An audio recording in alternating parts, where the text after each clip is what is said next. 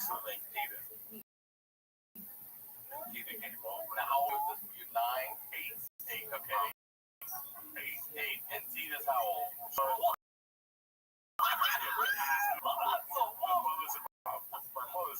My mother died when she was 48. Oh my God. So my mother was about 40, 41. Tina was about 30 to 33. And she would babysit me, and I had it all planned up. I waited for my mother to leave. And I had like a bag of change, a couple of men. I went right out to that. Change. Like, okay, that's the question. Because my godfather told me to ask him. He kept telling me what he hated things. So it's going to love it. I'm like, what are you talking? You asked Tina? I go, what do I Tina? Tita. I go, what do I get my dick sucked? And he goes, send it to your mother. So I went to Tina. Around that night, about 7:30, March 8th, and I go, Tina, if I give you $20, will you suck my dick? And she's like, yeah, we need a shower. At that time, I was dirty, fucking in lake showers every day. And that night, I took a shower underwear on it with a gold chain. So I had cologne on, I licked the bed, and I had my little tidy whities on, no skid marks, the whole fucking thing. And this dirty bitch comes in and throws on my stomach. And she goes, that's a blowjob. And she walks out and goes, that's not a blowjob. So I started arguing with her.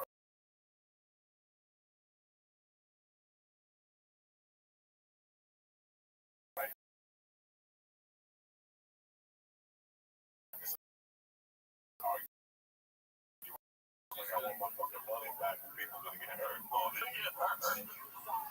She calls my mother. She's like, I don't know what's going on with him. You know, you better talk to him.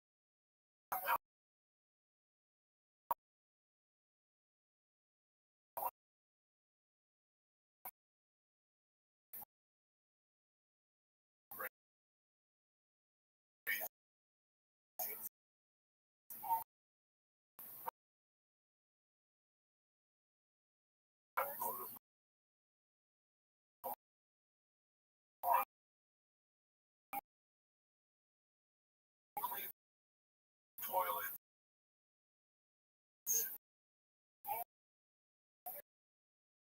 My mom would make me stick my hand in the tampon spot. Tampons out. Out. I got $10. And my $10 I was gonna kill you for. Like, there's charity in my world. I don't know, like, well, they want $1 for the association. They're not gonna get it from me. And my mom was like, you have to learn to donate. I'm not donating shit.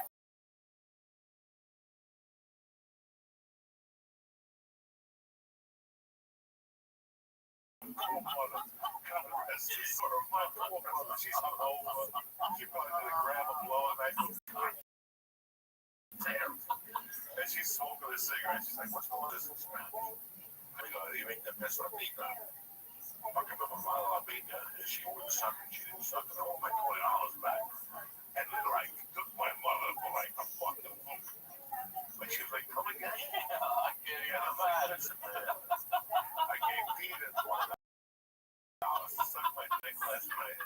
And she didn't bounce back. And I'll never forget my mother just smoking that cigarette, looking at me, going, like, she was just starting to worry.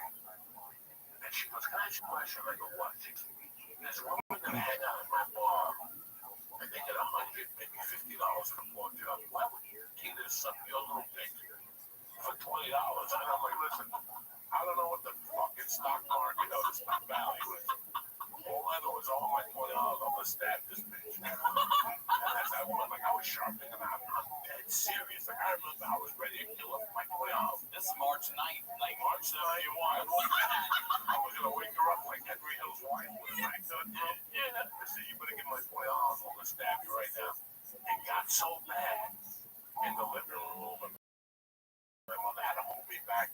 That my mother gave me the $20. Tina just wasn't giving up. Not giving up. I didn't talk to Tina for months after that. I hit her in the head with a shoehorn. I'll see you later. And she wouldn't let me watch Hawaii 5-0.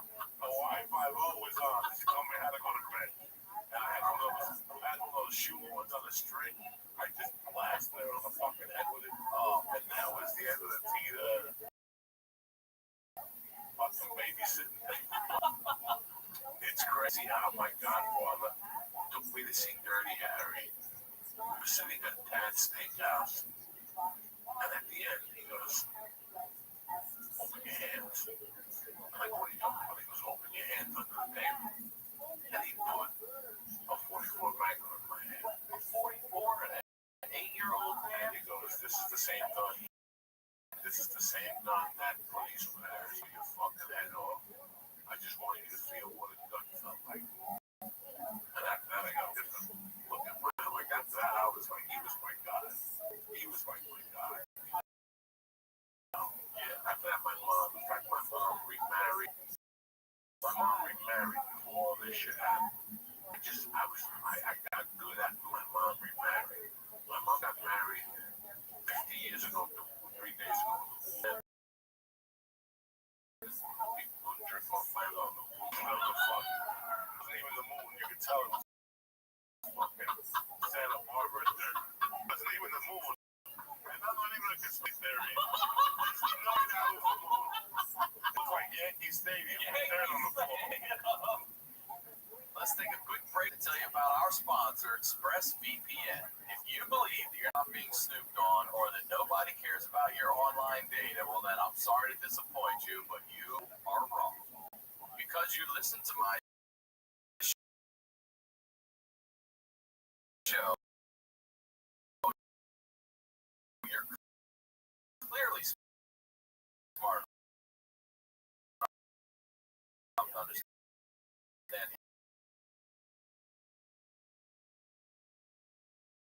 to the back of your VPN phone, and then you just use the internet like you normally would go online. But ExpressVPN is the fastest VPN I've tried, a money-back guarantee.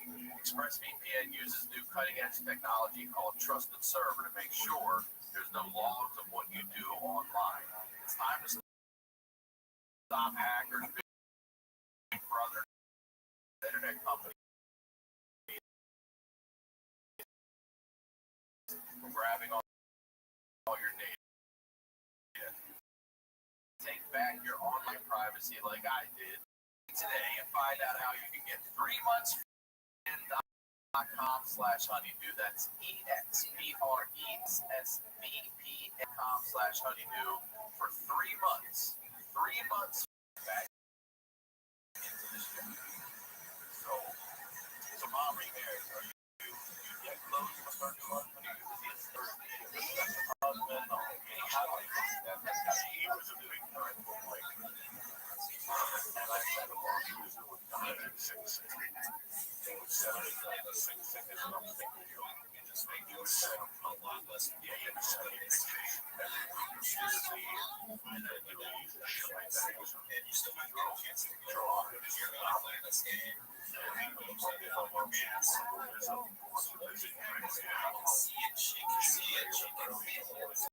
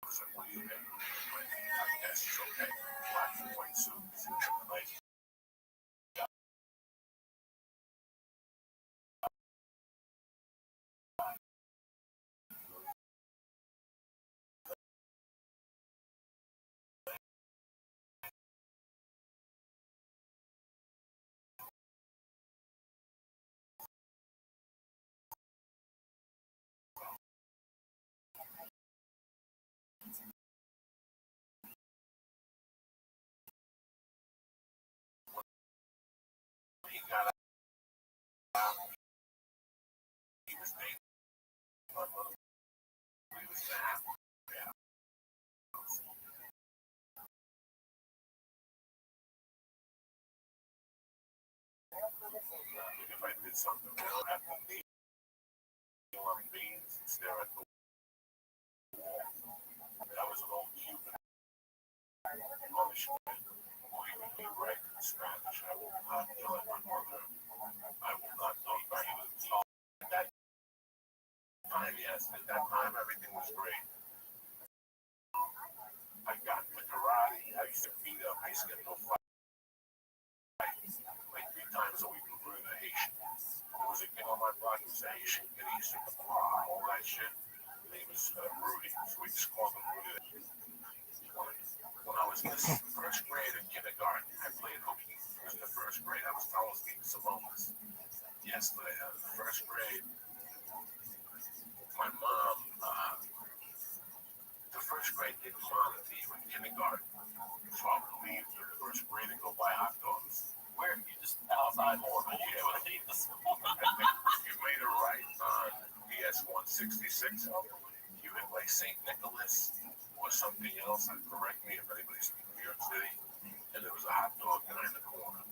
So I would eat hot dogs. And I felt that the more hot dogs I ate, the more American I became. So I would eat hot dogs. And one day they called me. They said, "You're not allowed to go leave the building." And I didn't give a fuck. So now I knew that they had that route protected. This is a true story. So they had to put me. They had to put me base. And I loved their roast beef with lettuce and tomato and fucking vinegar and oil with mayo. And one day I'm walking and guess who picks me up? The chewing office. They go, "You're supposed to be in school." And I go, "No. Let's just go back to your house." But I knew that my mother was sleeping. My mother was in the bar. So I didn't have to remember the line down the name. Because I knew the name was at work. So I said, "I go to my mother's not home." He goes, "We're gonna go either go back to school." And this is a true story, guys. And I go, "I'm hungry."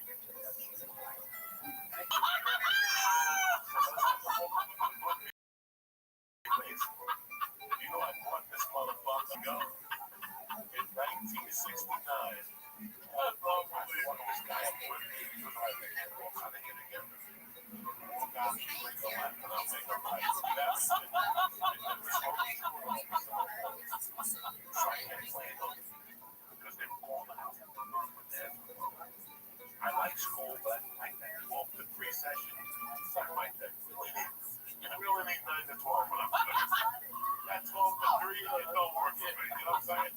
It's nice out. You want to send me in a classroom like a fucking prisoner of war. You know what I'm saying? So one day I go to Central Park. I had a lunchbox. My mother gave me a lunchbox. They made me bring a lunchbox.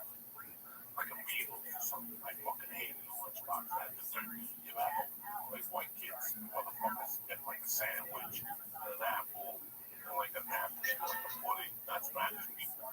We get like Cuban soup in a thermos, cologne, a sandwich, rosary beans, candles, while we a napkin, Spanish music. They fit a radio in there.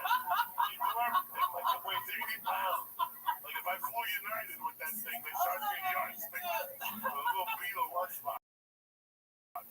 So I figured if I told her, she wouldn't get me a lunchbox. I went to Central Park to throw it in the lake. And I went to get to the lake. These two Irish kids came up to me like, "What's the lunchbox?" And I would have gave them. But I was like, "You're not taking it." I didn't want the lunchbox. So I hit one of the kids in the lunchbox and opened it up. I'm fighting the 3 kids. I'm getting my ass beat from the 6, 5. I don't know what I'm doing. And the kid hits me in the head with a thermos, a metal thermos, and glass inside. And when they hit me in the head, I touched my hand and I had blood all over it. I fucking ran home. And they couldn't take me to the hospital. My mother was in the bar in Jersey. So what they did was they sent me to the hospital and they had to wait for my mom. They got the consent form and then they stitched me up. You know, when my mom found out I played up, I really stitched me up. Like she was just me at the hospital. And another time, you're in the right spot. These players now, but that beat I got changed my life. That beat opened me up to society. And then she put me in karate. On Indian Street, West End, Mr. Harmon. In fact, this student sucks more than any problem in my guns. Oh, wow. That's how it's all over the world. Yeah. It was shot. Mr. Harmon's son. So that's where I learned something up. There's a funny little thing that they used to be a game like played up my dog. It was a pot. You had to put beans in it, and it goes back and forth. So on Christmas, I get up for Christmas, I sit there and watch the Wonderful World of Disney, whatever the fuck it is. I take one of the beans. And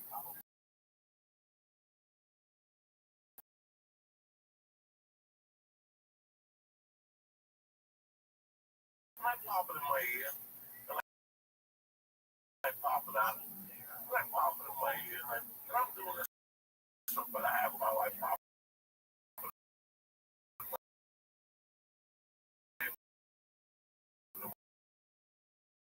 Won't come out.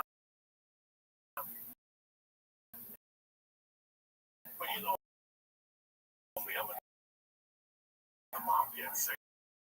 I don't think nothing about it.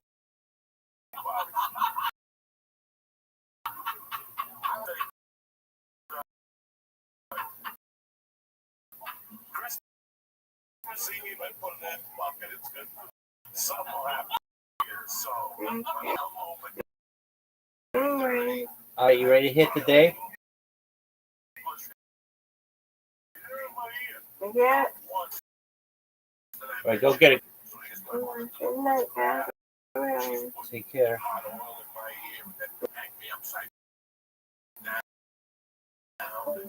You know, she's staying awake with me every night. She's suffering. Finally, they take me to New York. On the 65th and Broadway, the medical center. And I got time. Like I said, guys, they told me on first name basis. Jose, hey, you're back. How you doing? Straight. What's going on? Another year. Hey, well, then, man, I'll never forget my mother was like 4 feet from me. And he stuck in those condoms. And he fucking goes, voila. You know, like the guy put like a tube in first. And they sucked half of it up. And then they stuck the thing in and they pulled the bean out. That being the my mother goes, what's that? And I go, oh my God, how did that get in there?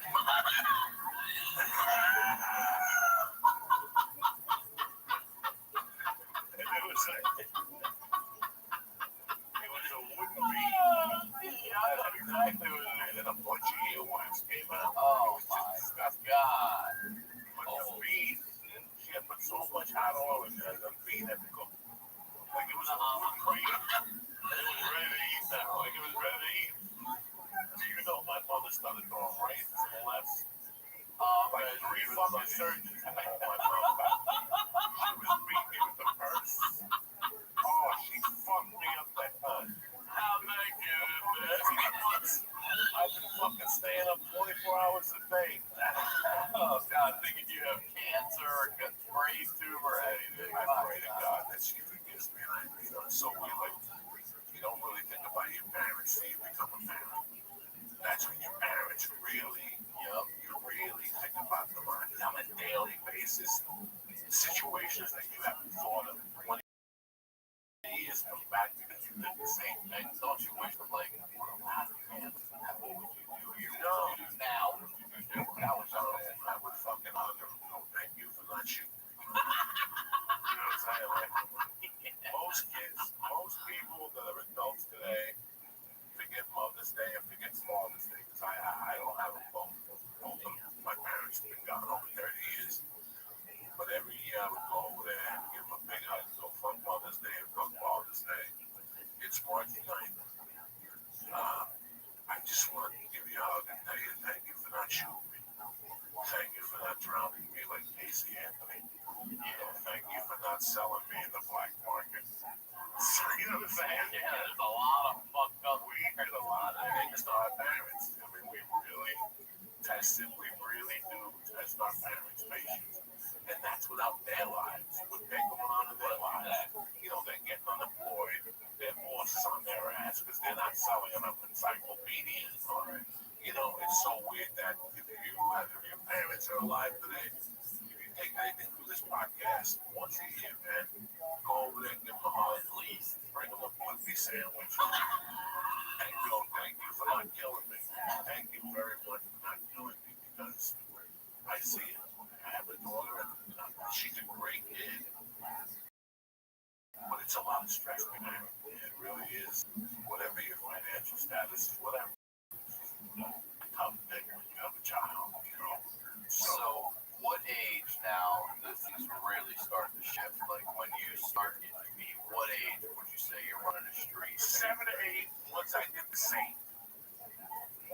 a lot of kids in teens, I feel like they're younger than that. For me, it was 7.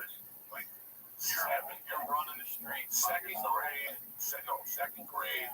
I'm living at home on 88th Street. I'm allowed to play in front of the house. I was an arsonist. I used to light things on fire and piss on them and turn them off. And one day I didn't have enough piss. Turn it off. And one next to me went on fire. Oh yes, I did. Building on fire. 205 wall and backside. Just the edge was still hanging. It was like the stairs to the bottom here. And I would take newspapers and I would light them on fire. I showed my friends, go to me, I got a drink. And I threw a bunch of newspapers down there and lit it on fire. And I started beating the fire, got bigger and bigger. Now I lived on 205 West 88, KCO 3, apartment 3A. And I didn't have, my living room had a view of 88th Street to Broadway. But my bedroom did not have that. I had a view to a parking garage lot that was empty. So people would play stickball, they would play tag in that yard. So I would take pennies and throw them out the window. People go throw pennies.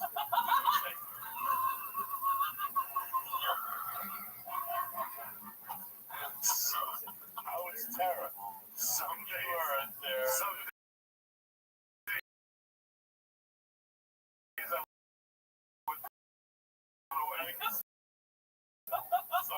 would throw pennies. But the best thing I started ever was, you know what a 45 single is? Yeah, back in the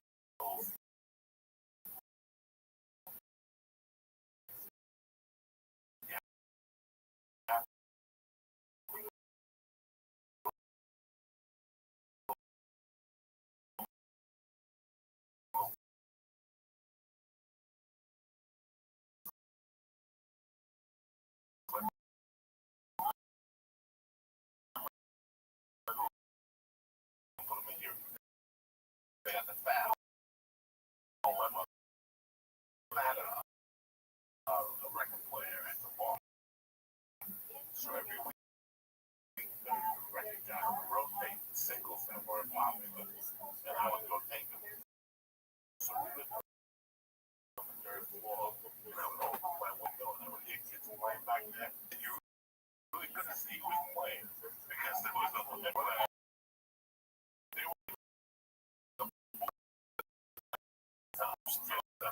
One day I clocked one of those kids across the head. He had like 3 stitches. He's like, what happened? He goes, I don't know. I was playing stickball and all of a sudden, oh my God. So then, during the week, I would go to PS 166. And once Friday came, my mom would drop me off in bed with 148. And there I would just run wild, like Halloween, for example. I want to ask you real quick. You're 7'8". Are you the only one of your age hanging in this group, or are there other 7'8"? Everybody's 7'8". Okay. Everybody in this group, we all knew each other. So about 5 and a half, and then mixed ages, let's say 5 and a half. Well, So there's a couple more brothers in the group. yeah, I hung out with Ricky Cedeno, but he had an older brother called Nelson Cedeno. He had an older sister called Nancy Cedeno, who sang for a band called the New Riders of Purple Sage. And they were on Saturday, they were on the Midnight Special when I was a kid. And they lived on 148th and Broadway, 9 Puerto Ricans for the apartment. You know, I would walk there, sleep over, and I would feel embarrassed. Like I never took them to my house. Because I had my own air conditioner, I had my own TV. Used to go, I thought, yeah, there were 7 people in one bedroom. No air conditioning, fans, kids sleeping all over the floor. So I never played the card angle with them. I'd always bring up money and say, but I worked with them. I always buy them sodas.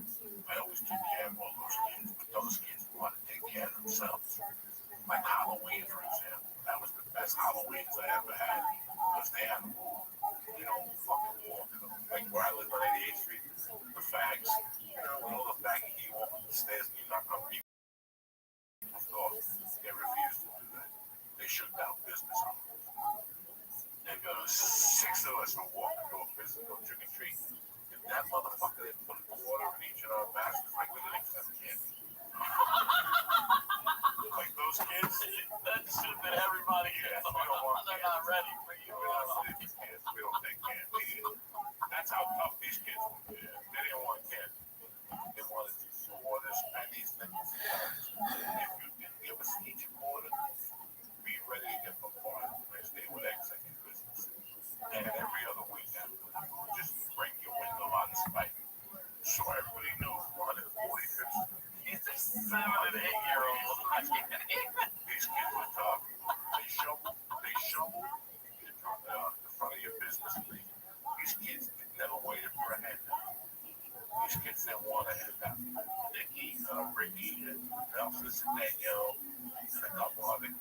snowed. They were out there at 6 shoveling business and pulling garbage cans out for people. Charged them $8 a week. These kids taught me what it was that they were tough, like they were firm. Like I said, Halloween, we don't want kids. We don't knock on doors, we don't go upstairs. They like have fucking little baggy kids that do that. We shake down business owners at that age. And what happened was, my mother didn't like that. My mother didn't get, so my mom would do surprise attacks on me. My mom would just come out of a cab and go, "Oh, Antonio, get that fucking," and she would yell, "Oh my God, why do you let him out there all day looking at me dirty?" My mother didn't like that because my mom broke. She's like, "I don't fucking work 15 hours a day. Man, to have a ripped shirt or be dirty on his neck, go take a fucking shower." And she'd take me away for 3 days. She knew that was my life. 140 years, that was my thing, and then the final. And you know, I told my wife this about it a year ago. At that time, something was found on me that I would get shaken down before I left the house, and when I came back. By your mom? By my mom was. She found, like, one day I went out and I came home and she had like a like from the bar, because at the bar I had a scam at my mother's bar. When bookies came in with mistresses, I would go over and talk to them and like throw hints, but I was not talking about the wife.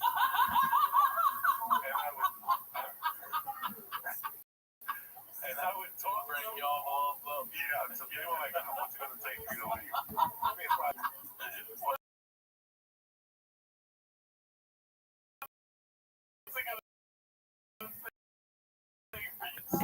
and then I can't wait back to the house to eat that chicken again. I will do it. Just look at me. Pull me aside, like, take $10 off the corner hot dog. So I would rake in like guys. You know, can you imagine? You got 3 lines of coke and a couple cocktails, and the woman of your dreams is sitting next to you. And I come up to you at the table, episodes, give me like an 8 beat about Scooby-Doo. Like, just 20 minutes. Let me tell you what Scooby-Doo did today. You sit there, like, why do I need this? What's it going to take to get ready? That's going to make me $4. So my mother made a rule that nobody was allowed to give me kid at the bar. She didn't know what I was doing to them. She didn't know that I was shaking them down mentally. Like, go up to them and start, "Hey, how's your wife? I'm not married no more." And they would throw me a point. And this one, so my mother found me one day with like $80. Here I am, 7 years old, and I got like an equivalent of $200 in my pocket. And she goes, "That's it." So she would make me put money in the bank every week. I was only allowed to leave the house for $10, but I swear to God, I should be embarrassed about telling this story, but I'm not, because it happened. Before I would leave, she'd go, "All right, hands up." Pack it down. Pat me down, and empty my pocket.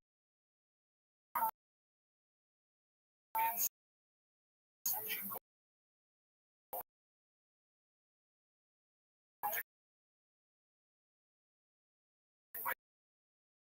sneak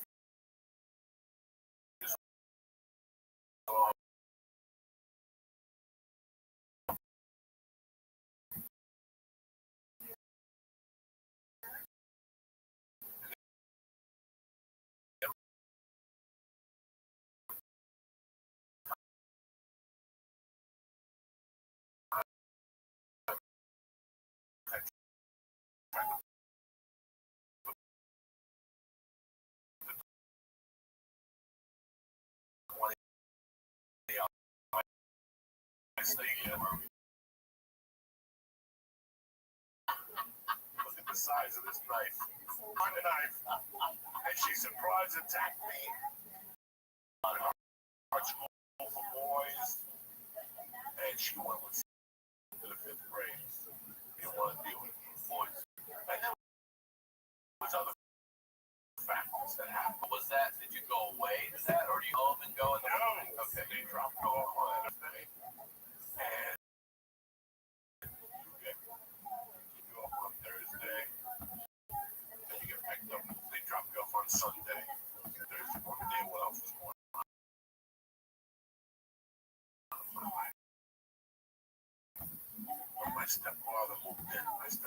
business things that I do today, I ended up hating him.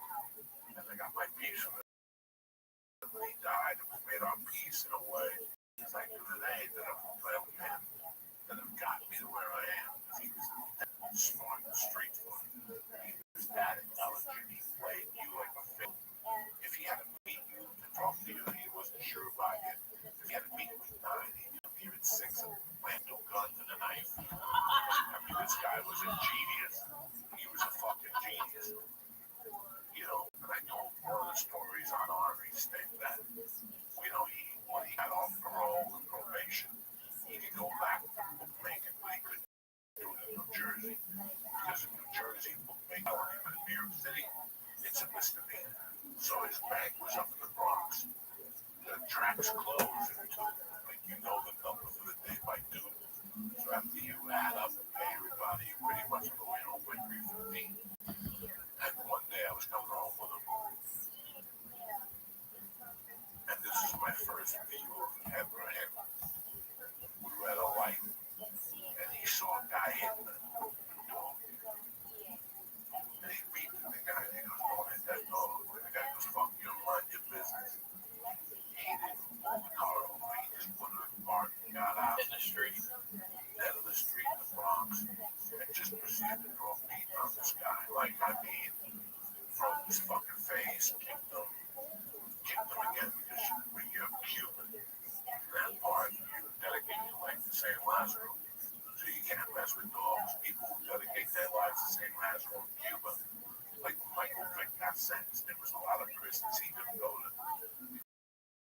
Because there was outlaw Cubans that, you know, you don't know what it's about the dog. It's St. Lazarus. He's the patron saint of Cuba. St. Lazarus was the patron saint of Cuba. And in Cuba, December 17th is losing time. December 16th, you stay up till midnight, you light candles, and you pray to him for the following year, that everything works out. So he's big in Cuba. So you have to, like, my mother hated it, but if my mother saw dogs, you have to give them food. Like, you know, I got puppies when I was a kid once, and my mother would go, "These fucking dogs away from me." And I'd wake up in the middle of the night, the dogs would be around. And then she would go get balls, butcher, boil, get the gravy out of their food. So no matter how much my mom hated dogs, her DNA told her her genes, and deep in her Cuban genes. But to make a long story short, so they threw a beat for like 9 hours. You're just in the car watching. Yeah. And I never said nothing to my mother. I was like, this is too much for the truth. Then about 6 months later, me and my mom were going on that game. And my mom gave the cab driver a 10%. Take me to the Met game. But this route. And the guy goes, no, this route's been going on. I'm supposed to take the fucking route. I'm telling you. The guy goes, this route. It's going to something happened. There was traffic. My mother said I told you there was going to be traffic. So she was going to get late. So she got to go. And she goes, "Whoa." I got a different cab. But the guy's like, "I'm not going home." That shit. And so I'm going to call one. I'm going to call the police. I call the police. They were arrested.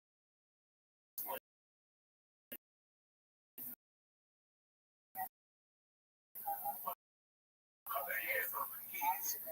So my mother, at that point, in the argument,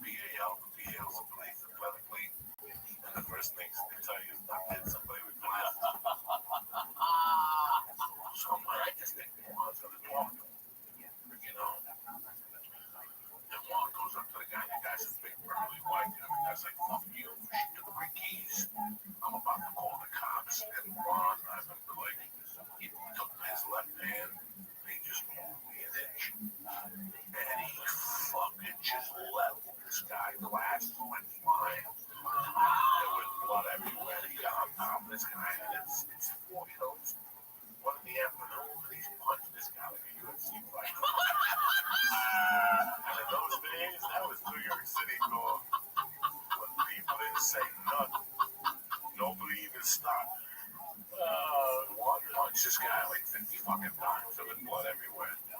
Juan stopped punching him. The cops pulled up. They pulled up behind the Mustang. They couldn't really see the guy. And this is the funniest story ever. Juan was slim. You know, Juan was 80 years. And if you spoke to his tongue, he looked at you going,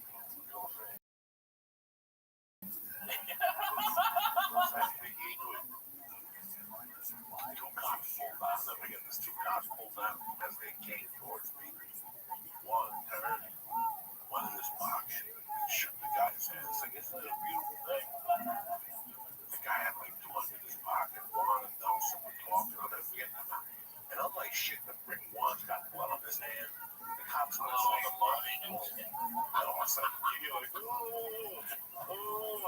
The cop looked over. He said, what's going on with him? And he was like, what? Juan's like, none. He fell. Yeah, guys, have a good day. They just left the guy there. They just left the guy there. Like, they didn't call an ambulance. Nothing. They're like, everything's cool. Nobody said nothing. They didn't even call. We all went home. And then, so now I'm like, fuck, this guy's on me something. And then about 6 months later, we're at a Santeria party on a Saturday night.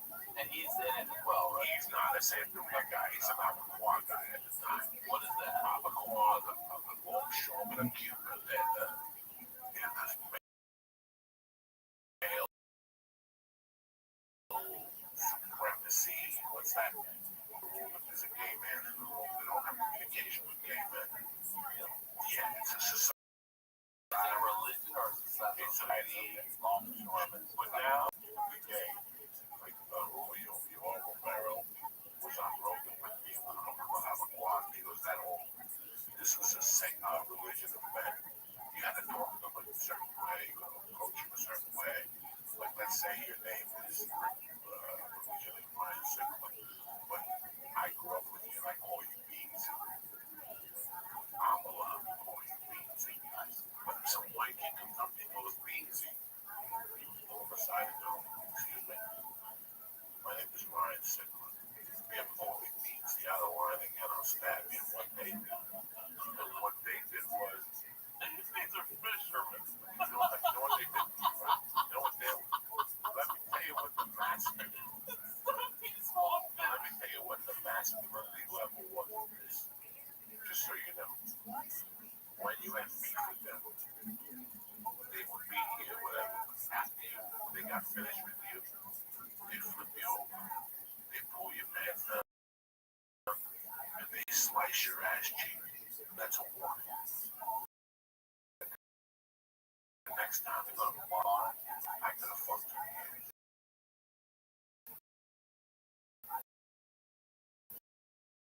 But I gave you why you're breathing, and I sliced your ass. The next time I won't fuck you. Literally, what cheese bone guy had, he was up there. Nor did he drink alcohol. He detested marijuana and any type. It's so weird. He was by the book. And that's where the conflict with my mother came. He didn't like drinking. He didn't like the drunk people. But it's Santeria party. About 6 months later, my godmother's house. But damn. Crazy, but he would read ladies' novellas, the Spanish novellas about him, and he would wear glasses, he would make believe he was at that, so he didn't have to. If you went up there, like, you got something, and he'd go, what about this? I go, don't worry, he can't hear. He would say that to me, like, he was like, he was better. He wasn't better. Towards the end, this guy was worth millions. You know that he still had the same car he had when he was married to my mother. Really? 1971. Eldorado, like the size of a ship, 2 miles to the gallon. He didn't believe in flash. He knew that defense did math. Let me tell you how. Never did drugs. This is not paranoia. This is intelligence. He was such a good bookmaker that he would not speak in a room where there was a phone hung up.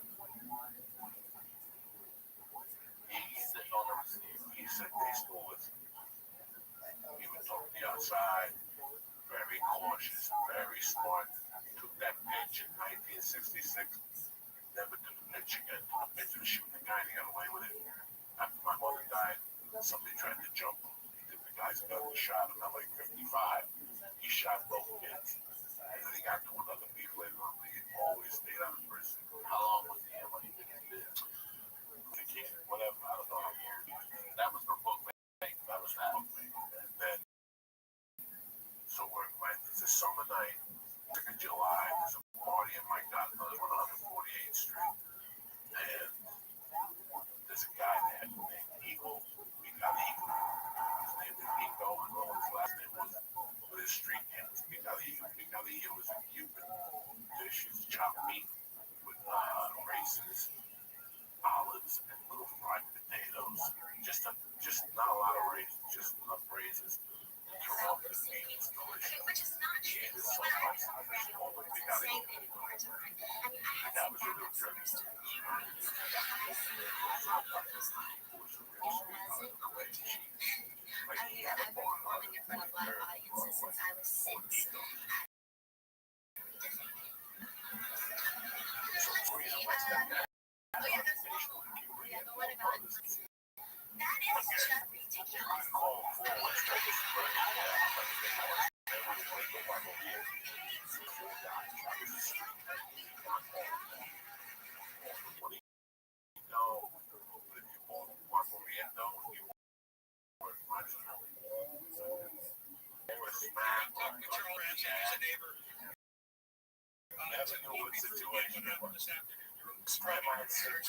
My God, I see guns. I'll come outside at my mother's party or whatever, but I'd never seen one. Trying to get out of the house. So I went at night for a street ring. I'm on the porch, and she says, help me get out. I'm sitting here alone down.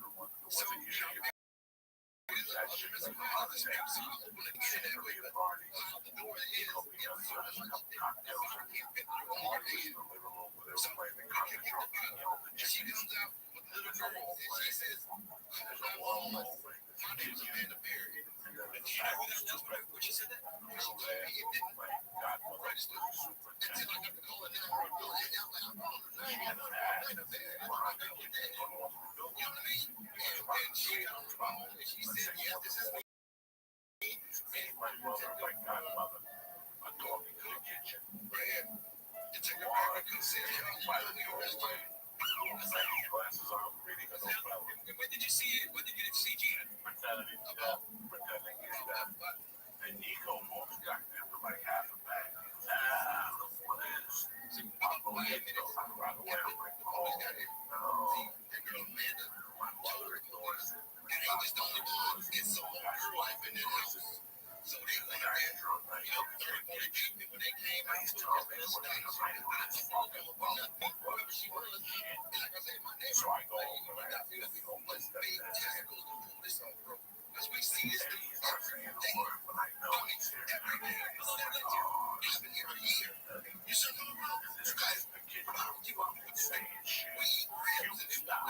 Listen to songs and music. You should know, bro. You had no indication that this guy was something right now. That girl was in that house. Or anybody else in there, I guess they will. Because he is. He just come up to that side. They open the doors.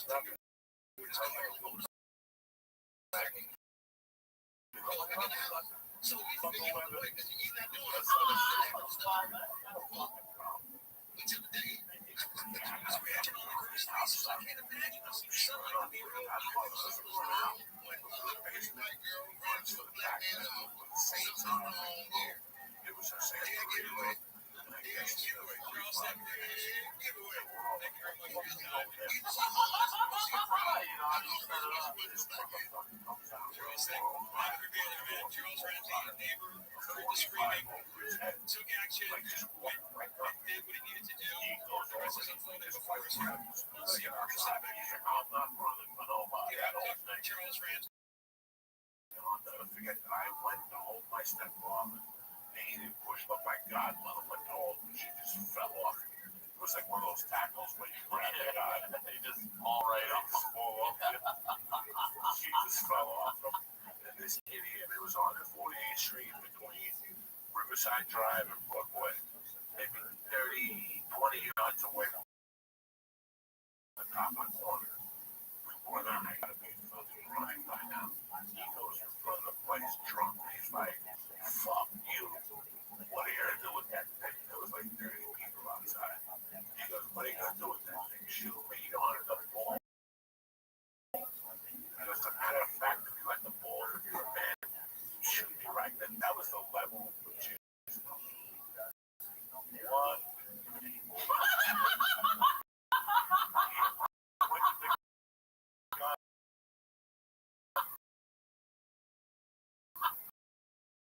And shot it.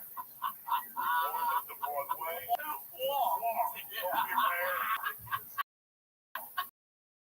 We fucking started the call.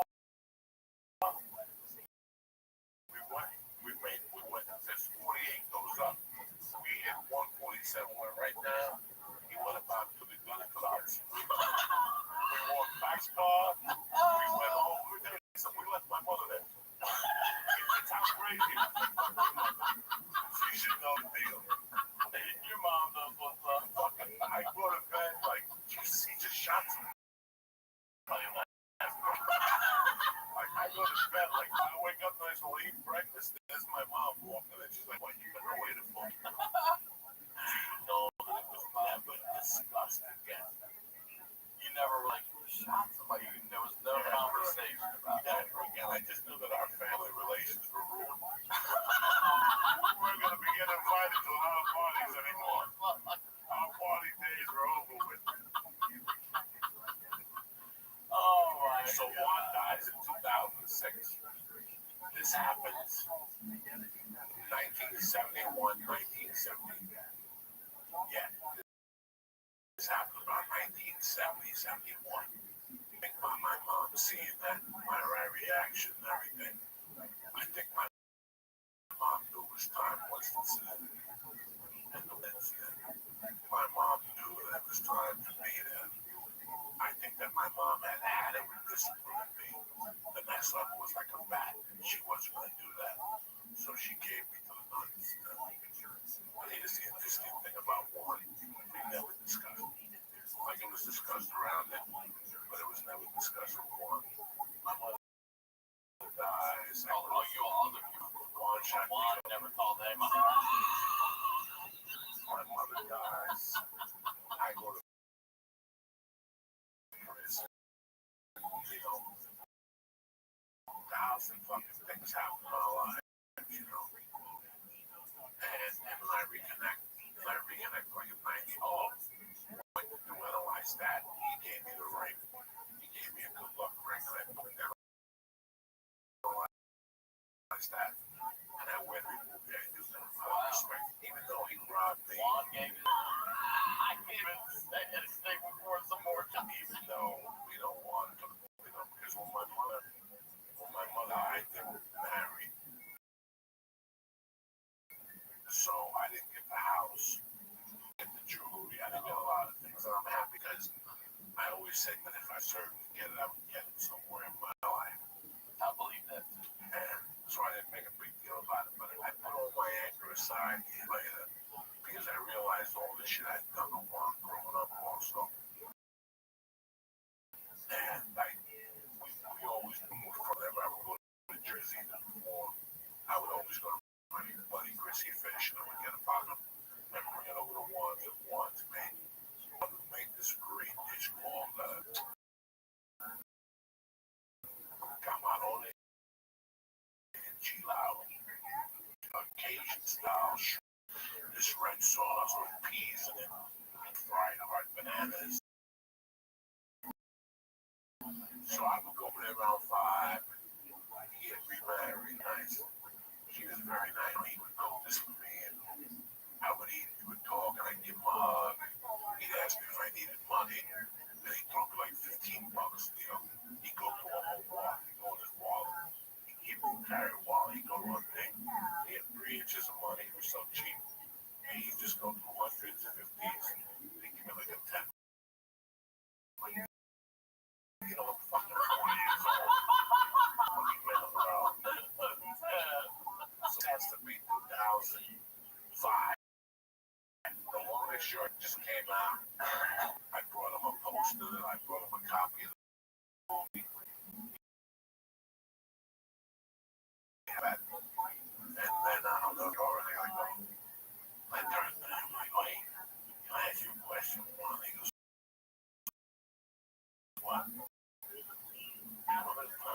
shop doing 140 issues. That's how old school they were. And when he died, I couldn't go to the wake that week. I was shooting something, but I had to go to Jersey the following week. And I went to see her just in case she was going to give me money, you know. She didn't give me shit, no jewelry, no nothing. But the funny story is when I used to come home from Catholic school, I would always, Saturdays, and one Saturday night, there was being done to my room, the air conditioner. So I had to sleep in the attic. So I went there, and I go, I gotta tell you something, I'm scared. I'm sleeping in the attic. He goes, no worries. I come back to the attic, and he had a small gun with a silencer on it. You know? Because I'm up all night shooting. So after he dies, I finish eating. His wife says, come over, and I give her a hug. No, she apologizes. She was say, hey, he left me jewelry, he left me some money. She goes, before you go,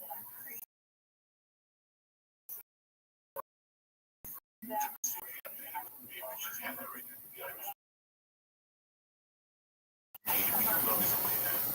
Oh, really? Yeah, he became a millionaire from Rothschild. He was very, very good at Rothschild. And he got into a bank. So he was behind, he was a Rothschild. He made great money over the years. But he was such a he lived in a fucking had no elevator. And he walked off every day at 70, whatever he was. He was in great shape. You see half his shoulder was missing. The shotgun glass, everything out. He had a scar. They tied him up in Cuba with a wire. And it was cheap, so you could still see the holes. Like, as I was a kid, I was learning to carry go, Jesus Christ, the type of life that he had. But I wanted that was just one of the boxes. That was just at the bottom of the box was the gun with the silencer that he had off years ago. So I unscrewed the silencer and took the gun. And I forgot it's buried in Hollywood just in case anybody gets me a hard time. Well, listen, brother, I know we gotta get you out of here. This is what I plan to do. We did childhood today. Next time you come back, we're going to dream team. We're going to get you all the way. Thank you for being here. Will you please spell your date? I got all that. August 9th at Lincoln Theater, BC. I got September 13th and 14th, the 13th in Dallas, the 14th in San Antonio. And that's it. I'm just running my brother. Thank you. Thank you for being here.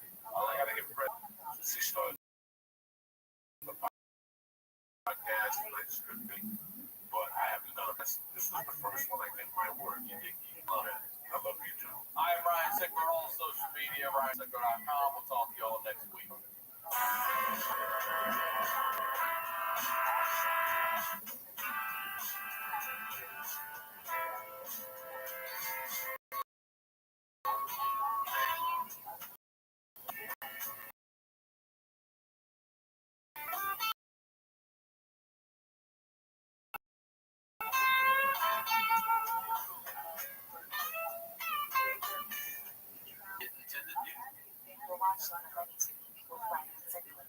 At your mom's house.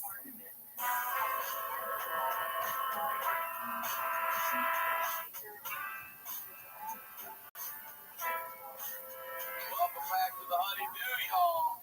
We're over here doing it up at the Studio G's at your mom's. I'm your host, Ryan Sickler. I'm on social media at.com.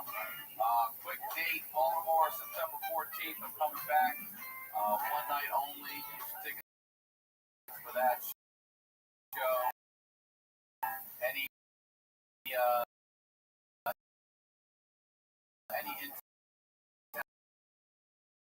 town, just go to my website. This is why you really need that word.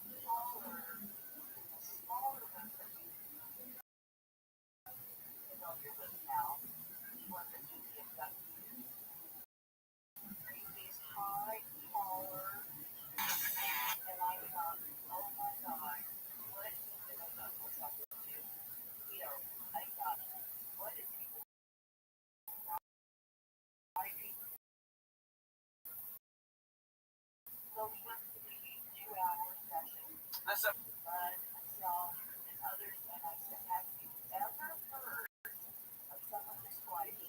episode of The Honeydew is brought to you by Upstart and Away. We'll talk a little bit more about that, but I want to let you know about some dates here in town. Let's just February 22nd, I'm headlining the Ice House. March 19th through the 21st, I'll be at the House of Comedy in Phoenix. March 26th, La Jolla Comedy Store. And April 23rd through the 25th, I'll be at the House of Comedy in Vancouver, BC. Come on out and check me out, guys. You're watching the Honeydew with Rabbbi at your mom's house.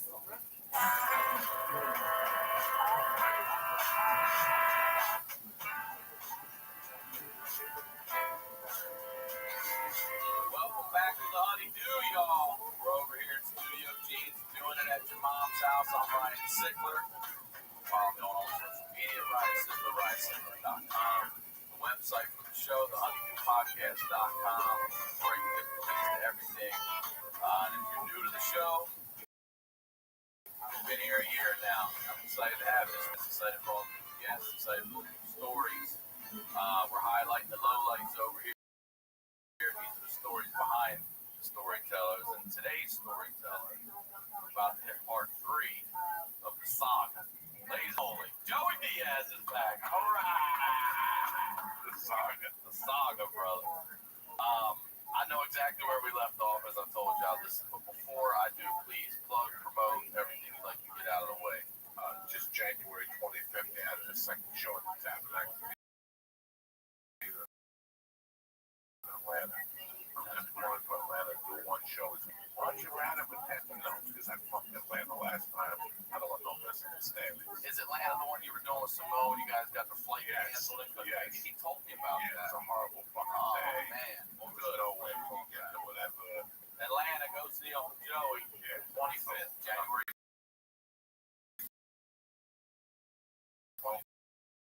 Because I'm Atlanta. I'm not going.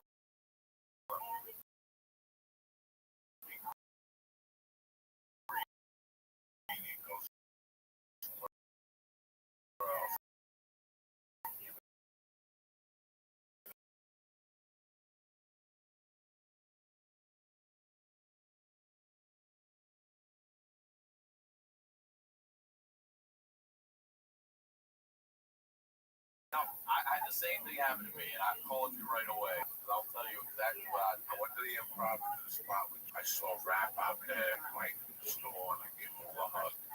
And I walked into the kitchen, and my left foot just went straight. And it slid. Like it just slid 90 miles an hour and bounced, and then fell over. And all I could see is stars. The pain was brutal. And, thank God. Sometimes you go out, I just go to the store to work out. No, you don't. It's really a family. Because I never saw them react really like that. Cummings was all over me. The night along Danny Lederman, when I was in my darkest shadows, I couldn't see. The pain, I was breathing out of my nose and it was going to pass out. She goes, Joey, come on, you want a blowjob? And I looked at her. And this guy's, in the middle of all this. And I go,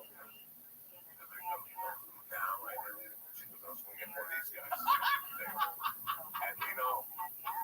people have no idea the gift of bringing levity to a situation. That's what this show is all I about. fucking hate, like, if somebody calls me and says, hey, call, God forbid, Tom Segura, this dead bastard. I give it a day. Mom, I love you. I'm sorry about your dad. And then I'll just drop like that. What do we get in the will? You know what I'm saying? Is it going to be a fucking creepy sister or we getting it? What do we and people usually go, motherfucker. Thank you for making me laugh. Jesus Christ, nobody has the balls to call and insult me. Like I'll call people, go, you got a brother, you want to light him on fire so he gets nothing. Nobody else can test the will.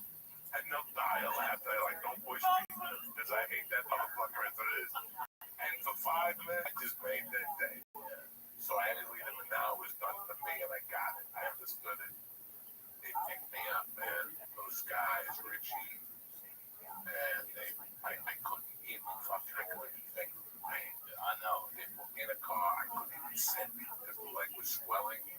drive. Couldn't drive. Couldn't sit in the passenger seat. Couldn't sit in the back seat because your left leg has to go up.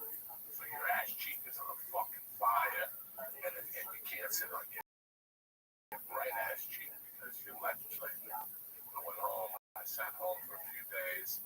Finally had an emergency room, x-rays, ultrasounds, the whole thing, on the couch, ice, heat, pain pills, which I went on 2 days of pain pills, and I threw the rest away. I mean, that's the worst medication. Your pain remains the same, but your head goes to this place where you just feel like you feel bad enough when comic like me. I love action. I'm on the couch watching TV. There is nothing I hate than a man watching TV in the daytime. Nothing wrong with that. There should be no men watching TV unless you work nights. That's your night. Day is 5 o'clock, 3:30. I get home at 3:30. I watch World Cup tonight. But I'm not home at 11 to watch it. I'm going to binge watch. What's Valpo, whatever the name of that Disney show. Mandalorian. I'm not going to binge watch it yet, but there's got to be something you could be doing your worthless sack of shit. Write a joke. Then they tell you that I keep bombing show because you're watching Madagascar, whatever this fucking name is. Instead of fucking watching what you're supposed to fucking be doing. So it just took a toll. But I got blood drawn. There was no blood clots. I was able to cover the gigs in Miami, Town Hall, New York, and the Chevrolet Theater in Boston, Chevrolet. So I'm grateful. And, it's the holiday season. Taking a couple weeks off. Should hang out with the baby. I got some spots in the store. You still got to keep them up. It's like going to the gym. A joke here, a joke there. Getting 2020 schedule tight. It's going to be live release. What that? September of 2020. So we got 8 months. But that's it, bro. Just trying to put the one-man show together. Trying to put a audio book together. And that's it. Just trying to get that, bro. Sometimes people tell me that it's a way of someone or something telling you, hey, slow down. It sucks that I was playing when I wrote the E, they had a softball. So I was like, yeah, I'm playing it. Guess we'll play. I'm playing. I hit a double. I'm standing on second. The next guy hits a single. I'm hustling the third. And between second and third, right in that shortstop spot, I hear the pop. Yeah, he's always talking about it. Hear him pop. And I heard and I felt it. And I mean, your hand just moves. I was like, ah! And I mean, I got to third. I called timeout, and I couldn't walk. I just wanted to walk back to my bench and be like, I'm done. I couldn't walk. I had to sit for a little bit, and I could get up. I moved over. I could barely drive. Just blood. I called it, and I was like, there ain't shit you can do. I couldn't. No, it's like a broken rib. Yeah, you have to dig up. And it's just weird how it fucking broke. Like the pain broke me. Like it was, I heard pops. I heard pops. I was 300 pounds going down deep, up to 88. And After that, when you went down, the day before, 455 pounds for 2.5 minutes straight. Like I work out Mondays and Thursdays. It's like 10 a.m. to 12 a.m. on Thursdays. And it's heavy lifting for people over 50. It's heavy lifting. So you can combat, your joints stay stronger, you eliminate falls, and muscle mass, mobility, everything. My blood pressure numbers down, my cholesterol is down, insulin. The founder uses weights from over 50. So the doctor looking at the x-rays, and something I go, dog, I just squatted the day before. If I walked in there tight, that's what they say in squats, First of all, Yo. I'm very sorry about how we ended the last podcast on emotional check. Why was it just to explain to people where I'm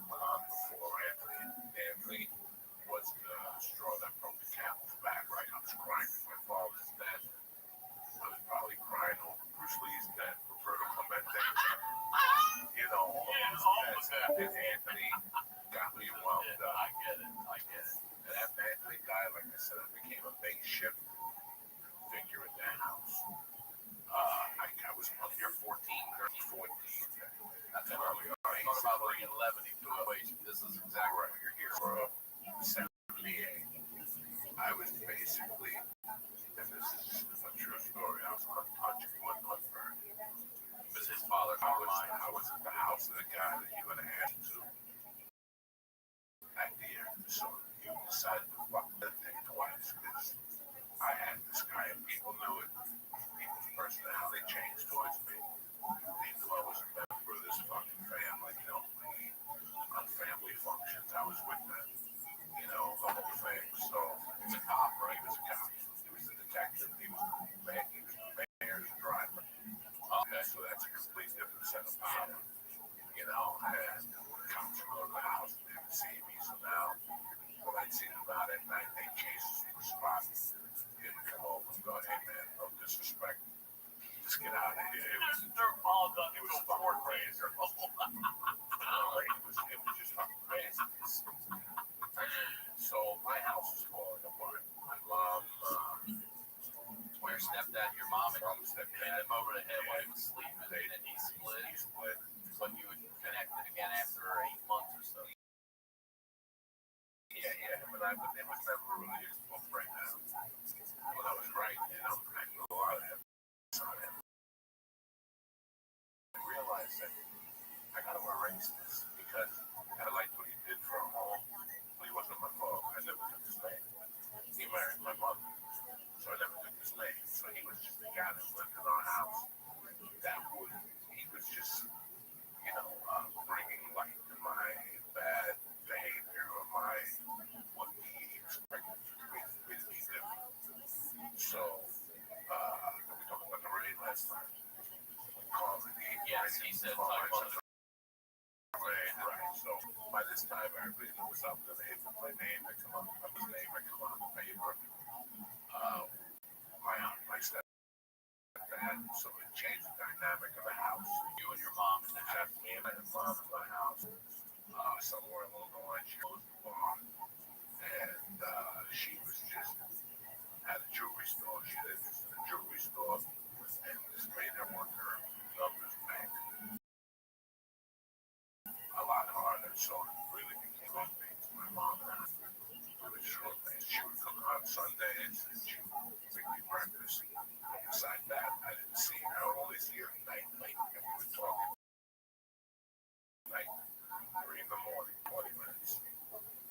I was always at the complex house, you know, and That's where you are when your mom's not at home. You're not even home by yourself. You're at the Carmine. I'm at Carmine, I'm at the Vendors, I'm at the Garcias, I'm at the Barnes, I'm at the New York City, blah, blah, blah, blah, blah, blah. And then, are you seeing what are you going? No, I'm a good student, no drama.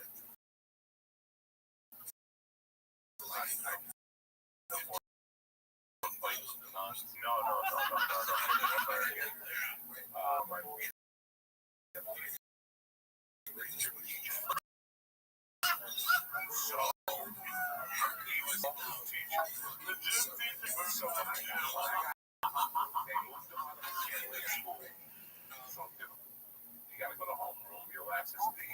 I go to my homeroom teacher. Go, Jose, yeah. On the way out, he goes, hey, no hard feelings. Because it was some reason you don't have to come to class. Don't even work. So I never went to homeroom. I never went.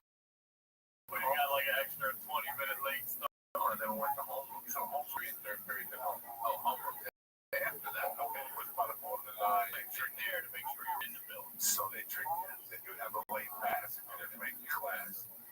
Freshman year, I was struggling with just finding the right identity. I was a basketball player.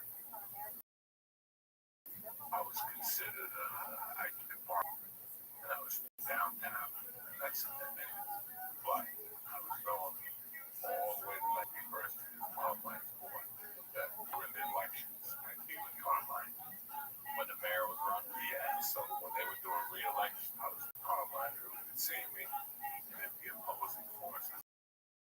But ours force. That being a function, I had to rip signs down. All they would say you have to do off the polls. Yeah. I had to break people's windows. Light people. Say how did your window you We would get light of fluid and put it on cars, light them on fire. Me, Frankie,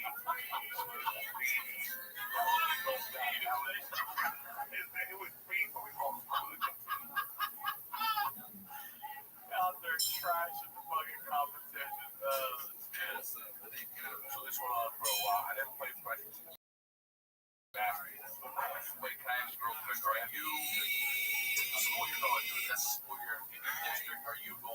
was a job with a school like this in high school on Thursday night. I didn't play football, but I played basketball.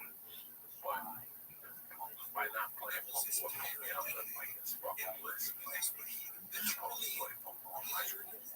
I refused because I wanted to play basketball. The coach didn't like it. Freshman coach didn't like me. I was obviously the third best player on the team. He just didn't. I don't know if he didn't punish people.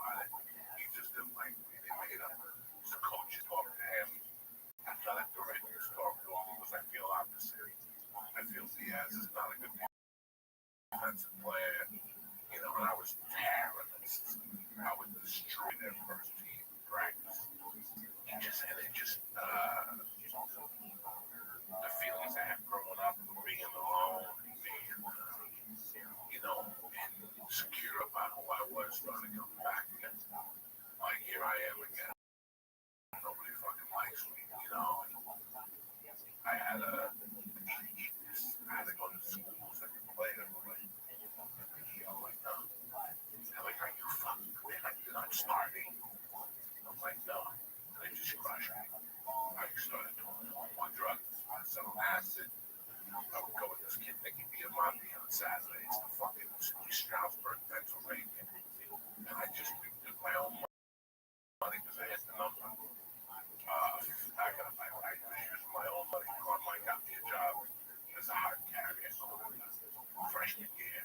So they would pay me 75 cash a day. The carload construction. You know what I'm saying? Heavy duty. What do you want to do? You know what I'm saying? Some days you showed up. Some days you didn't. Set up. No. All I had to do was carry a wheelbarrow. That's it. I wheelbarrow jump. That's it. I put away money and I started this little investment. I started selling. That's the one I would get for 80 cents, so $3. Make those black beauties. I would get 1,000 for $40, 400 for $1 a piece. It was like crazy fucking money. So I started with that. I was known as a little bit of a drug dealer, kind of.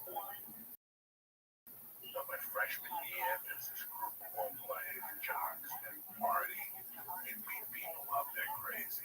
They call themselves the boys. They weren't no money, no gang, nobody got beat up. Their main thing was to get together, listen to music, get drunk, and then hug each other and sing. Girls would go, look at them, aren't they so cute? And then there were little boys. Little boys came after me to recruit.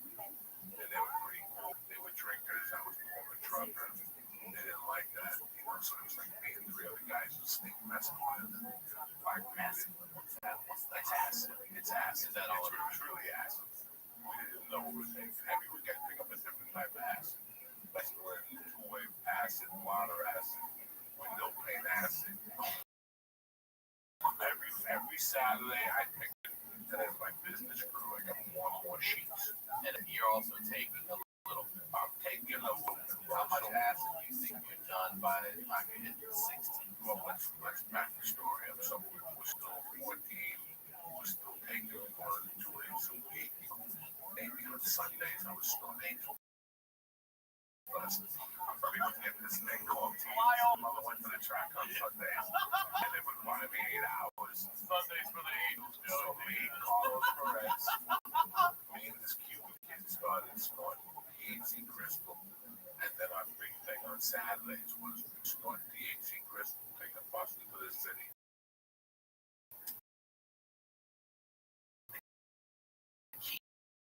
You would snort the key. That was THC. Listen, THC crystal. It was gorilla tranquilizer.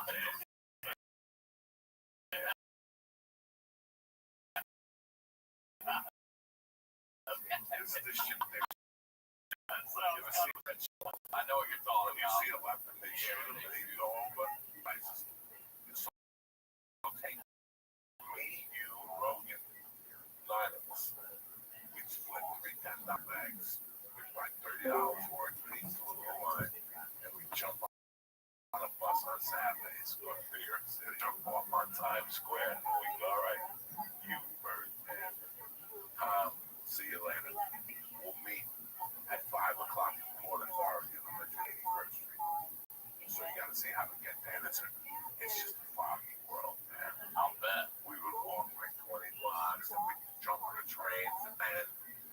sit on the park bench for an hour and fuck, but it was really getting me like all talking to black people and then get to the fucking 180 first. It was a fun time. My mother had no control. I was doing great in school freshman year, and then I got initiated into the boys. The boys said, "Well, be part of one of us," so I was one of them boys. So the little boys is like Cub Scouts. I was the big boy Out there pulling you right. But what it really meant was that the little boy was one boy, Bigfoot Jones, how are you, fam? and he had an older brother. Can Hey, you? can you hear me? Yeah, I can. How you living, baby? Yeah, good, man. How are you? It's been a while. Absolutely. Remind me again how you found me. I found you through Twitter. Oh yeah, excellent, amazing. How's your life been recently? I've been a little bit like slightly sick, but not too bad. You know, it's fine. It's not. It's getting better. What about you? Kicking ass, taking names, living my life 24/7, creating Twitter bots. I'm trying to actually. I can't find the way to make this full screen. Actually, Time, big man.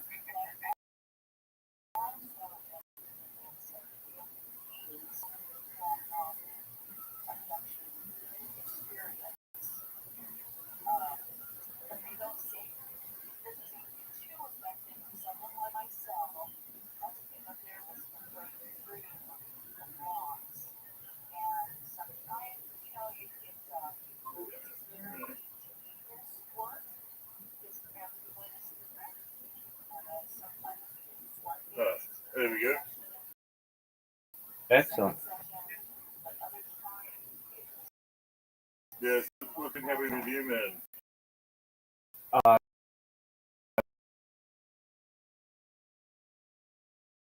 And organic, and I have had some fortune creating more Twitter bots, which has helped. If I'm asked, did my Twitter bot send you a direct message? No, I got your link from what's his name, Bernie Goldsmith. Yeah, that's right. Okay, excellent. So, A little while ago. yeah, no, A few months ago, I suppose. absolutely. I completely now remember. Yeah, so I have been creating these bots and they've been getting people in here, which is great. And that's basically the update. Just continue to grow, getting more and more people in here. I'm in here, asking good questions, being nice people, creating a great community. What's good in your neck of the woods?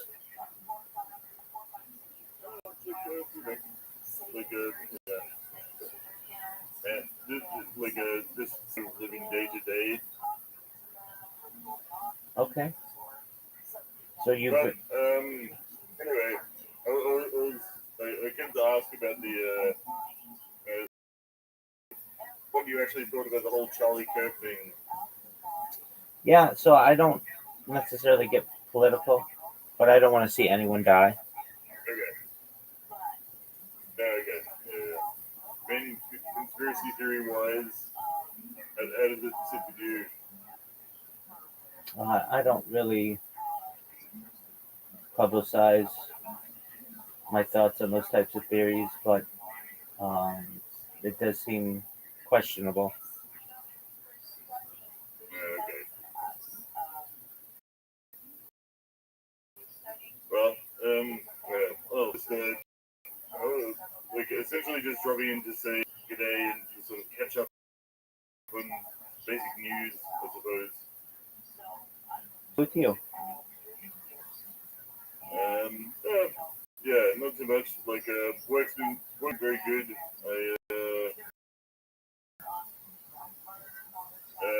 Yeah, I've been a little bit like sick lately. But thankfully things are sort of progressing onwards from that, and yeah.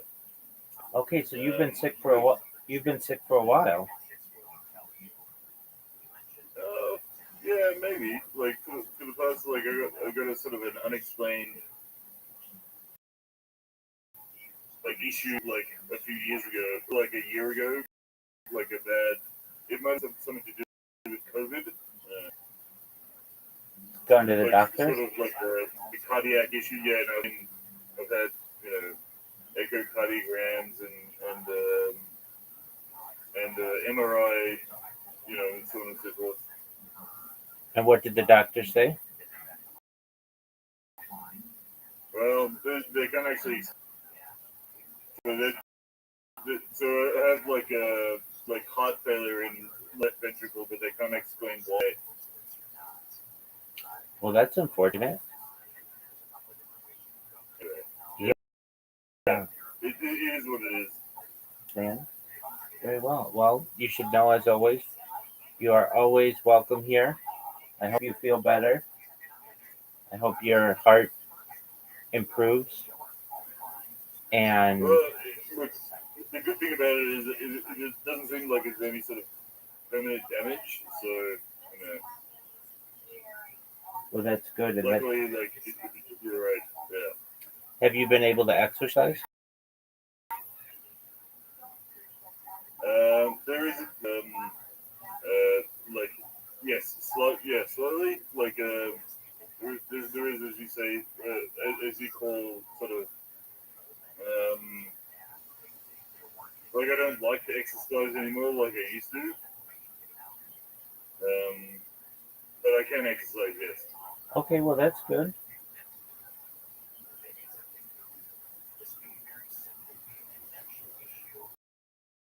Anyway, so you've had more people here hanging about, or? Yep, and that's been great. It's difficult to get people to join a server. So to get more and more people in here, especially surpassing the 2,000 member count, has been an uphill battle. But really proud of the people who've been in here, and we've been doing. Go ahead.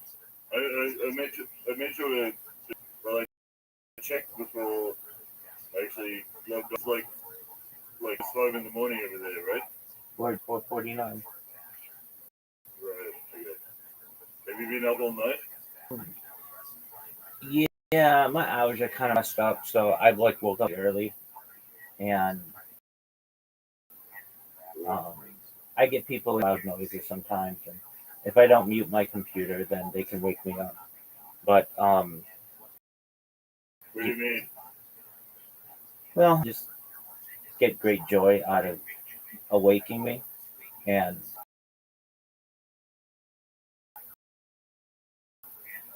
I understand. I mean, it's my own fault for not muting.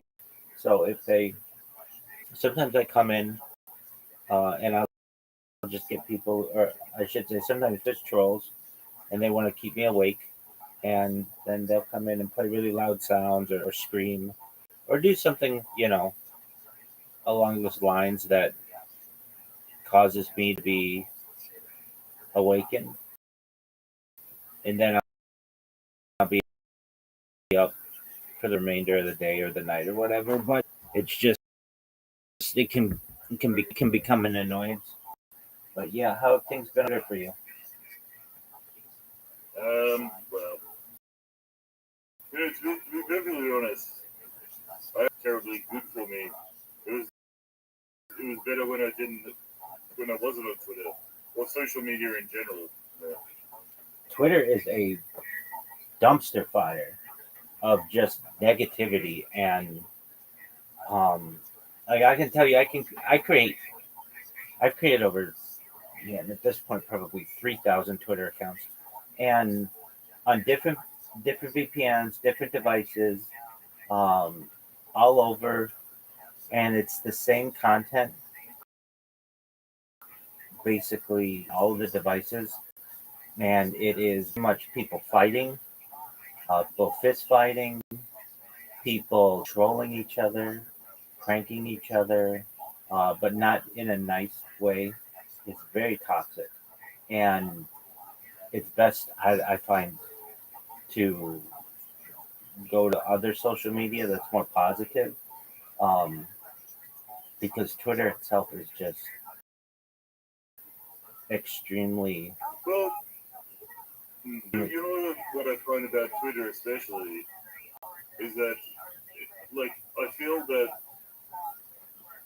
I honestly feel that someone's trying to manipulate me, but I can tell, and it's in a very crude way, and I can't. You know what I mean? Like I get, like, social media is essentially trying to manipulate someone's, the general public's brain, and I can see what's going on, and I think it's very extremely crude, and I hate it for that reason. But for some reason, I can't. It's extremely engaging. Yeah, I mean, it keeps you occupied when you're bored. I get that. Do you ever go on Reddit? Years ago, I stopped doing it. Okay. Actually, I think I was, in some ways addicted to Reddit. I could, I could see that. But I mean, this is probably pre-pandemic. I would say, like 2015 or something. I just gave it up. It's seriously, like, very very toxic place. Yeah, so I think it's what you make of it. If you simply join subreddits that are positive, it's not toxic at all. You'll see some of the best stuff that you see on the internet there. That's true. Yeah. If you keep it educational What happened was, and I positive, went traveling. I went to Greece and Egypt, like years ago, and I couldn't actually sort of like I couldn't do roaming or whatever, so I couldn't actually search on my phone any of these websites, and that was kind of a circuit breaker for me. So I understand. So, like, after that, yeah, I just never went back, and I've been, unfortunately, like maybe 6 months ago, I started, like, searching on Twitter, and it hasn't been the same ever since. Yeah, you can't really curate Twitter like you can Reddit, and that's why I think it, in many ways, is inferior. I mean, if you want, Did you have any subreddit to recommend on Reddit? oh yeah, tons. So I like Old School Cool, which just like shows you like nostalgic things from the past, interesting inventions, much. I enjoy like positivity subreddits, so just things with positive content. I do my best to completely avoid just about all negative subreddits. There are a couple that I'm in that um, I do get joy out of. So what they do, they'll find somebody who has who has a fight on the street, and they will dub it or like change the description to be something really funny, and I do get joy out of that. But um, for the most part, I do my best to from much of political content that is on Twitter. And I get that, like, that's where the discussion is going, but many of these people don't have any power. They're not elected. They're just basically screaming into an echo chamber. I don't always find that to be beneficial. What I like to do, so I like podcasts, and I like to join the subreddits for that podcast because then you really get all kinds of interested in, like mycology, which is study of fungi. Um, like, Oh, sure. Yeah. like, yeah. And so I find many of the science related subreddits are really beneficial. And, I get so many different people in here who have such a diverse amount of interests many times I don't know anything about what they're talking, and I want to be as well rounded myself. So, for instance, like there are subreddits that I don't normally like or I wouldn't normally join, but like one is Dancing with the Stars. Why? Because there are people who come in here and they like Dancing with the Stars, and I want to. Another one. I'm just not a really big soccer fan. However, I'm in dozens of soccer subreddits so that I know what players the people reference when they come in here or the teams. And I say, who's your favorite team? And they'll be like, oh, I like Arsenal. And we'll be able to talk about Arsenal and like really deep Arsenal um that like only like the people who are really big Arsenal fans will get. I do the same with things like some type of music. Like I'm not really into heavy metal, but there are a lot of people. It's very popular, so I do my best to just learn as much about it as it grows on me. Uh, and so if I were to check, I don't know exactly how many subreddits I'm in, but it's got to be over 1,000. I mean, it's really whenever. Oh well, here's one. Um, so recently there are a lot of like subreddit cars, and I like cars, but I don't necessarily like really specific cars. Like I don't know, the Volkswagen Golf or the Mazda 6. Like those are fine cars. If you like them, that's great. But I just have made it my because I'm on Reddit so much. I just make sure if it's a car subreddit, I join it because then I'm just going to be really well knowledgeable on cars. Just of all kinds. So if somebody's like, "Oh yeah, it's like this like random Honda that I have," like somebody will be talking like, "Yeah, I have a random Honda. It's like an old Civic," and I'm like, "Oh, is it a Civic C?" And they'll be like SI, and they'll be like, "Yeah, I just follow people on social media who are really into that." Or someone will be in here and they'll be like, "Oh, yeah, I've got this like Porsche Macan," and I'm like, "Oh, like what version of it?" Like they'll be like, "How do you know that?" So normally when I wouldn't get into really specific types um, of really specific kinds of cars, I've been doing that, and that I would just be a member of their that normally like I think Rolls Royces, and I think that like Do you own a car yourself, or? yeah, so I'm a fan of Hondas. So the last couple cars I've had are Hondas. I've had a Honda Accord and a Honda Civic, and they've been very good cars. And um, they're like the most popular cars. Uh, some of the most popular cars in California, and gotten a lot of joy out of them. I've had Toyotas as well. Toyotas are great cars. So It's like, I would the know. thing is for me, like I'm not like I don't like I'm not a big car person, but for some reason, like my family have always been in like we just bought Holden. You know what I'm saying? It's like the weirdest thing ever. It's like it's like we've bought Holdens ever since I can remember. There's no other reason except some weird loyalty to Holden.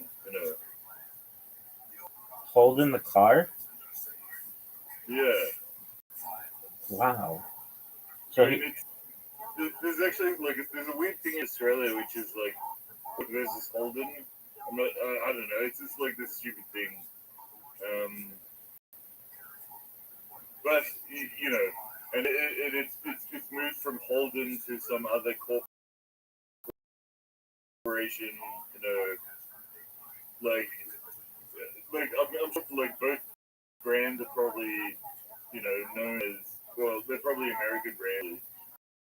I think Holden could be General Motors. Ford is Ford or something. You know. But for some reason, my family is always anyway. It's extremely boring, but that's okay. But I mean, like, there you go. because I'd want to learn more about it. Okay, so sorry, yeah. I do the same. I do the same with like Chinese cars. Like generally, like I don't know people have Chinese cars, but I want to know Chinese cars and Indian cars as well. Have you ever been to China before? No, my family has, but I have not. I went to China once, briefly, and so wound up and saw went to Mao's mausoleum, and saw Mao in lying in state. How was that? It was the craziest line I've ever been to in my entire life. It was like 3.5 hours, shoulder to shoulder. I'm saying shoulder to shoulder with people for like 3.5 hours. And then when you see Mao, it's like 15 seconds. I'm not even joking. Less. Yeah. It's like 10 seconds. We see Mao. So you're in this incredible line, for hours, Right. and somehow you get into the mausoleum, and you put your sort of mobile phone and wallet or something, into like a locker, and you fall through the mausoleum, and you see like 10 seconds, and that's it. Is he like preserved? You're there for 3.5 hours, 10 seconds, bang, you're done. It's like, and you're like out into the world. It's the craziest thing, man. Is he preserved?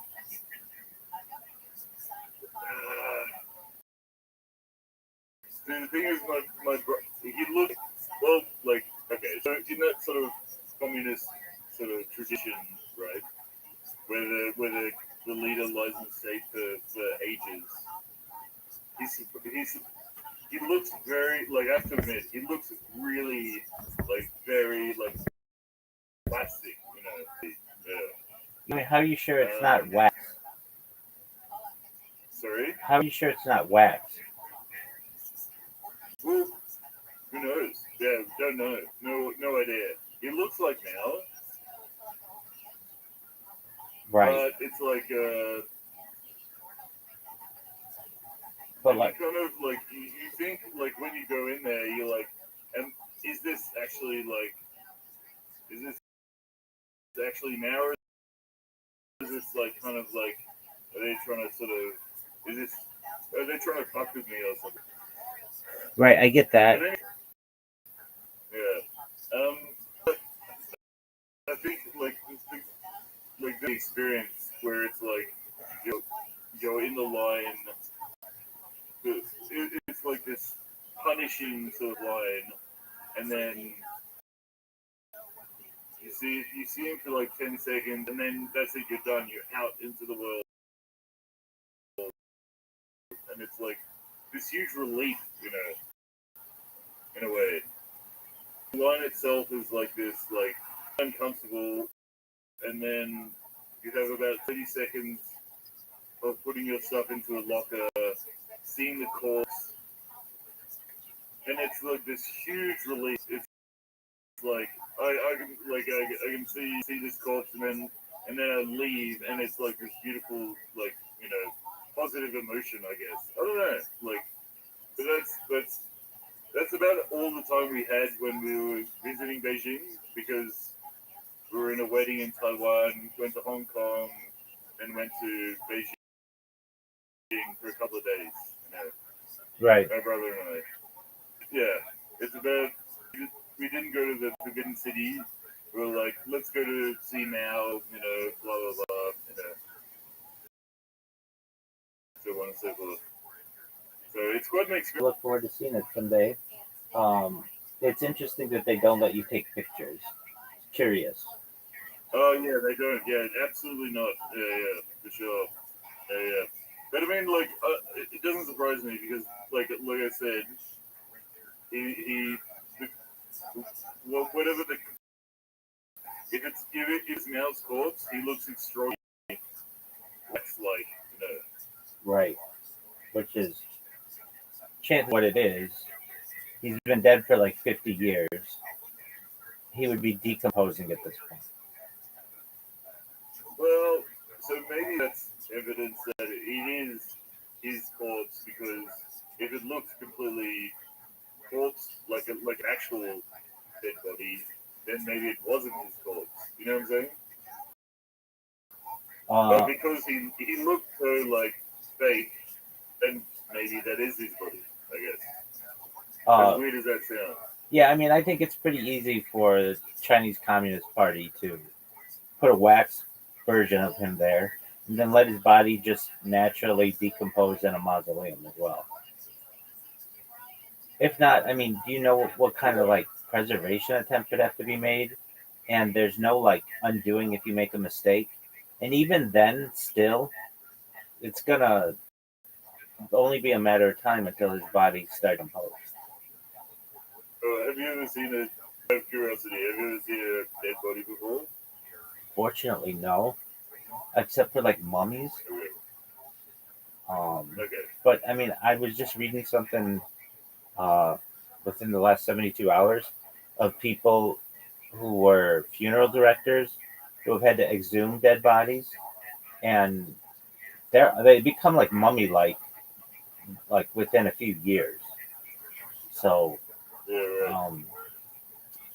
I mean, I know that there could be like formaldehyde, and you could do your best to like create a vacuum, but still, there's gonna be decomposition, even just from the light. Oh yeah, 100%. I mean, like obviously, like yeah. I've seen a bunch of. I went. I saw a bunch of mummies in Egypt. Right. It's very strange because there are these people out most, you know, with the whatever, you know, all these sort of pharaohs, and then you go to the Egyptian Museum in Cairo. I think they've been moved to this person. I'm looking right in the eyes right now. You know, it's the weirdest thing. You know? Right.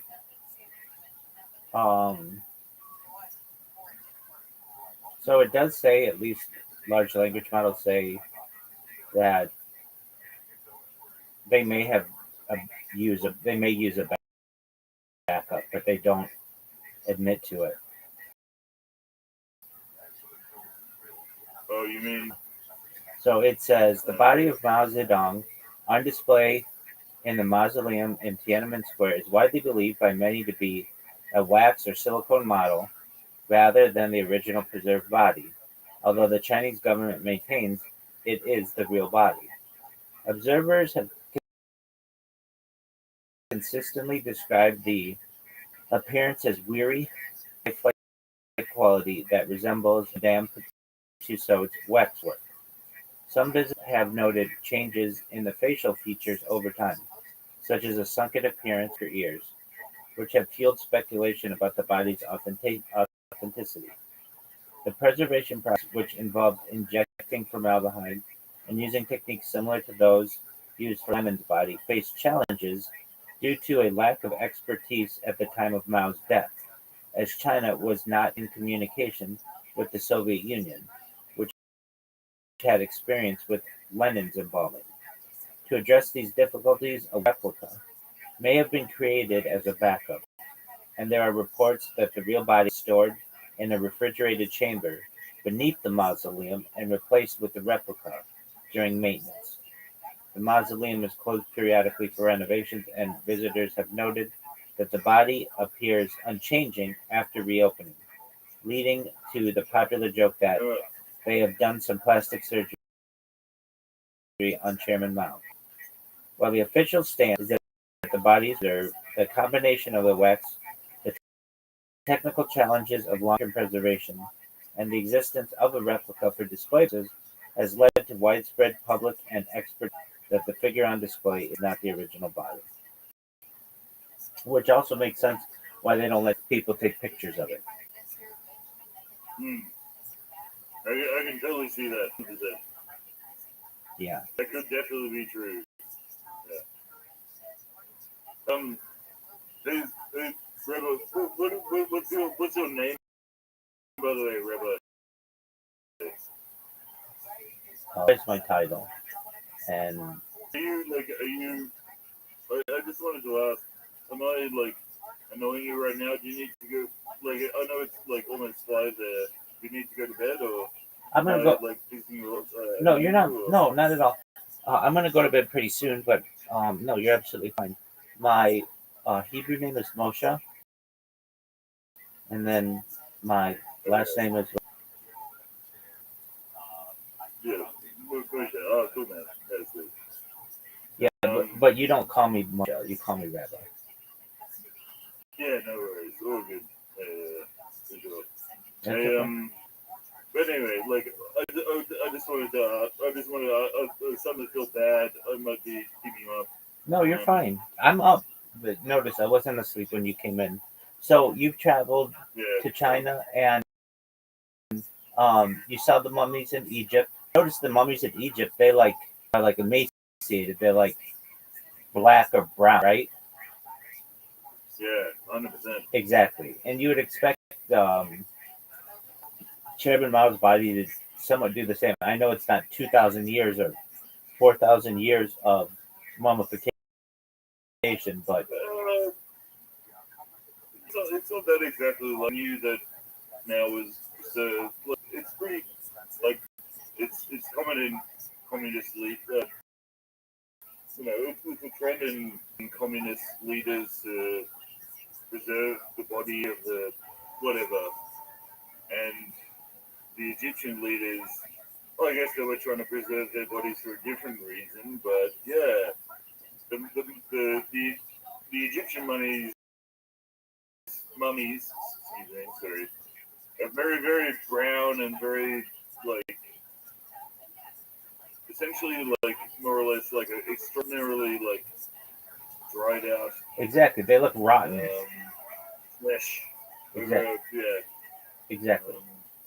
And Yeah. Have you been to Egypt? no, but I've seen pictures and they look like you say dry, crusty, just like a shell of what a person was. And It, it's kind of interesting. Is it interesting? Like the whole Egyptian thing about like similar to sort of the Christian thing about like like how do you call it? Like the excuse me, I'm just trying to find my words. you okay, take your Like time. the resurrection is in the body. You know what I mean? It's like Christianity is kind of like similar to this preserving the body after death. Etc. etc. Is Judaism? I don't know. Does Judaism actually have a thing about tomb burial, or is it about sort of? I mean, it's graves and so forth. Or Yeah, so we avoid cremation at all costs. We feel that there's sanctity in the preservation of the body. We feel once someone dies, it's important that they are buried as soon as possible, ideally within 3 days or so. Um, we way of burial, so it's wrapped in white cloth. Um, Males wear what's called the kittel, and the body is seen as having departed, and we in a coffin. Um, so there are different. don't you reckon is it not interesting that it's like the same amongst all the sort of apart from this it's like similar to all that region, there are certain burial types. Well, at least from a Christian perspective, Christianity is arguably a branch off of Judaism. So you would expect them to have ceremonies, and then um, we don't necessarily mummify. Well, we don't mummify. It's a distinction we make. So we don't do everything that we can to preserve the body. We want it to, um, we want it to decompose, as it says in Torah, "Dust you are, and dust you shall return." And then there's a period for the family of mourning. It's known as sitting Shiva, where we basically several step process, but we tear a piece of clothing and we cover our mirrors. We after the death of the person, and we don't use. It's just a period of mourning. So during this time, um, we do our best to talk about the person's life and the joys that they brought, and just in remembrance of them. And then there's a year-long process thereafter where we, um, what it's known as saying Kiddush, saying Kaddish for the person. So basically a series of prayers that we say every morning, um, actually 3 times a day, but starting in the morning, generally where people start their day. And this is basically a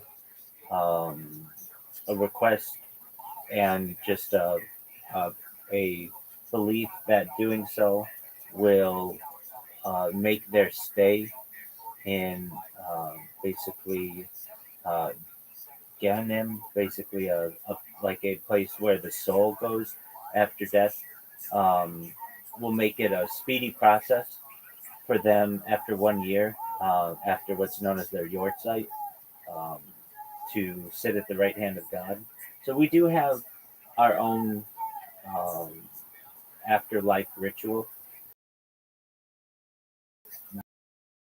but it is different than Well, certainly than well,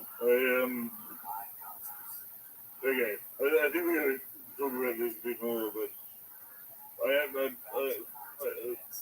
yeah, my brother's gonna be back in like 15 minutes, so I gotta go. But I did have one more question for you. Go ahead, big man. Do you really think that has humans landed? Have humans landed? I'm an expert in this subject. Absolutely not. No. No, it's a joke. It's like I'm like a deep expert on this. So All right. don't leave yet. This one I will talk about. Yeah, I've been skeptical, not just skeptical of it, but like I can give you here's a breakdown of the arguments against it.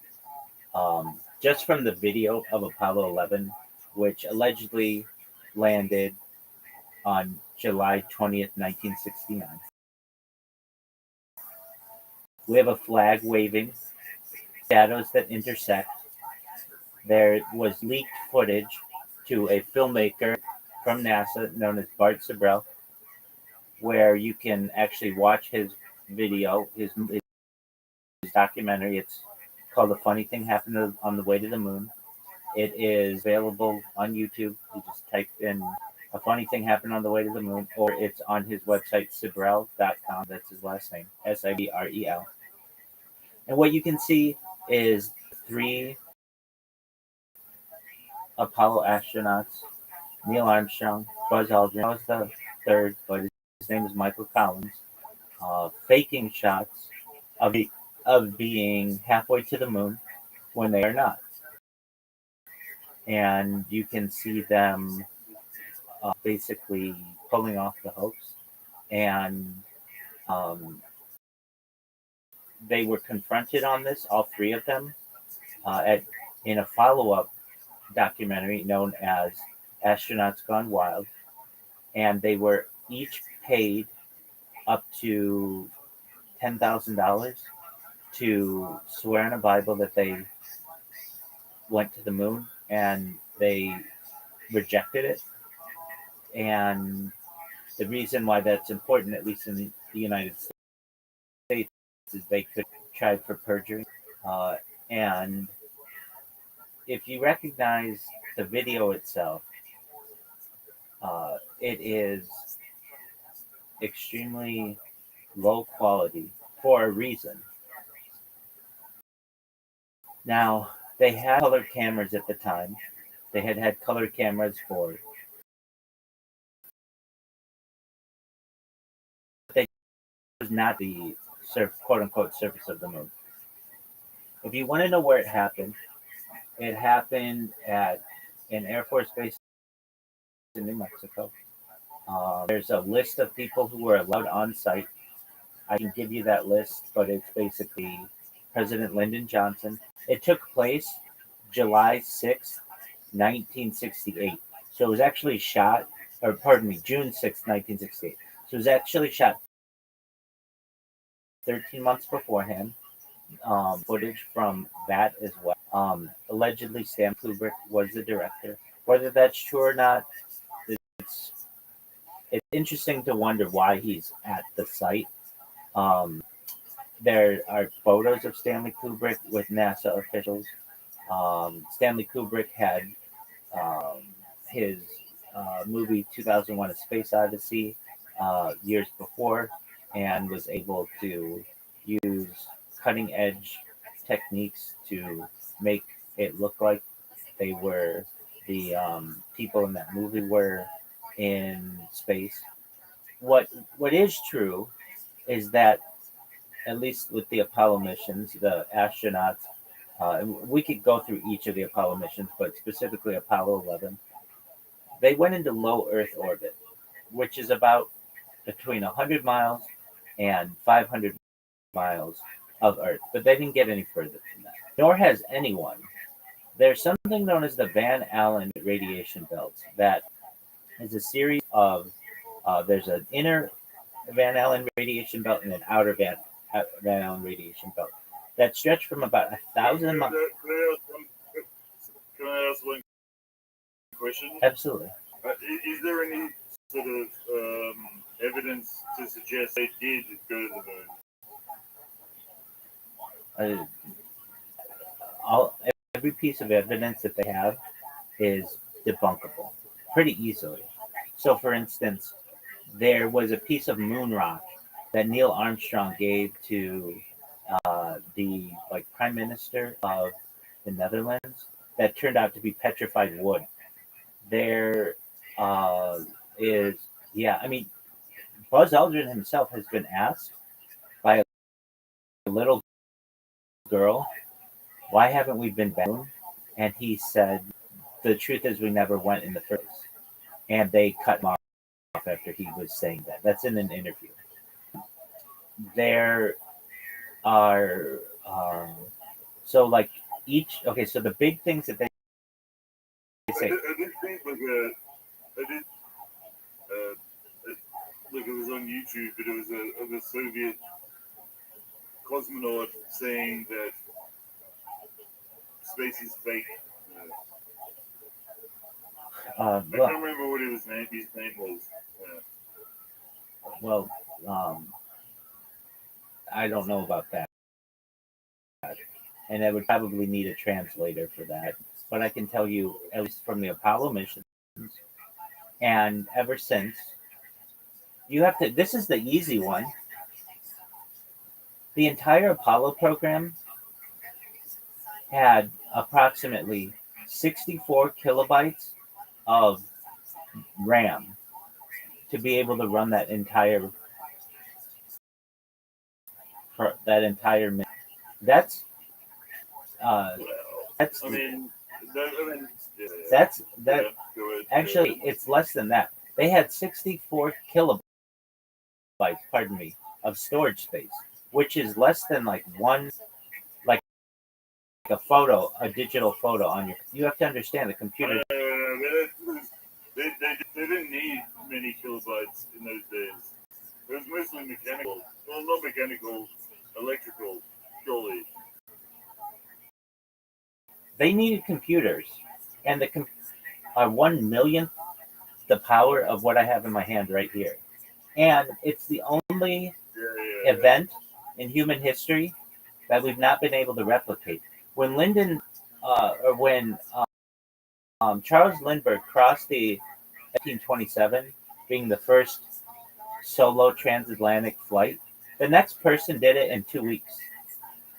Once people know that something can be accomplished, there is a huge advancement in society to be able to continue that. When the first man, Roger Bannister, broke the 4-minute mile, the next few months saw hundreds of people do it, or I should say within at least a year or so. The fact is, thousands of people have done it now. When the Apollo missions took place, it was a time when the United States had made an agreement.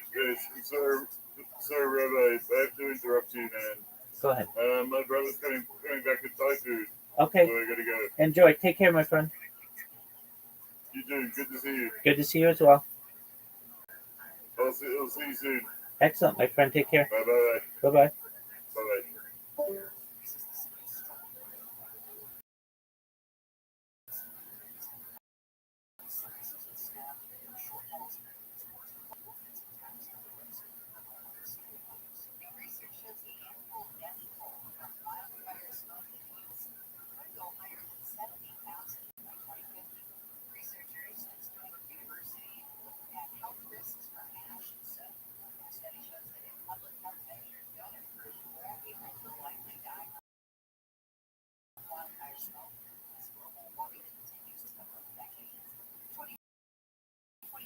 bye.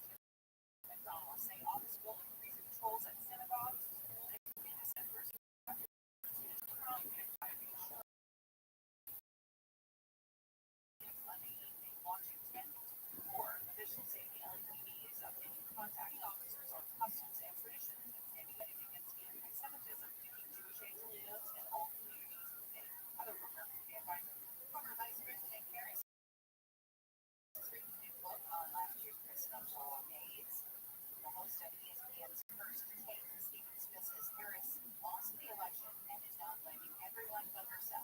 2024 along every swing state, it was also popular vote for the first time since 2004. Nobody wants to get down highway.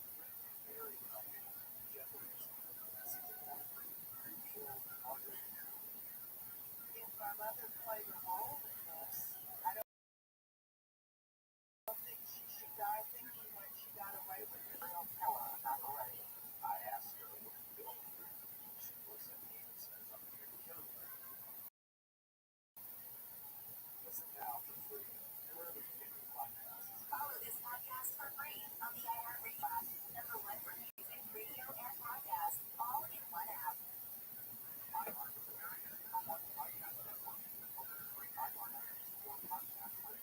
When was the last time you took a shower? Yeah.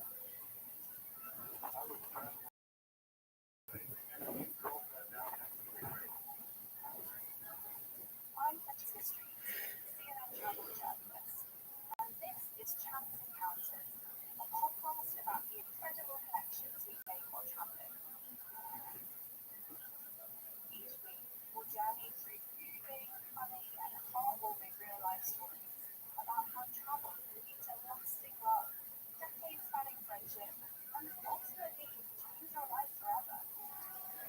Join us wherever you get your podcasts. Just search for Chance Encounters with me, Francesca Street.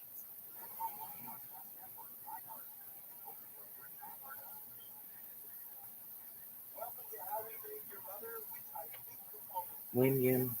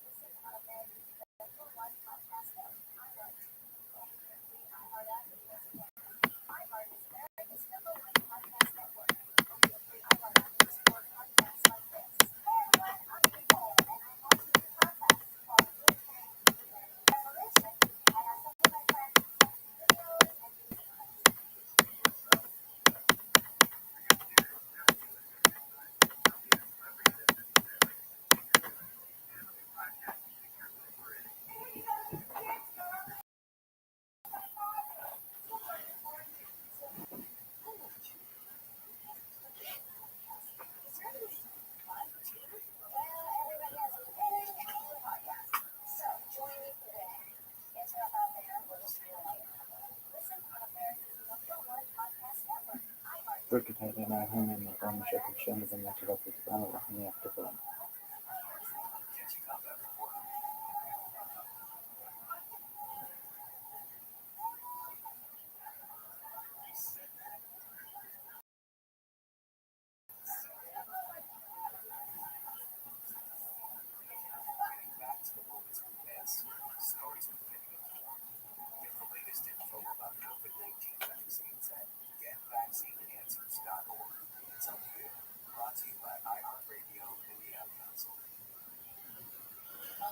Berkshire and I home in the ownership of shown as a method of Islamic in the afterburn. Here's what we're following in the PMI 24-hour news. Detectives are investigating the death of a 2-month-old boy found not breathing at a home in Lancaster. Sheriff's deputies were called to Shema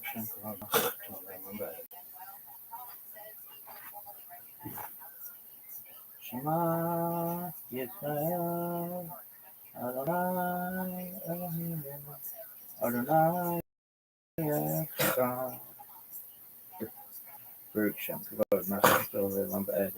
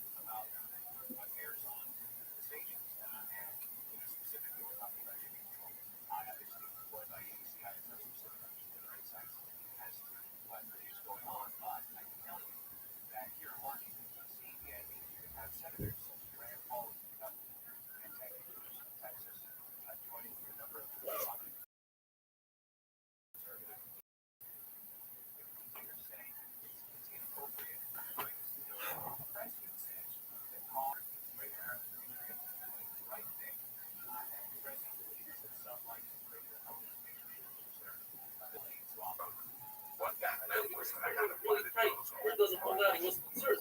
His friends argued with him. They said that's also the other our generation argued with him.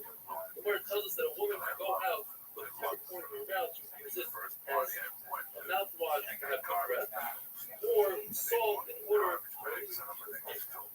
other things that women can go out with, such as ginger and cinnamon, or to go out with. The person has a cold shoe. If it's made out of gold, the concern is multiple colors. Also, might take it out to show a friend how beautiful it is. Rabbi says that's not a concern. That wasn't an embarrassment.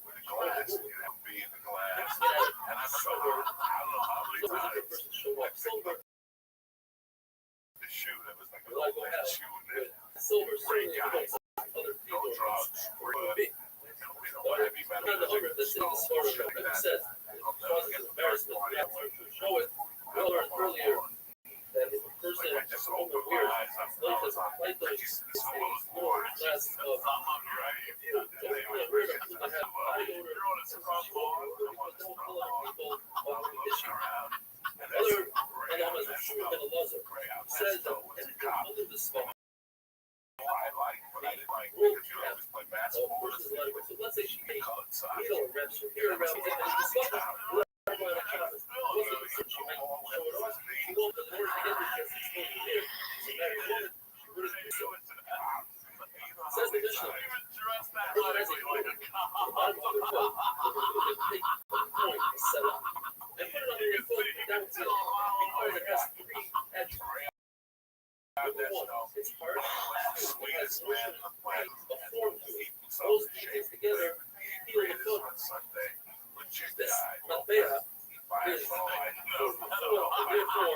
we gotta go out with this.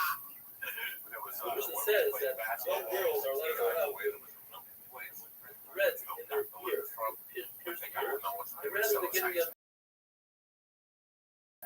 earrings, straining earrings, they put it on the stick, let it go out, and it's not something that you pick up with your friends, unless, like Mark says later, women allow them to go out because they were women in Arab nations are realizing to wear a ninja suit or a modai, they would wear basically take an object that's in stone or a coin, and you put it behind the clothing, and then that creates like a button. You put it behind it. So it says the Mishnah that you're gotta go out with that on Shabbos. Provided that's a point where Yaakov is for Shabbos. On Shabbos, not designated for. Might be able to designate a specific stone if it's the right shape for this person. It says the Gemara.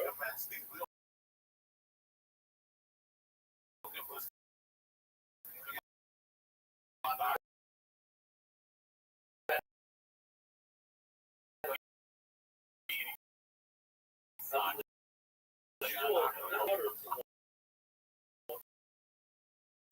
they should get used to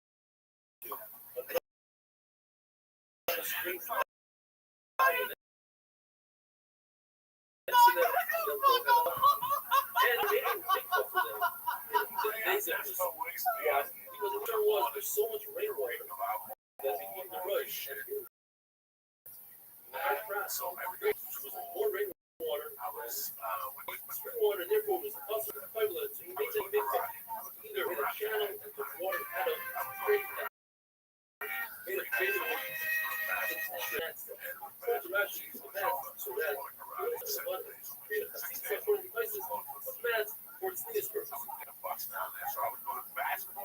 Shmuel argues, and he says, if it has a lot of rainwater, most of its water comes from within underground, but he himself argues himself, because he says that only because of our friends, in other words, was concerned about the rain. There was a shining in the Gemara. If a woman could take and put it behind the door, real intent is to strap across the surround. Are you allowed to do harava? Are you allowed to do triggers? What's the question? We know that halacha is that if somebody has clothing, trying to save from a fire, what's the woman is to put her baby to wear many clothing. Perhaps won't light a fire because it's concerned that we don't allow them to do so. We might extinguish the fire and cover their rights. We're not concerned that this woman is going to be over the rights to get enough to candy over to her son. On the other hand, actually here it's over because it's for great character. Lucky your hands, you don't put it with clothing hands to the bottom. So perhaps mother have a wonderful So this was big though. Right. This was a big event. It was a small tour. I think Ian McLaughlin released they just do live shows only like covers of like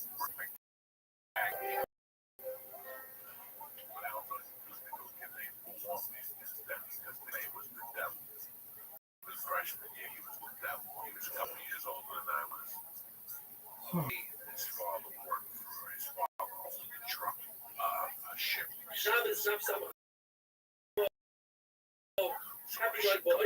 There's a wedding going on right outside of a wedding. Perhaps not here.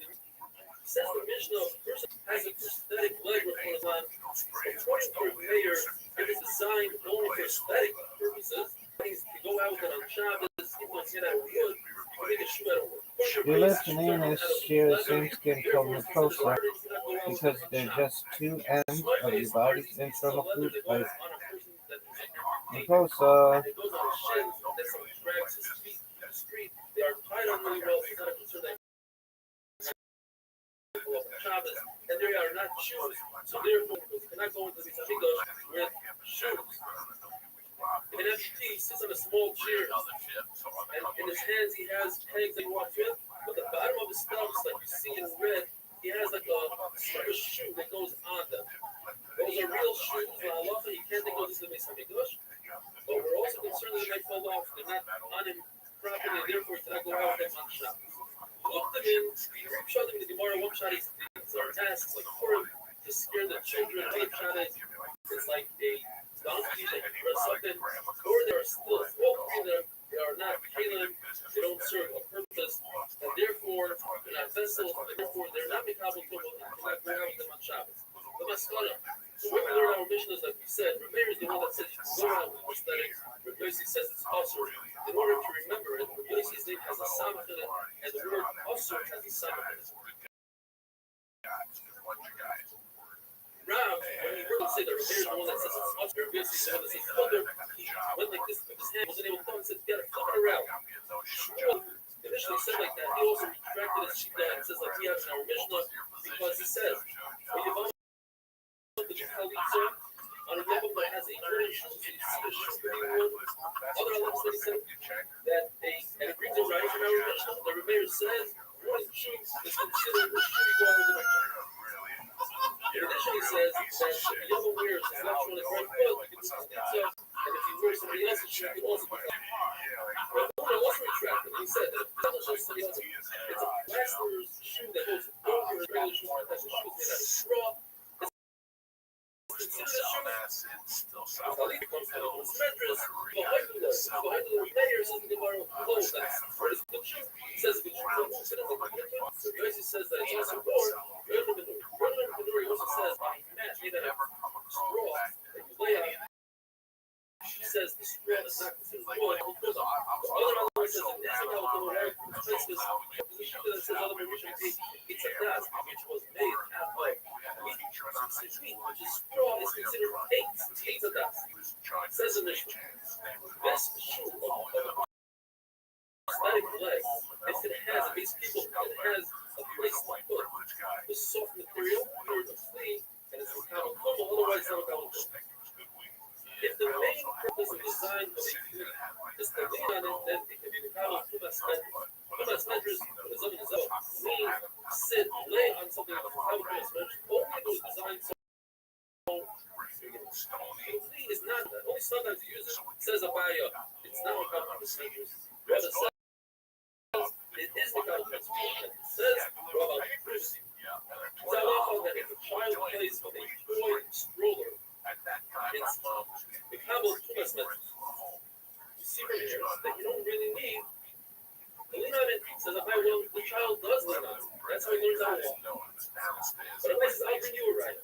A walking stick. You don't need a stick. Now, what today is talking about it's the shoe that's it doesn't have a base. The walking stick right is never designed to lean on it at all. It's only designed for walking straight steps and straighten up the old man's spine. Go out with pleasure. Walk shot in the air. Flowers that are called matter. And, says the Gemara, you use three of these. Well, five of them will heal the disease, and seven of them are so strong that even through witchcraft, the person won't get this disease. It was also said that naval officers should almost go out with these bells sounding. Anybody, but typically only Rabbi Rabbbi says that this matter stuff that we discussed is only if it never saw the sun, moon, or heard the sound of metal, of a chicken, or of footsteps. Says the Gemara that basically no such thing as matter. Get rid of healing. There's another shot what a teshuvah, the son that has he's homesick, so before he goes away to camp or whatever, the father takes off his left strap, his right strap on his right foot, and straps it on his left hand, like reverse it, like I almost did, except hung up. If you take a hot cup that has water and hot water before, and you put it on a test tape, and you manipulate it, that's a way to do a Shabbos. Not considered shtikas on if it's not healing. You can take baby who has his bones that are wrapped up in night. That's also allowed on Shabbos. To take oil and salt and smear it on the top of your hands and the bottom of your feet in order to alleviate someone who has trouble. You could do that on Shabbos. You could whisper in his ears. These are all the Russian whisper, just like this oil, this so to launch it out, you don't have this wax from a barrel and put it down in water. You're allowed to choke somebody. In other words, if somebody has misplaced, the vertebrae, you can hang it by his neck and pull it into place in Shabbos because that's what I'm saying. Many times in Shabbos, I was a youngster brought up by Rabbi's mother or wife, and used to say, unworldly things. My mother, my stepmother told me. And basically what she says are important things and they are halachas.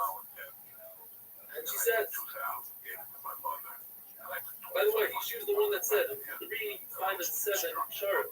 But she says over here that anytime you do a lakash, you will whisper like for this drunk person, or we bring la halacha, all the shemeras that we say for a chayla are with the mother's name. How do we know this? From this Gemara, from Numberly 8, mention the mother's name. If you don't know how many times to say a lakash, you must say it 41 times.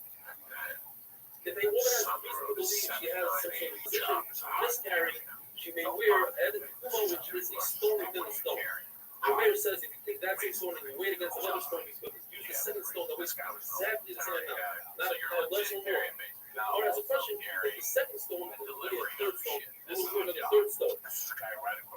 Only any person that's fever, you take a brand new coin and you measure salt factory, and you hang it on your neck with a piece of paper. If you not take a very large ant that's carrying, and you seal it with lead, 60 seals. You take it, shake it, you say to the ant, take my disease and take your disease. If not, you take a regular river, you go to the river, you say, river, let me some water. You take the water, and you go around your head 7 times. And then you pour it into the river backwards while you say, river, take my water back with the disease. The way the disease came, disease should have a wonderful day.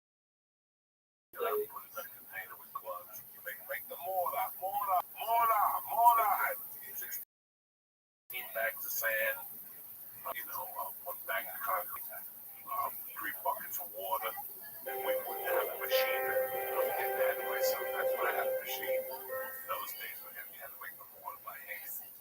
So we had that little method. Yeah, that came late. I remember. I did that for the whole summer, but I got a fucking, great. Shabbos, Nafsan Zion, I feel like back to the supernatural healing powers. This is a very interesting one. A person has fever every 3 days. He has a feeling eggs from 7 branches of 7 date trees, 7 speakers from 7 different beans, 7 pegs from 7 different bridges, 7 ashes from 7 different ovens, 7 dirts from 7 different door sockets, 7 fish from 7 different ships, and 7 kernels of human from women. And here's a very interesting one. 7 weird ears of an old dog all together, put a scratch here, wrapped around your neck. That's a school of 4. If a person has really high fever, you take a knife that's metal, don't handle, and you go over to a thorn bush, and you tie your hair around it, and you say, "Clear your mouth, Hashem, Elo."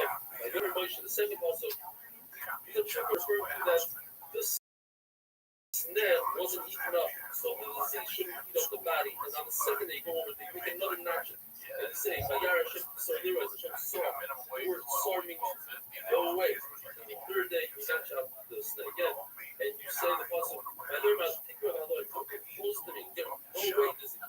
And tell us, why the Lord was mentioned. It's not because of great treat families, it's so humble.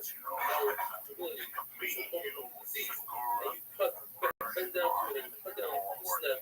You say, just like the fire ran away from my shoulder, so too might you run away from me. If a person has a shin, or a very painful blisters, or he has a shade demons, or the shade of the base, you say, you want to give a series of different words that a person will say. Shimbai Choy, like Ba'omer, says, why Yisrael is royal, and royalty wears all the bells, and what I was going to shine, and all the bells. So, he's royal. Rabbi says that's divided, that is tied to his quote. Says the Mishnah, continuing with supernatural things, a person can go out with the head of a grasshopper, he's concerned of hearing. I think it's what he can go out and we'll see in a second. The tooth of a fox. Well, if it's a live fox, that wakes a person up if he's sleeping. If he's dead, it's good for insomnia if a person has problems with he uses this. The nail of a person who's hung is good for a wound. According to a mayor, I use this stuff. It's important to comment that Zarkia were same as the rights of the act like a guy with superstition. I don't say that it's not that creates emotion. issue, you know that it's not going to work. It's not going to hurt you. Because it's proven. So here I'm thinking this shit from the border and the base. Loaded up with stone. That's the natural scientific way. The second way is pink to be red. Why is that not so red? Because red is other people that see this get them from the avenue. It says by the Torah, when the Torah calls out, I am coming, I have people have compassion for us and doubt. I don't know that says you think,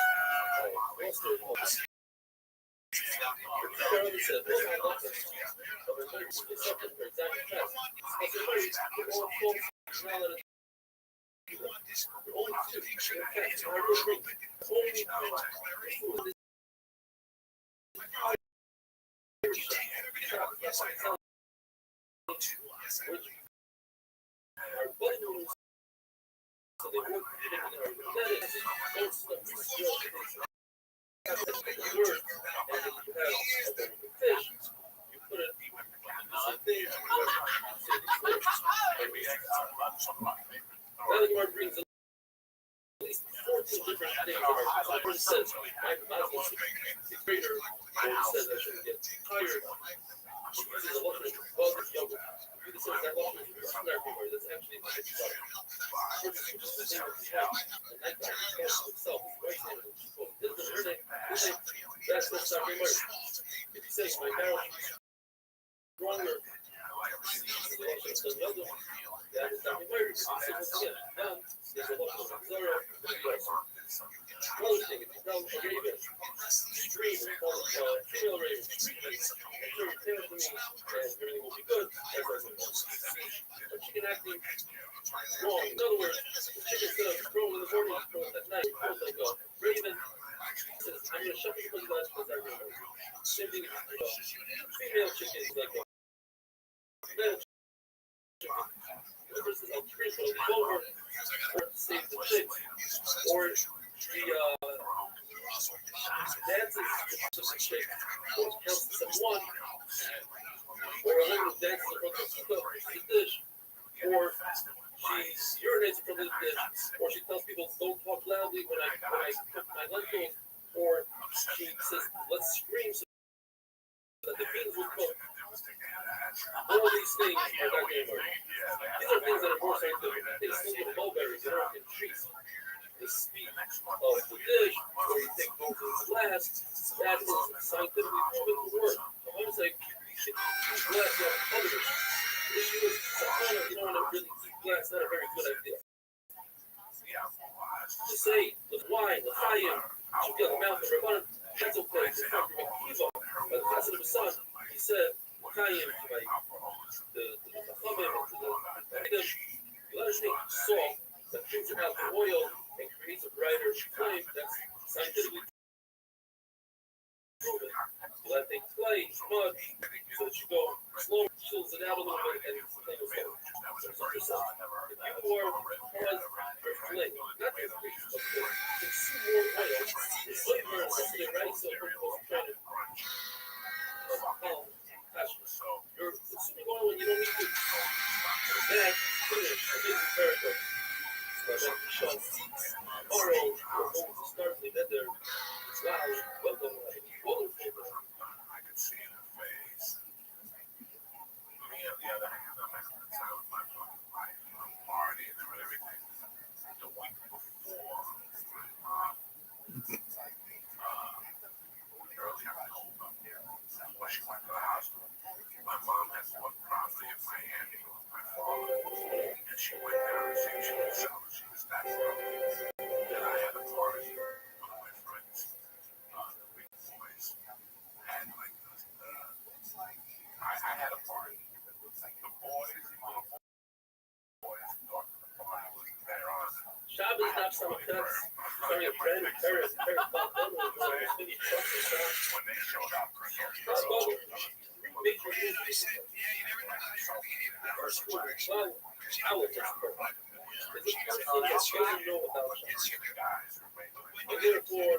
The only reason all the practice, all the Shabbats and all the verses, all the statement, they know about Shabbos. The second rule is, if a person knew about Shabbos, but he forgot that today's Shabbos, so he's trying to understand every Shabbos.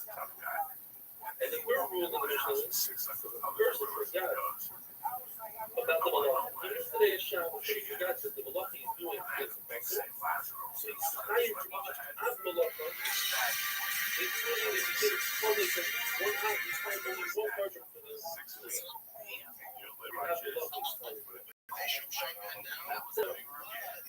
why is it so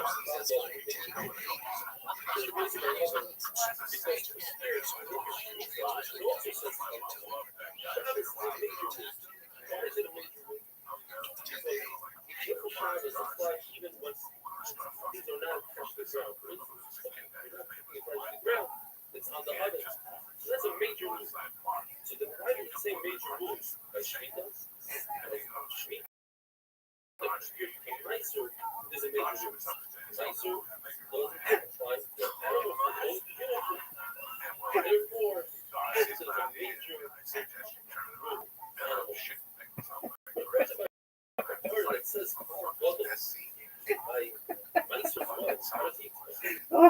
These whole cats are fucking hilarious. That's the big rule.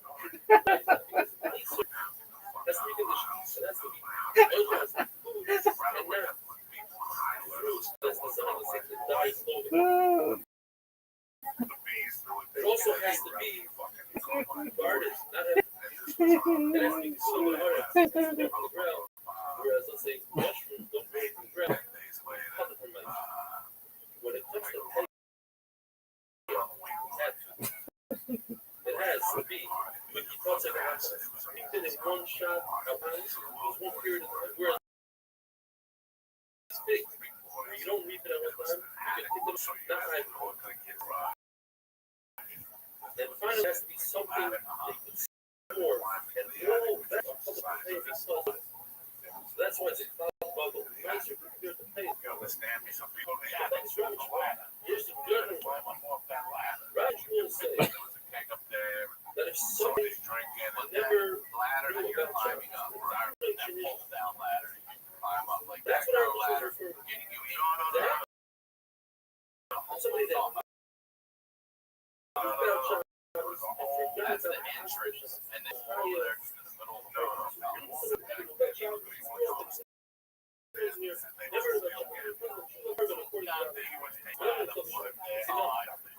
somebody never knew about Shabbos.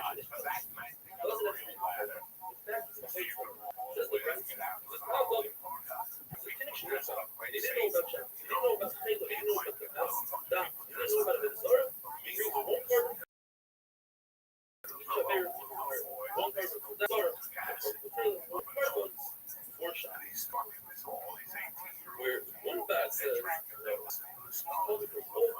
one bad learn, amazing. Amazing is called like that. And just like amazing has an awareness, shaking has an awareness. Never having an awareness. Amazing knows what he's doing, he knows what he's doing, he has an awareness of doing it. How can you say so by showing it?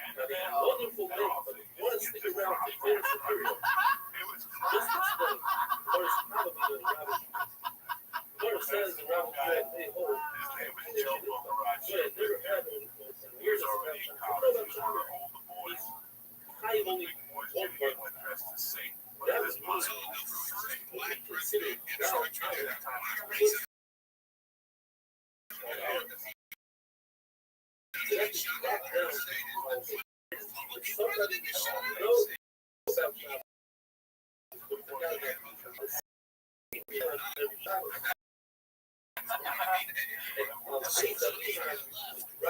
In other words, somebody forgot that today's Shabbos dropped down to family each and every halacha that he does. That's the issue with that. It's like where the way from that. Why is it a person that forgot the halacha that he does? You say that you're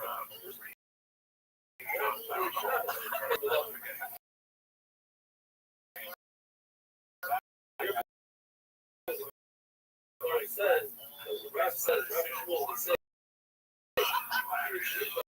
together with somebody that knew they were trying to forget Shabbos today, and somebody that never got Shabbos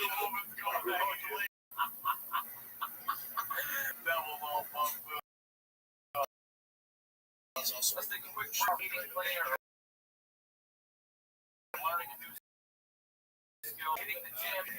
I can't think of one that's more important than starting a year old pack of friends at Upstart.com or here. Upstart is a revolutionary lending platform that offers smart retail high-interest credit card debt. Upstart Shabbos have some traditional credit score when someone assessing that has credit worth.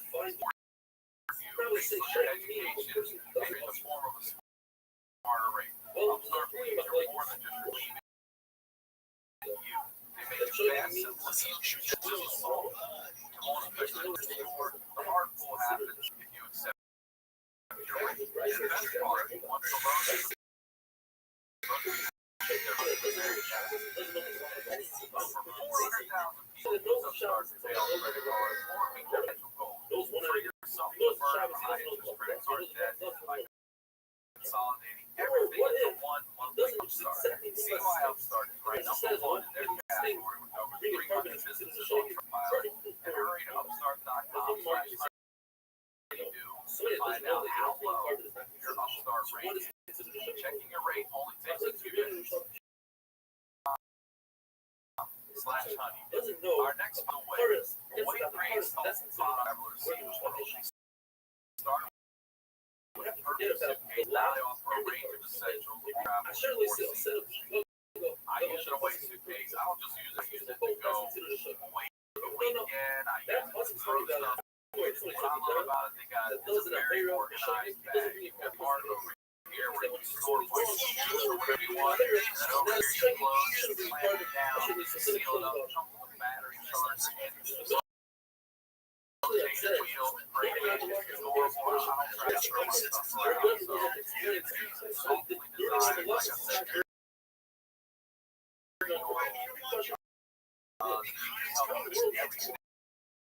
Carrying up and down stairs. Shop other travel essentials. Visit travel.com/. I'm telling you, it's a great suitcase. They're great company. And other travel essentials. Visit awaytravel.com/. and the last. Now let's get back What is into the exact the The answer is there's a school. Let me write this. All the other ones, the coach doesn't really work. And he knew about home, but he didn't know about line 30. What? Swears falsely about the past or about the future. He says, I hate this life, or I didn't eat this life. Or he says, I am going to eat. I'm not going to eat. Choose everything. The answer is a carbon whether you're in the left, bring a carbon on the left. According to value, even your rebellion I forget is considered a sugar. Again, the apple green, a carbon is not considered. What is the sugar? It's very easy to find the sugar and choose a beat according to the future. He swears he's not going to eat. And then he makes a mistake. That's a sugar. But what about the past? How is it possible to get a shows of the past? When you swear you have to be over here, he wasn't aware of it. He wasn't aware of it.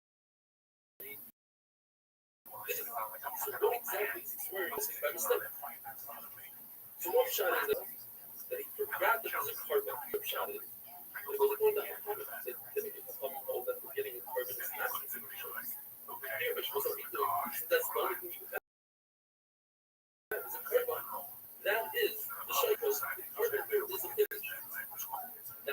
question on Ohio says that according to everybody, you have to be shayit in the law and not in the court. Somebody they should like it, he has to pay back the cost of it. What if he doesn't know that what about you?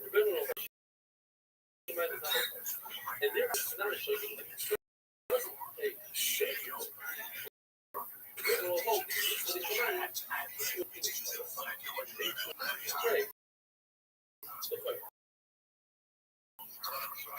somebody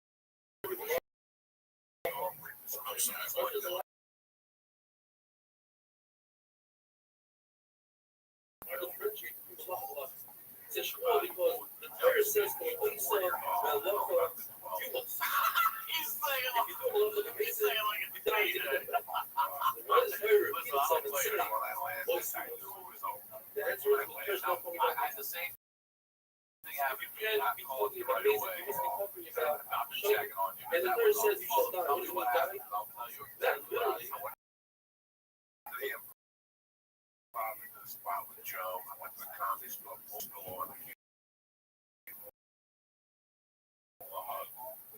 I walked and they went straight. And it slid. Like it just slid. Like any now I bounced. And then fell over. And all I could see is stars. You know, sometimes I just go to this movie really affect me. Because I never saw them react to me like that. Comments was all over me. The funny is the night I had to leave them. When I was in my darkest shadows, and I couldn't see the pain. I was breathing out of my nose and I was going to pass out. And she goes, Joey, come on, you want a blowjob? And I looked at her. And there's guys, you know, in the middle of all this, she goes, one blowjob. And I go, now I do it. She goes, we get one of these guys. And, you know, people have no idea the gift of bringing levity to a situation. What the show is all about. I fucking hate, like, if somebody calls me and says, hey, call, God forbid, Thomas ago, his dad passed away. I give it a day. I call him like I usually do. Tom, I love you. I'm sorry about your dad. And then I'll just drop like, what do we get in the will? You know what I'm saying? Is it going to be a fucking creepy sister or we get it? You know, what do we, and people usually go, you motherfucker, thank you for making me laugh. Jesus Christ, nobody has the balls to call and insult me. Like, I'll call people, go, you got a brother, we want to light him on fire so he gets nothing. Nobody else can test the will. And they'll die of laughter. They're like, don't push me, because I hate that motherfucker as it is. And for 5 minutes, I just made that day. So I had to leave him, and now it was done to me, and I got it. I understood it. They picked me up, man. Those guys, Richie, and I couldn't even fucking, I couldn't even think of the pain. I know. They put me in a car, I couldn't even sit, because the leg was swelling as we were driving. Couldn't drive, couldn't sit in the back of the seat, couldn't sit in the back seat, because your left leg has to go up. So your ass cheek is on fucking fire, and then you can't sit on your right ass cheek because your left cheek. It was just a nightmare. I went home, I sat home for a few days, finally had to go to emergency room, x-rays, ultrasounds, the whole thing. You know, on the couch, ice, heat, and I do it the rest of the life. I mean, that's the worst medication. Your pain remains the same place where you just feel nothing coming like me. I love action. I'm on the couch watching. There is nothing I hate than a man that ain't not. Nothing bothers me more than that. There should be no men watching TV unless you work nights. You know, you get up 5 o'clock, 3:30. I get home at 3:30 at 1 more.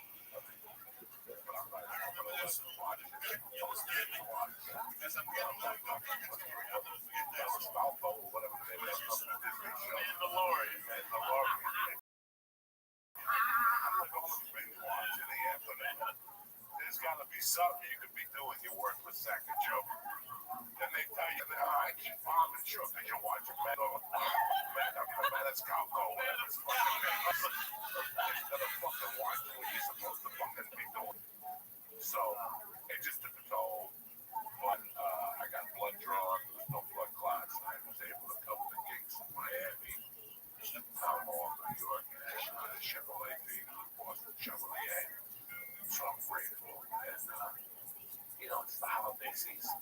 Taking a couple of weeks off. Hang out with the baby. I got some spots at the store. You still got to keep them off. It's like going to the gym. The jump here and jump there. Get 2020 schedule tight. You know, it's going to be like the Soprano release. So what's that? September of 2020. So we got 8 months. And that's it, bro. Just trying to put the one-man show together. Trying to put a book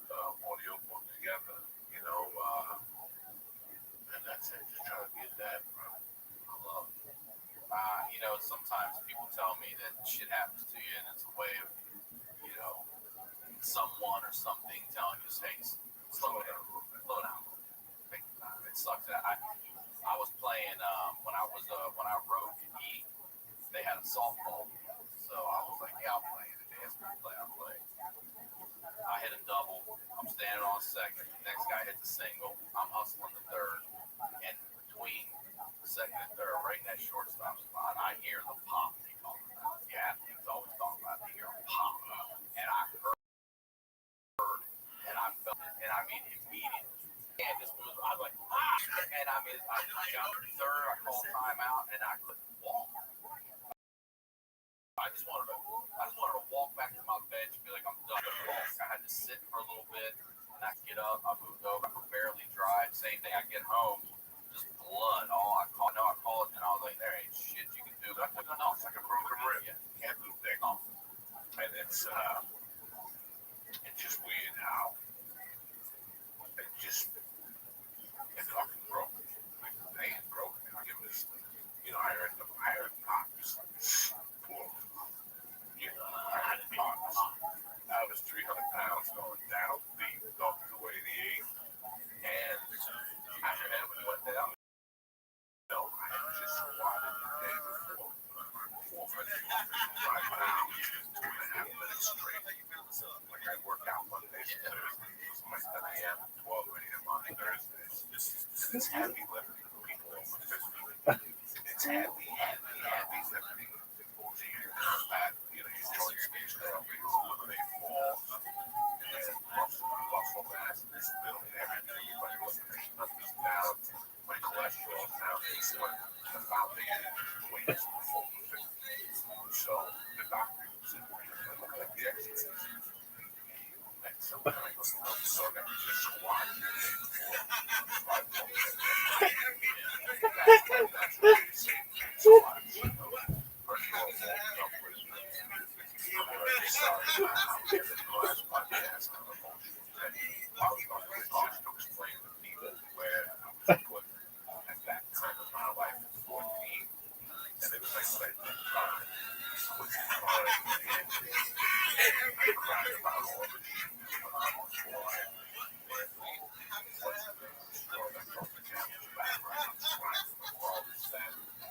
I was probably crying like Bruce Lee's dead. From that thing. Anthony got me a wild stuff. And after Anthony died, like this, I became a big shit. I was from 14, 13, 14. That's where I was talking about bringing levity to a situation. This is exactly where we were here. Summer of 17. I was basically I was on Huntsburg. Because his father, I was at the house of the guy that he would have answered to at the end. So you decided to fuck 23. You better think twice. Because I had this guy, and people knew it. People's personality changed towards me. They knew I was a member of this fucking family. On family functions, I was with them. The whole thing. So he's a cop, right? He was a cop. He was a detective. He was the mayor's driver. Oh, okay. So that's a complete. And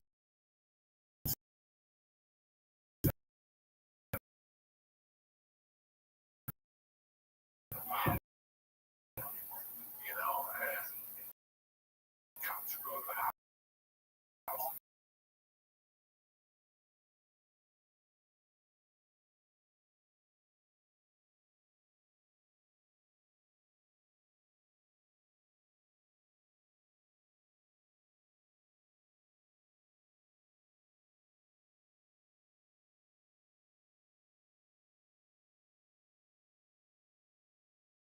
At the end of the day,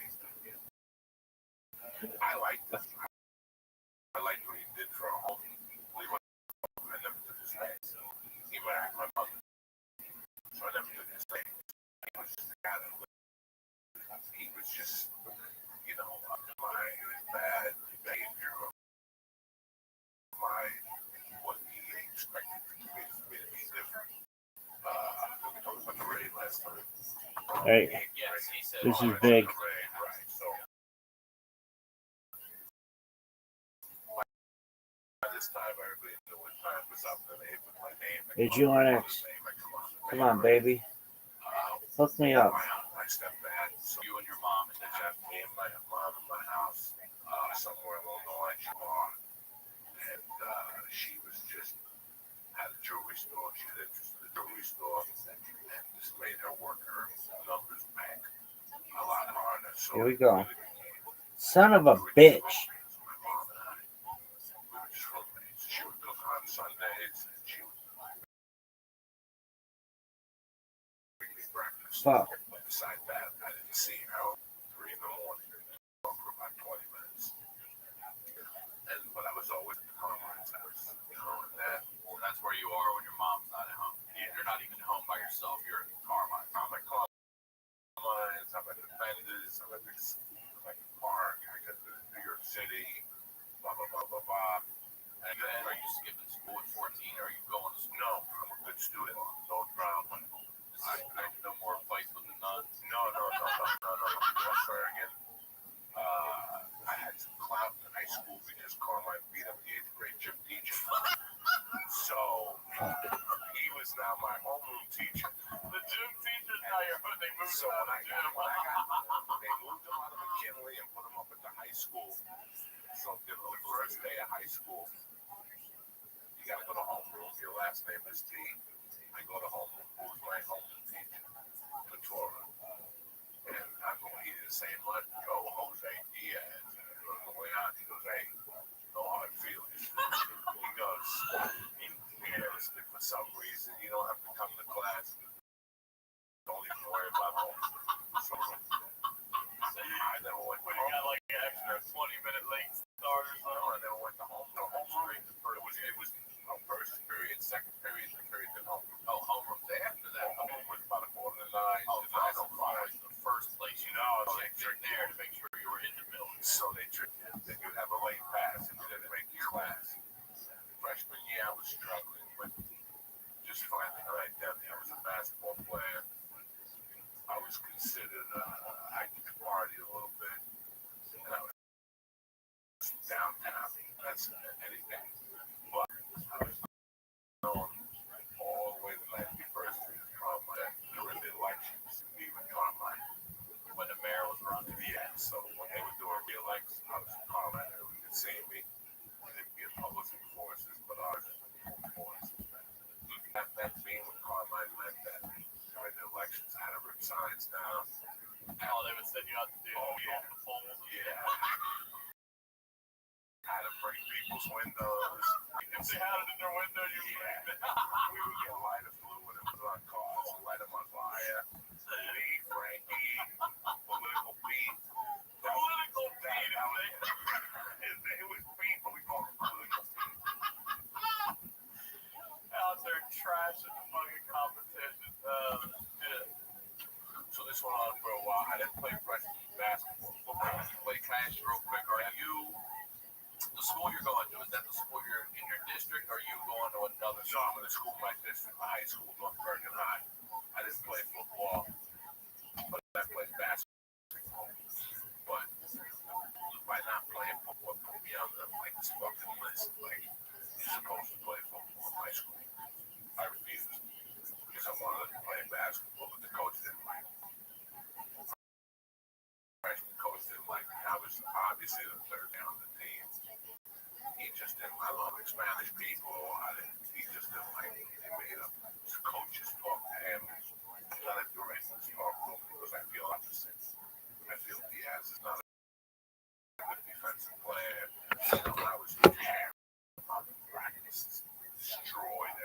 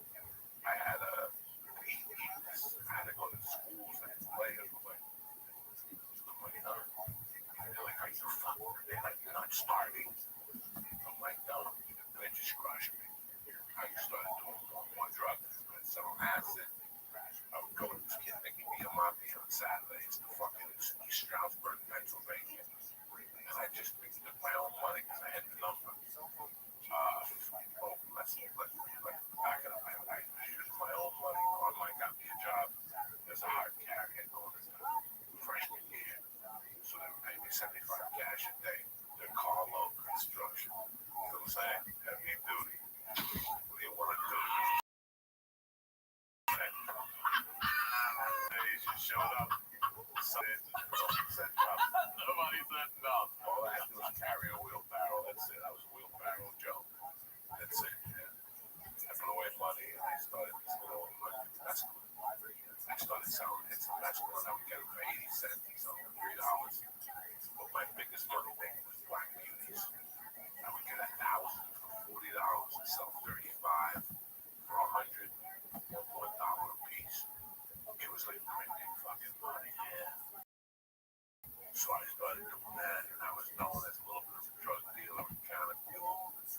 Then my freshman year, there's this group of football players, jocks, that party. They beat people up, they're crazy. They call themselves the boys. They weren't no money, no gang, nobody got beat up. Their main thing was to get together, listen to music, get drunk, and then hug each other and sing. Girls would go, look at them, aren't they so cute? And then there were the little boys. The little boys came after me to recruit me. And they were pretty cool. You know, they were drinkers. I was more of a drunker. They didn't like that. You know, so it was like me and 3 other guys just sneaking mescaline. Black music. It's acid. It's acid. It was really acid. We didn't know what it was. Every weekend, pick up a different type of acid. Mescaline, two-wave acid, water acid, window pane acid. Every Saturday, I'd pick up 300, and as my business grew, I'd pick up more and more sheets. Now you're also taking a little bit. I'm taking a little bit. How much acid do you think you've done by the time you hit 16? Well, let's back the story up. So we're still 14. We're still taking 1, 2 hits a week. Maybe on Sundays, I was strong. We forget this thing called TV. I went to the track on Sundays, and then maybe 8 hours. Sundays for the Angels. So me and Carlos, friends, me and this Cuban kid, THC Crystal, and then our big thing on Saturdays was start THC Crystal, take a bus to the city. The keys, you would start the keys. Is that what the Listen, THC Crystal is what we sold it to Bird as. On the street, it was fucking peace. I got it. It was guerrilla tranquilizer. This is the shit that they would shit. You ever see, what was that show with kids? Omaha, whatever, about animals, wild animals, Mutual of Omaha. I know what you're When you see them up and they shoot them and they go on. All right. It was like no tranquilizers. So take me, you, Rogan, Bird, Tom, 9 of us. We split 3 $10 bags. We buy $30 worth with each of a low line. And we jump on a bus on Saturdays to go to New York City. Jump off on Times Square. And we go, all right, you, Bird, and Tom, see you later. We'll meet at 5 o'clock in Port Authority on 181st Street. So you got to see how to get there. It's just a foggy world. And I'll bet. we would walk like 20 blocks, then we'd jump on a train to Penn, then we'd sit on a park bench for an hour. But it was really hitting me like, we'd be in Harlem talking about black people, and then next to fucking 181st. It was a fun time. My mother had no control. I was doing great in school freshman year, and then I got initiated. The boys said we wanted to be part of one of us, so I would go to their parties. So the little boys is like Cub Scouts Of the big boys. out there pulling you up. Right, but what it really meant was that the little boys, there was one particular one who I just spoke to last night, and he had an older brother. What that meant was that I got invited to those older parties. That's what that meant. What are these kids, 17, 18? These kids are seniors in high school, and they're fucking lunatics.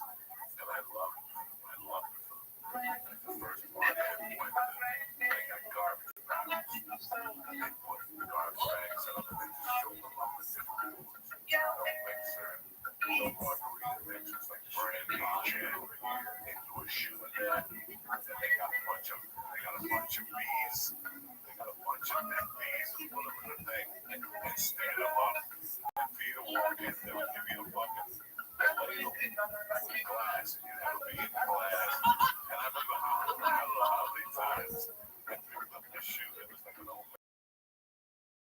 man shoe in there. These guys were nuts. Great guys. 3-foot, heavy metal music. I'll never forget the first party I went. I woke up all morning. Like I just opened my eyes up and I was on Richie Solo's born and Jesus was right. And they was Richie You're on a scrub ball. I'm on a scrub ball. I'm looking around and it's right out that stove. Right out that stove. God, I didn't like it. They always play socks. It's like I don't know what I'm doing. And he was pulling it and it all the way up to his knee.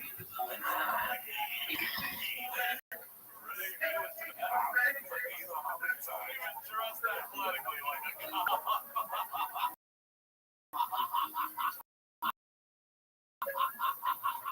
You can tell me on that stuff. He was the sweetest man in the planet. He was a cop. Keep himself in shape and play. He created on Sunday. Legit guy. No bad. I don't know. He tried us. It was when we played basketball. We 60-yard away. There was a couple of places where we got the lips from. But they got to know us. We were selling ice teas and things. Like ice teas here. Like delicious. We would buy some cakes and we'd play basketball. But I got to know right. We go right. What's up with the socks?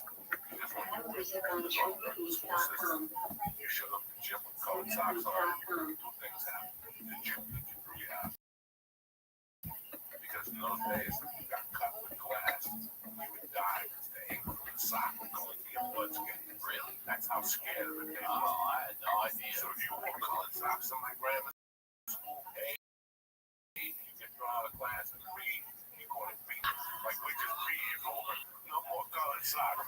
So right out that stove, we couldn't give a beating to this. So we would just torment them constantly. Like, Ray, what's up with the socks? No more fucking socks, right? Ray, if you're gonna play with us, you gotta bring colored socks. So he was old, but he was like doctor recommends these. We'll give us diabetes socks. They got doctor to go fuck yourself.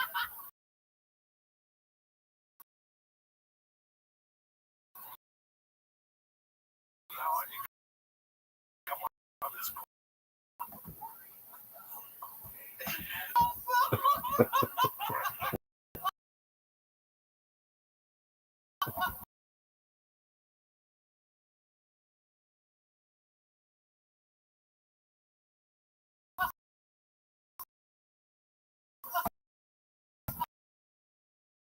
Rayon, that's no waste deal.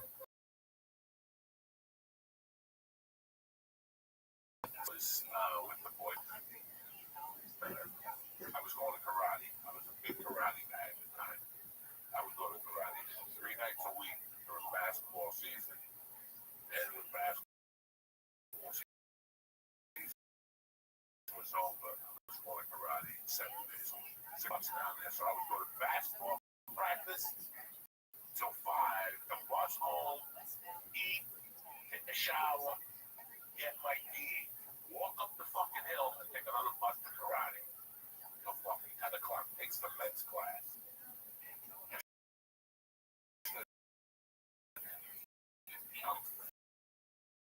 14. And then on my freshman year, I'm doing all this shit. Going to karate.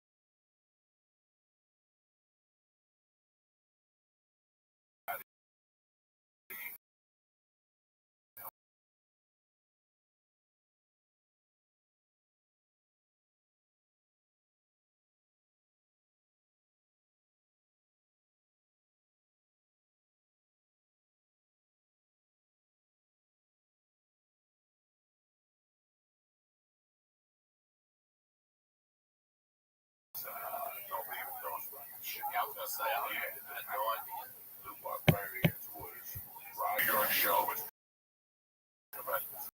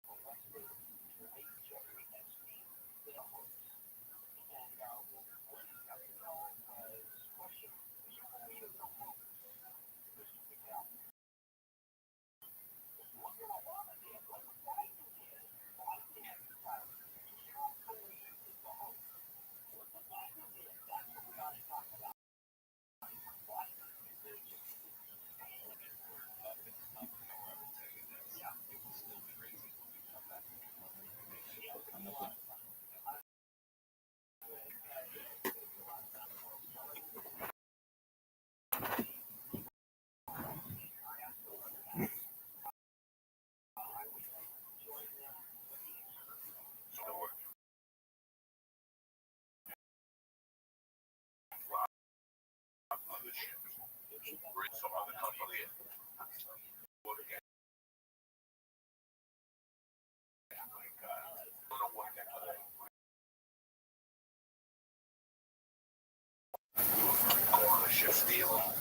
We were very poor on the ship stealing. He would take them to 800, he'd give me like 50. And he'd buy like a gram of coke, give me 2 lines, and go home. Every time he did business with Denny, he lost money. That's why they call him the devil. But he was one of my many little criminal activities. So now, going into sophomore year, I'm really involved with the little boys. Like I'm at all the parties, they're out every night. These guys, good bunch of guys. And the summer of '79, I got a job working for a Mason. Carmine got me a no-show job. No-show job at Horace Mann Grammar School. What was your position in the no-show job? I was a janitor. That place was dirty as shit. I would listen to that. The best was the one to pick up your check, and all the other janitors looking at you going, "You're a fucking piece of shit." Like you're a real piece of shit. And I would go in there like, "What's up, guys?" They give me the check with like, When's the holiday party? yeah, like with tears in their eyes, you know. At that point, I was still selling acid, still selling pills, but I really got into selling weed. I had a friend who would give me 4 out of $100, and I would sell them for $400. I would make $100 profit. Did you ever come across back then any of the shit that's like when it got good? You know, because I sold Panama Red, I sold Colombia. You know the shit. We would get seed. Yeah, we would get the corner of the brick. We had a teacher in our high school that you would give him money up front. He was in charge of the stagehands. His name was Robbie. Robert Coleman. I hope he dies. He's a scumbag. He was a white privilege. It was $40 for 3 joints. It would come from home. I also had places in the city that had like Panama Gold, whatever gold, whatever it was. Acapulco Gold, Panama Red. Acapulco Gold was green. Stony, it was very seedy. So when you bought it, you got more than enough seeding. Pissed off. Yeah. And then $20, I'm getting 4 joints, but the weed was great. At that time, my mom was getting deeper and deeper into her home. So she's holding weed. People would bring it, and I didn't know it was my basement in a little boiler room. I made big sacks of it, so I would take her weed. And she would always come to me, "Were you downstairs last week? Guys came by, they said it was bad." And I was like, "I don't know what's going on." And I kept doing this, and I kept doing this, and I kept doing this, and I was making money. And then August of '79, I was playing basketball. I had already let me take it back 1 second. February of '79. I was fed up. I wasn't fed up with it. My schedule was so fucking busy that karate had just fizzled out.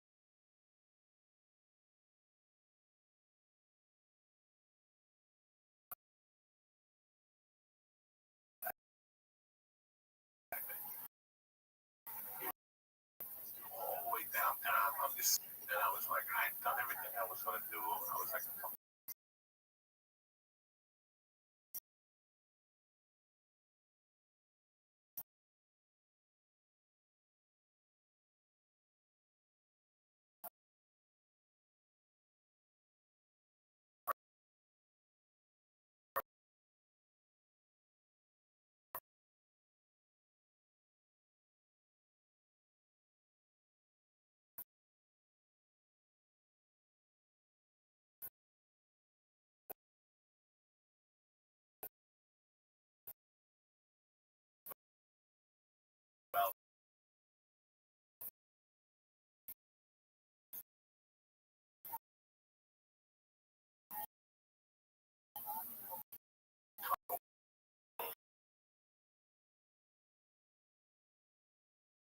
so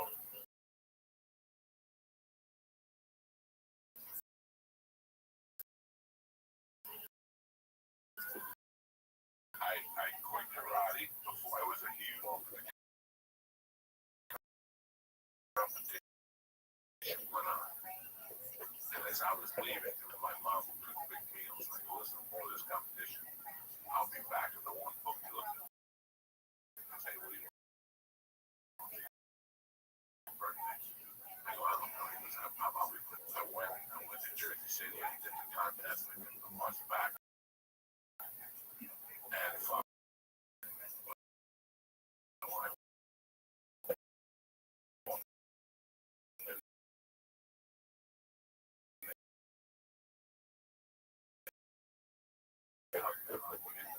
Strength. Told me don't touch it. I just touched it for investors, for weed investors. Wait a second. She made me tell me if I buy 4 save, 300. And then summer of 79, 80, I got a job as a hot carrier. No mafia thing. This is in a grocery store. What are you carrying? Hot. Masonry, just masonry.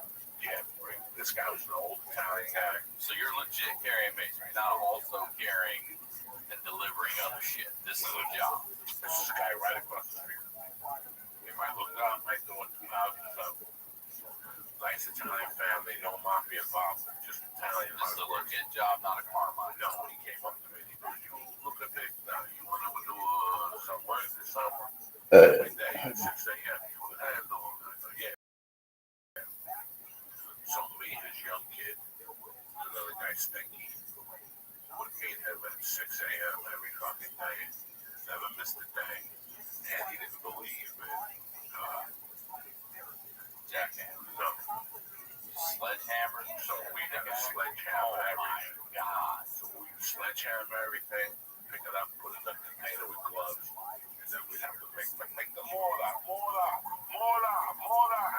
16 bags of sand, 1 bag of concrete, 3 buckets of water, and we wouldn't have a machine then. I'm getting ahead of myself. That's when I had a machine. Those days we had to make the mortar by hand. So you had that little Yeah, that came later. I remember I did that for the whole summer, but I got fucking, rent. I was gonna say, because I would get home at 2:30, go in, eat something, smoke some dope, put on 10 douches, couple live gonzo, and I would go to my basement and fucking lift. And then this kid, Richie Vanacek, after that job, the Richie Vanacek, just the name sounds big. It's Czechoslovakian. He would tell me, come to my house, let's live together. So me and him started getting fucking yelled. But one day while I was lifting, I had to spit. And I spit. You see how red that is? It was red. And it was pure blood. And I kept spitting this fucking blood. Spitting this fucking blood. Spitting this blood. I didn't know what it was. And I didn't tell nobody because I didn't like the doctor. And then one day I got a job out at Carmine Corner Sons. And they got me a job as a warehouseman. J.R. and Sons had to be there at 4 o'clock every day after school and work till 9. They paid you like $9 an hour. Wasn't bad. Yeah, that's All of us in the neighborhood got a job. minimum wage is what, only $12.50 In now. those days, it was like $4.50 or something. We would all meet, get high, go in the warehouse, fucking eat noodles off the shelf. They had a frozen area with lobster tails. We're stealing lobsters. It was a great little job for us, It was a different time back then. It was, think of me, you, Segura, all working together in a warehouse. It was just fucking great. And one day I spit, the guy saw it, and he goes, hey, man, you cut your lip. And I go, why am I seeing thousands of fucking blood spots everywhere? Because you can't go back to the doctor. School. One day, Jim saw me spit. And she's like, what the fuck is going on? And they told me school he couldn't come back to that doctor's note. So I went to the doctor, checks x-ray, and he did something. I don't know, I can't remember what the procedure was. And 2 weeks later, very hard. I'll come here.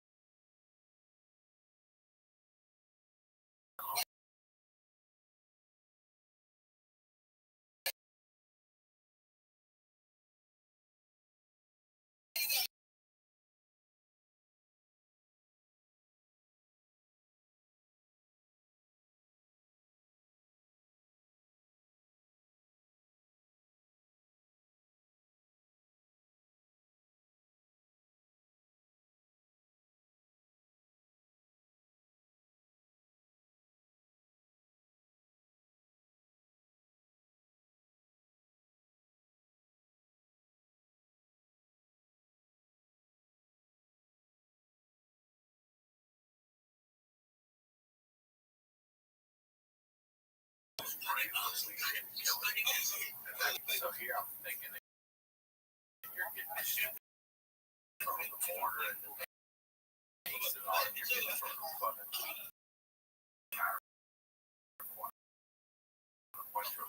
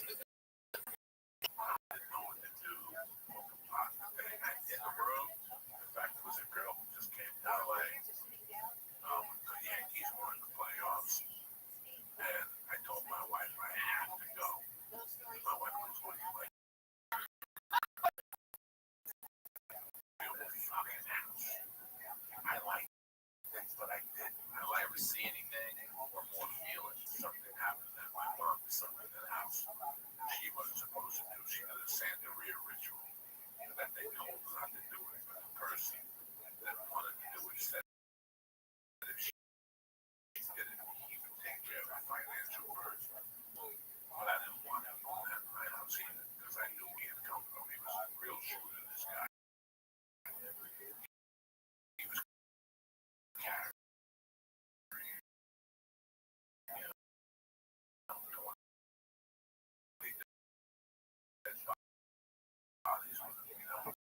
My mom did that, and I can't like this.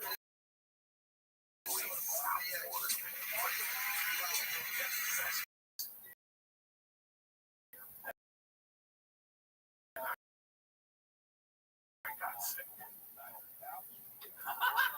Yeah, we stayed. Yeah, they had a party for me that night. It was out and shit.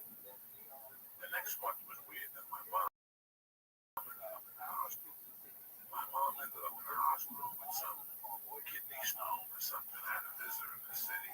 While she was in the hospital, they came to her and they said, the alcohol has to stop. You know, her alcoholism. When I say alcoholism, in her world, it wasn't like Red laser 4000. Come on, baby. She started at 8. She took a nap at 2. And then when she got up at 3, she switched to cocktails. So from 8 to 2 was Heineken's or red beer. You know, a Heineken with tomato juice. That was a breakfast. No, I never heard that. It's called a red beer. A Heineken with tomato juice for breakfast. That's your breakfast. No eggs, no cereal, no Captain Crunch. Fuck it. So, they told her. Son of a bitch. She kept drinking. Something happened to her again. They had to rush her to the hospital. And then this time she quit. She came over. She goes, I'm done. I could see in her face. Me, on the other hand, I'm having the time of my fucking life. I'm partying and everything. The week before, my mom, early October, before she went to the hospital, my mom had bought property in Miami with my father. And she went down to see if she could sell it. She was that broke. And I had a party. One of my friends, the big boys, had like this. I had a party. The boys, the little boys, were talking. The party was there on. I had a party first. I'm trying to get my dick sucked. Yeah. When they showed up, some girls, other people, they got up and left. And they threw me out of the fucking boys. You got thrown out for that? Yeah, but 3 of the guys remained my friends. And it was funny, we have a kid in my block at the time. His name was me and Louis played freshman basketball together. We hung out all the time. And one night he was fucking this chick who was his Darcy. That belonged. She dated one of the big boys. One of their girlfriends. This guy Eddie, who thought he was a tough guy. And Eddie walked in my house with 6 like other gorillas. And he goes, I want to know where Big St. Lazarus those times. My mother had this statue, only 6 foot. statue, 6 feet, damn, in your living room, crutches, with a gold thing on it. That was in your living room? Yeah, because some people That's a person. Full size. I love that guy, Santa Westro. And I'll never forget that they were like, we can find Darcy. We're going to start fucking motherfuckers up. I remember there was a kid that was named the Red Devil. He had just moved to the sidewalk. He took one of the crutches, the same. And he goes, Darcy ain't here. Darcy was upstairs fucking Louis the Nigger in my attic. And we're like, Darcy's not here. And I suggest you turn around and leave. And I'm shitting pickles off my grass. We're going to have to fight these motherfuckers. That scene.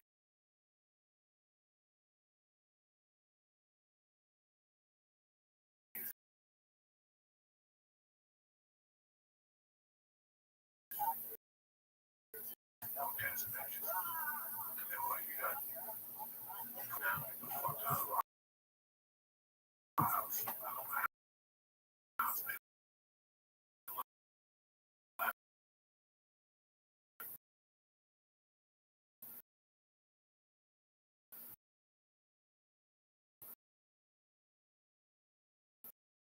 rather than was still one.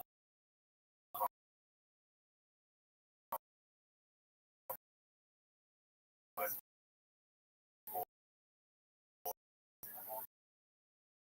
these would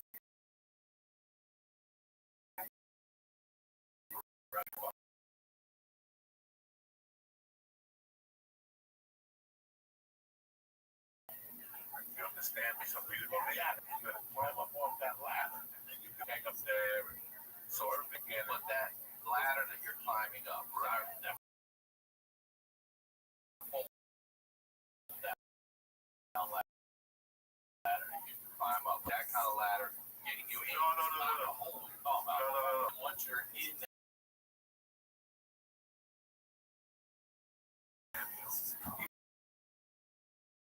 He would take the ladder, put it there, and climb up to that hole. and that, for that night, they got a real ladder. So you can walk all the way up, get out to the house. People dressed up like Satan, you know. They like me and Lou's and the fellow who was little boys. They stood to my side. Guys.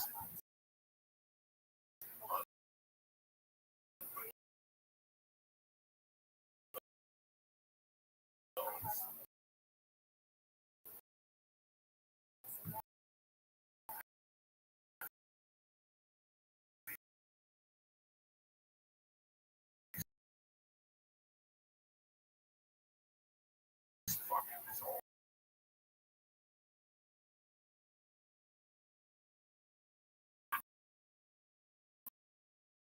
So the other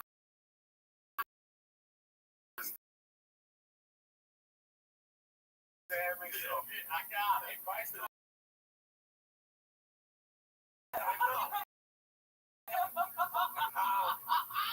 we back and then we leave you by the hole and eventually all you do is the chicks go down like one guy you see guys and the funny thing is you see a woman standing there and all of a sudden you see it just drop from his running. It was crazy.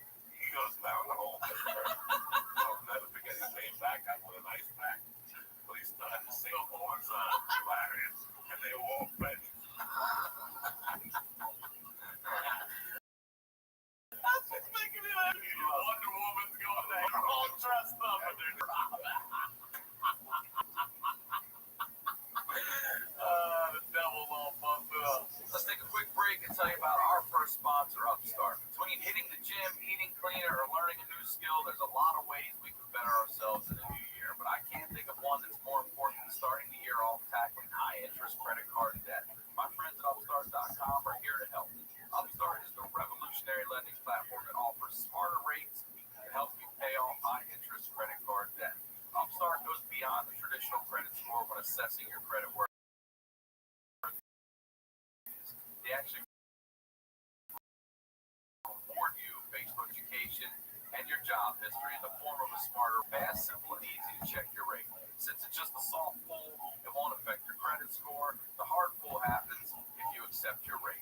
The best part, once the loan is approved and accepted, most people get their funds the very next business day. The next day, over 400,000 people have used Upstart to pay off credit cards or meet their financial goals.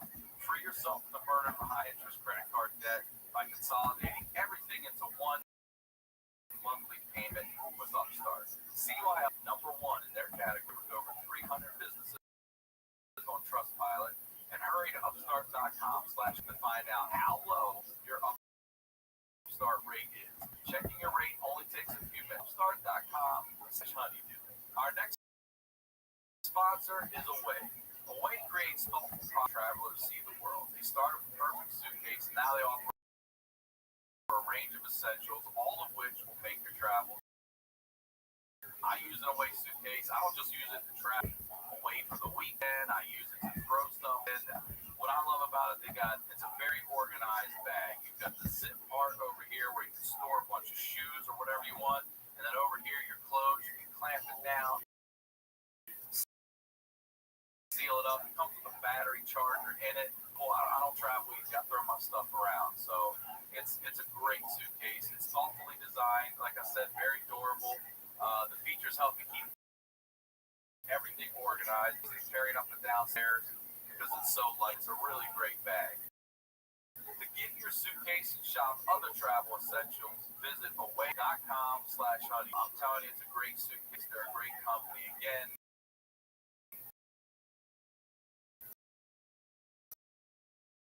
to get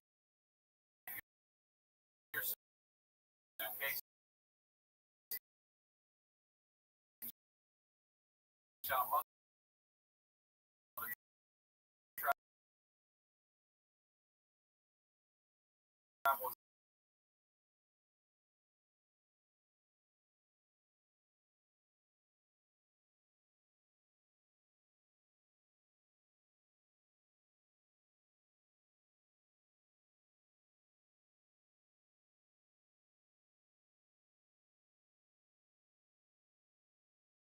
was official. It was like, you come to the company, she goes, oh, you and that cameo's part of this and everything. So I'm a tough guy.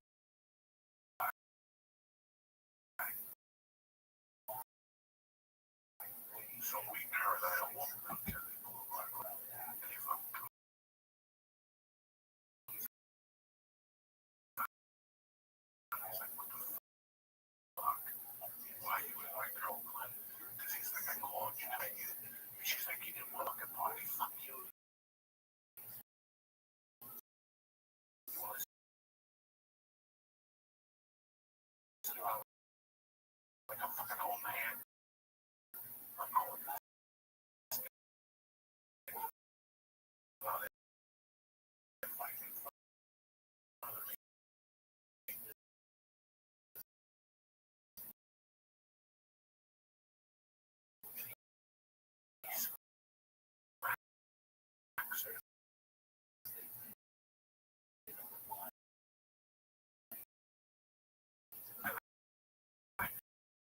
Jumped him for it. I didn't call that night. This was like, I got home about 6 and with the key in the door. I hadn't seen it like that since I was a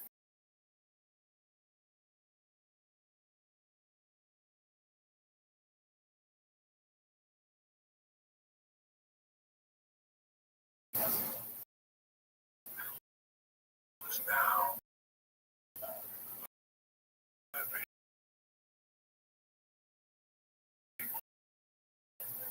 day to day because of my gambling addiction. It wasn't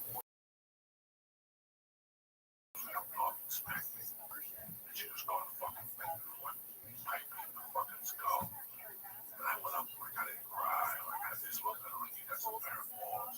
And the next morning I woke up and she was sitting on the bed. She brought me understand what I'm going through. And she goes, like, this compromise is to raise a man. I'm trying to raise a man. Yeah, I don't know if you know what that means to me. She goes, you have to call that you're going to be married. And you're going to have a family. You have responsibility. You have to call me. You cannot do this to your wife. Don't ever let me find out you do something like this to your wife. Call your wife. And she's like, I'm just prepping you. And we got up. She was come up to make breakfast for you. And she was walking out the door first. I put like whatever t-shirt on, and pajamas on. And she turned around and she goes, you just have to understand one thing. And she had big fucking red tears in her eyes. She goes, I don't care how this ends up. I just, downstairs with her. She's talking to you as a mom and as a wife who was treated a certain way that she don't want to be treated your future wife as a mom. It was a bad morning. And we talked whatever football, and then she went and her thing and our relationship was back on. We're back together, but thinking about it. She since I was free. You got pussy. You know, you gotta be a man. You know what I'm saying? And if you get old, you gotta suck tits. But you gotta be a man. You know what I'm saying? You gotta be a man. But this time, it sounded like the other time. It sounded like he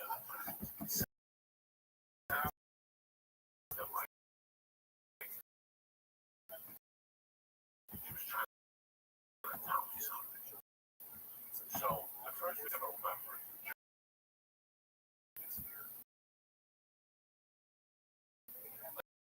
Like she's telling you to be a man this time. She's trying to tell you like this is. I don't know what happened. I don't know what it was.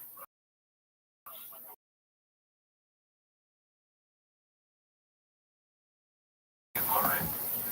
2 days at school, but Wednesday night we were gonna fucking kill someone. Like when they had school on Monday, Sunday was getting sacrificed.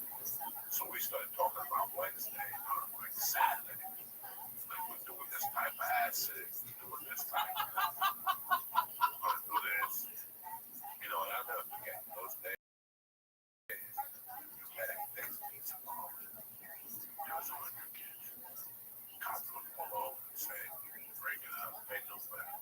There'd be 100 of us across the street who went to store, wait for somebody to get us like that. There was a pinball place next to that, Wizards, and they sold like obscure drugs. Heroin, bow and arrows, and shit like that. I don't know if you want to kill yourself, whatever. They sold like next level drugs. They sold my own drugs. And we went to this meeting place, and a gang, and we're all outside drinking. It's November. I'm cold out.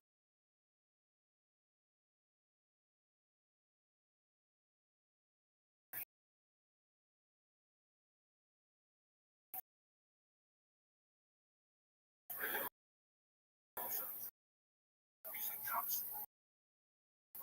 running with Dodgers. And I got beers in my pocket, and I got a beer in my hand, and I throw it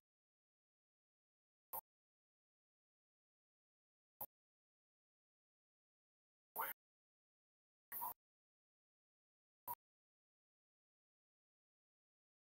Running.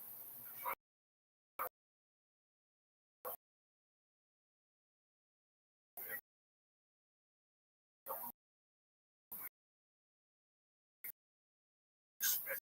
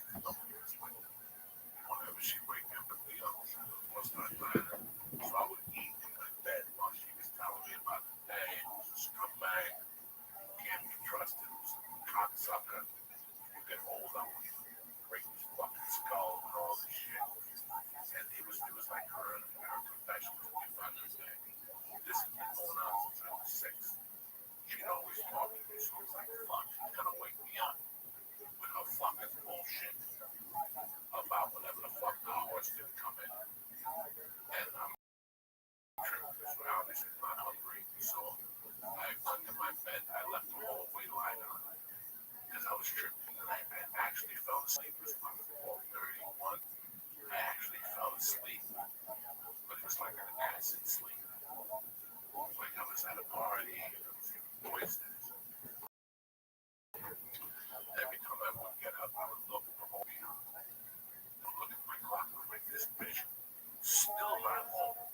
And she was feeling sick. Thank God. You know what I'm saying? Like that was my mother. I'm not feeling well, but I'm gonna still go drink her cocktail. So I wake up, I hear it now. I hear her in the kitchen. I'm like, thank God she's home. All the way light is turned off. So that means she came up to check her. She went back downstairs, and I heard her yelling at one point. And I'm like, I'm not going downstairs. I'm still tripping.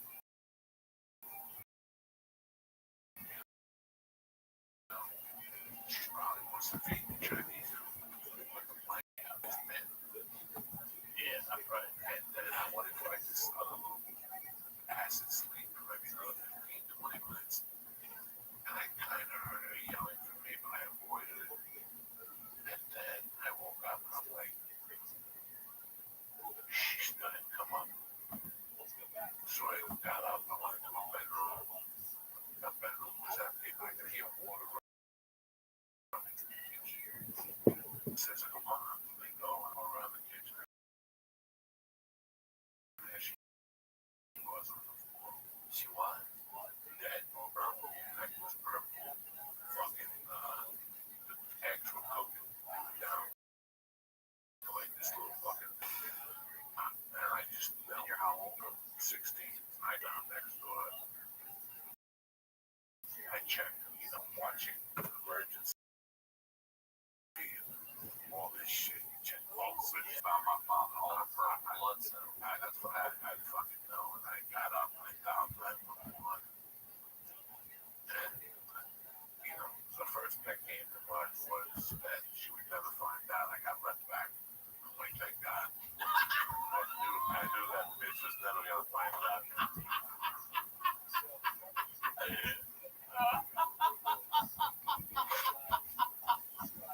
So I called the ambulance. I couldn't sit in the room with her anymore. I went outside and sat on the stairs.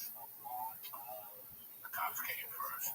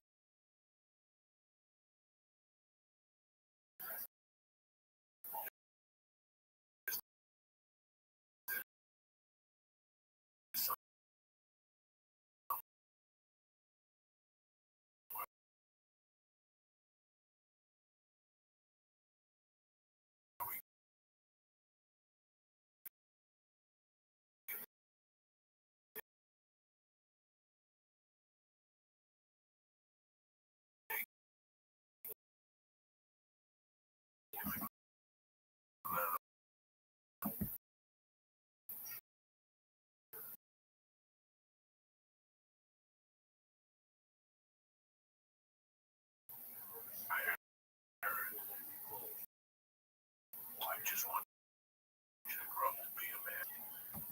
At that moment, I had skipped childhood. Childhood was done by. Childhood was out the window. Like, it's so weird how I know my fate. And I basically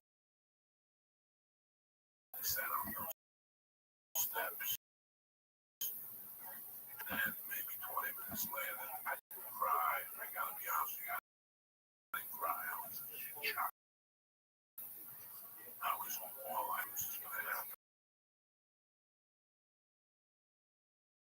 Not after the back. And she said, I'll be there within an hour. She couldn't believe it. I called my mother's brother in California. I called my mother's male best friend, this guy.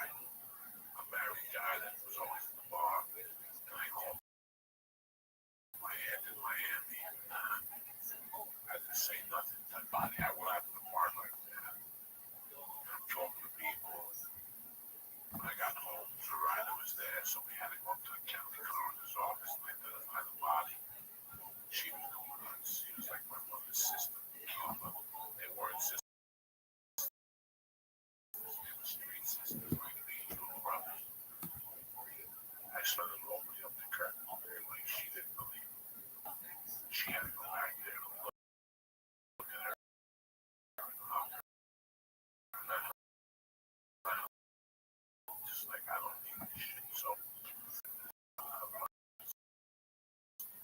What was the thing?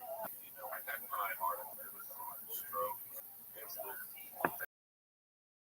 attack as a marriage is called. It's like a little broken heart. Throughout their thing. You give up your will. Give up your will. So much. You just don't want away where you had it. You just had it. And your body witnessed it. So, this is the fucking funniest thing in the world, man. We go in the car, she's going home, Soretta smacks the guy. My mother's earrings were missing. Where's the earrings? My mother's like, she's had those earrings. She wouldn't get rid of them. The guys in the game, we don't know what happened. She fucking punched one of them. They threatened to call the cops. Fucking, she had a bribe for $200. This is my mother's way. And we get back to the house, and the house is filled. You know, I just called Veneri, and I told Veneri, yeah, they want my mom. Veneri was a white dude. Veneri was a white dude that was a dear friend of mine. I still talk to Veneri. He's the assemblyman of New Jersey. I didn't want these fucking crazy human people embarrassing me and Veneri's funeral walk. There was a knock on my mom's friend came upstairs. I was in my bedroom. And he goes, man, here to see you. I go, you know what the fuck it is? He goes, no, it's a cute dude. He says, his name is Rivera. You don't know who he is. I go, I have no idea. The guy goes up to my room. He goes, I don't know if you remember me. He goes, you probably don't. He goes, I'm going to cut to the chase. I opened the funeral parlor. And when I came to Cuba, I was being murdered with your father. He goes, I grew up with your father. I played baseball with your father. He goes, after something in Cuba, we lost contact. And one day I was in New York City pushing a cart. I saw your father. And he got out of his fucking Cadillac and raced over to me. And he's like, hey, what the fuck are you doing pushing a cart? You're, you know, Ryan. He's like,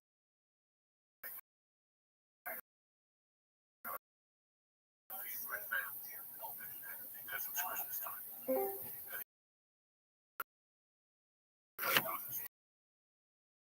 Zoot, how you look, fam? My last Big dog. streaming my last 27. Oh, that's really tight. What else is good, pimp?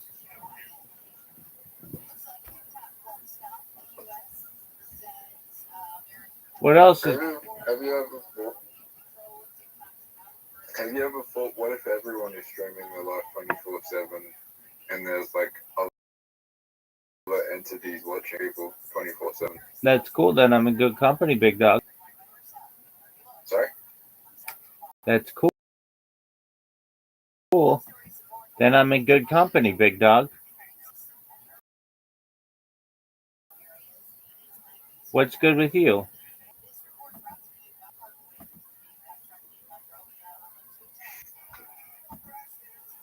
Just got a message. What was the message, Zoot? Just from a friend. And what did this friend want?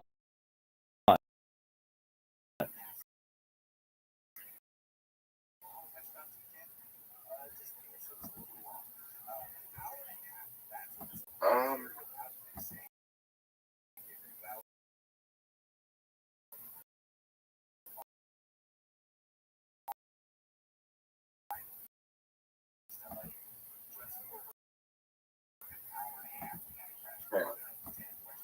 Just wanted to know if I was okay. Are you okay? Okay, what's wrong, big dog?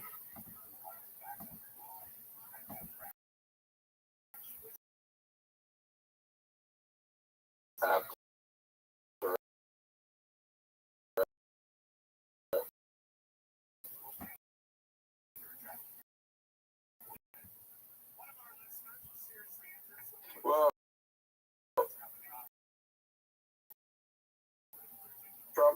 Trump said that tomorrow they're going to announce the cure for autism, yet there's no cure for it, which is probably more. Yeah, but Well, you can't end something that doesn't exist. no, it exists, dog. Only the smartest of the smart people on Earth have it.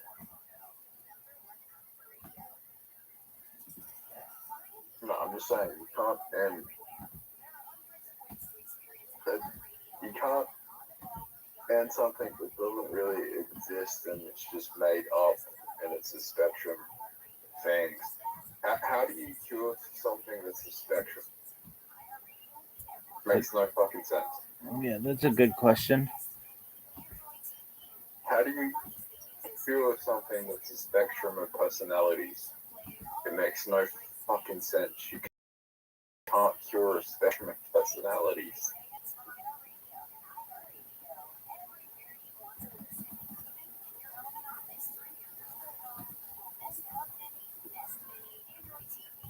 What's on your agenda for today, big man?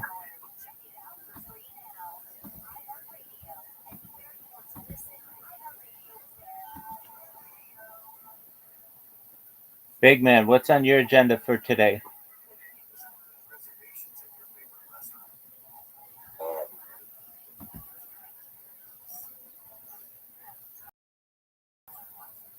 I didn't do stand up tonight. You did not stand up tonight? Oh, well, Rabbi. Yeah. I went to the stand up open mic. Okay. And I said to the guy,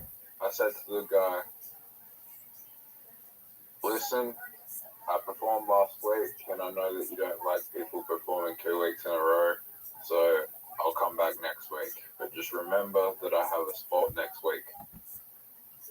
Okay, and what did he say? He said, yeah, we'll put you on next week. Oh, okay. So that's why you don't do it every week, because they don't like you to. Yeah. Well, you should have said that a long time ago.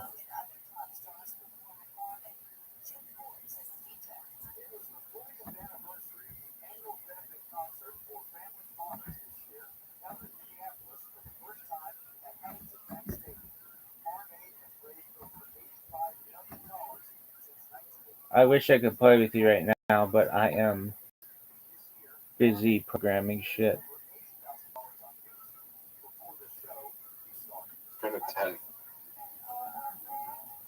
It's gonna 10x. What's gonna 10x, big dog? Super autism. Oh, no doubt.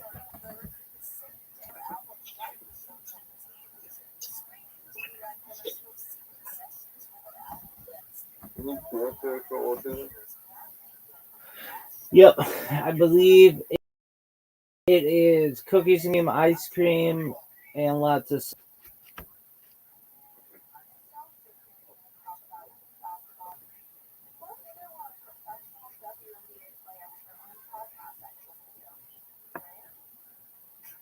Zoot, I'm the kiss of death. My fucking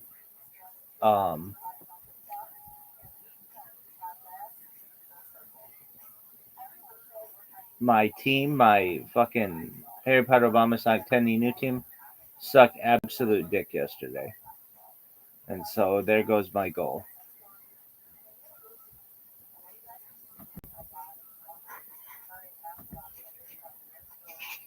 Just in case you cared. All right, are you going to the gym today?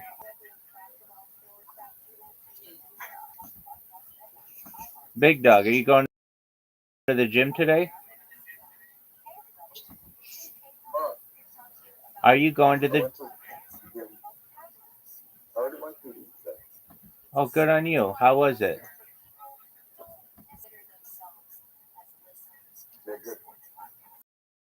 Were there any hotties there?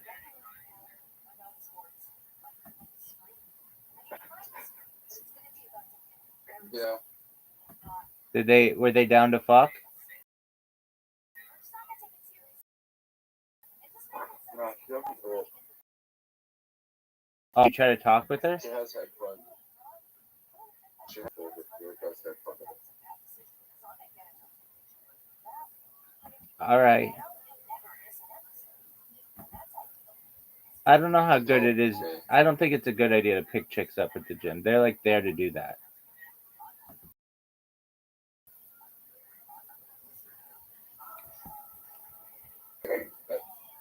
Yeah, I think the stand.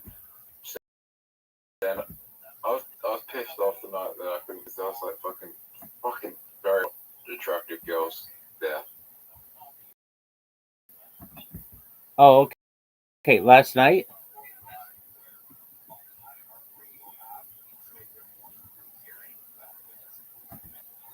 There were hot girls there last night? Okay. Well, maybe they'll be back next week.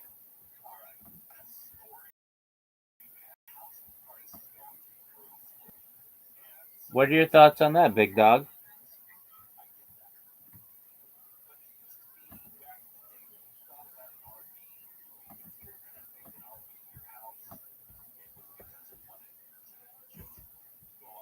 Yeah, maybe. Okay. I can tell you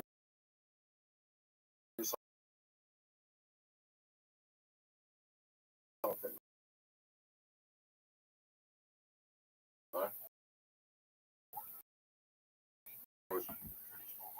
People tonight weren't very funny. What makes you say that, son?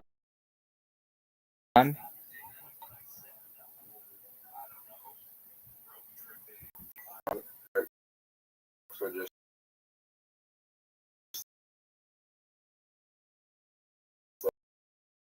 like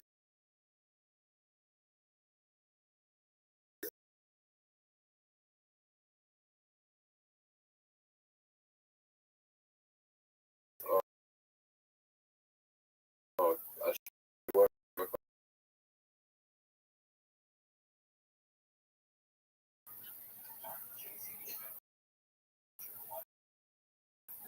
most of them, yeah. Anybody there funnier than you? Was there anyone funnier than you are?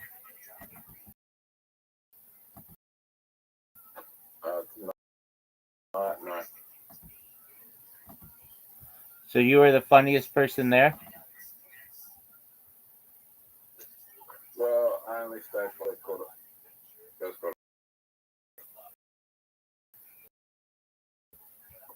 Why did you only stay there for half the night? We're going to do the sign up for next week. Do they charge you to go see other comics? Yep. Oh, so you had to get charged just to sign up? I could have signed up and then I wouldn't have to pay, but I wanted to pay. Okay, why did you want to pay?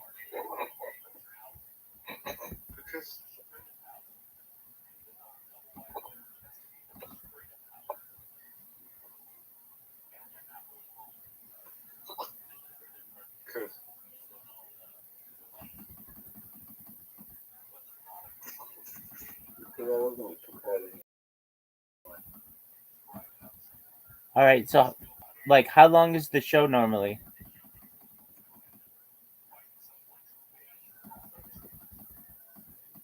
Starts at 7, ends at 9. Okay. 12.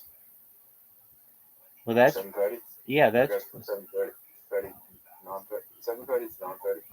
so did they how long did you stay?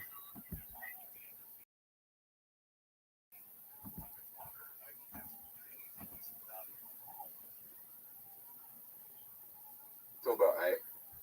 Till about Half 8. an hour. Okay. Beautiful. Calm down, Zoo.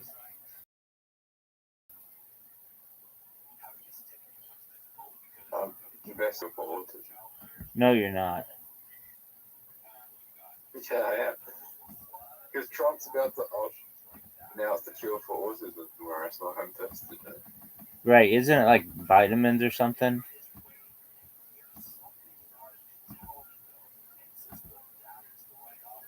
Well, there is no cure because it doesn't exist. You can't cure something that doesn't exist.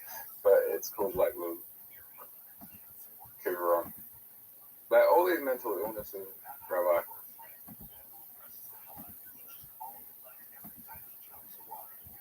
All these like mental illnesses, neurodivergencies, they kind of just everyone has breakthrough them, and I don't think they exist. They're just put there. People put them into that category so they can come up with a cure, which is a medication, and then people put people on the medication. Is that how it works, Zoot?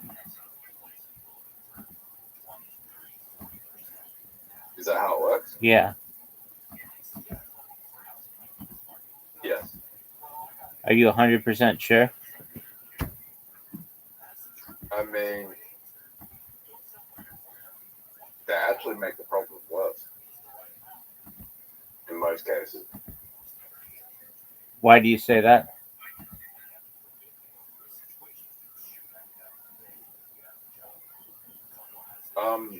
Antidepressants are linked to suicide. Okay. Anxiety meds actually just make people more anxious when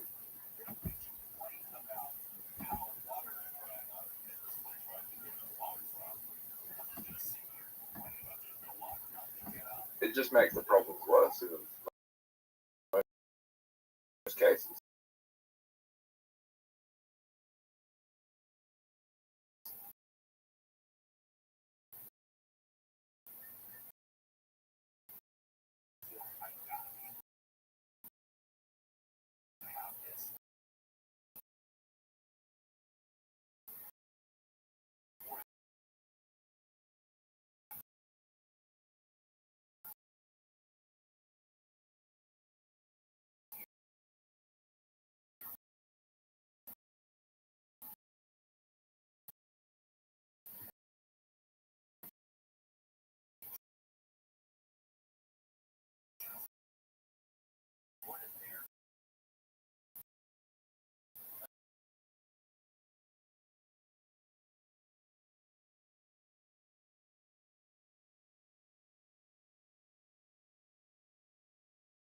For us for 7 years, and I can tell you that if I just,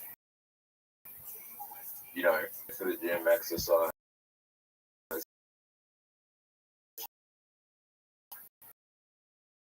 like 1 month, Feel that way?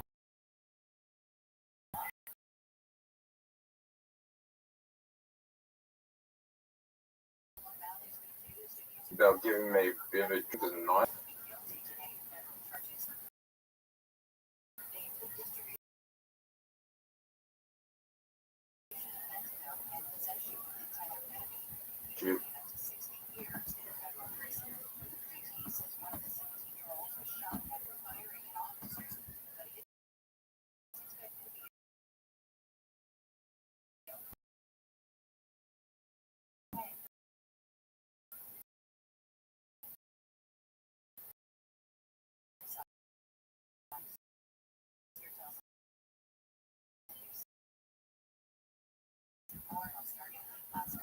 Ben, why not? Yeah. What happened? Rabbi, What? someone to take medication for their mental health if they have like diagnosed with bipolar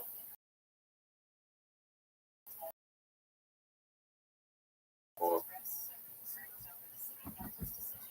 recommend people take medication. Yeah, I recommend people. Every case is different.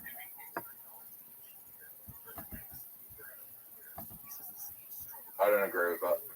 Okay, well, that's fine. My doctor told me to take ADHD medication. Okay.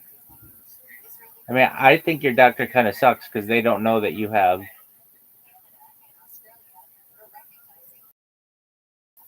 Tourette's syndrome.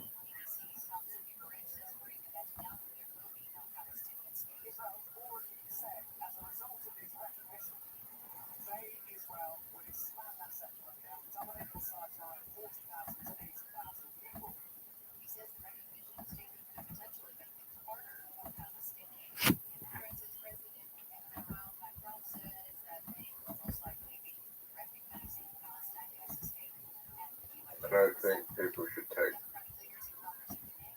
medication for it.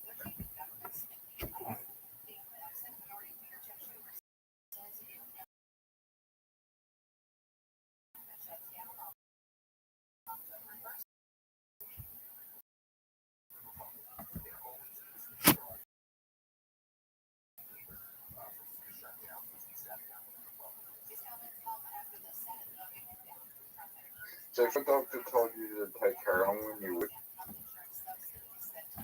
Like I said, it's a case-to-case basis. In that situation, I don't think it's probably in my best interest to take heroin. But there are some people out there with some major issues. So I said it's a case-to-case basis. There's some people who are diagnosed with things and that's accurate. There's some people who are diagnosed with things and it's not accurate.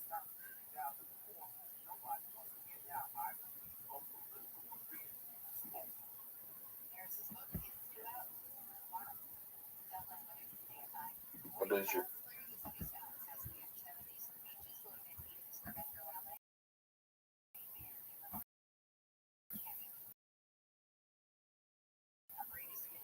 Yeah, I just don't trust pharmaceutical companies.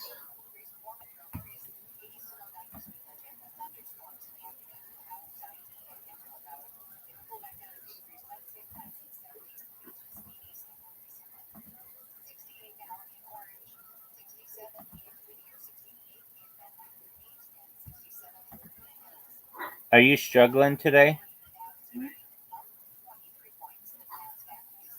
Okay? Are you struggling today?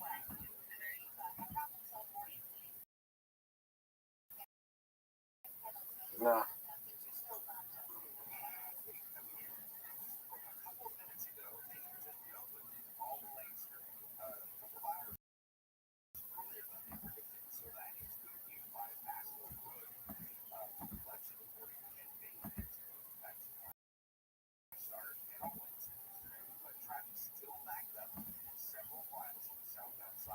So what's on your agenda for this week, Zoot?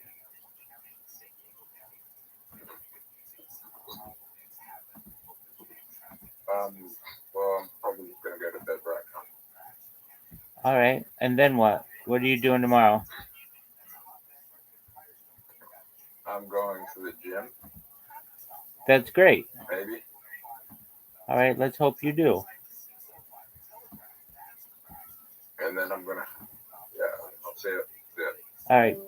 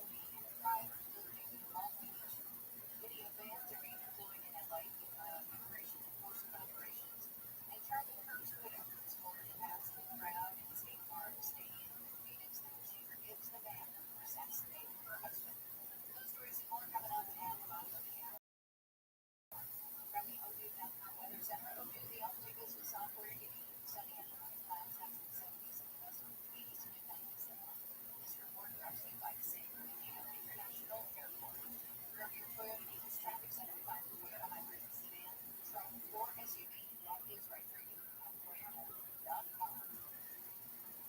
We've got to install in City on 10.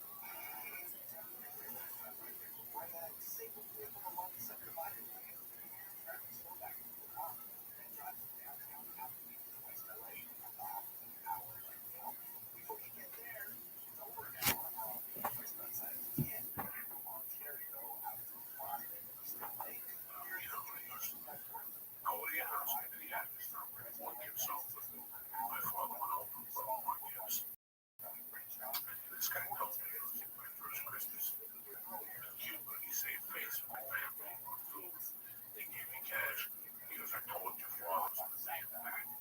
They told me to go fuck myself. He wouldn't take my money. He goes, after by the year, I got a job as a politician. And I started making money every time trying to get $100 back. And he said, when my son gets home, you know, back there.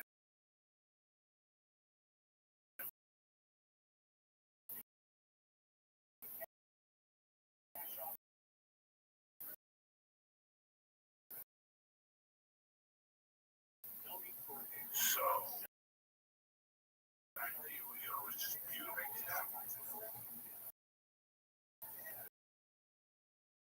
We did the wake, 5 days. The wake was tremendous. Cuban wake. Yeah, what's Makes that an like? Irish wake look like a fucking wake.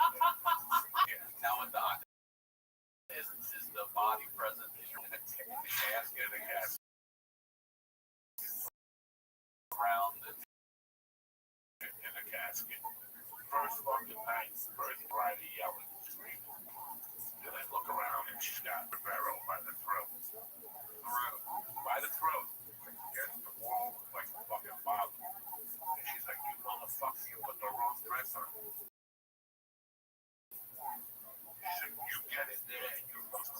I told you it was a blue dress. I'm like, this is gotta take her out there and change her. They fucking took her out. your mom had an outfit change. Out of outfit change. She was dead. They put it back in the living room. Now these Cubans are walking in like there's another, you know, when you're in a funeral parlor, you have 3 rooms. Yeah. You have 3 bodies at once. My mother's friends didn't give a fuck about the other families. They started coming with the coolers. And we go to all of the bars, tables to play dominoes. Just they like, this is what your mother wanted. Your mother didn't want nothing. Your mother wanted heavy duty, smart coat. So we had to work beautiful shifts. 8 to 4 was the rider, 4 to 12 was me. Most viewings are like 7 to 9. No, it's not on a Wednesday.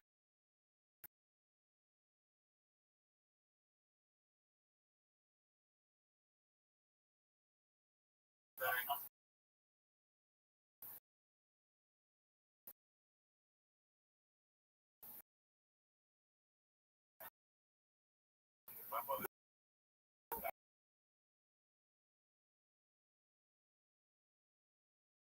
put it back, you know, and she would say a word. Since I was 5, I knew the rider. And she was always on coke. And she would do it no matter where. She did it at my first communion. No matter where we were. We could be in Boston, Bailey Circus in New York City, and you'd see the rider do a little bumps. I've watched her the whole weekend, just sitting there and observing me. And she would go up to me and go, excuse me. You have an argument with her in 1958. Get the fuck out of here. It sounds from people. She was throwing people out. She never liked it. I never liked it. You have an argument in 19. Oh my God.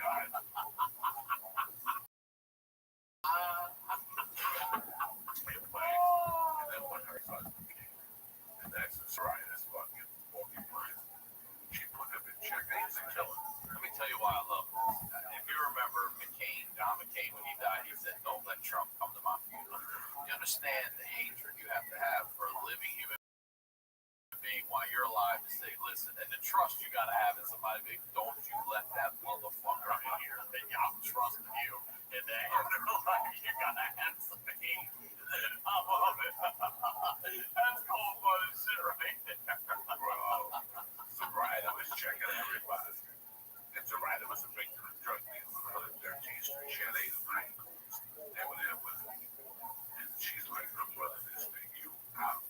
You go with Jason shirt. You know, That's his clothing. oh my God, she had 10 drugs and food. And you show up like that, get the fuck out of here. Oh my God. Everybody went to this way to put a bottle of pinch. My brother's cash. What's that? What's a pinch? Alcohol. Is it type of Yeah, it's a whiskey, a brandy, pinch. They kept putting pinch, and I would see them like put fucking cocaine in the fucking thing. Here I am going, Jesus Christ. I can steal that coke and sell it. At that time, I wasn't a coke at all. You weren't doing it. I done coke once. Which was not. But it was just, she fucking hated my stepdad. So she declared war on the Friday. She would come in. She would make comments. It was fucking comments. And they were very on Monday morning and Sunday it was slow. And that was about to go and go. I go, I don't know what was I. And when I came back and it was just her and Soraya. And that's when I saw one of the most beautiful things in my life. I saw a thing that's called friendship. That is a thing that's been lost in this time we live in. You know, Soraya and the world were such tight friends. I never understood it when I was a kid. If my mother went to Hollywood,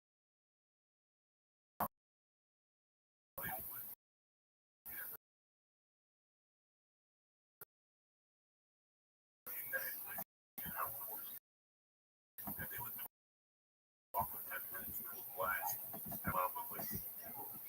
But that night, I saw Soraya kneeling down. We have whatever we can. I was just her, my brother, like, wow. And I'll never forget you saying all this stuff. And I'm watching in the middle of all this. She goes, Yeah. she goes, she goes to bra. She's doing like a bump. And she's like I would give you one, you know. I mean, it was just classic. It really stuck with me. And then the next day we buried her. She stayed with me for 2 weeks until my life got together. We decided what I was going to do. I was either going to come to California or go to fucking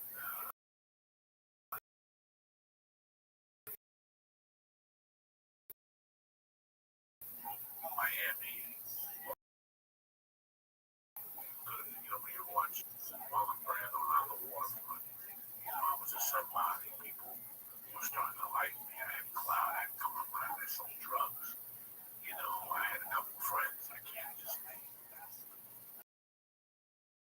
So I decided on the clear was for me to listen. But I love it so much.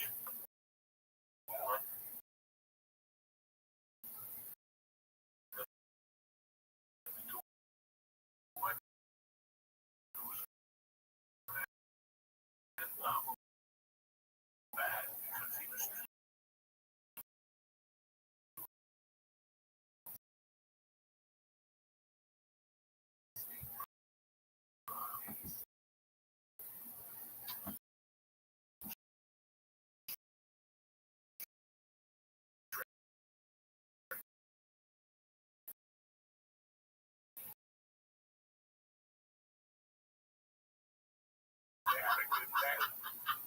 they had a nice house, they had HBO, and they put me here. We go from being asylum. They weren't much into air conditioning. I can't live with it. Air conditioning, you want motel requirements. I was a single child. I had a cable in my room. Yeah, you're alone. I got 16 now. Yeah, growing up, I always my central air, and I like my room cold. My fan broke last week. So my wife had to buy me a new one. This is like the fan that used in Spider-Man 2. Why was Yeah. you put this on high, like sheets are blowing. I put it on high, so whatever. So I wanted the vendors had everything. They had air conditioning, central air, their parents owned the deli. So there's always cold cuts. We cooked Italian, so the food was great. And there was no curfew. So I moved in with the vendors. Staying at the same school and everything. Yes, they had the same school and everything. That was weird. Whenever I lived in that neighborhood, my mom is very a block back. I grew up. That cemetery had always been there, and I hated it. I never walked on the same side of it as that cemetery. I couldn't because my Santa Cruz walk on the same side of that cemetery.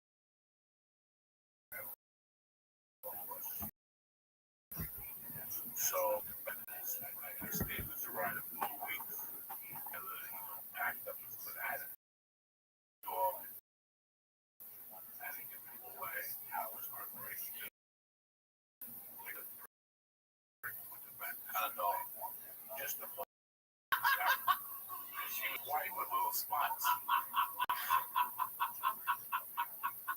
Like, you know, one teeth, I don't know how much time we got left.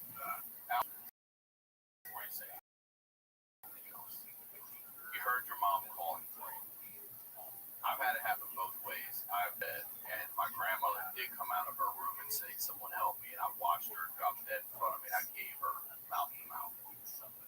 Do you ever regret not going down to your mom that night? Do you ever think about that, or do you think that? Because I can tell you from both ways, I'd much rather somebody than go down while they're calling me and then watch nothing you can do. Does that sound like whatever it was a massive heart attack or whatever, and there's nothing you could have done to help? I understand you. About a month after that death, you know, you can't accept it when a parent goes.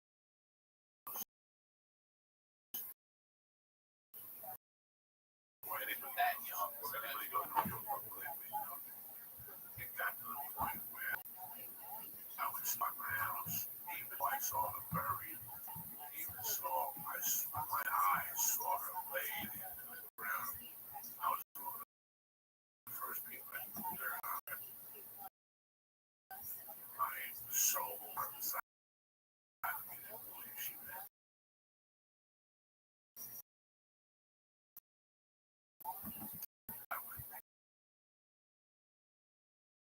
Maybe she went to the wrong house that night. I had daydreams. This is just a dream. I'm gonna wake up. She'll wake me up with snow bacon. She'll wake me up with some breakfast ready. Walking just like a lot last night. And a horrible dream we got. You know, it was just. And then I think it was about a couple of days before New Year's.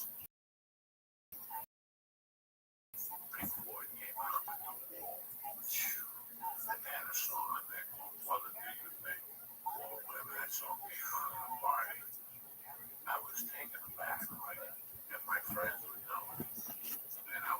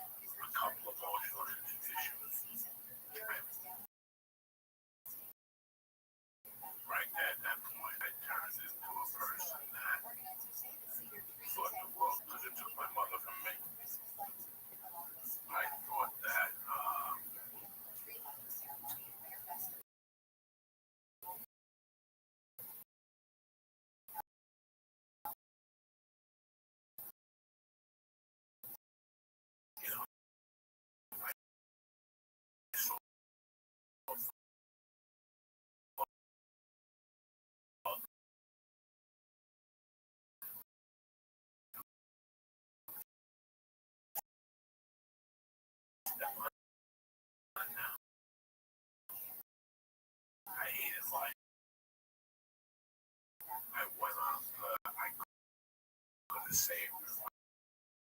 I went downstairs. You trying to top it. I could have saved her, man. You know. I could have fucked up, but I didn't. And my friends and them was just bullshit. I thought it was bullshit.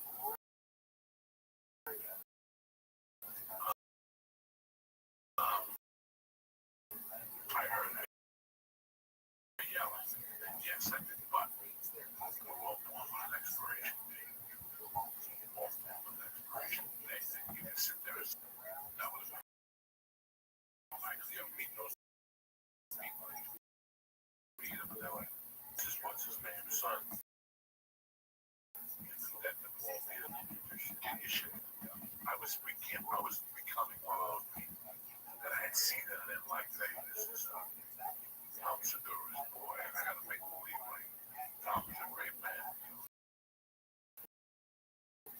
30 years. Like 30 coming up with puppy dog, you know, go get a dog out. You know, right? I gave you that moment. I gave you that moment. You know, when you coming over, you were puppy dog guys. I feel like I owe you something. The fuck out of here. You know, it was like that. I knew if I would have wrote that, I would have became a victim. So thank God I let that go. Yes, I did hear her yell. She was crazy. She yelled every fucking night.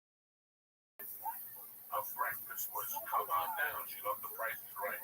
Yeah. So that's what she would say. Oh, Antonio, come on down. You have one on oven. And that was, you know, so you never know what the fuck she was coming from. So yes, deep down in my heart, I know. I'm telling the truth. She yelled. And I go down there, no. Did she die because I go down there? No. You don't have an expiration date. You never want to put nobody into that. I wish I didn't see, but I wish I had discovered my grandmother and not.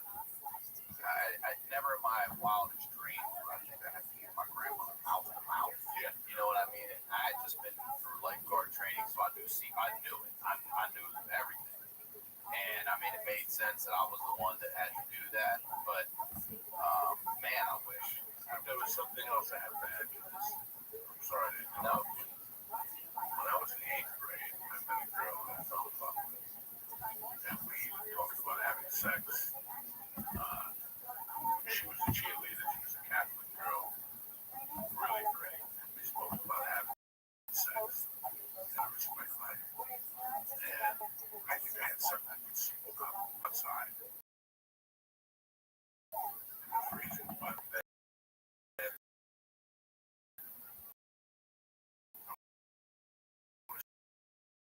so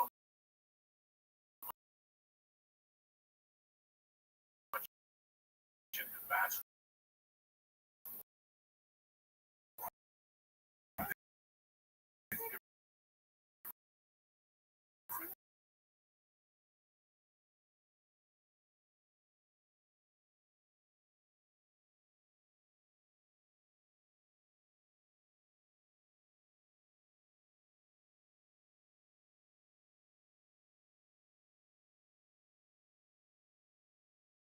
With Marky Wahlberg, that was her. Yeah, I know I'm a sucker for those Irish girls. Down to my house, yes, I get down there and she was sister named Peg. The hot song at that time was Peg by Stevie Dan. Hey, we come back to the gym. Hey. So I love Peg. I love her. I had been swapping skins with her and holding hands with her for a few months.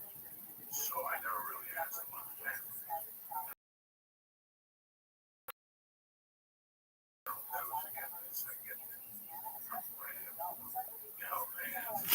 I'll never forget saying what time she dad come home. It was 11 in the morning. I go, what time did your dad come home? And she goes, 5:30. I'm playing that. I go, what about your mom? And she goes, my mom died of childbirth. Giving birth to her. I think it was childbirth.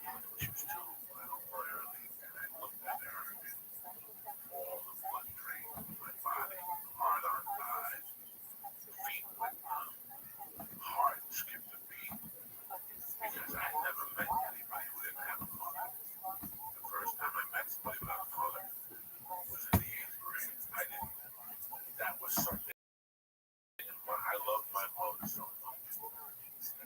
something I can never even think about.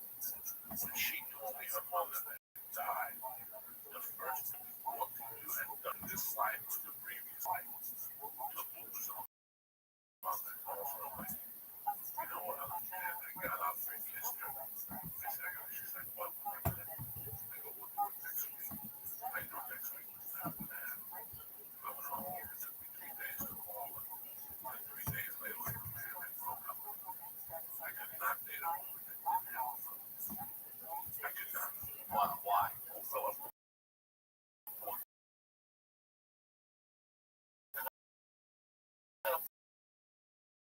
First night, you don't have a fucking mother? Oh, you're my fucking mother. When I found my mother guilty of me breaking up with her,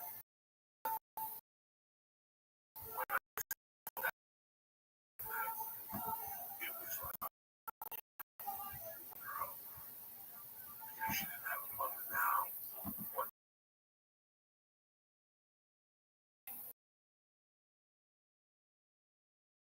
Right. So that night that I went to knock on the door, I went, that was the last time I was in peace again. My plan after that was to see when my life there's no sunshine. It's like a fucking Batman movie. It's black and white. So no, I felt really, really guilty about that. So the guilt, the thing about my mother, you know, your dead mother now with the vendors. I moved in with them. What are you thinking? Let me ask you this. Are you remorseful that you did that to that girl because she didn't have a mom? But are you now thinking differently of her, or are you thinking the same thing of yourself? What the fuck must I have done? I'm thinking about the same thing. So it didn't change your mind. It just What the fuck did I do? Okay. I took my father and now my mother died. What the fuck am I? A piece of shit. So just went into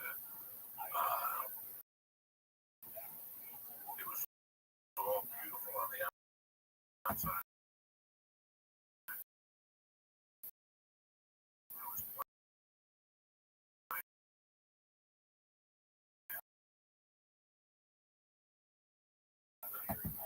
character on the outside with the Indians. I can't think of enough when I did see eye to eye on certain levels because I learned something moving in there. Good friends with John. Me and John had always been friends. When I moved in with him, I realized that we weren't good friends. I didn't like hanging out with John. John was a fool. And John is a great artist. He had a great family. His father was the strength of the family. And him and I, he kept me together. I was just a lieutenant in that house. how long were you there? How long were you there? I was there for 18 months. It was a disrespect to them. To this day, I live with heavy guilt because of the in and out. The way I lived, I was in and out there. I came and went till I didn't pay rent. They never asked me. They got you through 18, and then They got me through 17 and a half. And then in April, right after Reagan got it, they tried to shoot Reagan. They asked me to leave. They said, you have to leave. At the time, I'm selling coke. We wanted to go. just go. Two and alls. It's like, you know, like Oxycontin, this, that, F66 Express.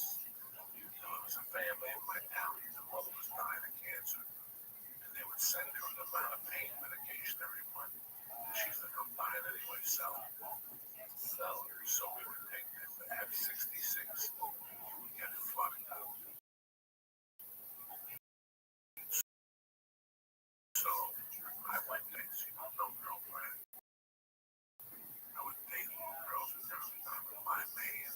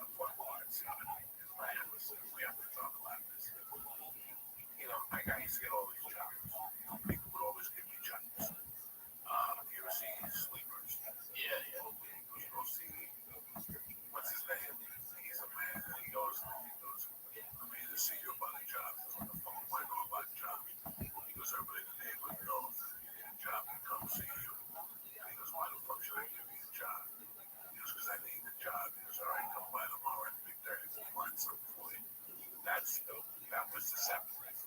You find something like, and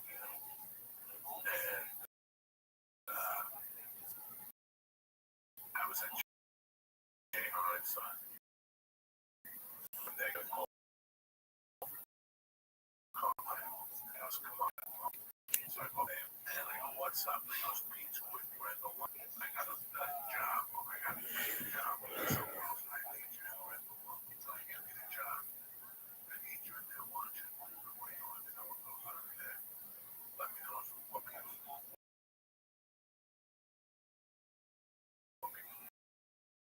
I can go in there. Let me know who's buying shit from there. But the owner's office. His name is Richie Ward. I went up. I filled out like a half-ass application. He asked me if I was experienced in plumbing, if I do anything. I know how to measure. He goes, that's fine. That's all you need. He goes, I only got one test for you. He goes, get a broom, sweep this office. I want to see how you sweep it. So I did everything. Chairs, I swept. My mother taught me how to clean. I didn't just sweep around things. I swept the butt. Swept a little bit on the table.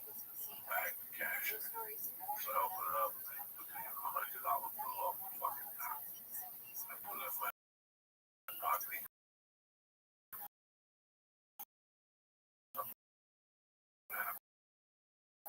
He did a great job. Then he goes, hold on 1 second. We're going to see something taken. Bro, my neck touches my neck. Before I came up here, it's $100. Like, you get it taken. I take it in the fucking room. He goes, I'm going to do this. So I was fucking leave. 5 minutes. When I come back, then back in there. I'm not going to ask no questions. All of a sudden, you're not going to believe it. There was a knock on the door. It was an old man. He goes, hey, Richie, whatever. He goes, I got this one. He goes, that's the wrong one. This one had the right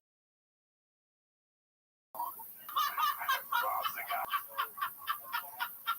So now, I go home and I see Pete. I go, Pete. He goes, how'd your first day go? I go, what grade? I stopped handling. I did this. He goes, oh, we have to pay the most important thing. You gotta steal. I go, what? He goes, if you don't steal, they're gonna know I was stealing.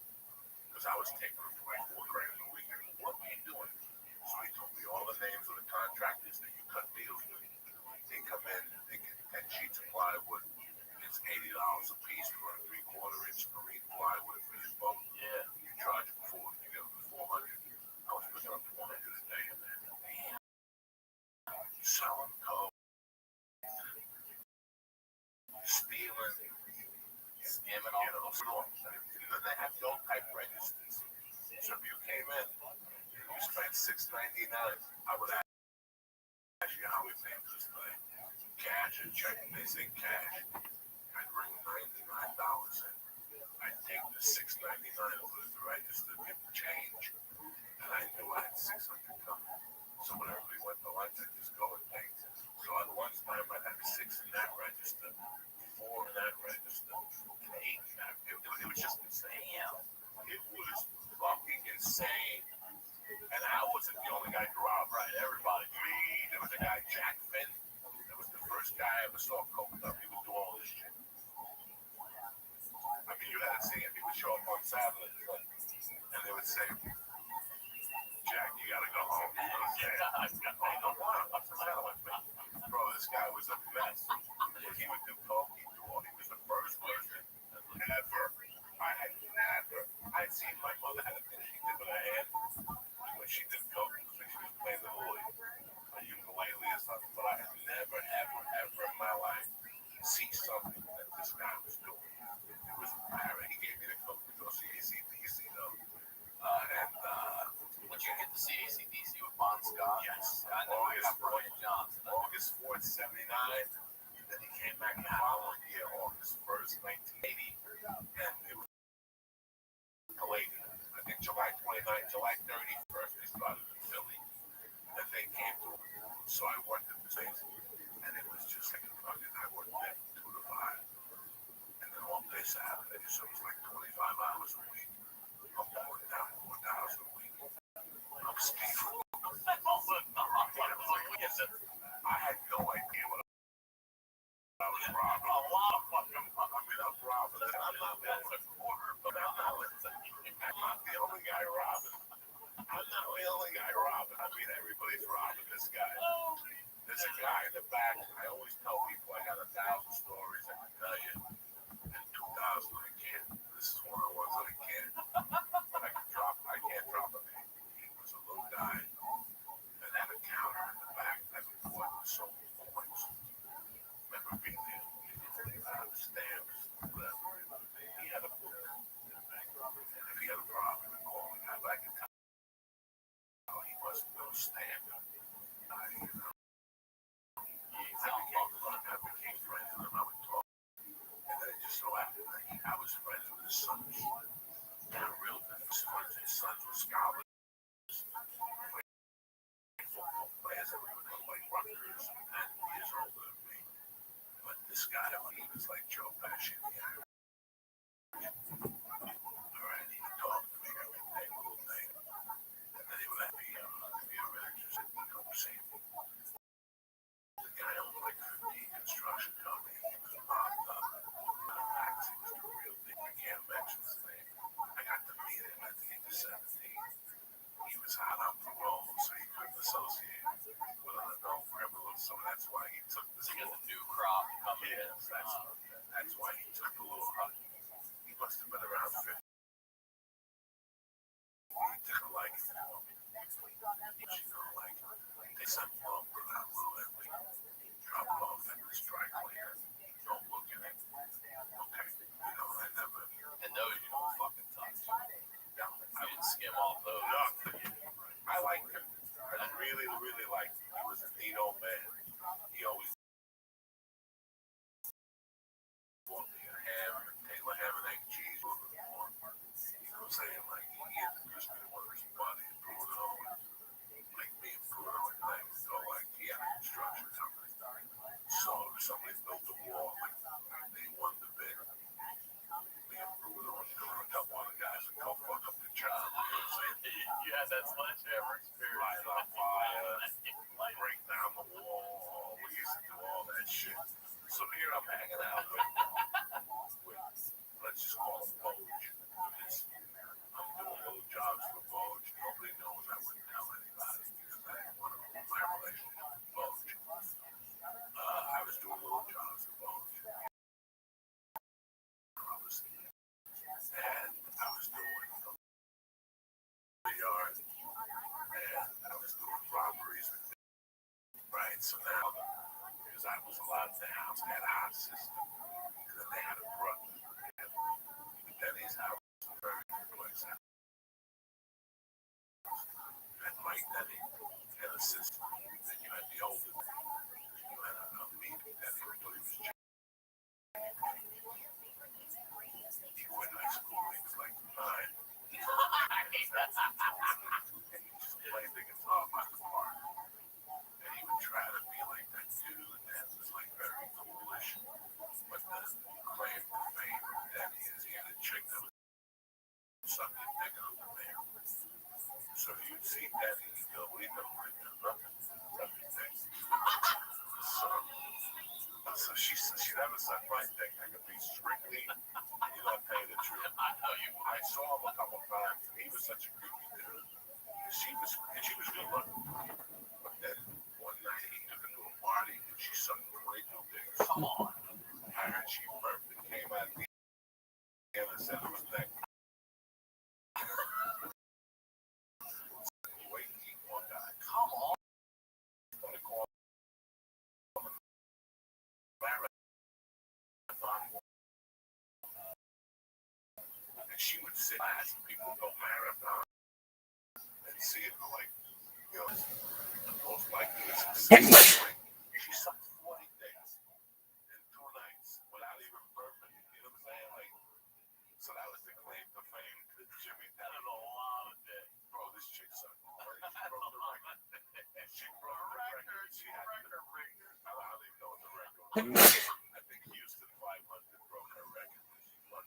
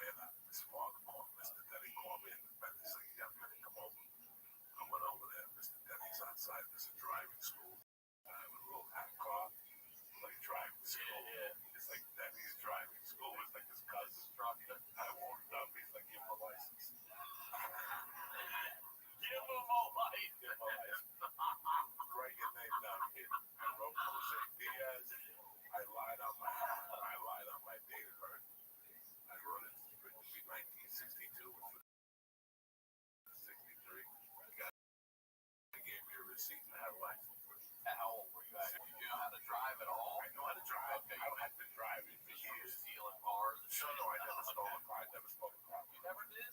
No, so like that's the dumbest crime in the world. If you catch me, I'm in it. You're in. I can't get out of it. At least I can throw coke in the weeds. You have to prove that I do in the weeds. If you catch me in the fucking car, you're in possession. You're in. So I never was big. That I was never in stereos. Remember that when people used to steal radios? We had this Piss me off. I used to rob them from Sears and sell them to you. Yeah, no. So I would go to, if you told me you had a stereo in your car, I would call Mike Walters, have him rob it, and then I would sell you a pop punk or one of those things, whatever was popular in those days. You know, like that type of shit. But I learned my lesson. I had a stereo system in the back of my Civic, and I played it a little too loud coming home one night. And in the morning, I woke up and that shit was gone. Did it again. I was like, what's that? I know exactly what's going on around here. They busted in. My wallet was in the glove compartment. I'm sure it was someone I knew. Like, leave his fucking wallet, bust the window, take the speakers, take the amps, take the fucking radio. And that's what I did. yeah, but it was really weird what world I was at 17. I was still going to school like a normal kid. God, we were only at 17. Still going to school as a normal kid. I was working on the boat. You can't even vote yet. We got all this. You ain't even allowed to vote. I was doing crimes with Danny and night, and I was hanging out with you, Shador, and Bert. We thought that happened. You, Bert, and Tom did not know about my relationship with Boge. Right. And you didn't know about my relationship with Don't mix the work and the friend. you know. I got thrown out of the business. I got fired from that job. Boge stopped using me. He kept telling me, stop doing that for money. I get older. And I moved uptown with the buddies. They're still very tight with. And my niece, in fact, she was in town today. Oh, yeah. I saw her when she was 2. She was a baby. We used to hide in coconut on the ground. Okay? Because who would think of hiding the coke under the crib? So you had to actually pick her up and fucking get her under the crib. Look like a bitch. Coke was wrapped in the packages. So Kelly knows this place, the real one.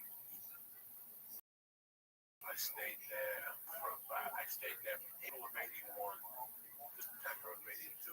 That was some of the best times of my life. Because Mike, the guy who took me in, out of the 5 brothers, he weighed 160. And I'll put him up in the second time.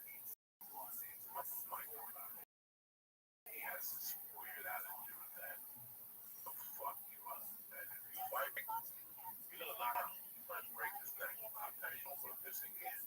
Because his motto was, I'm taking some with me. He was taking out the same way. You're not going to be the same high school. This is high school. I should have stick the umpire's face all the little bits. All over. A guy talked. Yep. Motherfucker. And he spit right through all the bets. The Boston Red Sox looking at him. They stopped at his attitude. But I think I was okay. You know, once he is real funny, so I moved him with Ben. This is my junior year. It's not my junior year. That summer, I kind of bumped around a little bit. I burglaries. I was acting the daytime and already the partners. He used to be a good kid, but the situation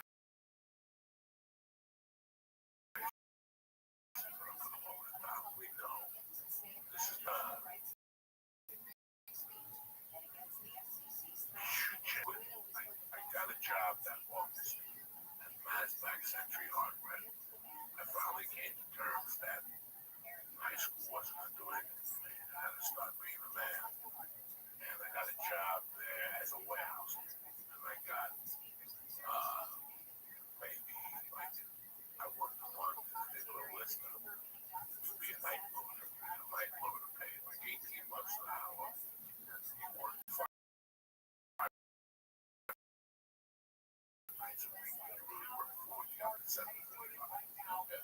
So I took the job. I was loading trucks, and everything was going great. My life was going great. I was paying rent. Me and brother had the downstairs apartment in his mother's house, and I cut myself. No. I puked. I must have eaten something. I was loading the truck, and I puked. And I puked on my shirt. I puked on my clothes. I walked up. I lived up the hall. So I walked up the lot. Nobody would see me. I go, let me go home and change my shirt. Get some water and brush my teeth. And when I tried to get back in, they wouldn't let me in. The fence was closed. And I would call the warehouse and would then bring in that manager's office. So next day they fired me. And it was November 82. So I figured, let me go back to high school. And then one day I got my last check. And who do I see? That fucking Nasdaq Century Rothschild. Oh, gangster from the day. And he goes, what are you doing here? And I go, I'm coming to get my last check. What are you doing here? This is all my stocks.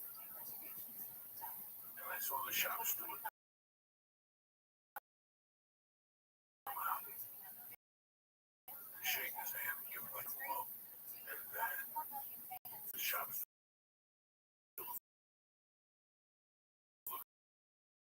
looks at me and goes, what the fuck you been? I got fired. Like I said, I got fired when I'm on. It's like I swear.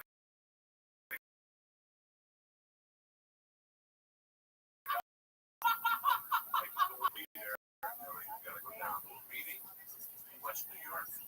It was an Indian guy, Hindu, that didn't like white people. That was in charge of the Night Stalkers. He gave this whole thing on how I left and stuff. And that fucking job suit, I'm gonna tell you something. You don't get his job back, I'm gonna make sure you get fucking deported back to the land of rats. I mean, he just insulted him to his face. He's like, he starts Monday, I don't give a fuck who you put there. The guy's like, oh, I put this kid there, and he goes, I don't give a fuck.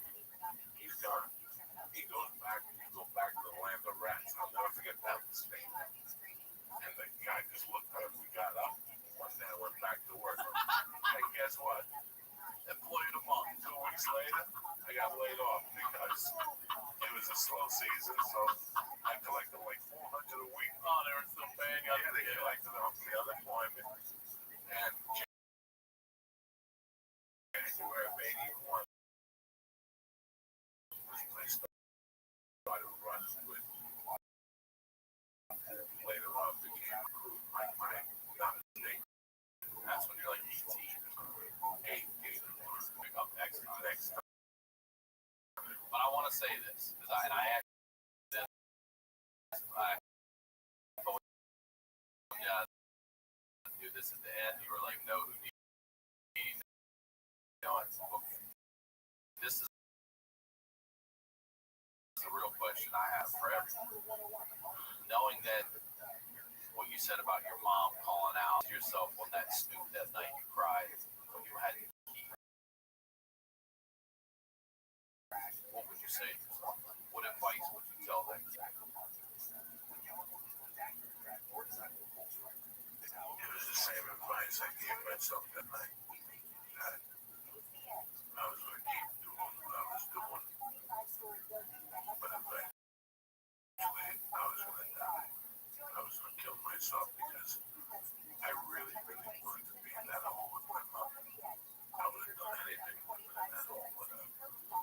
You know, when your mother dies or your father dies at your age, you move on. You go on. I want you to know that you go on. Don't worry about your kid, anybody passing you.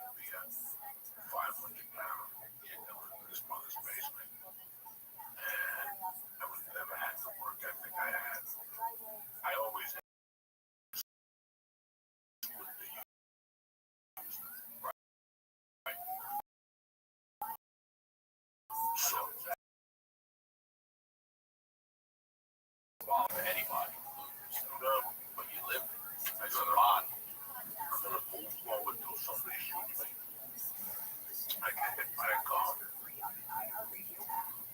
I OD, and I lose 3. What's the chances? Chances are highest that I OD, but I'm not going to tell nobody. I'm not going to leave any notes. OD, that was the original fucking plague. So, Now look at it. We're at 18. About 10 hours into a podcast. We're at 18. And we really covered 5. Starting at like age 5 when you can start remembering shit. I love you, brother. I love you too. Please promote your date. I got the Atlanta Tabernacle Theater. We had to cancel last year. I felt really guilty. We rescheduled for January 25th. And it's myself and Simone. And we added a second show. And we can prices down. I got the Memphis Improv. But hey, if you're in the Phoenix area, you like sucking dick, come see me at the Memphis Improv. On Valentine's Day weekend. And then I'm in Santa Barbara, February. Santa Barbara. Treasure Island, Las Vegas, February 28th. What's your website? We're joeydiaz.com. JoeyDiaz.net. .net. They go there and see all that, right? All the dates. We're 2020, bitch. You know what I'm saying? So I got the Sopranos coming out 2020. Hopefully I have the audio coming out this year. So thank you very much for having me. I love it. I love you. I love it. But I'm going to give it hell every day. So I'll come back in a month and we'll start from 18. We'll start from May of 82. I will listen to this and make sure we pick up there. May of 82. That's the motherfucking spot. As always, I'm Ryan Sickler on all social media, RyanSickler.com. We'll talk to y'all next week.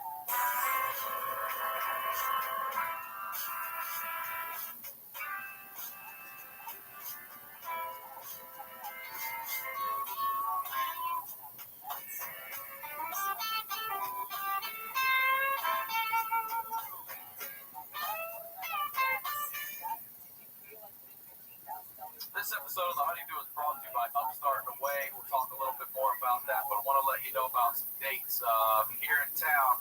February 22nd, I'm headlining the Ice House.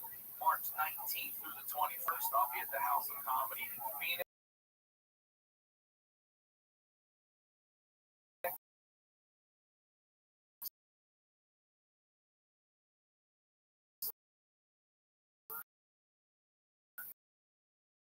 March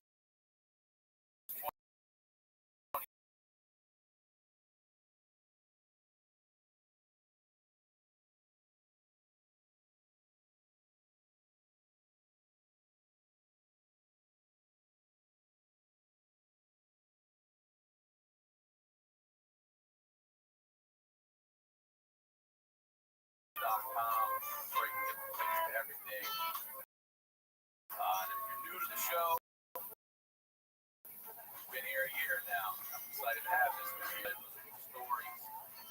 We're highlighting the lowlights over here, and the stories behind retailers. And today's storytelling about the hit part 3 of the saga. Ladies and gentlemen, the one and only Saga Brothers. I know exactly where we left. Please plug, promote everything you'd like to get out of the way. Just January 20th. Second show at the Tabernacle Theater in Atlanta. I'm going to Atlanta and do one. And then, why don't you round up with Tampa? No, because I fucked Atlanta last time. How do I know misunderstanding? Is Atlanta the one you were doing with Simone? You guys got the flight canceled and couldn't make it? He told me about Yeah, it that. was a horrible fucking Oh, day. man. No way we can get to whatever. Atlanta, go see Uncle Joey. Yeah, 25th, January 25th. Focus on Atlanta. I'm not going to be greedy, go somewhere else, and do everything I got to those shows. I feel bad. I had to cancel. Not on purpose. It was a fucking airport thing. Yeah. And I know you're going through, we talked about it. No, excuse me, you tore your head. Oh, November 12th. He's saying like it's D-Day. Listen, I don't play That's when I landed. I knew it was over. Like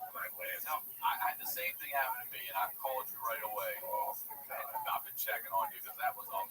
Tell me what happened because I'll tell you exactly what I did. I went to the Improv spot with Joe. I went to the comedy store, pulled up. I saw Rabbbi out there and Mike in the store, and I gave him all a hug.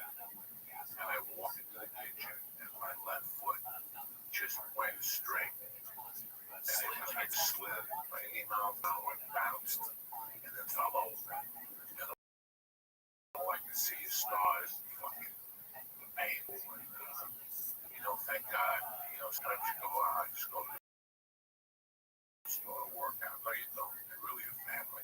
React to me like that. Kudos with me. Comments was all over me. Funny is the night belonged to Hattie Liederman. When I was in my darkest shadows, I couldn't see the pain. I was breathing out of my nose and I was going to pass out. She was jumping to me on a blowjob. And I looked at her. And this guy,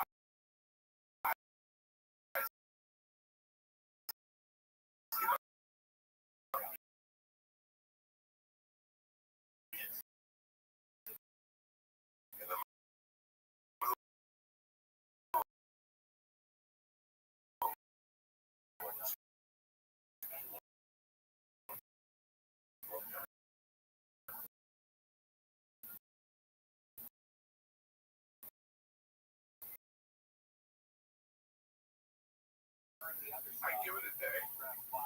I call my fucking creepy sister and we get, what do we add? People usually go, you motherfucker, thank you for making me laugh. Jesus Christ, nobody has the balls to call and insult me. Like, I'll call people, go, you got a brother? We want to light him on fire so he gets fucking, nobody else can test the will. And they'll die of laughter. Like, don't push me, because I hate that motherfucker as it is. And for 5 minutes, I just made their day. So I had to leave them, and now it was done for me, and I got it. I understood it. It picked me up, man. Those guys, Richie, and I couldn't even fucking, I couldn't even think of his name. I know. They put me in a car, I couldn't even sit, because the leg was swelling as we were driving. Couldn't drive, couldn't sit in the back of the seat. Couldn't sit in the back seat, because your left leg has to, so your ass cheek is on fucking fire, and you can't sit on your right ass cheek, because your left cheek, it was just a nightmare. I went home, I sat home for a few days, finally had to go to emergency room, x-rays, ultrasounds, the whole thing, on the couch, ice, heat, pain pills, which I went on 2 days of pain pills, and I did it the rest of life. I mean, that did the worst medication. Your pain remains the same, but your head goes to this place where you just feel like you feel bad enough. Like a comic like me, I love action. I'm on the couch watching TV. There is nothing I hate than a man watching TV in the daytime. Nothing bothers me more than that. There should be no men watching TV unless you work nights. That's your night. Days, 5 o'clock, 3:30. I get home at 3:30. I watch World News tonight. But I'm not home at 11 watching. I'm going to binge watch. What's Stalbo, or whatever the name of that Disney show. Mandalorian. Yeah. I'm going to go home and binge watch in the afternoon. There's got to be something you could be doing. You work for seconds. Try to joke. Then I keep bombing because you're watching Menescalco, whatever it's called. Instead of fucking watching what you're supposed to fucking be doing. So, it just took a toll.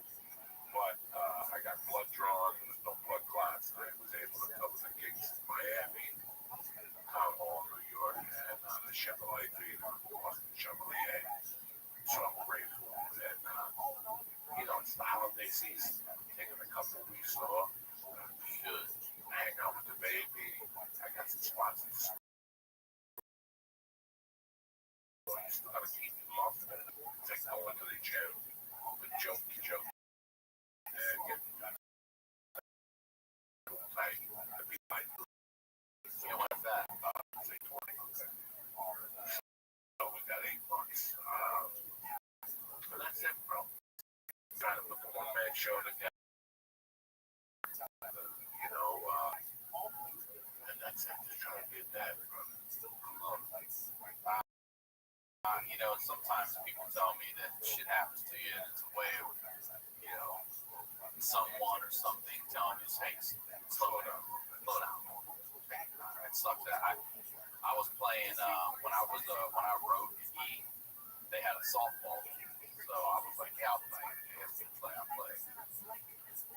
I'm standing on second. The guy hits a single. I'm hustling third, and between second and third, right in that shortstop spot, I hear the pop. The athletes always talk about the pop, and I heard it, and I felt it, and I mean immediately. I was like, and I mean, I got the third, I called timeout, and I couldn't walk. I just wanted to walk back to my bench and be like, I'm done. I couldn't walk. I had to sit for a little bit, and I could get up. I moved over. I could barely drive. Same thing. I get home. I called it, and I was like, there ain't shit. You can break a rib. You can't do that. And it's just weird how it just it fucking broke. It ain't broke. Like it was, I heard the pops. Cool. I heard the pops. I was 300 pounds going down the 288, and after that, when you went down, no, I had just squatted the day before 455 pounds for 2.5 minutes straight. Like I work out Mondays and Thursdays. This is like 10 a.m. to 12 a.m. on Thursdays. And it's heavy lifting for people over 50. It's heavy lifting. So you're combating stronger, you eliminate falls. And my blood pressure levels down. My cholesterol's down. And the founder used it. So the doctor looked at the x-rays. And something I go, I just squatted the day before. So I walked in there tight. Yeah, that's what squats, First of all, I opened up with, I'm very sorry about how we ended the last podcast on an emotional tip. Why we thought it was just to explain to people where I was put at that time of my life at 14. And it was like what I did fine. I wasn't crying for Anthony. I cried about all the shit that went on before Anthony. Anthony was the straw that broke the camel's back, right? I was crying for my father's death. I was probably crying over Bruce Lee's death, Roberto Clemente, all those deaths. And Anthony got me wound up. I get it. And after Anthony died, like I said, I became makeshift in the house. I was on year 14. That's where we are. Talk about bringing levity to a number of 78. I was basically, and this is a true story, I was untouchable, unburned. Because his father, I was at the house of the guy that he would have answered to at the end. So you decided to fuck twice because people's personality changed towards me. They knew I was a member of this fucking family, family functions. I was with them, the whole thing. So he was a cop, right? He was a cop. He was a detective. He was the mayor's driver. Oh, okay. So that's a complete different set of power, and cops would go to the house and they would see me. So now, when I'd see them out at night, they'd chase us from a spot. They would come over and go, hey man, no disrespect. Just get out. It was fucking crazy. So my house was full of Where your stepdad, your mom, and stepdad hit him over the head while he was sleeping, and he split.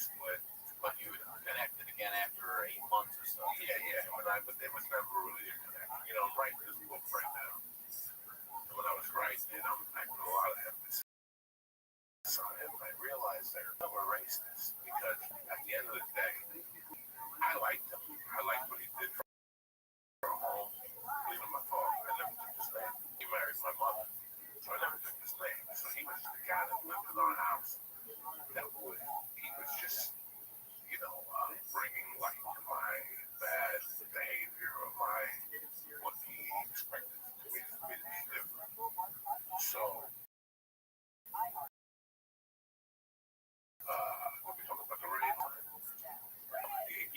said, Carmine's type right. So by this time, everybody knew what the name had come up. My stepdad. So it changed the dynamic of the house. It's not just you and your mom in the house. That's me and my mom in my house. Somewhere along the line, she closed the bar, and she was just at a jewelry store. She had a jewelry store, and this made her work her numbers back a lot harder. So it really became, we were just roommates, my mom and I. We were just roommates. She would cook on Sundays, and she would bring me breakfast.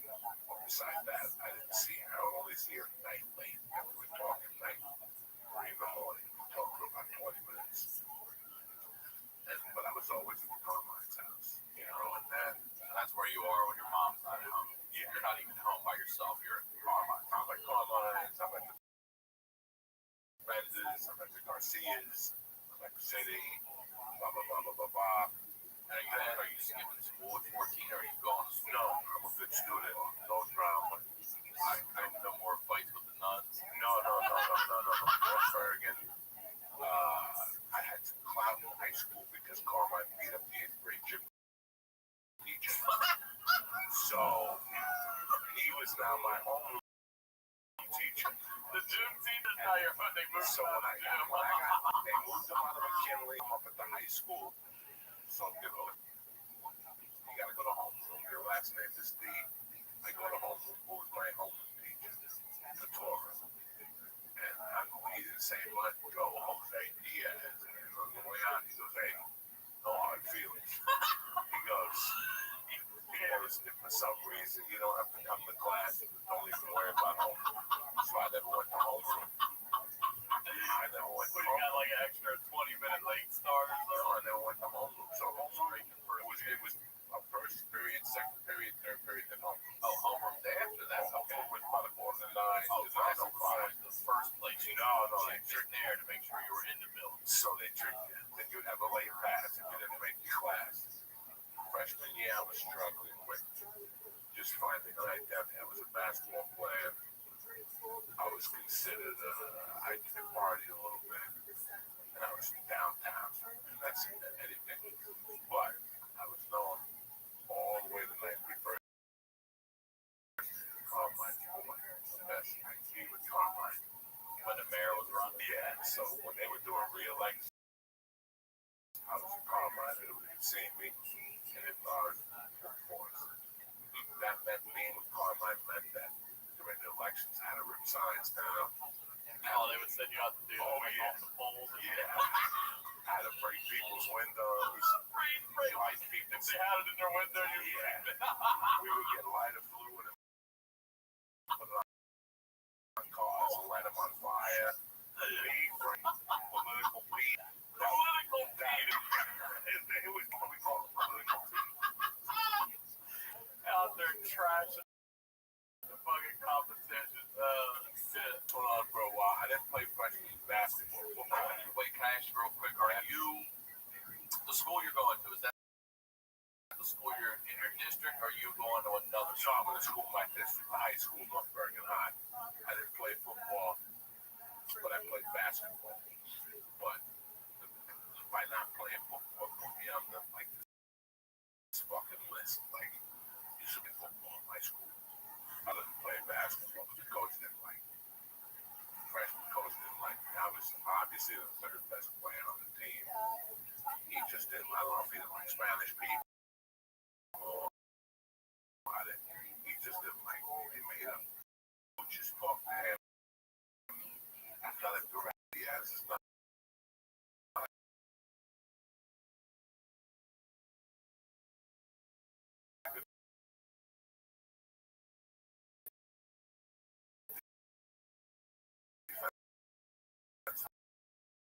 Player.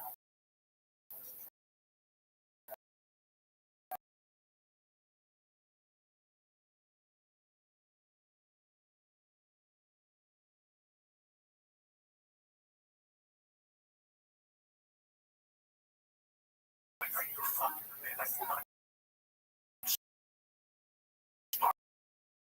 starting. Right now, rush me. I'll be on Saturday. was in Stroudsburg, Pennsylvania. And I just picked up my own money because I had the number. Back in my life, was using my own money. Carmine got me a job as a hard carrier in order to freshman year. So they were paying me 75 cash a day. The carload construction. You know what I'm saying? Heavy duty. What do you want to do? You know what I'm saying? Some days you showed up, some days you didn't. Nobody's up. All I had to do was carry a barrel. That's it. I was wheelbarrow Joe. That's it. And I put away money and I started selling. And that's when I would get them for 80 cents, selling for $3. But my biggest money making was place. I would get $1,000 for $40 and sell 30 for $100 or $1 a piece. Even printing fucking money. Yeah. So I started doing that, and I was no dealer, kind of cool. Got my freshman year, there's this group of football players, jocks, that party. They beat people up, they're crazy. They call themselves the boys. There weren't no money, no one get together, listen to music, get drunk, and hug each other and sing. The girls would go, look at them, aren't they so cute? And then there were the little boys. The little boys came after me to recruit. And they were pretty cool, you know. They were drinkers. I was more of a drugger. They didn't like that, you know. So it was like me and 3 other guys who sneak mescaline, black acid. It's acid. It's acid. It was really acid. We didn't know we were taking heavy. We got to pick up a different type of acid. Mescaline, two-way acid, water acid, window-pane acid. Every Saturday, I pick it, and as my business grew, sheets. And you're also taking a little bit. I'm taking a little bit. You've done by the time you hit 16. Well, let's back the story up. So we're still 14. We're still taking once a week. Maybe on Sundays, I was still an express. We would get this thing called tea. Because my mother went to the track on Sundays, and they would buy me 8 hours. Sundays for the Angels, So me and Carlos Perez, me and this Cuban kid started snorting THC crystal. And then our big thing on Saturdays was snort THC crystal, take a bus to the city. The keys, you would snort the keys. Is that what Listen, THC crystal is what you sold it to Perez on the street. It was fucking, it was guerrilla tranquilizers. This is the shit that they would share. You ever see, what was that show when we were kids? Omaha, whatever, about animals, Mutual of Omaha. I know what you're talking You about. see them like they shoot them and they go over. That's what we were snorting. All right. It was like animal tranquilizers. So take me, you, Rogan, Bird, Tom, 9 of us. We split 3 $10 bags. We find $30. We're on a bus on Saturdays on New York City. Jump off on Times Square and we go, all right, you, Bird, and Tom, see you later. We'll meet at 5 o'clock in Port Authority on 181st Street. So you gotta see how we get there. It's just a foggy world, man. I'll bet. We made vlogs and we jump cranes for 10. We'd sit on a park bench for an hour. It was really getting you like, we'd be in Harlem talking to black people. And the next thing you know, we had to get to the fucking 181st. It was a fun time. And my mother had no control. I was doing great in school freshman year. And then I got initiated into the boys. The boys said we want you to be part of one of us. So I would go to that meetings. So the little boys is like Cub Scouts. Of the big boys.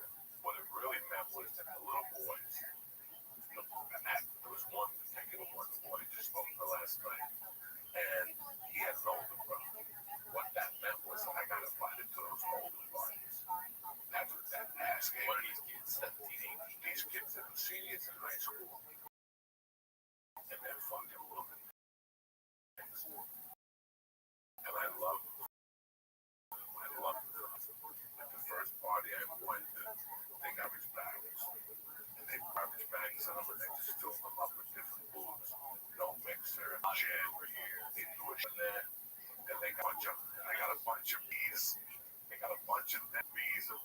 thing and stand them up. And for you to walk in, they would give you a ladle with a glass, and you'd have a bee in the glass. And I remember, I don't know how many times I picked up the shoe. There was like an old man shoe in there. These guys were nuts. Great guys. No drugs, reefer, heavy metal music, stone, shit like that. I'll never forget the first party I went to. I woke up on a lawn. Like I just opened my eyes up and I was on Richie Sissulo's lawn. Richie Sissulo, right? His name was Richie Sissulo. You're on a scrub lawn? I'm on a scrub lawn. I'm looking around and it's Graham Nesto. Graham Nesto was a cop who I liked, but I didn't like because he would always play basketball with us. He would wear colored socks. And that was like a no-no. And he was all the way up to his knee. He was a cop. You know how many times? He was dressed athletically like a cop. You can tell a mile away. Rayon Nesto was the sweetest man in the planet. He was a cop and keep himself in shape and played for the 8th graders on Sunday. Legit guy, no better. Bias, no life, no bias.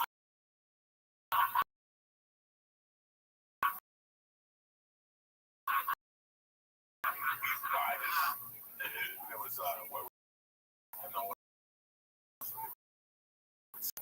iced teas and containers. Like one iced tea's container, milk carton, like a milk carton open. But I knew that was already some of the socks. You went to the Rothschild school. You should have been colored socks on. Two things happen. The job.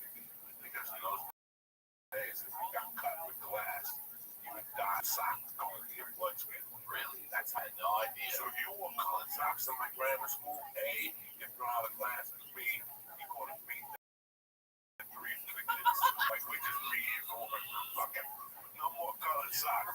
So right out next door, we couldn't give a beating to this. So we would just torment them constantly. Like, Ray, what's up with the socks? No more fucking socks, all right? Ray, if you're gonna play with us, you gotta bring colored socks. So he was told that I'm like, doctor recommends these. My eating socks to go fuck yourself. When you come on this court, you wear white socks, all right, Ray?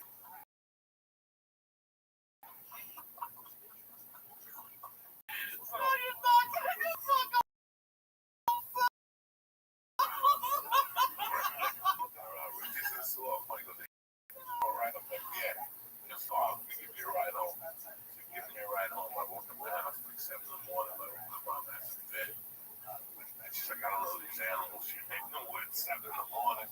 You reek of alcohol, all this shit. And so everything in the house cool. I was with the boys, but I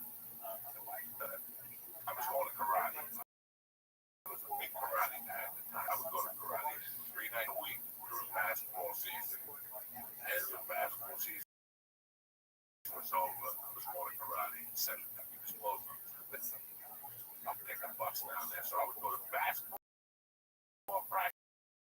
5, take a bus home, eat, take a shower. Get like walk up the fucking hill, get on a bus to karate. Till fucking 10 o'clock, it's the men's class. I'm 14. And then I'm like, so now, freshman year, I'm doing all this shit, going karate. I'm still half legit. My mom is happy. I go to see all the new barbarians. It was 84, 79 on 6 Stones with Big Jack. Rod Stewart was the singer. It was, nobody even knows. I was going to say, yeah, I had no idea. The new barbarians was Rod Stewart, Robert Plant, either or would show up and sing. Keith Richards, Ron Woods, Stanley Clark on bass, Ian Clark on the piano, and the drummer was Charlie Watts. Yeah. And you would see celebrities. New York show was tremendous. Where would they play? The Garden. Really? So this was big, though. Right. This was a big event. It was this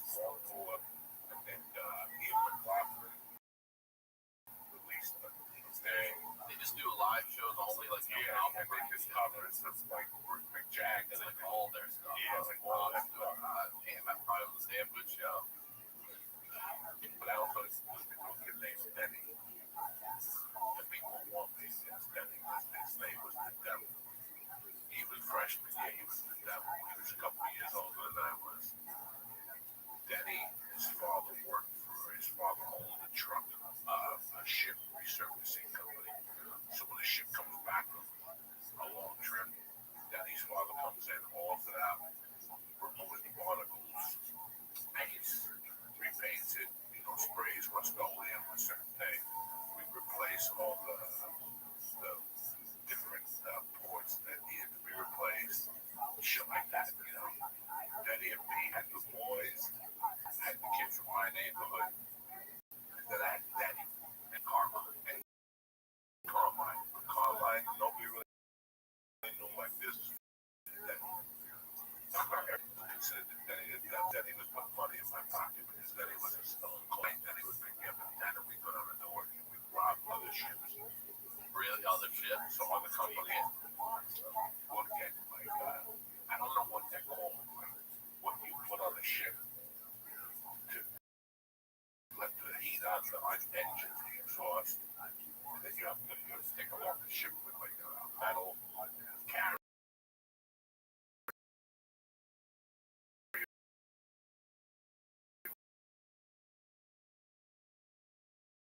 Four guys.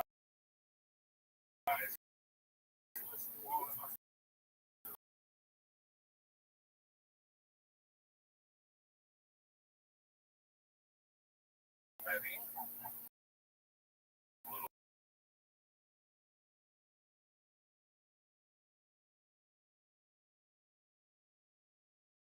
criminal activity, one of my criminal activities. So now, going into South 79, I got a job working for a mason. Carmine got me a no-show job. No-show job at Horace Mann Grammar School. What was your position in the no-show I job? was a janitor. That place was dirty as shit. Never had listen. That's what's going to pick up your check, and all the other janitors looking at you going, "You're a fucking piece of shit. Like you're a real piece of shit." And I would go in there like, "Give me the check." Where's the holiday park? Yeah, like with tears in their eyes, At that point, I was still selling acid, still selling pills, but I really got into selling weed. I had a friend who would give me 4 ounces for $100, and I would sell them for 200. I would make $100 profit. Did you ever come across back then any of the shit that's like when it got good? Because I was. Oh no, I sold Panama Red. I sold I would get the shit out. We would get seeds. Yeah, we would I would get the quarter of the brick. We had a teacher in our high school that he was in charge of the stand. His name was Robert. Always in the heart. Robert Holman. I hope he dies. He's a scumbag. He was a white privileged guy. It was $40 for 3 joints. It would come from Hawaii on a little stick. It was good weed. Yeah. I also had places in Panama Gold. Acapulco Gold, Panama Red. Acapulco Gold was great. Stony, it was very seedy. So when you bought it, you got more than enough seed. It's off. If you were fucking 15, you had to deliver papers. Yeah. And at $20, I'm getting 4 joints, but the weed was great. At that time, my mom was getting deeper and deeper into her home. So she started holding weed. People were bringing weed up from wherever they were bringing it, and I didn't know it was downstairs in my basement in the little boiler room. And I made big sacks of it, so I would take her weed, and she would always come to me and weed. Downstairs last week, the guys came down to like, I don't know what's going on. And I kept doing this. I was making money. And then August of '79, I was playing basketball. I had already let me take it back 1 second. February of '79. I was fed up. I was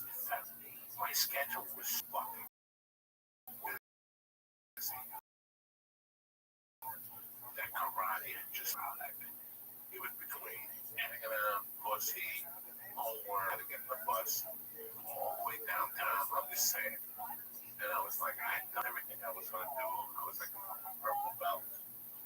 I had tons of trophies in my room, fighting from, with semi-contact. Don't get me wrong, it wasn't fighting like this teenage.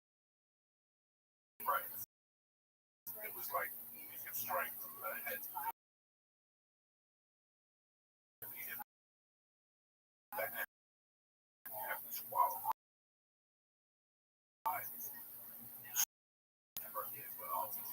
My birthday, I decided I'm getting out of karate. Like, it's just too much. With the drugs and the fucking, plus the karate guys were into drugs. I had to hide it from them on Saturdays. They still want to go to the city and watch kung fu movies. Talk about, I can't wait to go to China. I don't need that shit in my life. I'm trying to get my dick sucked. Y'all want to go to China and learn from the masters? That's great.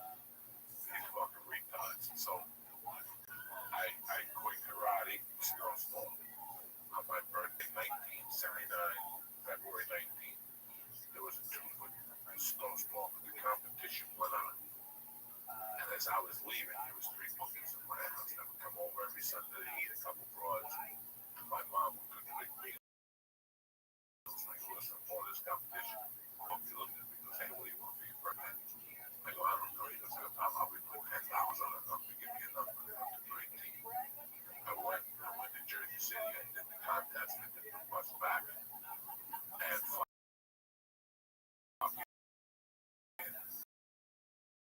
when I walked in, they hugged me like you hit it straight for 5. I gave him a $500 tip. And then I took it out and gave it to my mother. And I took $25 again. And I was instructed not to touch that bank account.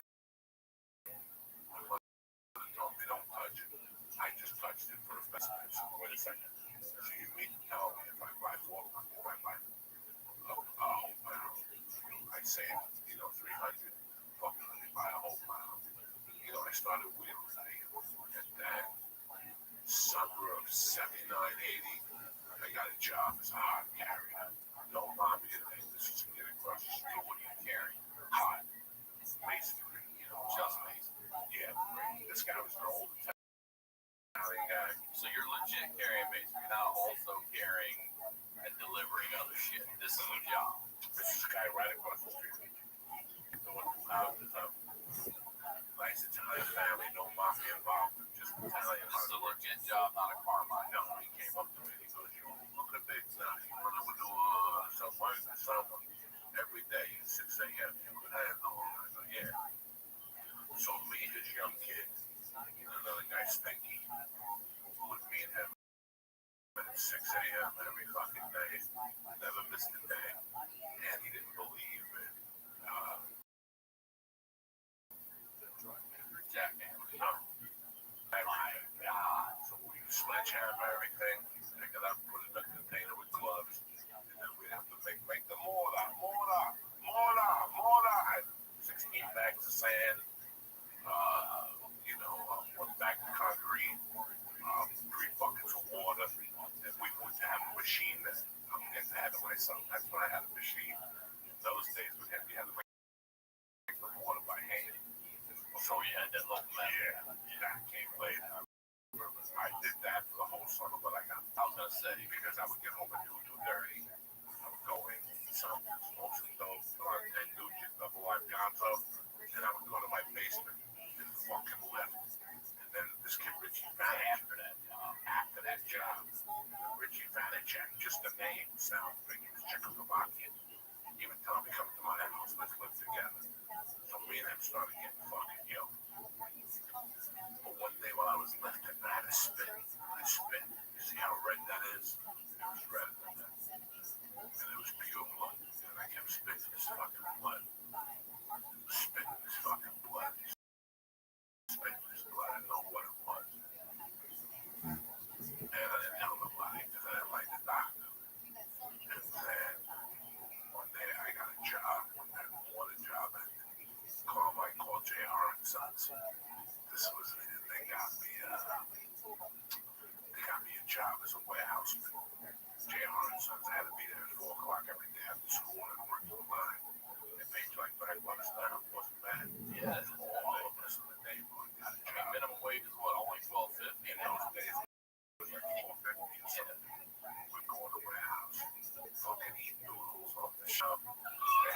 was an area with lobster tails, with stealing lobsters. You know, it was a great little job for us. You know, and it was different time back then. It was think of me, you, Segura, Bird, and Ari all working together in a warehouse. It was just fucking great. And one day I spent the guy saw it, and he goes, "You cut your lip." And I'm like, "Why am I seeing thousands of fucking blood spots everywhere?"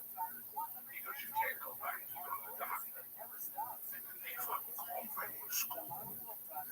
One day in gym teacher saw me spit. And she's like, "What the fuck is going on?" And they told me in school I couldn't come back until I had a doctor's note.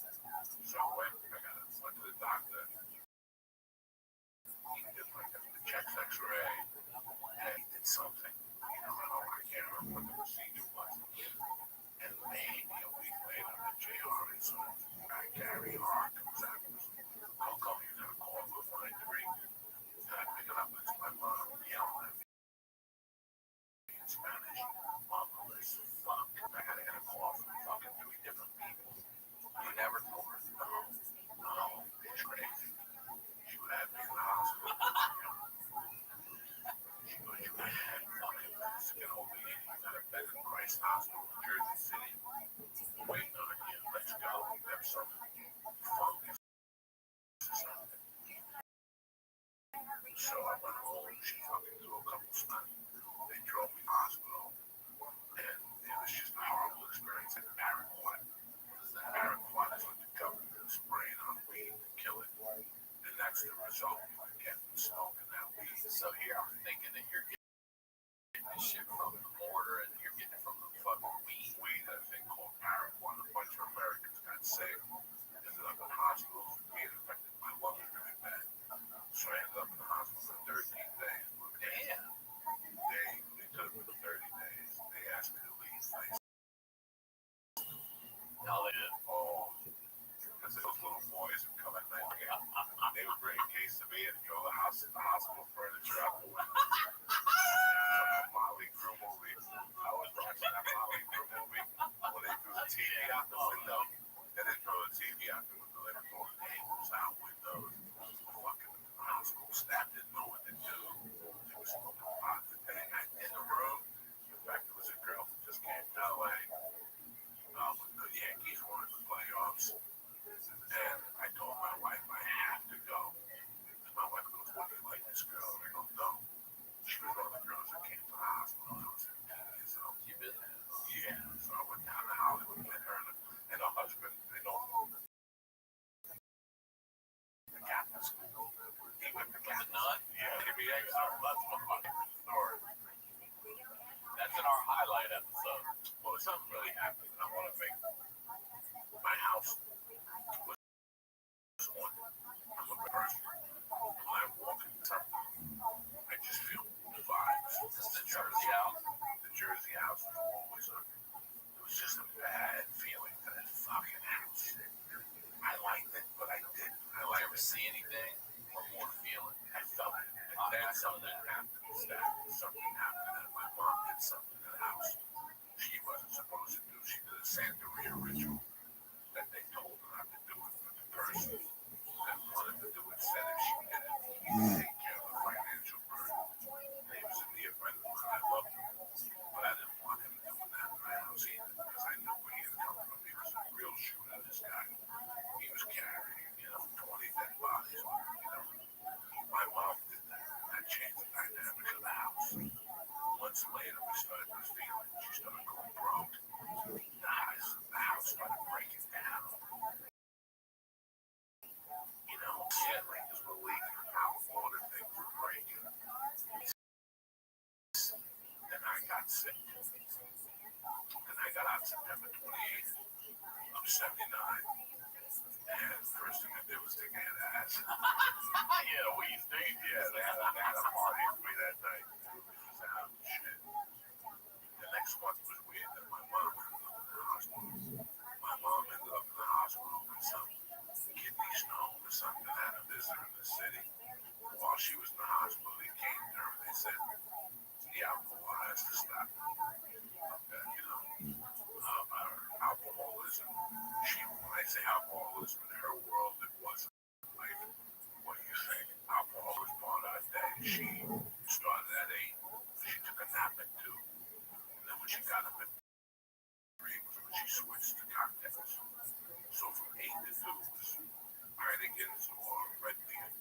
You know, a Heineken with a tomato juice. That was a breakfast. No, I never heard that. It's called a red beer. A Heineken with tomato juice for breakfast. That's your breakfast. Yeah. No eggs, no cereal, no Captain Crunch. Fuck it. So they told her to stop drinking. She came out, she kept drinking. They had to rush her to the hospital.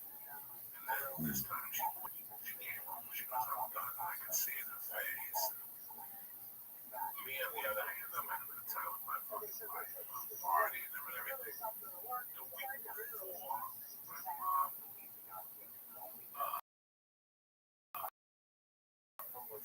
early October, where she went property in Miami, my father, and she went down to see if she could sell it. She was that broke. And I had a party. One of my friends, the big boys, had like this.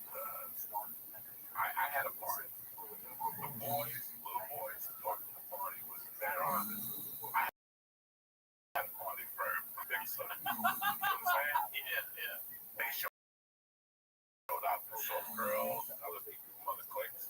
They got up and left. And they threw me out of the fucking boys' club. You got thrown out for that? Yeah, but 3 of the guys remained my friends. And it was funny, we have in my block at the time, his name was Louis Hernandez. Me and Louis played freshman basketball together. We hung out all that time. And one night he was fucking this chick upstairs. He dated one of the big boys. One of their girlfriends, this guy Eddie, who was a tough guy. And Eddie walked in my house with 6 other gorillas. And he goes, I want to know where she is. And I had a big St. Lazarus one of those times. My mother had this statue, only 6 foot. Think of this statue, 6 feet in your living room. Crutches with a gold living room. Yeah, it's cute. So people come in. People come in and go, that's a saint. Yeah, but my mom loved that guy, St. Lazaro. And I'll never forget that they were like, we the fine Darcy. We're going to start fucking motherfuckers up. I remember there was a kid that his name was the Red Devil. Yeah, he just moved from Westside Park. He took one of the crutches and the saint. And he goes, Darcy, you can't. Darcy was upstairs fucking with a nigger in my attic. And we're like, Darcy's not here. And I suggest you turn around and leave. And I'm shitting pickles. I'm like, Chris, we're going to have to fight these motherfuckers. Let's see. We're fucking silent. He goes, fuck these fuckers. And they were like, you guys are going to pay. So we're going. Right now, get the fuck out of our house. Out of my house, they left. So right away, that people behind me, that Pirelli fucking knew I was going to call my boys. And this was on the London, so they left. Maybe 10 days later, I go to a Halloween party. Great fucking party. We took fucking acid. It was a big boys' Halloween. Those boys weren't invited. It was the big boys. And it was an attic with a hole. So you had to go into the kid's garage, and there was a stair, like a ladder. You had to climb into the attic, which was huge, the size of this. But there was a hole going into the attic. You understand me? So for you to go to the attic, there was a ladder. Yeah. You had to climb up off that ladder, and then you could pick. There was a keg up there, so everybody's drinking. But that ladder that you're climbing up, that pull down ladder, getting you in. No. There's a hole you're talking about. No. There was a hole. That's the entrance. And then once you're in the attic, there's a separate hole over there just in the middle of the No. You walked into the garage, okay, and he was going, you want to come upstairs? His name was Julio Cameo. He would take a ladder, put it there. Oh, I have to climb up to that hole. And then for that night, they got a real ladder. So you could walk all the way up, get out. There was a Halloween party. And people were dressed up like Satan, you know, like whatever fucking people dress up as. But me and Luz and the fellow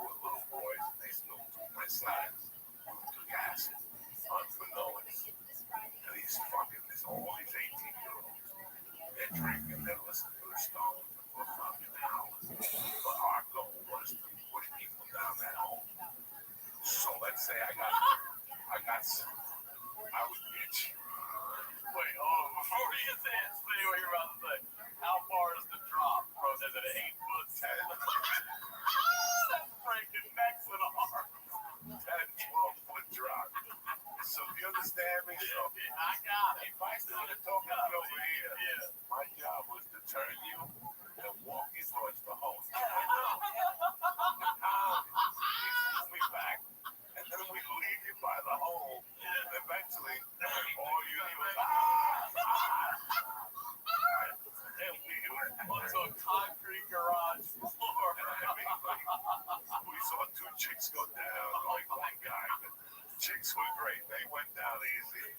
Guys were, and the funny thing is, you see a woman standing there, and all of a sudden you see it just drop like it's running. It was crazy. But there was this one guy, his name was Joe Cucaracho, good dude. He was already in college. He was one of the older boys. The big boys gang. He went dressed as Satan, but in his mind, he was really Satan. So at that time, it was me, this kid Anthony Steven, and this kid Luke's. We were all 16. We had all taken the acid. We weren't hanging out with each other. But the universe connects you. You're on acid. So whenever we were having a good time, we just all looked at this is great. And then we back to the conversation. But Satan came to Joe Cucaracho. He came with the whole thing. I can say now the whole. Yeah, I was hoping you would say that. Never forget, we got saved. We walked them all the way over there. He turns around. He goes down the whole thing. I'll never forget. He came back after a nice pack. So he started to sing horns on Larry, and they were all fed.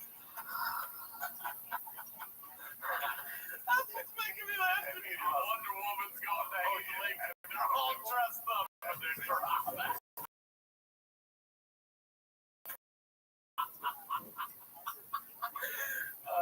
Tell me about our first sponsor, Upstart. Between hitting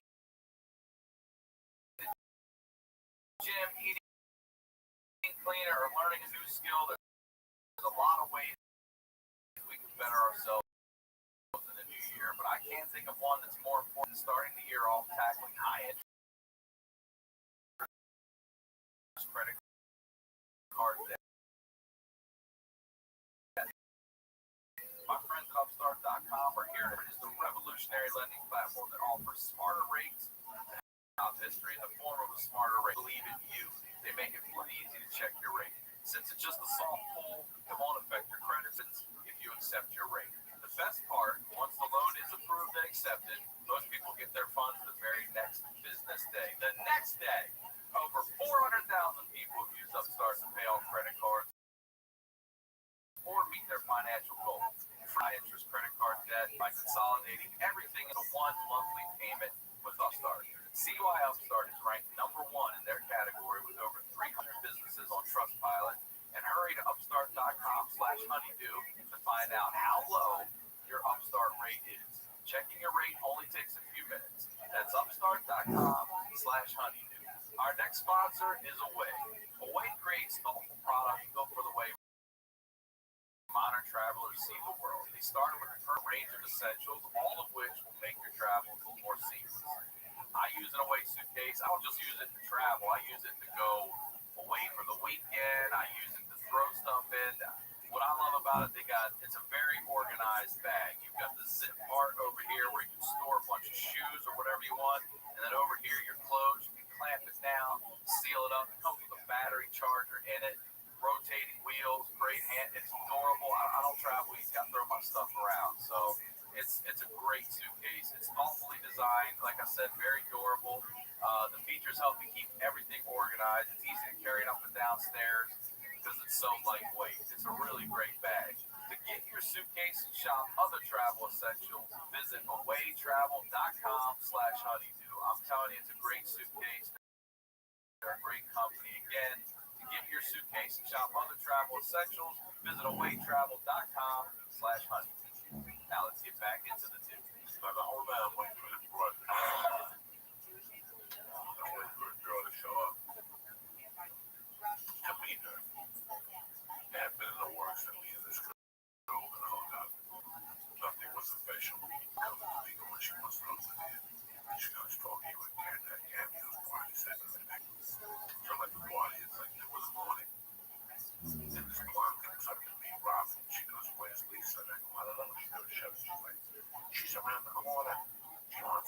so bad. Let's go. She was dressed for wedding dress.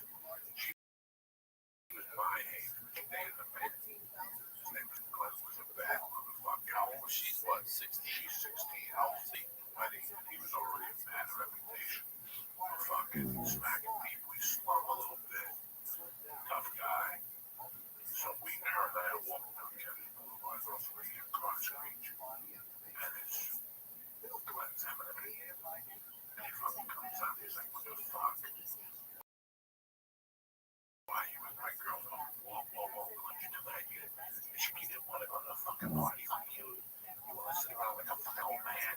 I'm going to this thing. There's another fight in front of me. And he smacks her. And I jumped in between it. And this kid could kill me. I go, Glenn, you can't do that.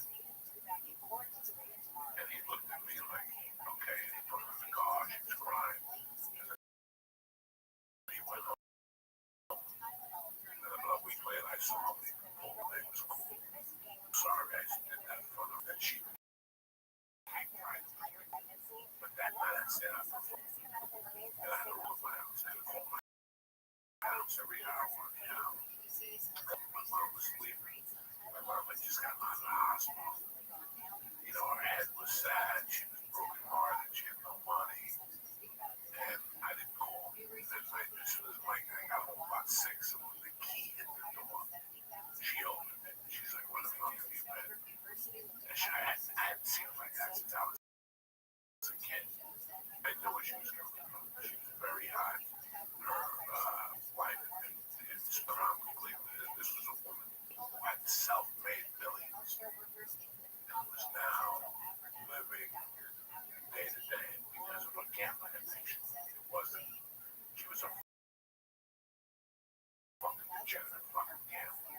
So the argument, she's like, you're some fucking boy and you broke the rules and that's it. When I'm like, I'm gonna go out and she fucking helped off and smack me. And she was going to fucking bed the foot, pipe me in the fucking skull. And I went up like I didn't cry, like I just looked at her like you got some pair of balls. And the next morning I woke up and she was sitting on the bed. She brought me orange juice. She's like, listen, I'm sorry about last night, but you gotta understand what I'm going through.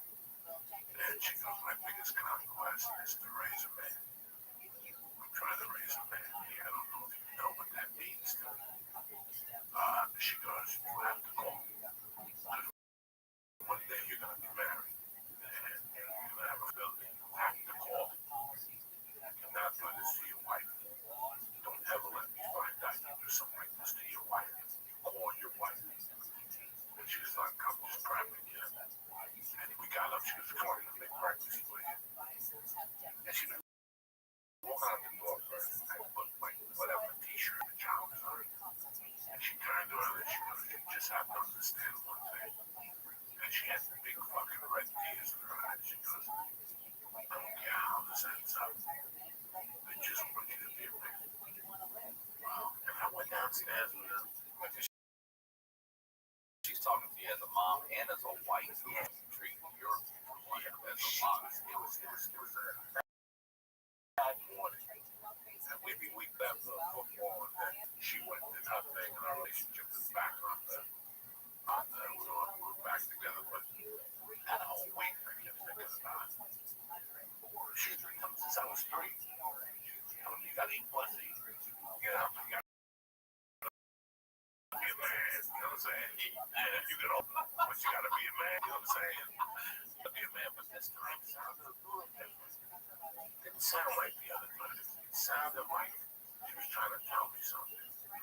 So the first week of November in New Jersey, I mean, just would you say this time was more of a plea than an innocent? Like, she's trying to be a man. It's not. She's trying to tell you like this. I don't know what happened. I don't know what it was. I do know that 10 days later, the first week of November, even here, it's the state school. You only have school on Monday and Wednesday. The rest of the week you have off because the teachers conference. Yeah, they do that. I never had that before. I know now because of my daughter. Yeah, you're right. So that meant that Monday night we went out and lost our fucking mind. Tuesday we had school. But Wednesday night we were gonna fucking kill somebody. Like we didn't have school, but Monday, Sunday was getting sacrificed. So we started talking about Wednesday, like Saturday. Like we're doing this type of acid, we're doing this this. You know, and I'll never forget those there was 100 kids. God put them all over and say, bring it up. They know what it could be a pinball and wizards. They sold like obscure drugs like heroin. I don't know anything. You want to kill yourself, whatever. They sold like next level drugs, you know. Creepy people playing pinball. Wizards was a pinball place. I wasn't a pinball guy. So I didn't go in there. I sold my own drugs. And we went to this meeting place. We got a keg and we're all outside drinking. There's no fun. Fucking cold out. Drinking all of a sudden. We see cops in the lights. They got the high school fucking surrounded. They knew about a little party. So I see a hole in the fence. And I grab like three of us and we run out. One of the chicks I run out. I keep running. I got acid in my pocket. I got beers in my pocket. Beer in my hand. I throw it away. We're running. Finally, we end up on like Smith Avenue. And she goes to cops on every block with lights. She goes to backyard. Now, by that time, I have the block on trip. My ass. You're sweating and running. Every fucking acid was on fire. So we go to the backyard, little mosquito hut. Like people in the 70s had like little, so then they call them gazebos. This is like a little small little family of four can sit in and eat without mosquitoes bothering you. Yeah, they did. So we went in there, tripping on acid. And she was a pretty girl, but on titties, back. And we started making out, and I came on the kids' house. She keeps telling me, oh my God, you gotta tell me what is your regret. And I'm sucking on the nipples, fingering her, and she's like, no, and all of a sudden the acid started to hit me. Look at her tits, they're getting bigger. They're getting bigger, like her tits. And I remember it's like another 10 minutes having like a panic attack. And just tell her I gotta go. She wouldn't let me finger her. We're gonna stop at the tent. I got things to do. Yeah, I gotta know. You have to wait. Are you gonna take me to the prom? Yes. We'll do it at the prom. That's in June. I want my dick sucked tonight. I hadn't had my dick sucked yet, really. So I fucking left. I was like, fuck this. And I started walking side streets to the cops who see me. My mother called me before I went. She wasn't feeling well. She just come home. So I go perfect. She's like, we're going to 10. We're walking at 12 in the morning. And she won't know I'm on the acid. I don't know. It took me about 45 minutes to get home. I got to a cemetery in those days. I fucking hit my block and my fucking lights around the way out. These bitches still not fucking home. I opened the door, she ain't home. I'm like, fuck. Now I gotta hide. Because I'm tripping my balls from this bitch to come home and want to talk to me by the day about her boyfriend coming in by a cut hair. And she just knew she's gonna keep the light on. And while she would be telling me she would be drinking. And she would go in the bar and pick a little before left. And she would do like 2 little bumps of coke to tell me about her. My mother was not like any other mom, but so, and she would bring me like Chinese food or a Cuban sandwich, or she would bring me a BLT from the 4-star diner if you ever in New York City. So the 4-star diner, you get a BLT, and don't get things like that. Whenever she wake me up with a BLT from the 4-star diner, so I would eat in my bed while she was telling me about the day. It was a scumbag, can't be trusted, it was a cocksucker. You get old up with him, bring his fucking skull and all this shit. And it was like her confession to me about her day. This has been going on since I was 6. She'd always talk to me, so I was like, fuck, she's got a fucking bullshit about whatever the fuck the horse didn't come in.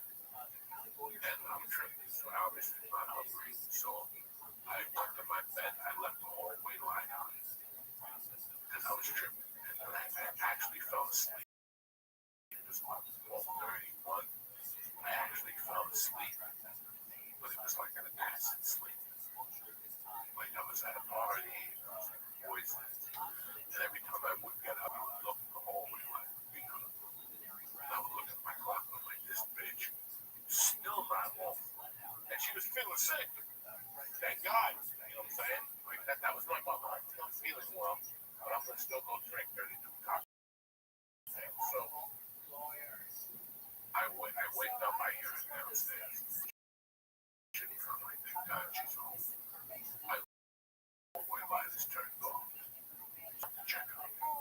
She went back downstairs, and I heard her yelling at one point. And I'm like, I'm not going downstairs. I'm still tripping. You know, she's probably wants to feed me Chinese food. But the blanket over her head, so when she comes up, she won't wake me up. Because she cannot see my eyes. Yeah, and then I went into like this other little acid sleep for maybe another 15, 20 minutes. And I kind of heard her yelling for me, but I avoided it. And then I woke up and I'm like, she still didn't come up. So I got up. The bedroom was empty, but I could hear water running in the kitchen. And I walked down the stairs. I go, Mama. Oh, and I go around the kitchen, and there she was on the wall. She was dead. Dead. Arm was purple. Shoulder was purple. Neck was purple. Fucking eggs were cooking. They were down to like this little fucking thing. And I just knelt. You're how old? I'm 16. I kneeled down next to her. I checked, from watching Emergency and all this shit. You make believe, but that's how I found my father. All the time. I didn't fucking know. And I got up and I dialed 911. And, the first that came to mind was that she would never find out I got left back. Like, thank God. I knew that bitch was never gonna find out.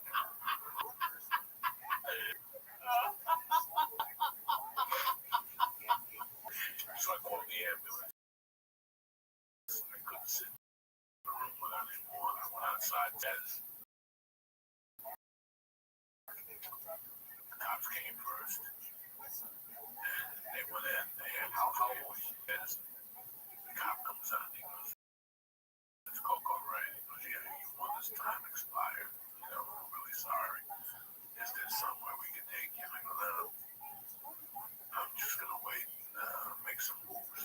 I'll wait till the sun comes out." And I still remember putting her in the ambulance and driving the ambulance down to the corner. But when the corner, when the truck made the right, I heard, "I just want you to grow up and be a man." At that moment, I had skipped childhood. Childhood was done. Childhood was out the window, like my face. And I basically sat on those steps. And then maybe 20 minutes later, I didn't cry. I didn't cry. I was just shocked. I was more like, I always knew this was going to happen. What am I going to do? And I'm sitting there on the stairs, and all of a sudden I see a car racing down my block. He was calling my boss at him because he would sleep with the police scanner on. He heard them. And he heard them. And he brought political people. And we went to a diner, and we just sat there for like 5 in the morning. Till like 8, listening to music, laughing. And then he goes, what are we going to do? And I go, I don't know. I gotta go home, make calls, and see what the fuck we're gonna do. So I went home, made calls. My mother's best friend's a writer. Who I did, this is not happening. And she said, I'll be there with her now, but she doesn't believe when I called my mother's brother in California. I called my mother's male best friend, this guy, a married guy that was always in the bar. And I called my aunt in Miami, and there's a writer came. I didn't say nothing to nobody. I went out to the park like that. Told the people. When I got home, Zoraida was there, so we had to go up to the county coroner's office and identify the body. She was like my mother's sister in Cuba. They weren't sisters, they were street sisters, like me and your brothers. She was a mess. I stood up at the moment of the curtain. She had to go back there, look at her and hug her. And I'm just like, I don't, my dear friend is, funeral director, so I really confident on this. What was did they tell you the cause of death? You know, at that time, heart attack. No, it was a stroke. It was a heart attack. That's the Americans call it. The Chinese call it dying of a broken heart.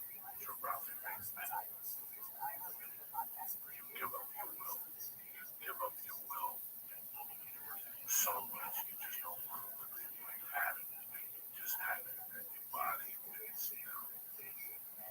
So, this is the fucking funniest thing in the world, like, we go in the other car and, you know, she's going along to Soraya smacks the guy. My mother's earrings are missing. Where's the earrings? My mother's like, she's had those earrings. She would get rid of them. The guys in the ambulance, like, we don't know what happened to her. She fucking much with them. They threatened to call the cops. Fucking, she had a bribe. About to lose them. This is my mother's way. You know, very, I told her very, yeah, that's not what my mother means. It was a white dude. It was a white dude that was in the amendment on it. I still talk to him. I live in New Jersey. I didn't want these fucking crazy Cuban people embarrassing me. I'm serious. If you don't walk, there was a knock on the door. And I darn off my lights. My mom's right there. And I was in my bedroom. And he goes, I go, you know about this? He goes, no, it's a Cuban dude. He says, his name is Rivera. I know who he is. I have no idea. The guy comes up to Rivera. He goes, I don't know if you remember me. He goes, you probably don't. Because my country that changed. I grew up with you. I played baseball. He goes, after something in Cuba, we lost contact. And one day I was in New York City pushing a cart. I saw your father, and he got out of his fucking Cadillac and raced over. Like, hey, what the fuck are you doing pushing a cart? You know, Ryan Sigler, he's like, I got fucking job. And he just $3 grand. And this time, I gotta do this. I got no gifts for my kids. And my father gave me money for the gifts and stuff. You know, and he goes, go to your house, give me the address number, one gift sold. My father went over and brought one gift. And this guy told me, he goes, your father saved my first Christmas in Cuba. He saved this for my family and my food. He gave me cash. He goes, I told your father, and he told me, don't fuck myself. He was take my, he goes, I'm your mother, I got a job, I'm a mortician. And every time I see him, I try to give him $100 back. And he said, my son gets home, give him back to him. So, he goes, one day if I'm not your dad, and I fuck you. I didn't go to the funeral. I found out I was too to pay back your father. What he did do the weekend, my funeral, free of charge. Like, care of everything, the casket. We did the wing. The wing was tremendous. Cute wing. Yeah, it looks like an Irish wing, like a fucking a big. Yeah, it's like 24 hours. They are. Yeah. Now, is the body present? Is your body there? In the casket? In the casket. Around In the casket. The first fucking night, first viewing. I'm not in there. Fine. You're right, yelling. The wall like a fucking bottom. And she's like, you motherfucker, you put the wrong dress on. She's like, you get it there, and you fucking put the right dress on. I told you the fucking blue dress. I'm like, this is good. I gotta take her out of there and change her. They fucking took her out. Your mom had an outfit change. The outfit change.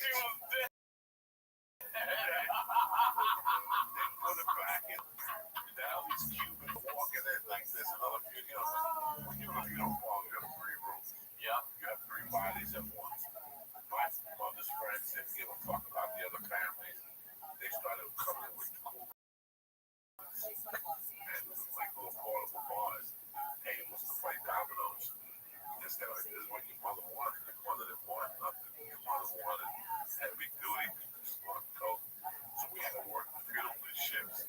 8 to 4 was the rider, 4 to 12 was me, and 12 Viewings are like 7. Yeah. 7 No. tonight and tomorrow. It's right. My mother died on a Wednesday night. My mother died on a Wednesday night. The viewing was 3 days, like 4 hours. And I mean, fucking crazy. Coke, people fucking drinking. Zoraida started coke. And he went. Like Zoraida's claim to fame was that she could be right here watching me. All of a sudden, she just go with her flow. What is that? You know, and she would say a word. This is how it always start coke. And she would do it no matter where. She did it at my first communion. No matter where we were, we could be a part of a Bailey Circus in New York City, do a little fun. I watched her the whole weekend, just sitting there and observing. And she would go up to people and she's like, I have an argument with her 1358, get the fuck out of here. She has thousands of people. She was throwing people out. She never liked you and I never liked you. You have an argument in 1950. Oh my God. It was something, and then when her ex-husband came, and that's Zoraida fucking. She put him in. Let me tell you why I love this. If you remember, don't let Trump come to my funeral. You understand the hatred you have to have for a living human being while you're alive to say, listen, and the living, don't you let that motherfucker in here. I'm trusting you in the end of life. You gotta have some hate. I love it. That's cold blooded shit right there. Bro, Zoraida was checking everybody. And Zoraida was a victim of drug dealing on 13th Street. She had 8 of 9. They were there with her. And she's like, my brother, this thing, you out.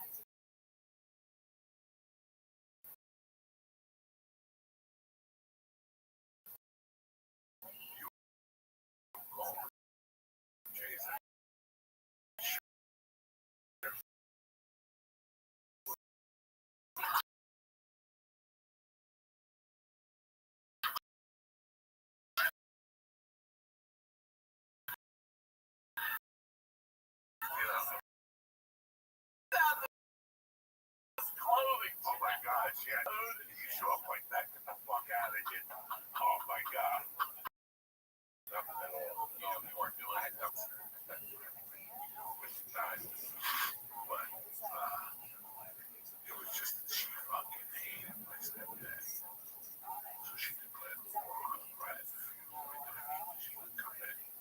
She would make comments. It was fucking comments. And they were gonna bury her in my they wanted him something slow. And I was rocking it up and I go, I go outside. I came back and it was just Zoraida. That's what I saw. I saw that's been lost in this time we live in. You know, Zoraida and Nova were such tight friends. I never understood it when I was a kid. My mother went to Hollywood and you lived in Hollywood. She went to your house every day, like everyone, and they would talk for 10 minutes to a glass, have a drink, and my mom would leave. But that night, I saw Zoraida kneeling down. Whenever we came back, it was just her and my mother. Like, wow. And Zoraida was telling my mother, take care of yourself. You heard all this. She was make sure you grow up to be a man. And I'll never forget she's saying all this stuff. And I'm watching in the middle of all this. She goes, Yes. she goes to bra. She's doing like a pump. And she's like, I will give you one.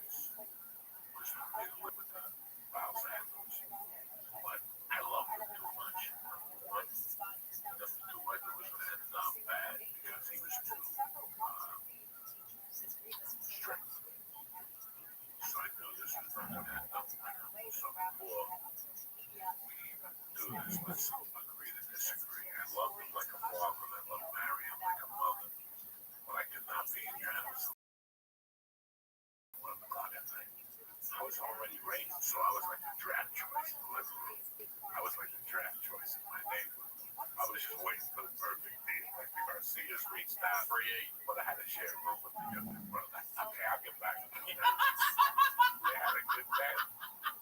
They had a nice house. They had HBO. And they put the air on in the winter. They got to put the air on in the winter. A couple people offered me asylum. They weren't much into air conditioning. I can't live in Balzanos. Air conditioning, you want motel requirements. I was a single in my room. Yeah, you're alone. I got my feet down. Yeah, growing up, I always had I had central air and I had air conditioning. I like my room cold. My fan broke last week, so my wife had to buy me a new one. This is like the fan they use for Spider-Man 2. You put this on high, like sheets are blowing. I put it on high. Like high, it's actually back, like so whatever. So I wanted the vendors had everything. They had air conditioning, central air. Their parents owned the deli, so there was always cold cuts. They cooked Italian, so the food was great, and there was no curfew. So I moved in with the vendors. You staying at the same school and everything. Yeah, stayed at the same school and everything. That was weird. Whenever I lived in that neighborhood, my mother buried a block down. That cemetery had always been. I hated it. I never walked on the same side as that cemetery. I couldn't because of my Santeria. I couldn't walk on the same side of that cemetery. I walked across the street. So, when I moved in with the Baptists, I stayed with the ride of 2 weeks. Packed up from I had a dog. I had to give him away.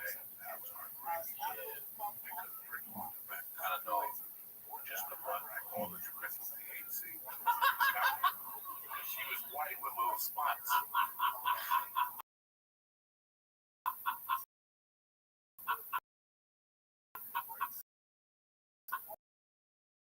And, you know, you wanted to really know what's happening. I've had it happen both ways. I didn't hear my dad call. We found him dead in his bed, and my grandmother did come out of her room and say, "Someone help me!" And I watched her drop dead for regret. Not going down that night. Do you ever think about that, or do you think that? Because I can tell you from both ways, I'd much rather find out while they're calling me and then watch them fucking die. And there's nothing you can do. Does that sound like whatever it was a massive heart attack or whatever, and there's nothing you can do to help? Honest. Well, what happened is that, you know, you get accepted when a parent goes, wherever they go, you get accepted. You're from Whitney. It got to the point where if I got really drunk, I would still go by my house, even though I saw her buried, even my eyes saw her laid in the ground. I was one of the first people that threw dirt on her. My soul, something deep down inside of me, didn't believe she was dead. So there were nights I would go on the block and look just to see if it was a mistake. Maybe she went to the wrong house that night. I had maybe somebody literally it's a mistake. This is just a dream. I should have waked up with some bacon. And she should have waked up with some breakfast last night. I had a horrible night. You know, it was just. Then I think it was about a couple of nights before 3 years. Pink Floyd came out. And they had a song on there called Mother Do You Think You'll Drop the Bomb? That's a great. Well, whenever that song came out at a party, I was taken aback. If my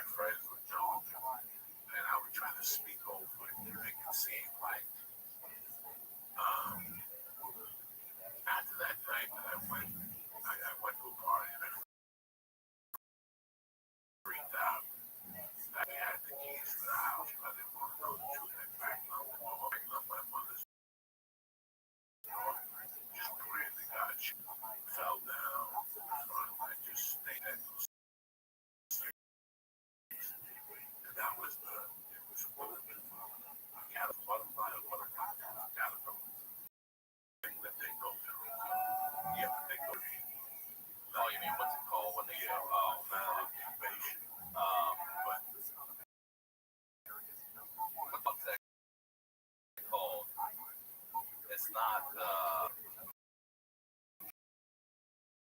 It's like tadpole becomes a salamander. What is it? Not morphing. Is it morphing? For lack of a better term. What is it? Besides, young man, bad goals, had a couple problems, a couple emotional issues.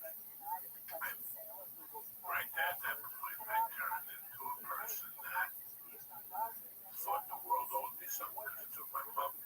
Because it took my mother from me. I thought that,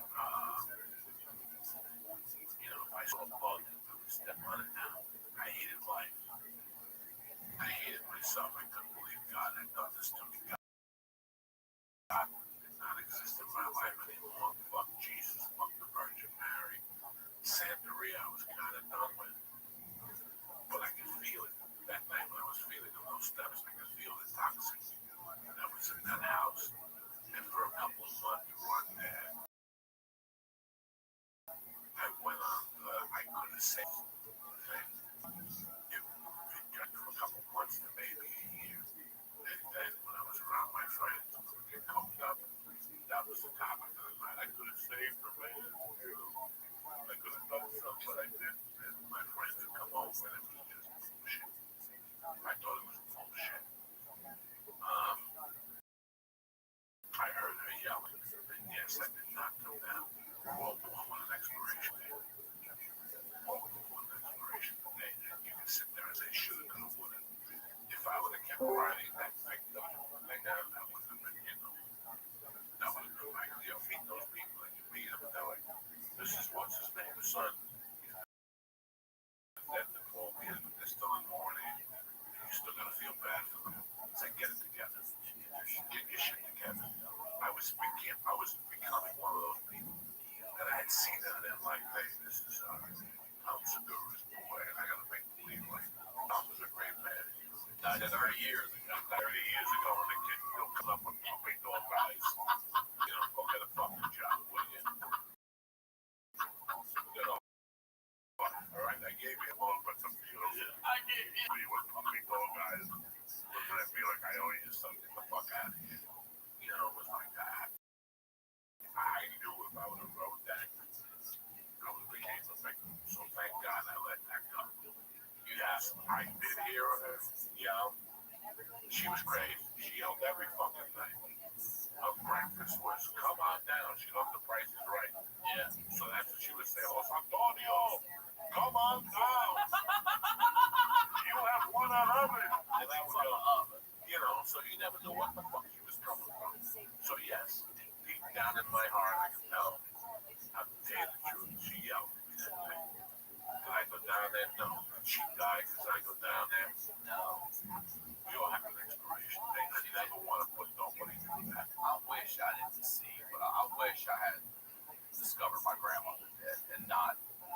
I never in my wildest dreams would I think I had my grandmother mouth to mouth. Yeah. You know what I mean? I knew it. I knew everything. And I mean, it made sense that I was the one that had to do that. But, man, I wish. There was something else I have to add to this. I'm sorry to interrupt. When I was in the 8th, I met a girl that I fell in love with. And we were talking about having sex. She was a cheerleader. She was a Catholic girl. Really pretty. And we spoke about having sex. This is why you gotta respect life. And I think I had some good hits outside. I was so much into basketball, I didn't give her attention like that. Because she really wasn't my girlfriend. I looked at it as we were dating. In those days, you saw somebody that you seen, but you could see other people. I considered her, I was seeing her. I liked her. She was beautiful, redhead. She looked like a girl from American Hustle. Katie, she was also in the movie with Marky Wahlberg, the fighter. That was her. Yeah, I know. I'm a sucker for those Irish girls. And we were ready to fuck. Made a decision to fuck it. On my maybe 15th birthday on Monday. It's always joined. My birthday's on the 19th. So that Monday would be President's Day.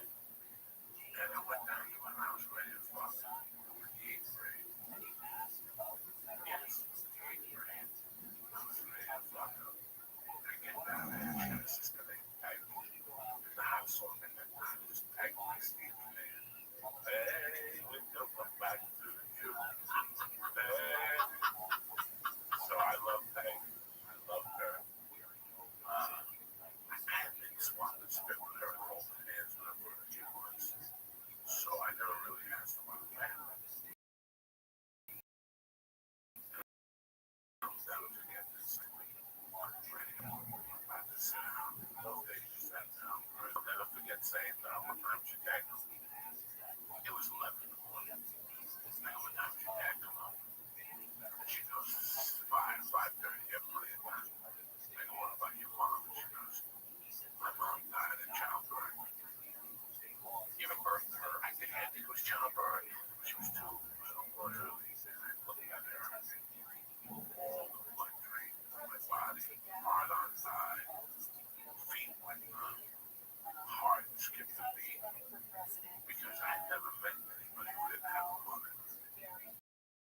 The first time I met somebody without a mother was in the 80s. I love the mother so much. I did that read for him. When she told me her mother died, the first thing he learned was this life or the previous life. Who was her mother? And also I'm like, you know what, I don't feel that. And I got up and I kissed her. She's like, well, next week. I know next week is not going to happen. I went home. It took me 3 days to call her. And 3 days later, I go in and broke up. I could not date a woman that didn't have a mother. I could not. Why? What kind of person are you? What's a fucking mother? Oh, if my father died, it makes me a father. But a fucking mother. When I found my mother, I felt so guilty about me breaking up with her. When I sat on those steps, it was fucking, I cannot believe that I did this to this poor girl. Because she didn't have a mother now. What does that make me? Right? So that night that I went to the balcony, knocked on the door, I went, that was the light. Like, what that was to see, destroy. If it meant me dying, it meant me dying. Like, it took, and when I think about that point, my life just no sunshine.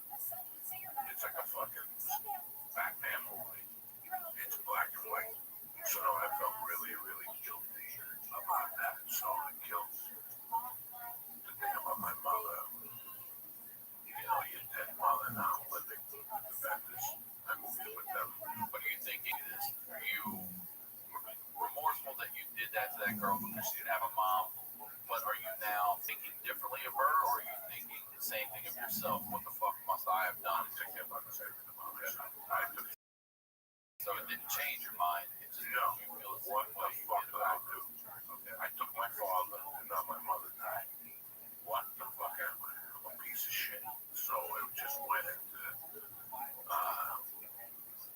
it was all beautiful on the outside. It was playing the character on the outside was just hate. And it was pure hatred. And it was hatred towards myself. Moved with the Benders. That was great. They were, till this day, I can't thank them enough for what I did. It's a shame we don't see eye to eye on certain levels because they were very good to me.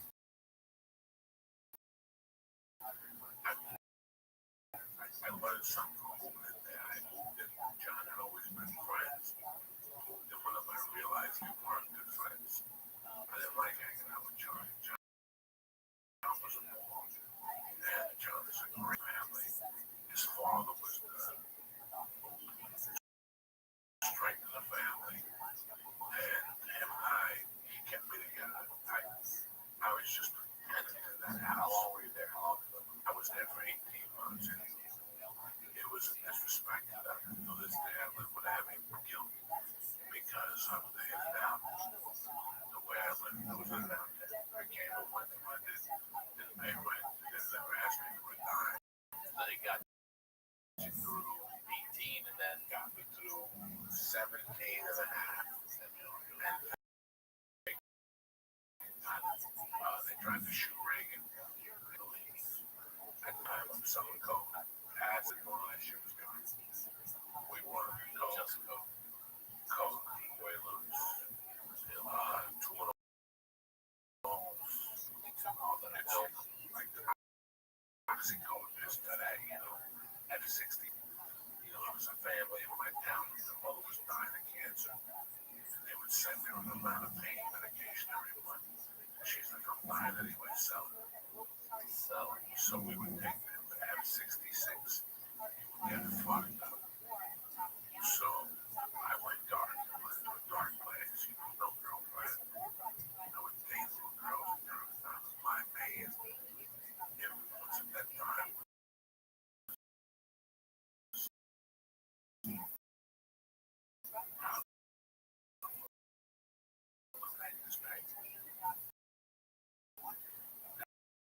That Spanish Latin world was gone. You know, it taught me a lot about people. You know, as I said, hold me if you need something. In a week, the number was changed. Stay true to form. Sunday, she come over. Trying to put on the bus. Plot them with flowers. Every Sunday, she can make $200 cash. So I can lie to people, tell people that I struggle, that's not the truth. And I'm hustling, I'm struggling like I was a hustler. Then the funny part started in my house. We have to talk about this. You know, I got to get all these jobs. You know, people will always give me jobs. What's his name? He's a man. I'm here to see you about a job. Why not about a job? Because everybody in the neighborhood knows that if you get a job, he comes see you. And he goes, why the fuck should I give you a job? He goes, because I need the job. He goes, all right, come by tomorrow at 3:30. Find something for you. That was the 70s. Find something for you, you know. And I was at JR and Son. One day I got a call from Carmine. And he goes, come on over, I got to talk to you. So I go up to his house and then I go up to Peter sitting at the table. And I go, what's up? He goes, Pete's quick rental lumber. I got a job. I got a job. I got a Peter job over somewhere else. I need you to rental lumber. Will you give me the job? I need you in there watching. What are you doing? You know what goes on in there? You know, lumber, you go in there. You know, let me know what buying shit.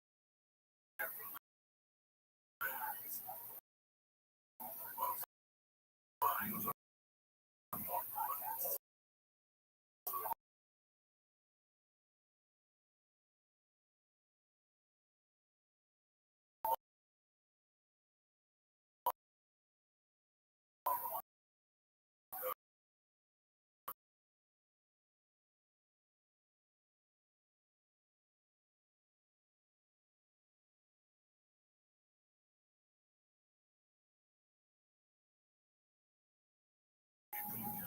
everything.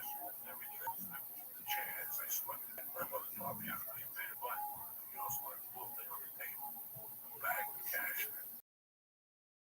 Dollar.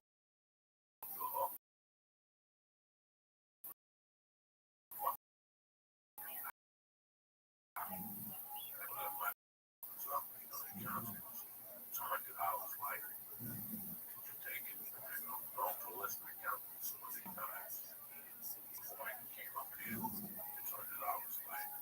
You get it, take it. I'm gonna take it to the fucking room. He goes, I'm gonna do this. I'm gonna fucking leave in 5 minutes. When I come back, that fucker's gonna be back in there. And I'm not gonna ask no questions. And I go, how's it gonna be back there if I didn't fucking take it? You know, all of a sudden, you're not gonna believe this. Not gonna talk. There's an old man. He goes, hey, Richie, whatever you have. And he goes, I got this one. He goes, that's the wrong one. This one had the right amount of count and had 2,000. Come on. Oh, it was like a dream come true. I robbed the guy. So now, I go home and I see Pete. I go, Pete. He goes, how'd your first day go? I go, went great. I stopped paddling. I did this. He goes, we have to pay the most important thing. You gotta steal. I go, what? He goes, if you don't steal, then I know I was stealing.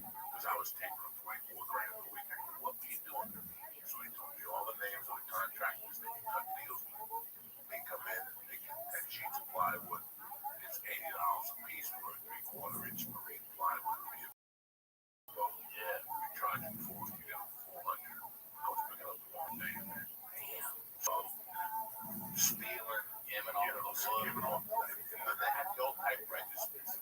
So if you came in, you spent $6.99. I would ask you how we pay for this today. Cash and check. They say cash. I'd bring $99. That's 99. Put it right. Give the change. And I knew I had 600. So whenever we went to lunch, I just go take. So at lunchtime, I had 6 in that register. 4 in that register. And 8 in that. It was fucking insane. And I wasn't the only guy who robbed. Right, everybody. Me, there was a guy, Jack Finn. It was the first guy I ever saw coked up. He was bald as shit. I mean, you had to see him. He would show up on Saturday. And they would say, Jack, you gotta go home. You know what I'm saying? Hey, come on. What's the matter with me? Bro, this guy was a mess. When he would do coke, he'd do all. He was the first person ever. I'd seen my mother had a thing she did with her hand. Like when she did coke, when she was playing the little ukulele or something. But I had never, ever in my life seen something. It was he gave me the coke to go see easy though. Would you get Scott? Yes. August 4th, 79. Then he came back the following year, August 1st, 1980. And it was late. I think July 29th, July 31st, they started in Philly. Then they came to us like that. That's where I got the coke from. So I worked at this place. And it was just like a fucking, I worked there. 2 to 5. And then all 5 hours a week. Down 4,000 a week. I'm stealing.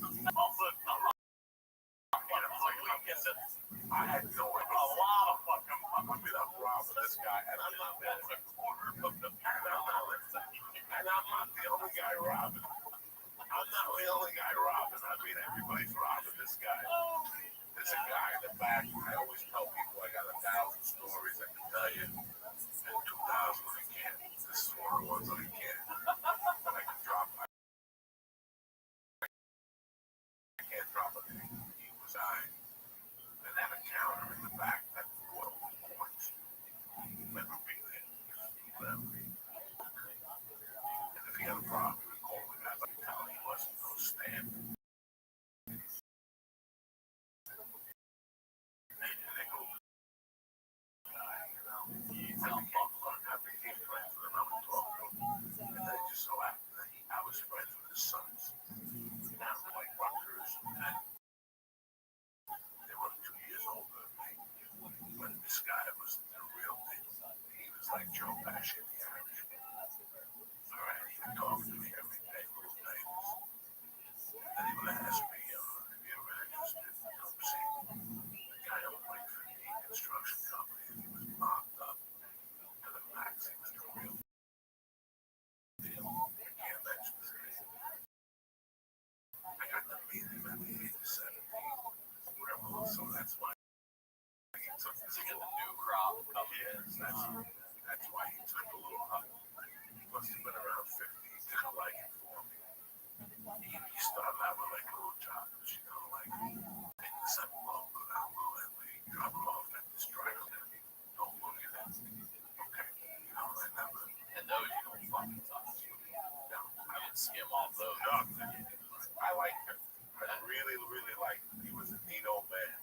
He always bought me a ham and they like ham and egg and cheese. He'd always have it for me. He had a little bit for me. You know what I'm saying? Like, he introduced me to his buddy, Bruno, like me and Bruno would play, you know, like he had a construction company. So if somebody built a wall, like they won the bid.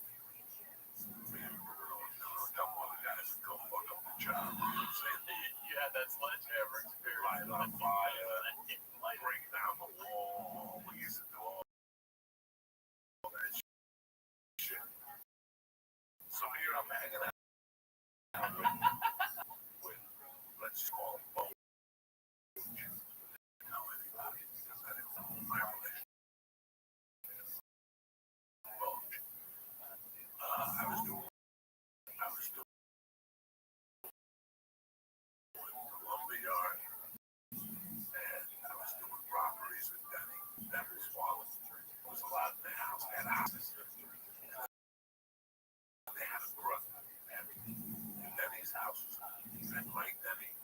sister who was beautiful. They were twins.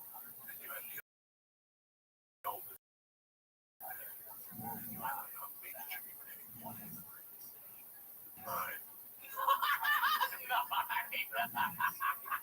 Just played the guitar by the party. And he would try to be like that dude. And it was like very foolish.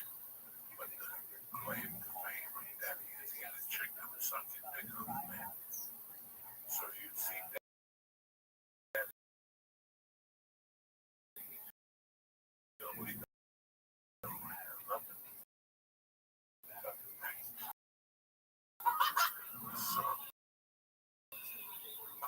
She was good. But then one day he took her to a party and she sucked him right through the door. I heard him at the end and said, "Who's that?" So then I heard like a month later she blew 8 people on. Instead of calling the marathon. And she would sit in class and people would go, "Marathon." I'll never forget her taking a picture. She was a year older than me. Look at the yearbook. And seeing her like, like marathon and like seeing like Mary, whatever her name was. Like this succeed. Like she sucked 40 things in 2 nights without even burping. You know what I'm saying? Like, so that was the claim to fame. Jimmy did a lot of shit. Bro, this chick sucked. She broke the record. She broke the records. She had a record breaker. I don't even know what the record was. Like 500 people, but Denny's were weird looking down how I had it. I was 16 and a half. And I was hanging out with Denny. He goes, "Bro, we gotta figure out a way for you to be able to drive." I go, "Dad, I got my learning permit, but I can't. Just fuck that shit." But a week later, his father called me. Then he called me at the dentist saying, "You got me to come over." Then he's outside. There's a driving school. I have a little car, like driving school. Yeah. It's like Denny's driving school. It's like his cousin's truck. I walked up. He's like, "Give him a license." Give him a license. Give him a license. Write your name down, kid. I wrote Jose Diaz. I lied on my date of birth. I wrote it to be 1962 instead of 63. The guy gave me a receipt and I had a license. How old was that? 16 and a half. You got the license. That was in New Jersey. You know how to drive it? I had been driving. Stealing cars. No, I never stole a car. I never stole a car. You never did? No, don't like it. That's the dumbest crime in the world. You catch me, I'm in it. I can't get out of it. At least I can throw coke in the weeds. You have to prove that I threw in the weeds. You catch me in the fucking car, in possession, you're in. So I never was big. That I was. And they pin you with everything you got on. I was never in stereo. Yeah, I never. I mean, that was. Remember that when people used to steal radios? We had to pay. I used to rob receipts, and then I would sell you a month. I would sell you a month for one of those things. Whatever.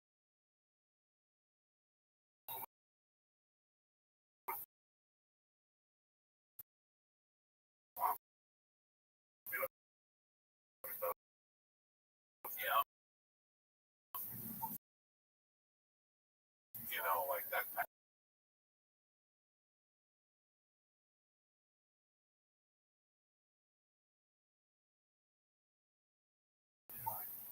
Yeah, but it was really weird. 17. I was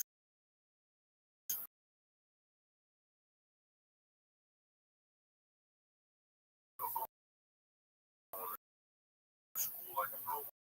Going to school as a normal kid. I was working the phone. You can't even move yet. We've been all busy. You can't even go out the boat. I was doing crimes with Danny at night. Hanging out with you, Segura and Berkeley. My relationship with like working a friend, you know. I got thrown out of the benders. I got fired from that job. Which stopped using me. He kept telling me how to do your life. Stop being that for Brian. Get old. And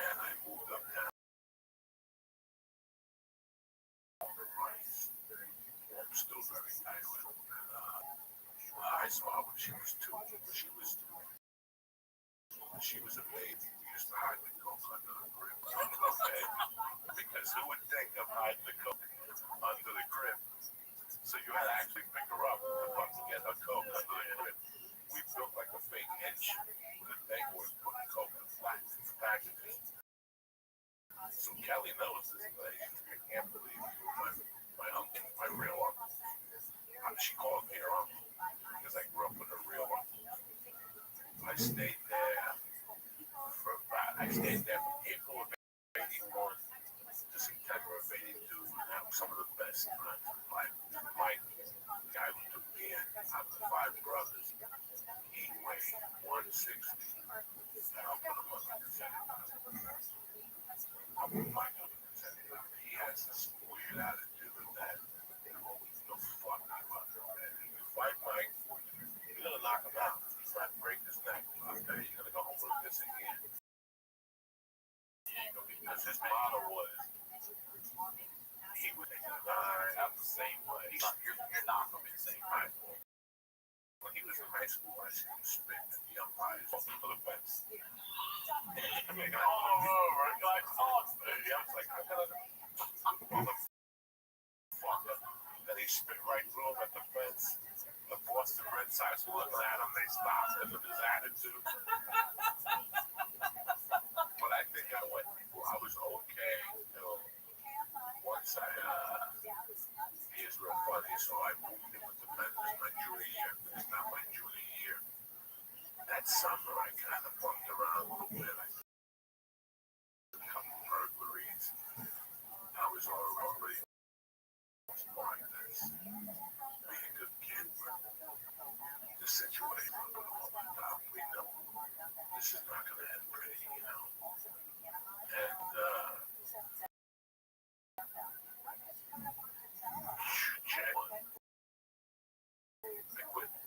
I got a job that office in Century Hardware.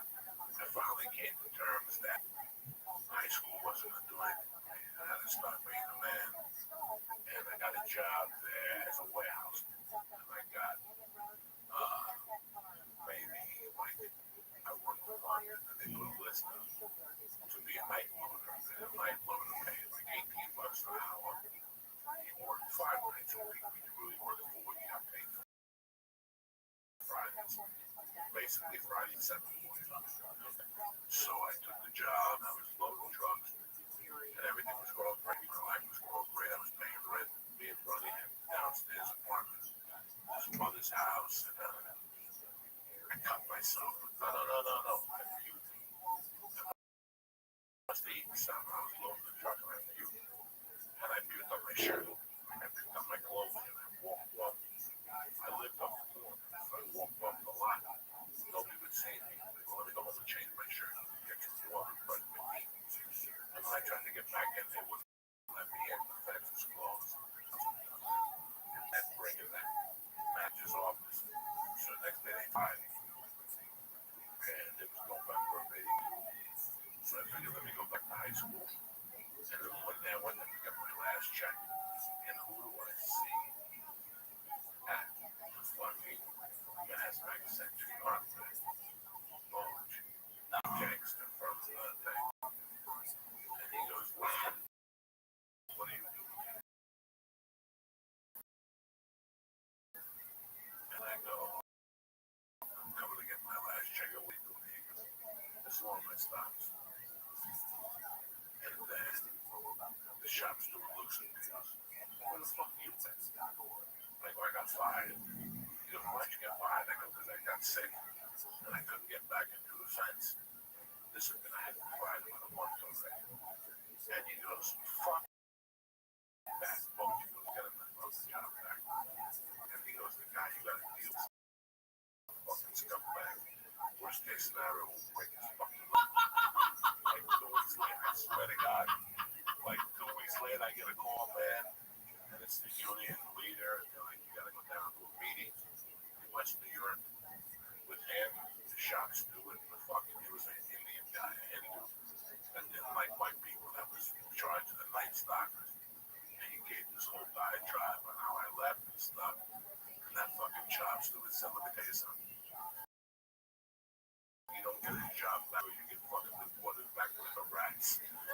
he just insulted him to his face. He's like, he starts muttering, I don't give a fuck who you put there. The guy's like, but I put this kid there, and he goes, I don't give a fuck. He's done. He goes back, you go back to the land of rats. I'll never forget that statement. And the guy just looked at him, he got up, went down, went back to work. And guess what? Employed a month. 2 weeks later, I got laid off because it was a slow season, so I collected like $400 a week. Oh, they were still paying you. Yeah, they collected off the unemployment. And January of '81 was when I started running with who later on became my crew, not my crew, but they're my brothers, Roger, Stinky, and Freddie. That's when you're like 18 or something. 18 and running. That's where we're going to pick up next time. But I want to say this, because I asked you this, I told you I'd do this at the end. You were like,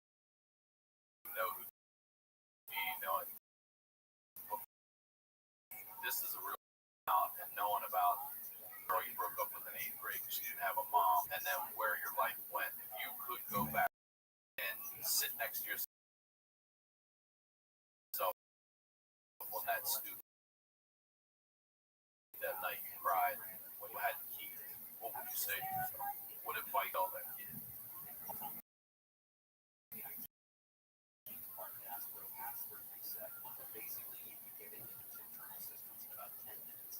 It was the same advice, but eventually I was going to die. I was going to kill myself because I really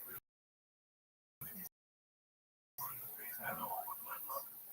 I would have done anything to be that old with her. You know, when your mother and father dies at a young age, move on. You go on. I want you to know, you go on. Don't worry about your kid. Anybody passes, you go on. But it's like eating food without salt. Like something's misplaced. Any flavor. Like, you know, she sucked the flavor out of my life, you know. And I'm happy I kept going. I'm happy I really wanted to do suicide. I'm not ashamed. Did you ever try at all? Because my tolerance is what I would want. My tolerance is so high. That's where you felt the truth. And I almost succeeded one night at Joe Lucci's house. I took a bunch of whalers. That's what I was wondering. I wasn't going to jump off the bridge. I wasn't going to die a martyr. That's not who I am. I'm not a fucking victim bitch. But I thought it was a living. I just needed to get hit by a car. I needed for somebody to push me off the bridge. I needed to get shot. So that's why I became so ballsy. Because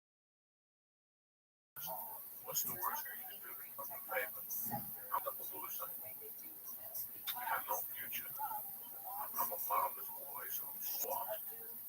I'm naturally fucking soft. I'm a half a pussy at the time, you know? I mean, I would fight you, but it wasn't what my strength was. So, I always tell people I'm happy that my mother died because the real Joey Diaz came out. I couldn't imagine who Joey Diaz would be without my mother was alive. Joey Diaz would be a 500-pound kid that lived in his mother's basement. And I would never had the work ethic I had. I always had the balls. Let's get this straight on the back. Always there. They were always there. I would just wouldn't have used them. Right. So exactly. I don't know what advice to give you this time. Then look at my life. You said it in talking, though. You said to yourself, basically, with being a bitch, fuck up off this loop, or you're going to get swallowed up and move forward. And that's the best advice you can give to anybody, including yourself. You live it. You survived.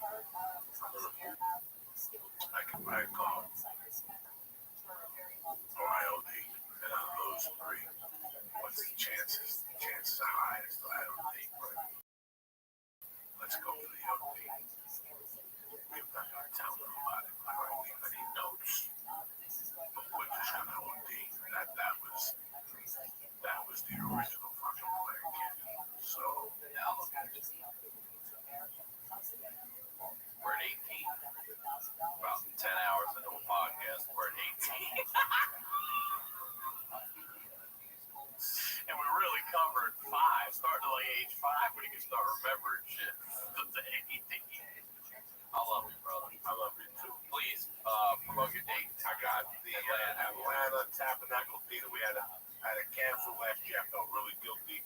We rescheduled for January 25th, and it's myself and Simone, and we added a second show. And we kept the tickets prices down. I got the Tempe Improv.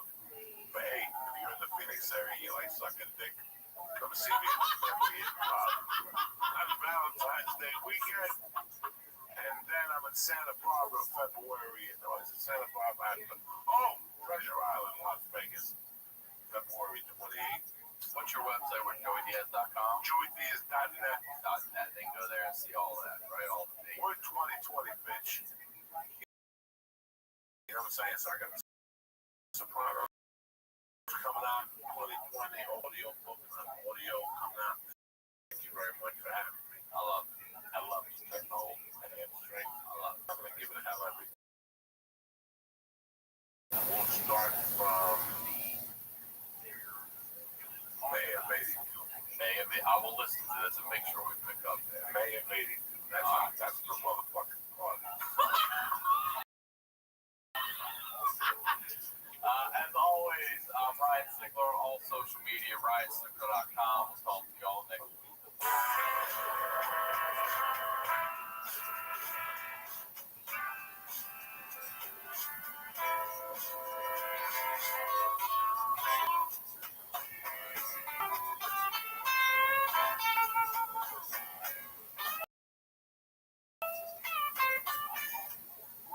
This episode of The Honeydew is brought to you by Upstart and Away. We'll talk a little bit more about that, but I want to let you know about some dates here in town.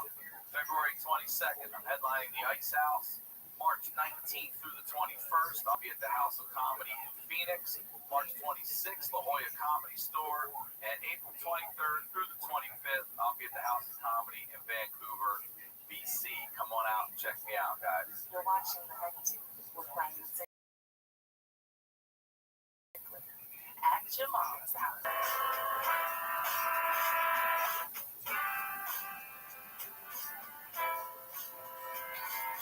Welcome back to The Honeydew, y'all. We're over here at Studio G's doing it at your mom's house. I'm Ryan Sickler. Follow me on all social media, Ryan Sickler, RyanSickler.com. The website for the show, The Honeydew Podcast.com. Links to everything. And if you're new to the show, we've been here a year now. I'm excited to have this here all with you guys. Excited for all the new guests. We're highlighting the lowlights here. The stories behind storytellers, and today's about to hit part 3 of the saga. Ladies and gentlemen, the one and only Joey Diaz is back. All right, the saga, brother. I know exactly where we left off, as I've told y'all. Listen, but before I do, please plug, promote everything you'd like to get out. Just January 25th, show at the Tabernacle in Atlanta. I'm going to Atlanta do one show. It's a makeup show. You know, why don't you round up with Tampa? No, because I fucked Atlanta last time. I don't want no misunderstanding. Is Atlanta the one you were doing with Simone? You guys got the flight canceled and couldn't make it? He told me about Yeah, it that. was a horrible fucking Oh, day. man. Well, There's good. no way we can get to whatever.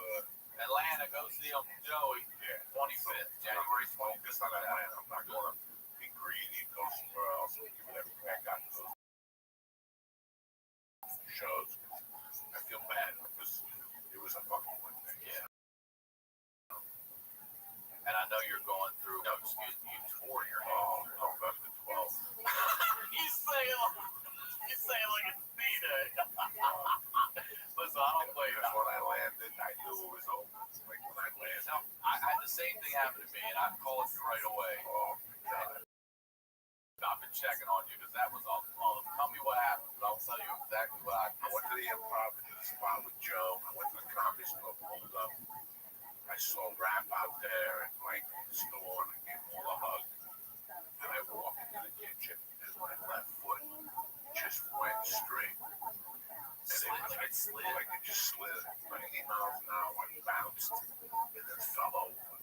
And all I could see is stars. Fucking, the pain was brutal. And, you know, thank God. You know, sometimes you go, I just go to the store to work out. No, you don't. They're really a family. Because I never saw that all those comings. It was all over me. Funny when I was in my darkest shadows, I mean, I couldn't see, pass out. She goes, Joey, come on, want a blowjob? And I looked at her, and this guy's, in the middle of them, and I go, now I know, we get one of these guys. And, people have no idea the gift of bringing levity to a situation. What this show is all I about. fucking hate, like, if somebody calls me and says, hey, call, God forbid, Tom had passed away. Give it a day. I call him like I usually do. Tom, I love you. Sorry about your dad. And then I'll just drop like, what are we getting in the way? You know what I'm saying? Is it going to be a fucking creepy sister or we getting, what do we, and people usually go, motherfucker, thank you for making me laugh. Jesus Christ, nobody has the balls to call and insult me. Like, I'll call people and go, you got a brother? What do you want to do? I'll light him on fire so he gets nothing. Nobody else can test the will. And they'll die a laugh. They're like, don't push me. Because I hate that motherfucker. That's what it is. And so since I just made that day, so I had to leave him, and now it was me, and I got it. I understood it. It picked me up, man. Those guys, Richie, and I couldn't even fucking, I couldn't even think. I know. They put me in a car, I couldn't even sit. As the leg was swelling as we were driving. Couldn't drive, couldn't sit in the back of the seat. Couldn't sit in the back seat because your left leg has to go up. So your ass cheek is on fucking fire. And you can't sit on your right ass cheek because your left cheek. It was just on my sat home for a few days. Finally had a little emergency room, x-rays, ultrasounds, all that, on the couch, ice, heat, pain pills, which I went on 2 days of pain pills. And I threw the rest away. I mean, that worst medication. Your pain remains the same, but your head goes to this place where you just feel like you feel bad enough. When you comic like me, I love action. I'm on the couch watching TV. There is nothing I hate than a man watching TV in the daytime. Nothing bothers me more than that. There should be no men watching TV work nights. That's your night. Your day is 5 o'clock. I get home at 3:30. I watch World News tonight. But I'm not at home at 11 watching. I'm going to binge watch. What's Stalbo, whatever the name of that company Disney. Mandalorian. I'm going to go home and binge watch. You could be doing your worthless shit. Write a joke. Then they tell you, I keep bombing show because you're watching Maniscalco, whatever it's fucking instead of fucking watching what you're supposed to fucking be doing. So, it just, but I got blood drawn, there was no blood clot. I was able to cover the gigs in Miami, Town Hall, New York, and the Chevrolet Theater in Boston, Chevrolet. So I'm grateful. And, it's the holiday season. Taking a couple of weeks off. Hang out with the baby. I got some spots at the store. You still got to keep them off. It's like going to the gym. A joke here, a joke there. Getting 2020 schedule tight. It's going to be like for the Soprano release. When's that? It's September of 2020. So we got 8 months. And that's it, bro. Just a man show together. Trying to put a audio book together. And that's it. Just trying to get that.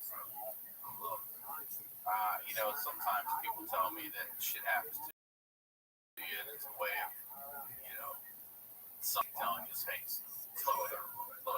It sucks that I was playing when I wrote in E, they had a softball. So I was like, yeah, I'll play it. I guess I'll play. I'm standing on second. Next guy hits a single. I'm hustling the third. And between second and third, right in that shortstop spot, I hear the pop they talk about. Yeah, he's always talking about. They hear a pop. And I heard it. And I felt it. And I mean immediately. Your hand just moves.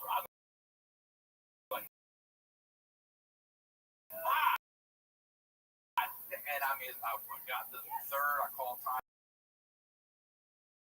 I wanted to walk back to my bed and be like, I'm done. I couldn't walk. I had to sit for a little bit. You can do that. No, it's a broken rib. Can't do that. And it's just weird how it just fucking broke. Pain. It was, I heard pops. I had pops. I was 300 pounds going down the 288.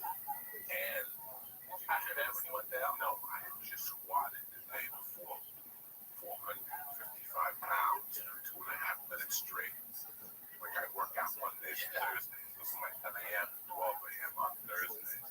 And it's heavy lifting for people over 50. It's heavy lifting. So you can combat, your joints stay strong with yours. And muscle mass, building everything up is down. My cholesterol's down. Insulin, the foundation is weight of over 50. So the doctor said, when looking at the x-rays, you met something like, dog, I just squatted the day before. So I walked in at night. Yeah. That's what really saying squats, First of all, open up with you. I'm very sorry about how we ended the last project. I thought it was hard to explain to people where I was put at that time in my life at 14. And it was like what I did cry. I wasn't crying for Anthony. I cried about all the shit that went on before Anthony was the straw that broke the camel's back. All was dead. I was probably crying over Bruce Lee's dead, Roberto Clemente. All those dead. And Anthony got me wound up. I get it. And after Anthony died, like I said, it became a big shift figure in the house. I was from year 14, 13, 14. That's where we are. Talking about like 11 to a situation. This is exactly right. You're here summer of 78. I was basically, and this is a true story, I was untouchable in Lundberg. Because his father, I was at the house of the guy that you would have answered to at the end. So you decided to fuck with me. But I think twice. I had this guy, and people knew it. People's personality changed towards me. They knew I was a member of this fucking family, On family functions, I was with them. The whole thing. So he was a cop, right? He was a cop. He was a detective. He was the mayor's driver. Oh, okay. So that's a complete different set of power. And cops would go to the house. They would see me. So now, places from the spot, they would come over and go, hey man, no disrespect. This guy out of here. It was fucking crazy. It was just fucking crazy. So my house is falling apart. My mom, your stepdad, your mom, and stepdad him over the head while he was sleeping, and he split. Connected again after 8 months or so. Yeah. But it was never really connected. I'm writing this book right now. I was writing, I a lot of him. I got to erase this. Because at the end of the day, I liked him. I liked what he did for a home. For my father, I never did that. He married my family and lived in our house. That he was just, bringing light to my behavior. What he expected me to be different. So, did we come up with the rest time? Yes, he said talk about it. Right, so when time was up, my neighbor come on the paper, that, so it changed the dynamic. It's not just you and your mom. It's me and my mom, my house, somewhere along the line, she closed the bar, and just a jewelry store, just made her work her numbers back. A lot harder, so it really became on Sundays, and she would make me breakfast. But besides that, I didn't see her. I would only see her at night late when we were talking at night.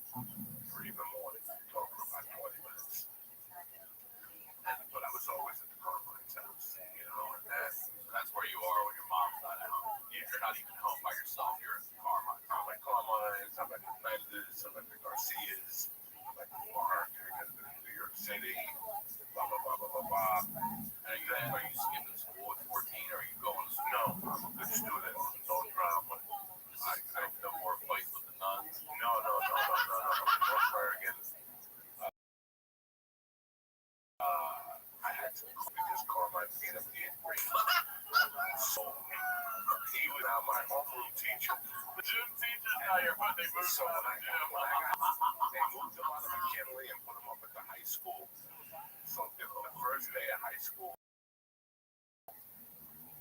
you gotta go to homeroom. Your last name, I go to homeroom. Who's the homeroom teacher? I told him that. And I'm going, he didn't say much. Yo, Jose Diaz. And he goes, the way out, he goes, hey, no hard feelings. He goes, if for some reason you don't have to come to class, you don't even worry about homeroom. So I never went to homeroom.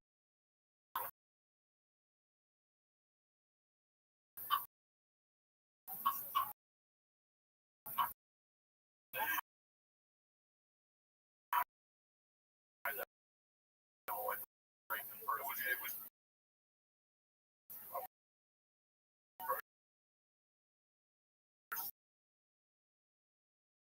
experience.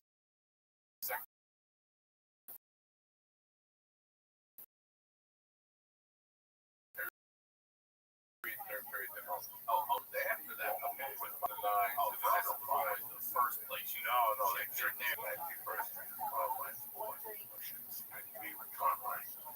When the mayor was running? Yeah, so when they were doing re-elections, I was in Carmine, and they would see me, and they'd be opposing forces, but ours was full force. That meant being with Carmine meant that during the elections, I had to rip signs down. All they would send you out to do the polls. Yeah. I had to break people's windows. If they had it in their window, you break it. We would get lighter fluid and put it on cars and light them on fire. Me, Frankie, political beat.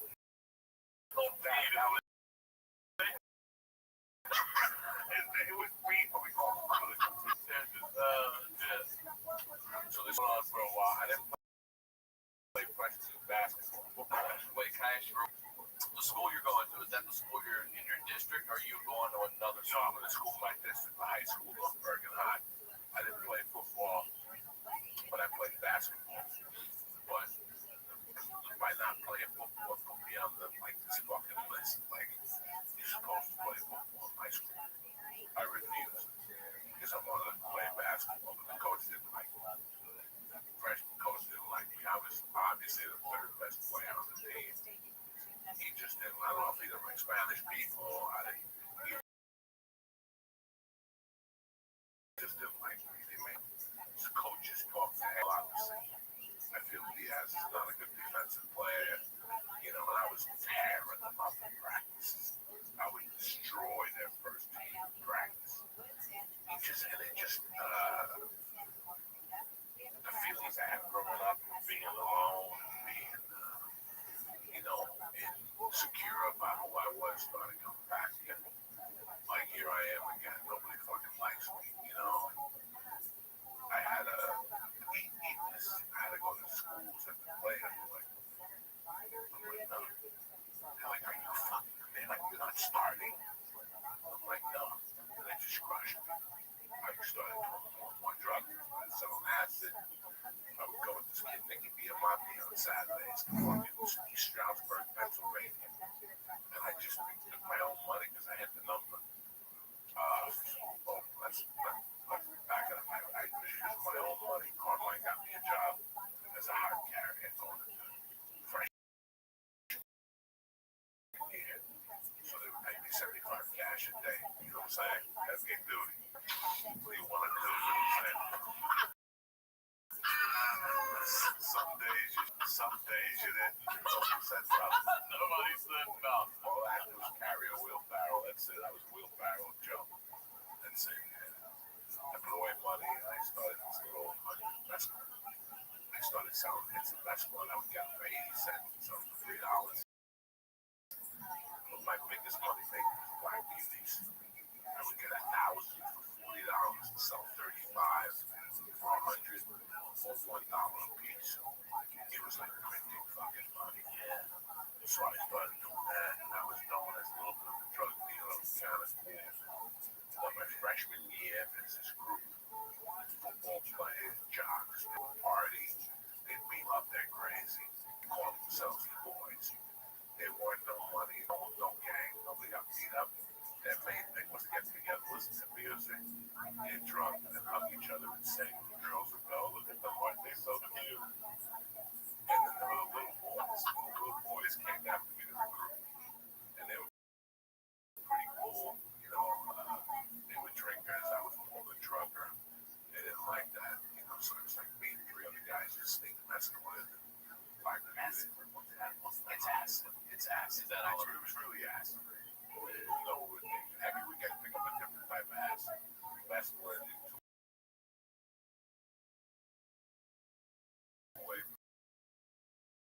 Acid, water, acid, window pane acid. Every Saturday I pick up 300 and then by it. I mean, 16. Well, let's back the story. Episode 14. We'll take it one, 2 hits a week. Maybe on Sunday we can get this thing called TNT. Because my mother 8 hours. Sundays for the Angels. You know, so me and kids started snorting THC crystal, and then our big thing on Saturdays was snort THC crystal, take a bus into the city. The keys, you would snort your keys. Is that what THC crystal is what you sold it to burn as? On the street, it was fun. Gorilla tranquilizer. This shit that they would see. What was that kids? Omaha, whatever, about animals, wild animals, the Mutual of Omaha. And I know what you're talking about. When you see a weapon, they shoot them and they go over. That's what we were snorting. All right. It was like animal tranquilizers. So take me, you, Rogan, Bird, Tom, and Dynamis. We split three $10 bags.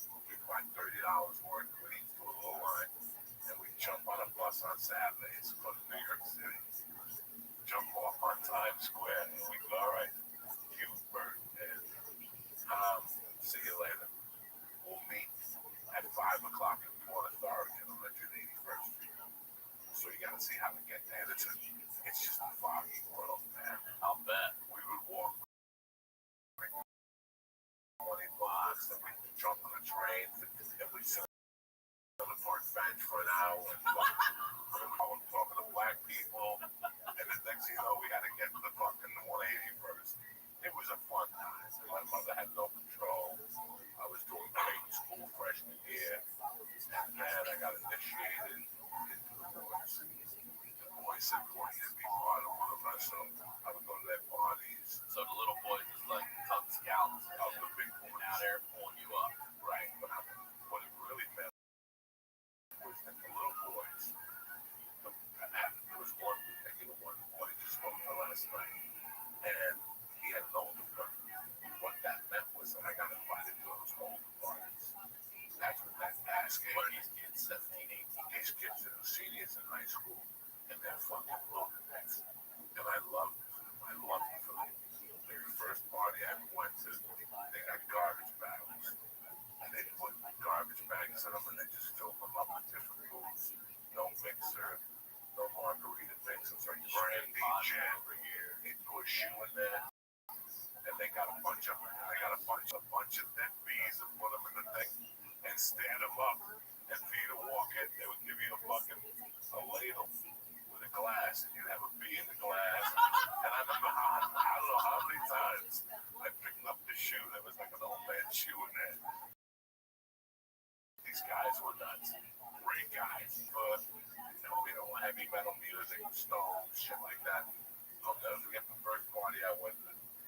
I woke up on a lawn.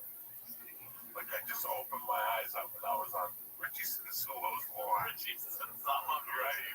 His name was Richie Sinasulo. You're on his front lawn? I'm on his front lawn. I'm looking around and it's Gray Ernesto. Was a cop who I liked, but I didn't know he was always colored socks. And that was like a no-no in my town. And I was Bill. He would move all the way up to his knee. You know how many times? He was athletically like a cop. You can tell all the way. Oh my God. Ray Ernesto was the sweetest man in the planet. He was a cop. And for keeping himself in shape, he played with the 8th graders on Sunday. Legit guy. No matter. He fired for life. No fight.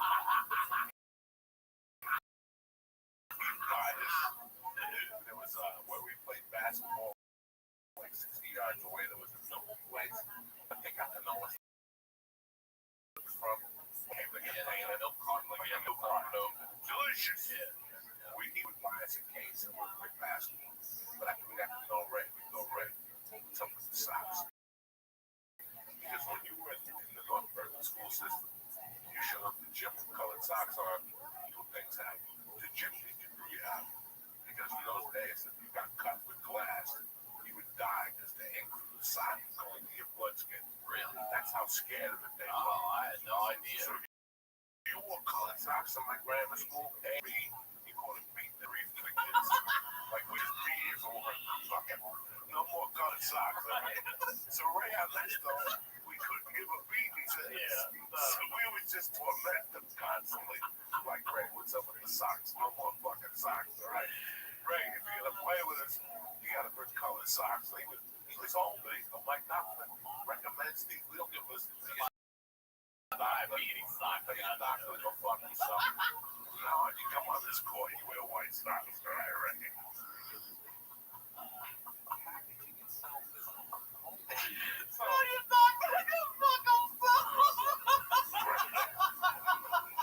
Ray Ernesto wakes me up. I'm looking around. We just in the store. He goes, "Are you all right?" I'm like, "Yeah." He just hop in the car. He gives me a ride home. So he gives me a ride home. I walk in my house at 7 in the morning.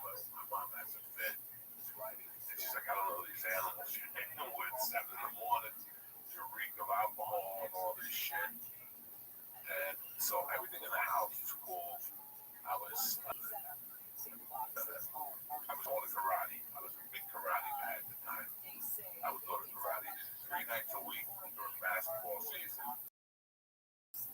Then when basketball season was over, I was going to karate 7 days a week, 6 days a week. It was closed on Tuesday. I would take a bus down there, so I would go to basketball practice till 5, take a bus home, eat, take a shower, get my tea, walk up the fucking hill, and take another bus to karate. Till fucking 10 o'clock, takes the men's class. I'm 14. And then so now, freshman year, I'm doing all this shit, going to karate, I'm still half legit. My house is happy, my mom is happy. I go to see the Stones without Mick Jagger. It's called the New Barbarians. It was April of 80, April of 79, I went to see the Stones with Mick Jagger. Rod Stewart was the singer. It was, nobody even knows about this shit. Yeah, I was going to say, I had no idea.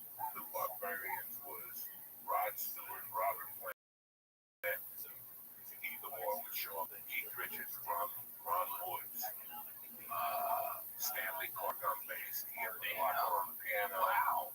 The drummer was Charlie Watts. Yeah. And you would see celebrities. New York show was tremendous. Where would they play? The Garden. Really? So this was big.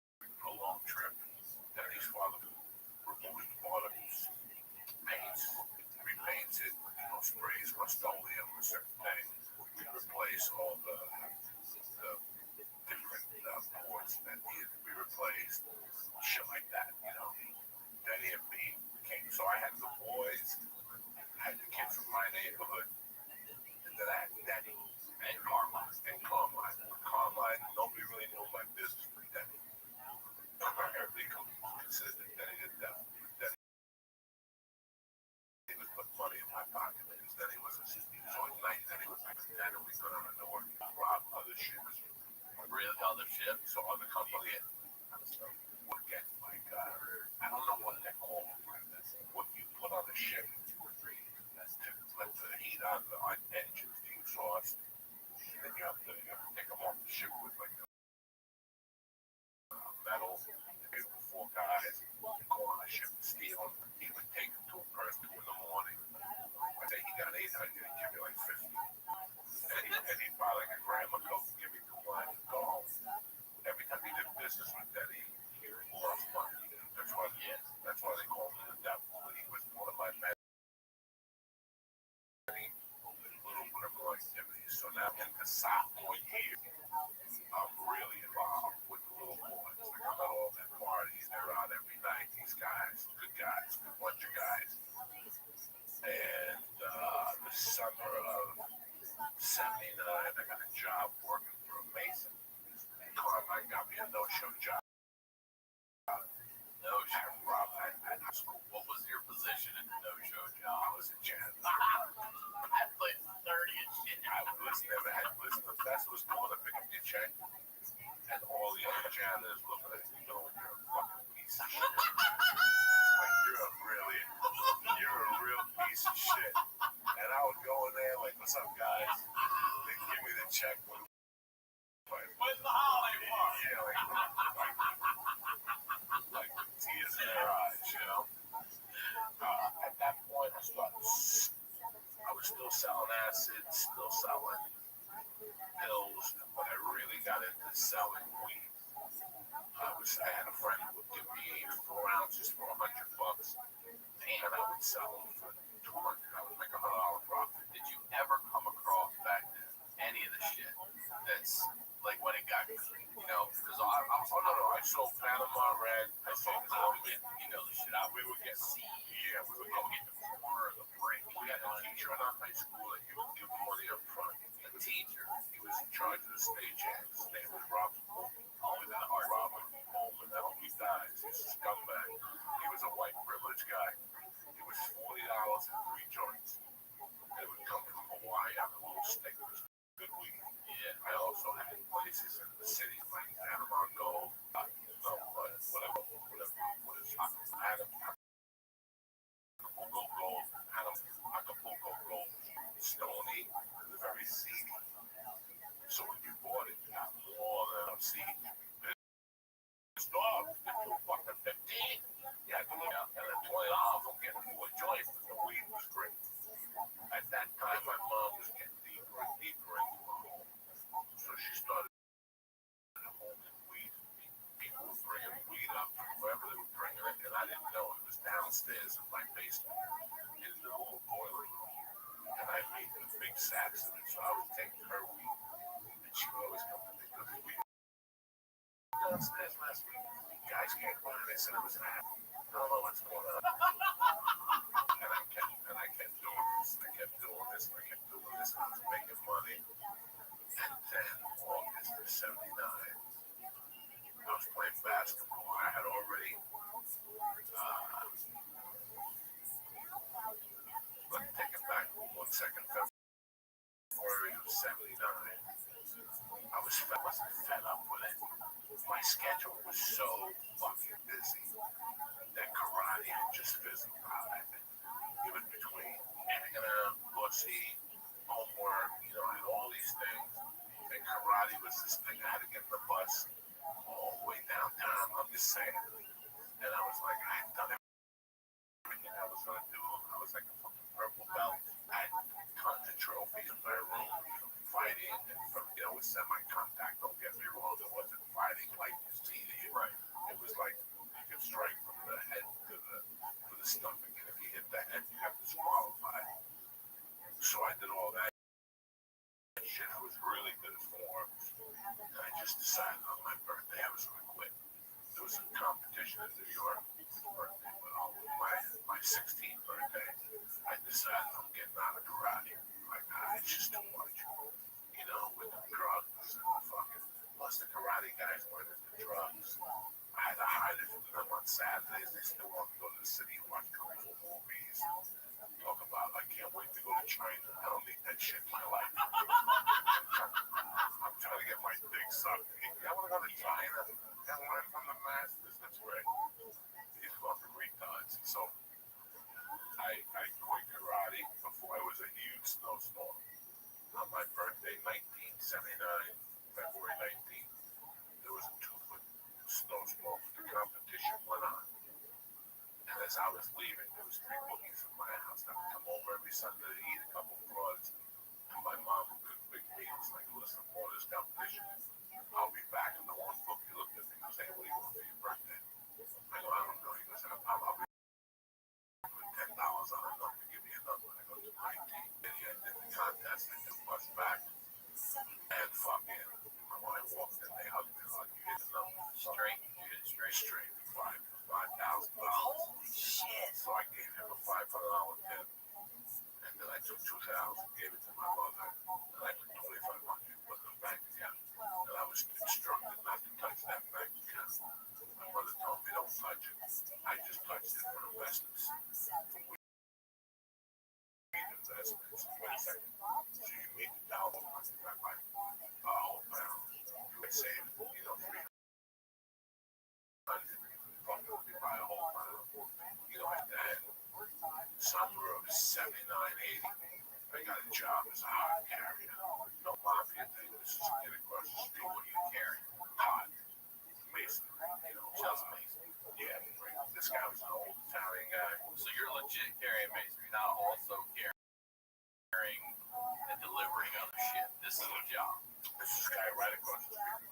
If I look out, I went through houses of nice Italian, just Italian. This is a job, not a car ride. He came up to me and he goes, you look at big, you want to do some work or something? Every day at 6 a.m. I go, yeah. So me, this young kid, and another guy stinking, would meet him at 6 a.m. every fucking listed day. And he didn't believe it. Jackhammer. No. Sledgehammers. So we have a sledgehammer. Oh my God. So we sledgehammer everything, pick it up, put it in a container with gloves, and then we'd have to make the mortar.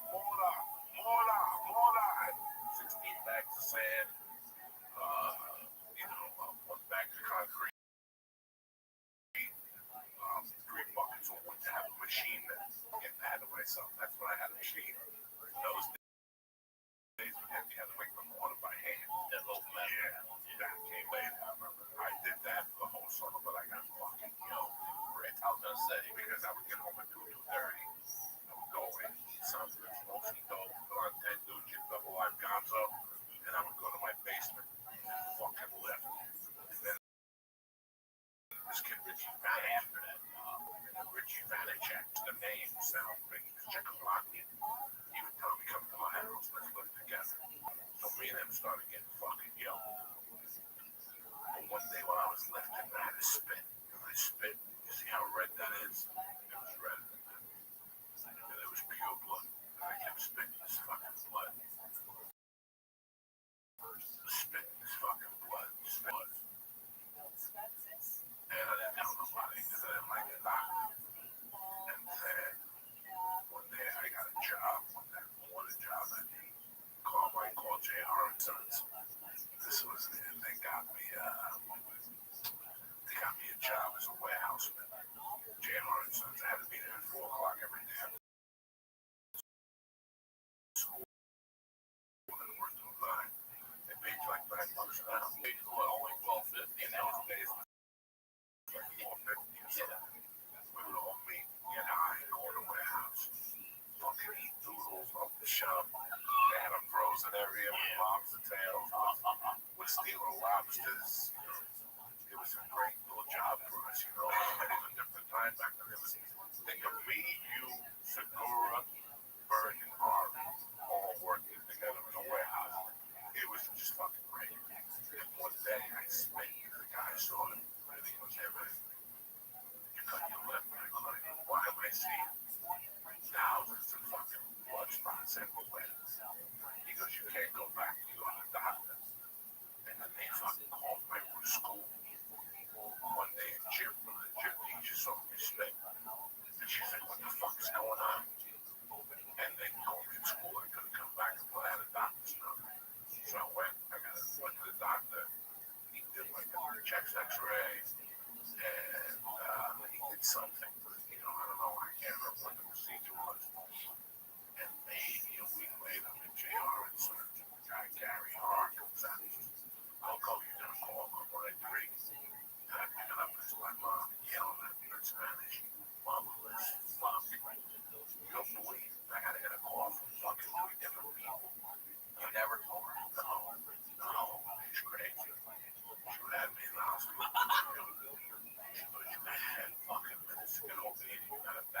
nice hospital in Jersey City waiting on you. Let's go. You have some fungus or something. So I went home. She fucking threw a couple smacks in my face and knocked down. They drove me to the hospital. And it was just a horrible experience. I had paraquat. Paraquat is what the government was spraying on weed to kill it. And that's the result you get.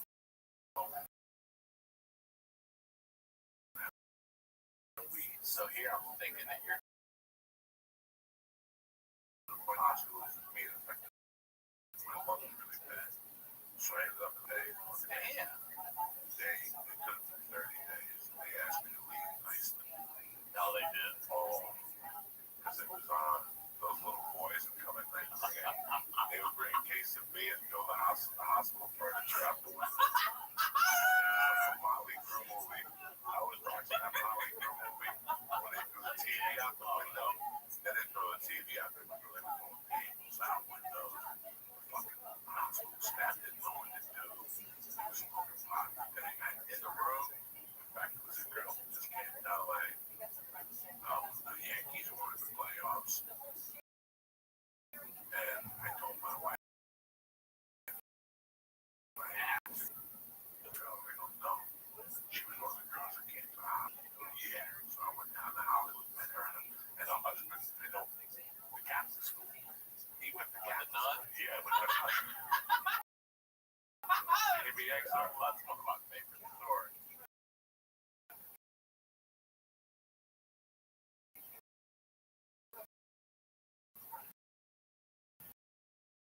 That's in our highlight episode. Well, Jersey house was always it was just a fucking house. I liked it, but I didn't. I Did you liked ever see anything or more feel it? I felt it. And then something happened with that. Something happened that my mom did something to the house she wasn't supposed to do. She did a Santeria ritual that they told her not to do it. But the person that wanted to do it said if she did it,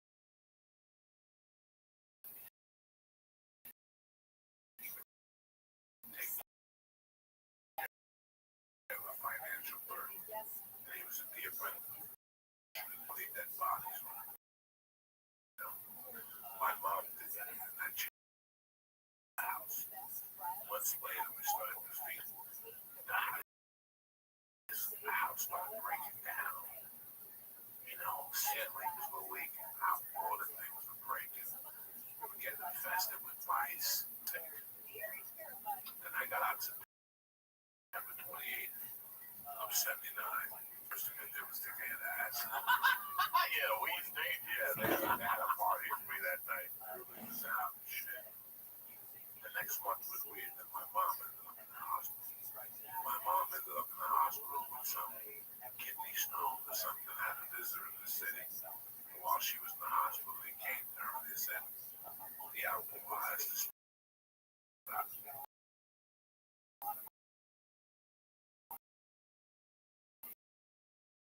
You know, world that wasn't like what you think. Alcoholism for her was part of it. That ain't.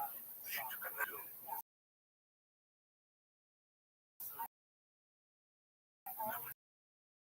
She got that ring. She switched to cocktail. So from 8 to 2 was fucking crunchy. They told her to stop drinking. She came on. She kept drinking. Something happened to her again. They had to rush her to the hospital. And then this time she went. She came home. She was, I'm done. I could see in her face. But me, on the other hand, I'm having the time of my fucking life. I'm partying and everything. The week before, my mom, early October, when she went to the hospital, my mom had a handy with my father, and she went down to see if she could sell it. She was that broke. And I had a party with my friends.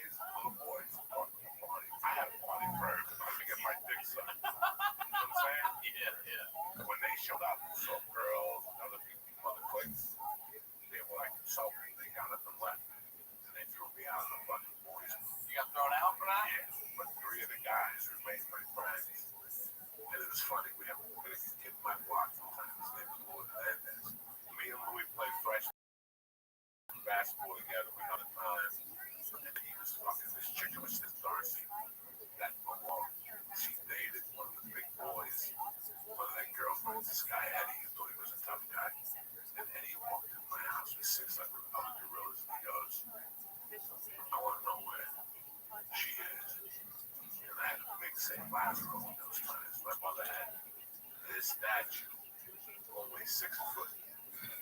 Think of this statue, 6 feet deep in your living room. Crutches with a gold thing on them. That was in your living room? Yeah, so people would come in. People would come in and go, who has a saint in their living room? Full size. But my mom loved that guy, St. Lazaro. And never forget, they never like, we need to find Darcy. We're going to start fucking motherfuckers up. I remember there was a kid that his name was the Red Devil. He had just moved from Cliffside Park. He took one of the crutches from the saint. And he goes, here. Darcy was up there. He's fucking Louis the Nigger. My attic. And we're like, Darcy's not here. And I suggest you turn around and leave. And I'm shitting pickles. I'm like, Chris, we're going to have to fight these motherfuckers. Nessie. We're fucking solid, boys. And those fuck these punk ass bitches. And they were like, you guys are going to pay for this. I'm like, all right. All right now, get the fuck out of our house. Out of my house. They left. So right away, that put people on high alert. I was still one of Carmine's boys.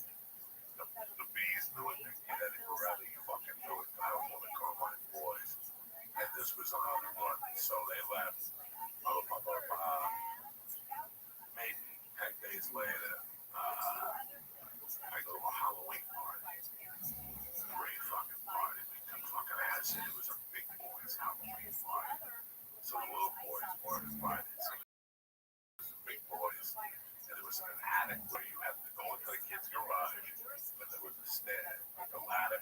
You had to climb into the attic, which was huge, the size of this, but there was a hole in the attic. You understand me? Some people go to the attic, there was a ladder. You had to climb up off that ladder, and then you could make, there was a keg up there, so everybody's drinking. But that ladder that you're climbing up, that fold-down ladder that you climb up, like that kind of ladder, getting you in. No. The hole you're talking about. No. There was a hole. That's the entrance. And then once you're in the attic, there's a separate hole over there just in the middle of the No. You walk into the garage, okay, and he would go, you want to come upstairs? His name was Julio Cameo. He would take a ladder, put it there, and climb up to that hole. And then for that night, they got a real ladder, so you could walk all the way up and get out. It was a Halloween party. And people were dressed up like Satan, Abe Lincoln, whatever fucking people dress up as. But me and Luke and the Villa, who were little boys, they still took my side. We would do acid, unbeknownst. And there's all these 18-year-olds. They're drinking, they're listening to the Stones, they're fucking howling.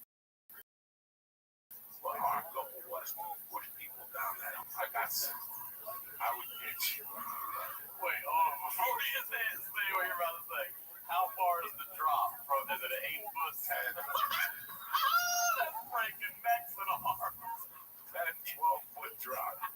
So do you understand me? So, I got it. if I started talking over here, my job was to turn you and walk you towards the hole. We move me back, and then we leave you by the hole. And eventually, you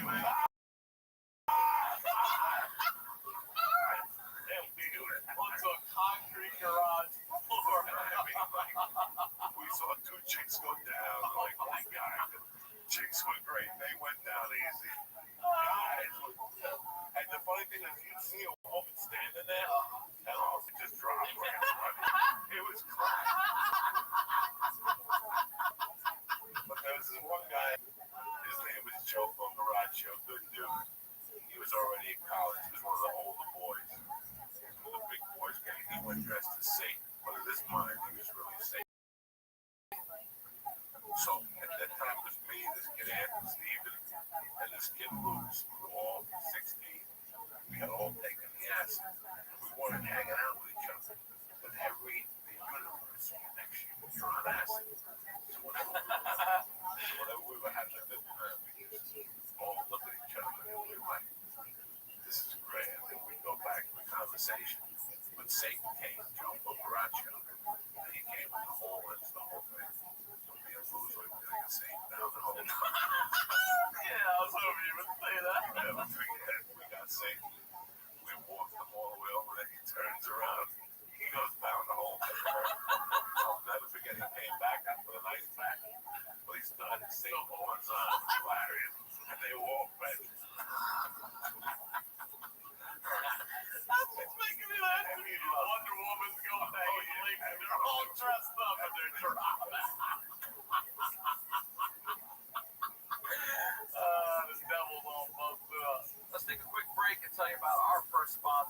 Upstart. Between hitting the gym, eating cleaner, or learning a new skill, there's a lot of ways we can better ourselves in the new year. But I can't think of one that's more important than starting the year off tackling high-interest credit card debt.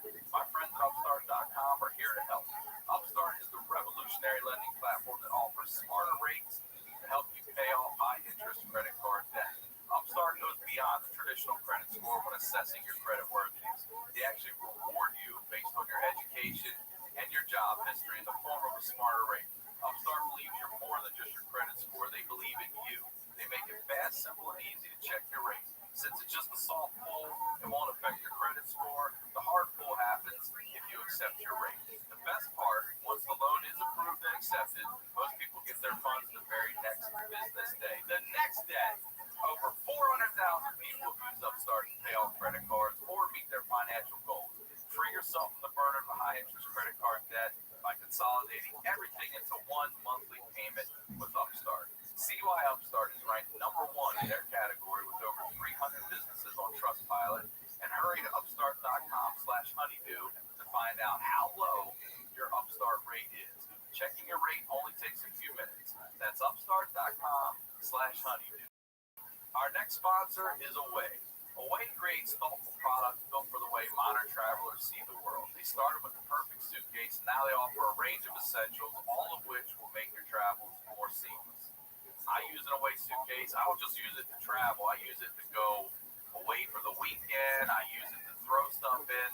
What I love about it, it's a very organized bag. You've got the zip part over here where you can store a bunch of shoes or whatever you want, and then over here your clothes. You can clamp it down, seal it up. It comes with a battery charger in it, rotating wheels, great hand. It's adorable. I don't travel easy. I throw my stuff around, so it's a great suitcase. It's thoughtfully designed, like I said, very durable.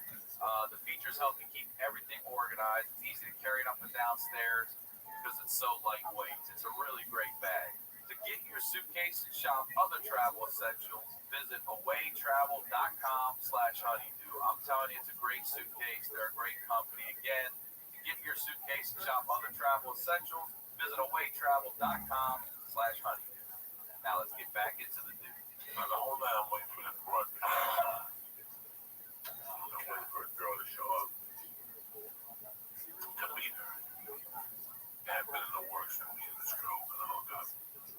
Something was official. It was like you coming to me when she wants to hook up with you. She was supposed to be with me at the cameo's party, said to me. So I'm at the party, it's like 2 in the morning. And this blonde comes up to me, Robin. She goes, "Where's Lisa?" And I go, "I don't know." She never shut up. She's around the corner. She wants to date you so bad. Let's go. She was dressed in the wedding dress. She was my age, but she dated a man. His name was Clinton. Clinton was bad. How old is she? What, 16? She's 16. How old is he? I think he was already had a reputation for fucking smacking people. He slung a little bit. Tough guy.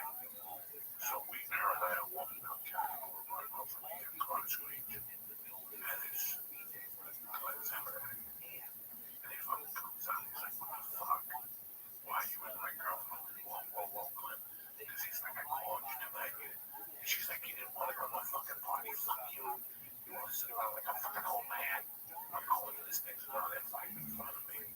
And he smacks her. And I jumped in between it. And this kid can kill me. I go, "Clint, you can't do that."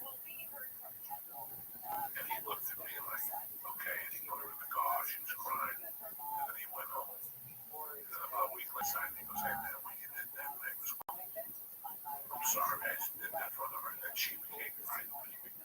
But that night, I stayed up till 5 in the morning. And I had a rule with my house. I had to call my house every hour. And after like 2, I called my mom's sleeping. My mom had just got out of the hospital. You know, her head was sad. She was broken heart and she had no money. And I didn't call that night. This was like, I got home about 6. And with the key in the door, she opened it. And she's like, "What the fuck have you been?" And I hadn't seen her like that since I was a kid. But I knew where she was coming from. She was very hot. And spun around completely. This was a woman.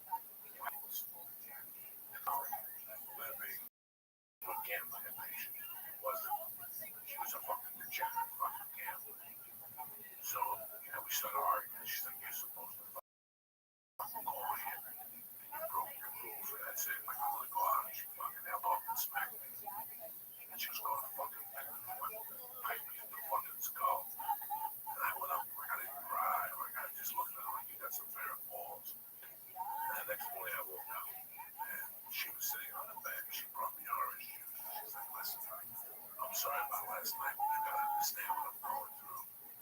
And she goes, my biggest compromise is to raise a man. I'm trying to raise a man. Yeah, I don't know if you know what that means to me. She goes, you have to call. Because one day you're going to be married. And you're going to have a family. You have responsibility. You have to call. You're not doing this to your wife. Don't ever let me find out you do something like this to your wife. Call your wife. And she's like, I'm just grabbing you. And we got up. She goes, come on, we'll make breakfast. And she was walking out the door first. And put like whatever t-shirt on and pajamas on. And she turned around and she goes, you just have to understand one thing. And she had big fucking red tears in her eyes. She goes, I don't care how this ends up. I just want you to be a man. And I went downstairs with her. Because she's talking to you as a mom and as a wife who was treated a certain way that she don't want you to treat your future wife. That's a lot. It was a bad morning. And we talking whatever football, and then she went and her thing and our relationship was back on the we were back together, but that whole week I kept thinking about it. Since I was 3. She's like, oh, you gotta eat pussy. You gotta be a man, you know what I'm saying? You gotta, but you gotta be a man, you know what I'm saying? You gotta be a man, but then it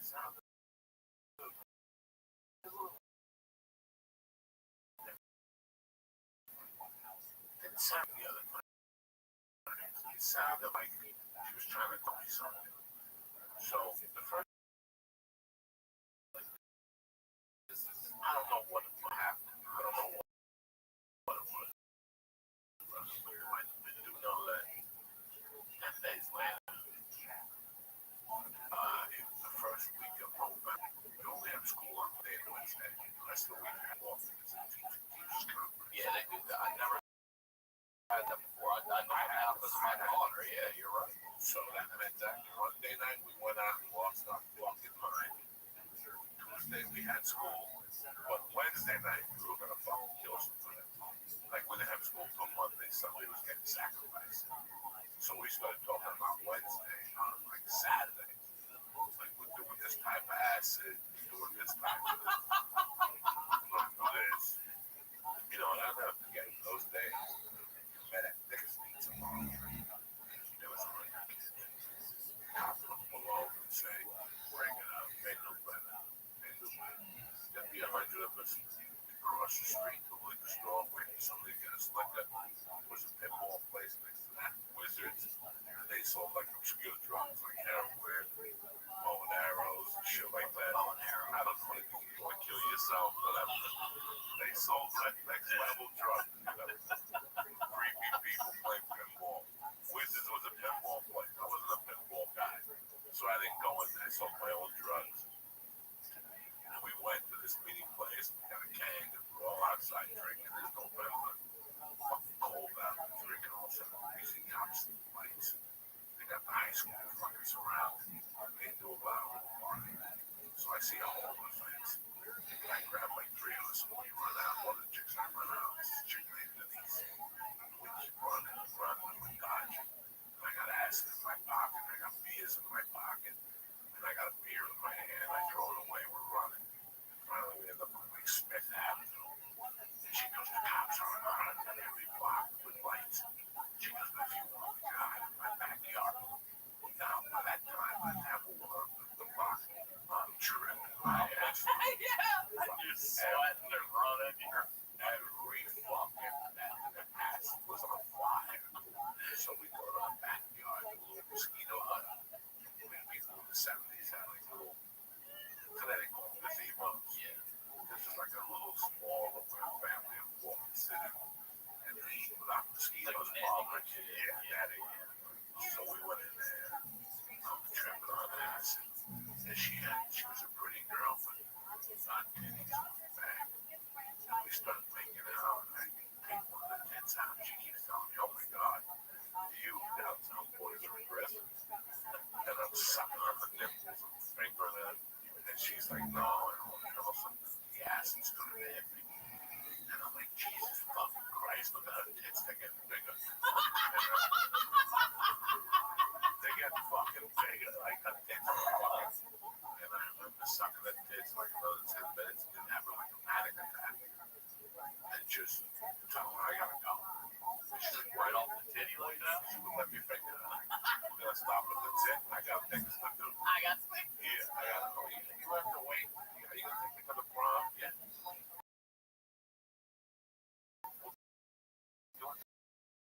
I'm out of the prom. That's in June.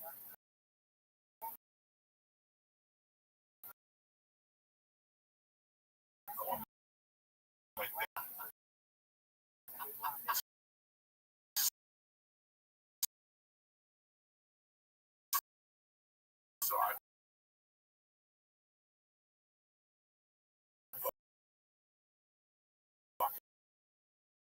left. I was like, fuck this. And I started walking. I could walk in at 12 or 1. God damn. I opened the door. She fuck. Now I gotta hide.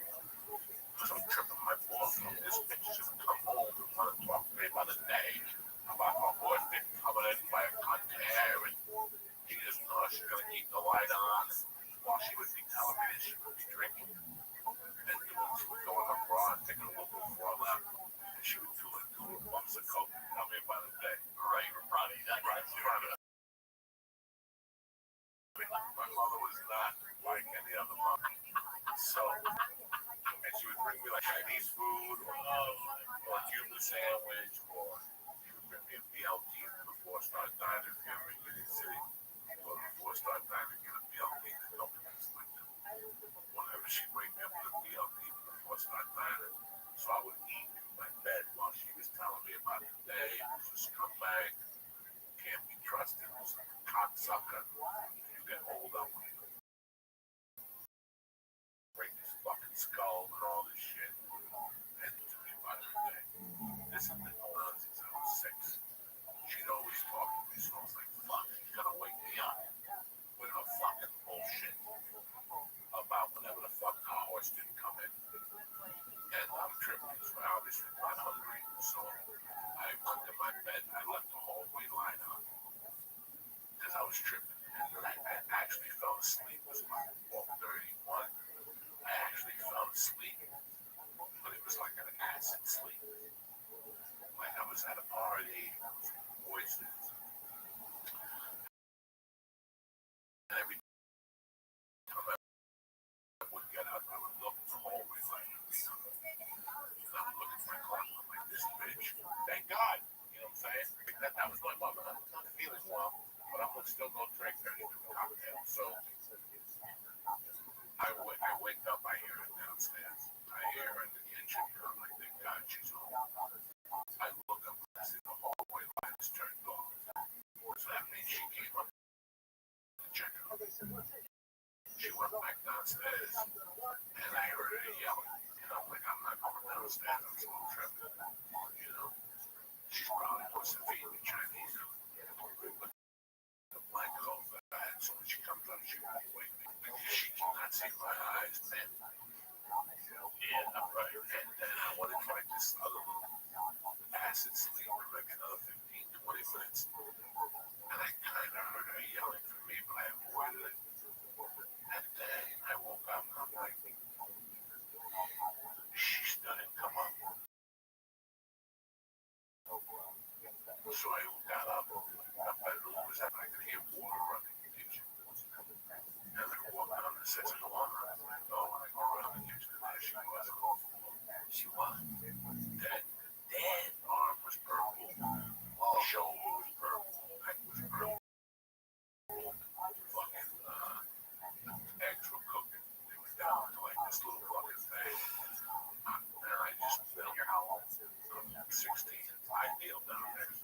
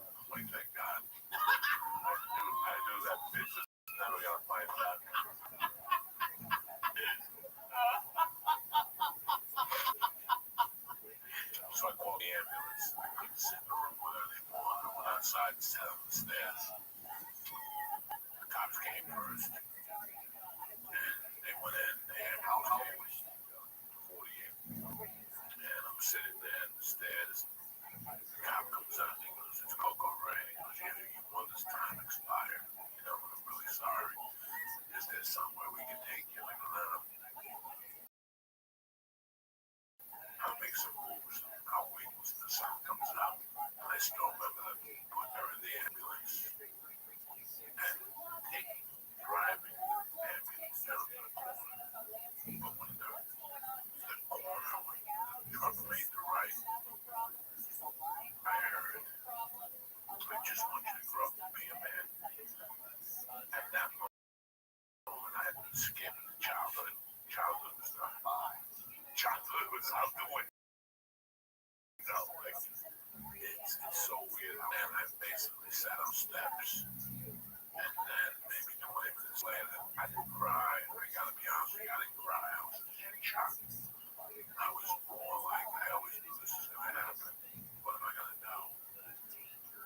And I'm sitting there on the stairs, and all of a sudden I see a car racing on my block. It was calling my mouth because he would sleep with the police scanner on. And here he came over. And he put political people out. And we went to a diner, and we just sat there for like 5 minutes till like 8, listening to music, laughing. And then he goes, what are we going to do? And I go, I don't know. I got to go home, make calls, and see what the fuck we're going to do. So I went home, I called my mother's best friend, Sarita, who I did This Is Not Happening about. And she said, I'll be there with her now, but she couldn't believe it. I called my mother's brother in California. I called my mother's male best friend, this guy, a married guy that was always in the bar. And I called my aunt in Miami, and Sarita came. I went out. I didn't say nothing to nobody. I went out to the bar like nothing happened. Talking to people. When I got home, Sarita was there, so we had to go up to the county coroner's office and identify the body. She was like my mother's sister. They weren't sisters, they were street sisters. She was a mess. I still remember opening up the curtain, and like she didn't believe me. She had to go back there and look at her and hug her. Just like, I don't need this shit. So, my dear friend is a few walking to the county coroner's office. What was, did they tell you the cause of death? At that time, heart attack, stroke. It was a heart attack, as the Americans call it. The Chinese call it dying of a broken heart. So Ralph made it better.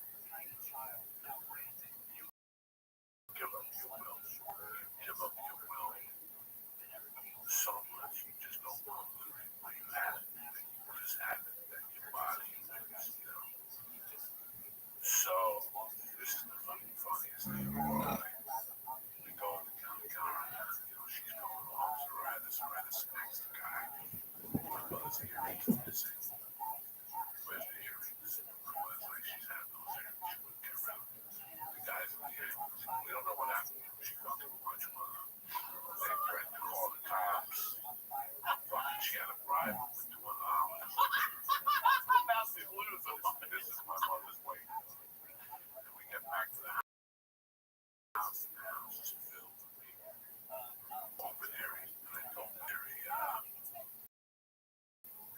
yeah, I want my mother to be on that victim. The white dude that was a dear friend on it, I still talk to him. He's in New Jersey. I didn't want these fucking crazy Cuban people embarrassing me in the series. You know, there was a knock on the door, and I started on my place. My mom's friend came upstairs. I was in my bedroom. And he goes, I'm here to see you. Maybe you know, look at this. He goes, my mom was a Cuban. His name was Rivera. The guy comes up to my room. I don't know if you remember me. He goes, you probably know. He goes, I'm going to cut you the chase. I don't know if you don't know. And when I came to Cuba, I was dear friends with your mom. He goes, I grew up with your mom. I played baseball with your mom. He goes, after a little something in Cuba, we lost contact. And one day I was in New York City pushing a cart. And I saw your father. And he got fucking Cadillac and raced over to me. Hey, what the fuck are you doing pushing a cart? You know, Brian Sickler, his fucking job.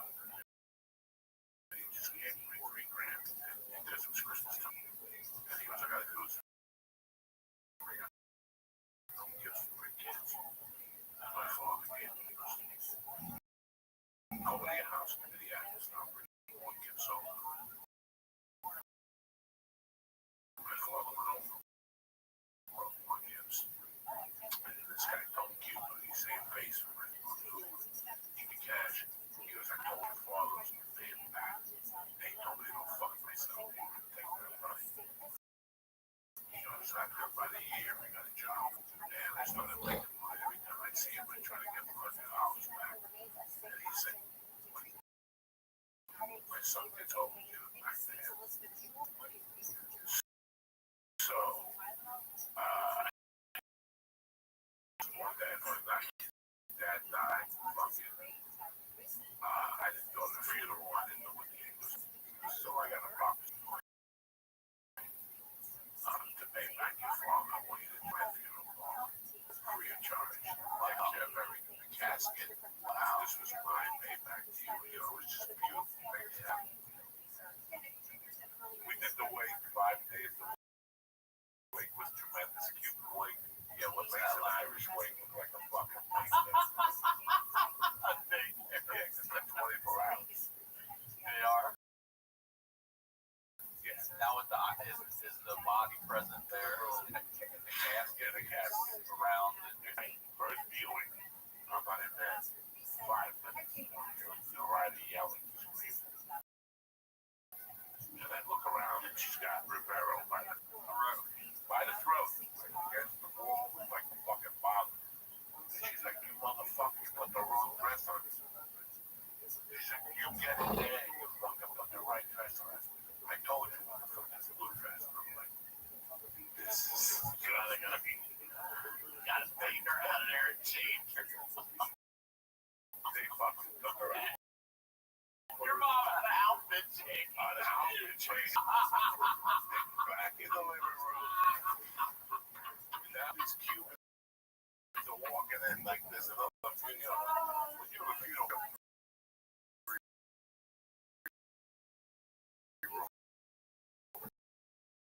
Yeah. you have 3 different ones. Right? And we move tables to play dominoes. We just got like this. We wanted them one, mother wanted heavy duty. So we had to work the beautiful shifts. 8 to 4 was the rider, 4 to 12 was me. Well, most viewings are like 7. Yeah. 7 to 9. No. Tonight and so My mother died on a Wednesday night. The viewing was 3 days, 24 hours. And I mean, fucking crazy. Cold. People fucking drinking. Zaridas wanted coke anywhere. Like Zaridas cleaned the family. And she'd be right here watching it. All of a sudden, she'd just go with her bro. But it's you know, and she would say words since I was Florida. And she was always on coke. And she would do it no matter where. She did it at my first community. No matter where we were. We could be at part of the Bailey Circus in New York City. And you'd see the rider do a little part. I watched her the whole weekend, just sit there and observe her. And she would go up to me.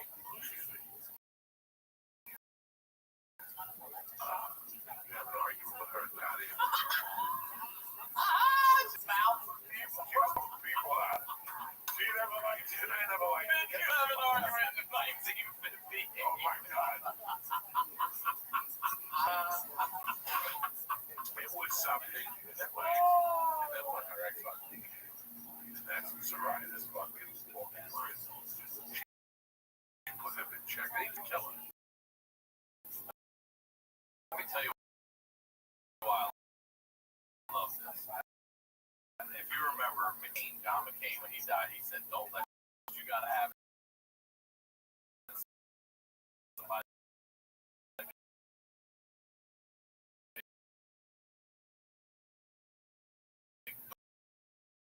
Don't you let that motherfucker in here. Ryder was checking everybody. And Ryder was a big drug. They were there with him. And she's like, my brother just made you out. You call the Jesus shit. You know? That's clothing. Oh my God, she had people dressing food. And you show up like that, get the fuck out of here. Oh my God. Everybody went to this wake with a bottle of pitch. My mother's alcohol. It's a type of brandy pitch.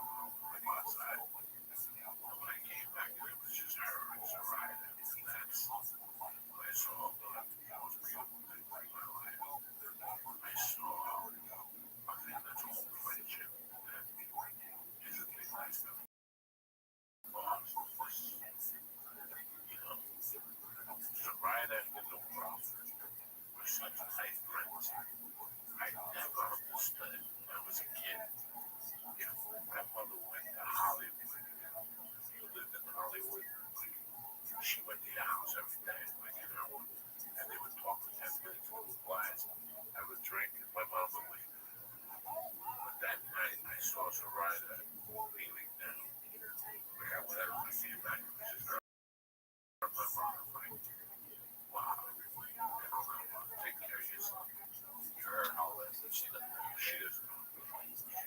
Make sure you cross and give me a man. And I'll never forget she's saying all this stuff. And I'm watching in the middle of all this. She goes, Yeah. she goes,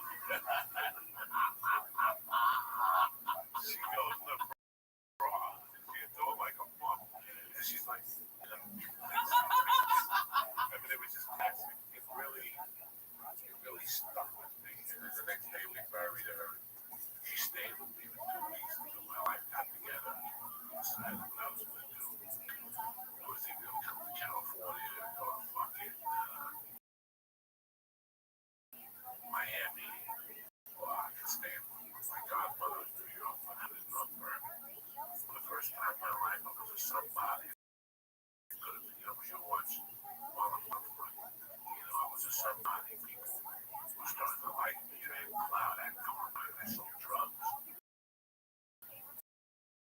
I had a couple friends. I can't find this side on me.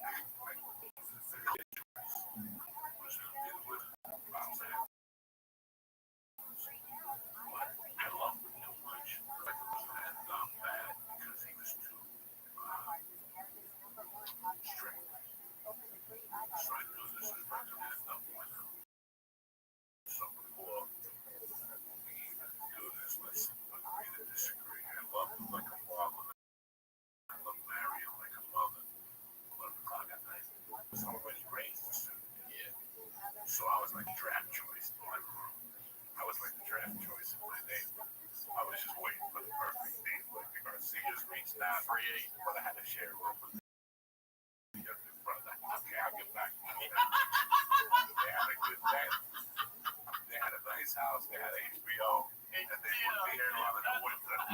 They got to put the air on in the winter. A couple people offered me asylum. They weren't much into air conditioning. Air conditioning. You want motel requirements?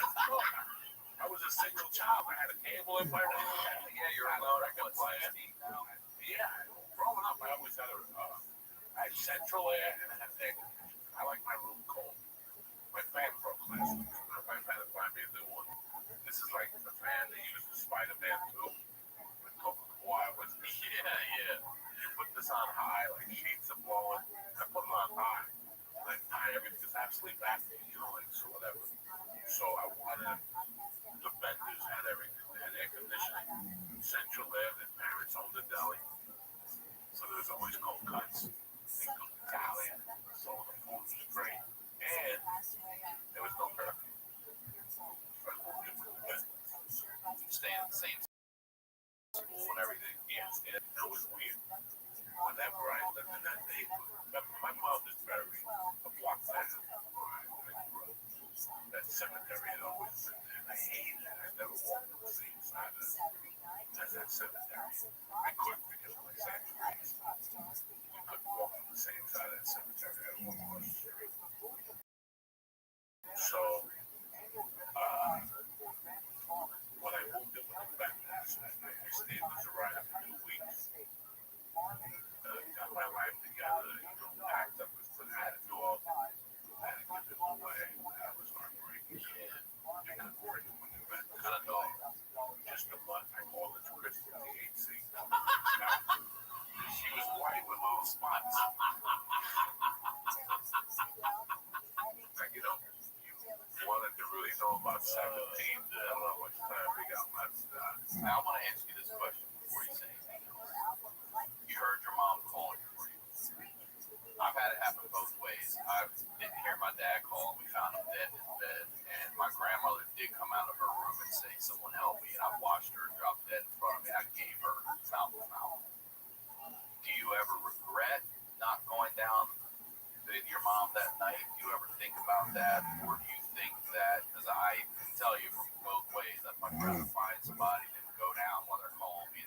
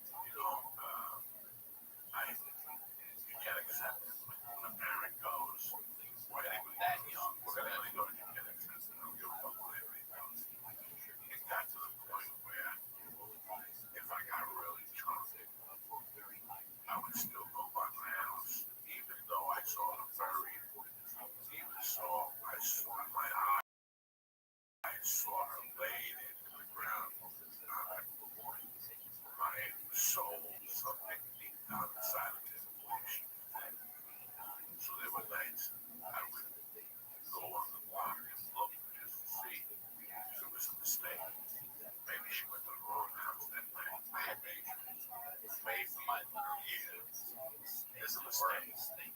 This is the dream of a wake up mom. She's gonna wake up with no bacon. And she's gonna wake up and say breakfast is ready. Mom, you slept a lot last night. I had a horrible dream you died. You know, like it was just, and then I think it was about a couple of nights before New Year's. Big boy came out with the watch. And they had a story there. One of the things they took out the bomb. That's a dream. Or whatever that song is. On the party. I was taken aback. Like, if my friends would know it, then I would try to speak over it. After that night that I went to a party and I freaked out. I actually had the keys to the house, but I didn't want to go to that back room door. It was 3 in the morning. I backed up my mother's door. I should open it and I fell down. So I just stayed there till 6. And that was good. It was caterpillar, it was a butterfly, a butterfly. What's that thing that they go through? Yeah, but they go through a period. Oh, you mean what's it called when they go? Oh man, Incubation. but what the fuck's that called? It's not.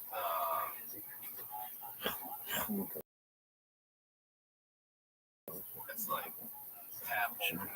What is it called? Not wing. Is it morphing? Maybe that's it for lack of a better term. A young man that had goals, had a couple problems, a couple emotional issues. Right there at that point, I turned into a person that thought the world owed me something because it took my mother from me. I thought that, if I saw a bug, I hated life. I hated myself. I couldn't believe God had done this to me. God did not exist in my life anymore. Fuck God. Fuck Jesus. Fuck the Virgin Mary. Santeria, I was kind of done with. But I could feel it.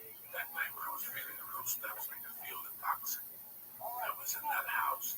And for a couple of months to run there, I went up. I could have saved her if I went downstairs. It turned to a couple of months to maybe a year. And then when I was around my friends, I was getting coked up. That was the topic of mine. I could have saved her, man. I could have done stuff like this, and my friends would come over, and it was just bullshit. I thought it was bullshit. I heard I did not come down, but we'll move on an exploration day. And you can sit there and say, should have, could have, would have. If I would have kept writing that victim thing out, I wouldn't have been in the home. That would have been my, meet those people, you meet them, know it. This is what's his name, son. He's been dead for 12 years, they're still in mourning. It's like, get your shit together. I was becoming one of those people that I had seen it in like, hey, this is Tom Segura's boy, and I gotta make believe like Tom was a great man. He died at 30 years. Not 30 years ago, and the kid's still coming up with puppy dog eyes. Go get a fucking job, will you? Like, all right, I gave you that moment at the funeral. I gave you that moment At the funeral, and you coming over here with puppy dog eyes. Looking at me like I owe you something. Get the fuck out of here. It was like that. I knew if I would have wrote that, I would have became a victim. So thank God I let that go. Yes, I did hear her. She was great. She yelled every fucking night. Her breakfast was come on down. She loved the prices right. Yeah. So that's what she would say. Oh, Antonio, come on down. You have one on oven. And I would go, so you never knew what the fuck she was coming from. So yes, deep down in my heart, I know. I'll tell you the truth. She yelled at me that night. Did I go down there? No. Did she die because I go down there? No. We all have an exploration. They never want to put nobody to see, but I wish I had discovered my grandmother had died. I never in my wildest dreams, but I think I had to keep my grandmother mouth to mouth. Yeah. You know what I mean? I had just been through like guard training.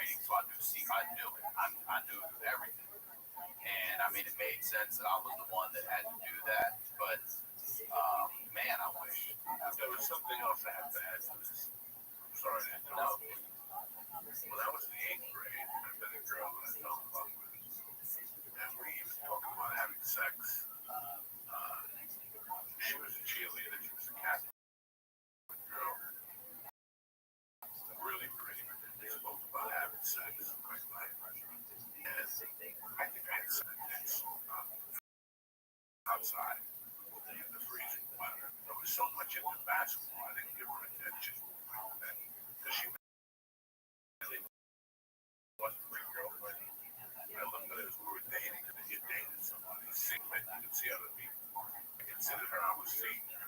I liked her. She was beautiful, redhead. She looked like a girl from American Hustle. Katie, she was also in a movie with Marky Wahlberg, the fighter. That was her.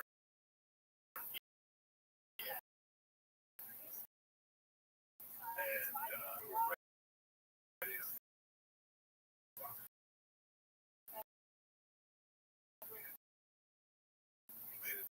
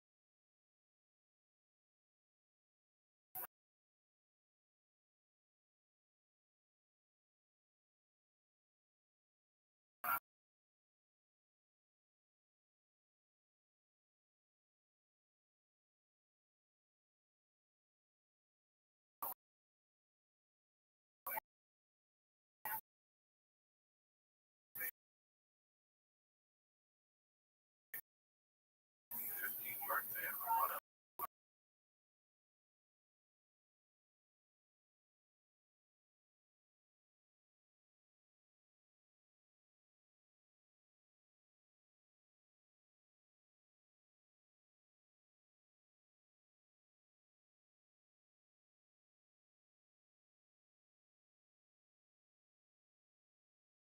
She told me the mother that died. The first she was looking to have done this life, previous life. And I got up and I kissed her. I said, she's like, oh, I go for the next week. I go next week. I go for the whole week. Days to go on. 3 days later, I made it again. Why? What kind of person are you? What did you do? You don't have a fucking mother? Oh, your father. Fucking mother. When I felt so guilty about breaking up with her. Then, when I sat on those steps, it was like, fuck it. I can't believe that I did this to this woman. I didn't have a mother now. What does that make me? So that night at the balcony, knocked on the door. I went, that was the last time plan after that was to see destroy. And it let me die. It let me die. Like it took me. The bad thing about that movie, that was my life. There's no sunshine in this Batman movie. It's black and white. So no, I felt really, really guilty. So the guilt. Your dead mother now living with the Benders. I moved in with them. But let me ask you this. Are you remorseful that you did that to that girl because she didn't have a mom? But are you now thinking differently of her, or you think, oh, what the fuck must I have done to give her? So it didn't change your mind. What the fuck did I do? Okay, I took my father, and now my mother died.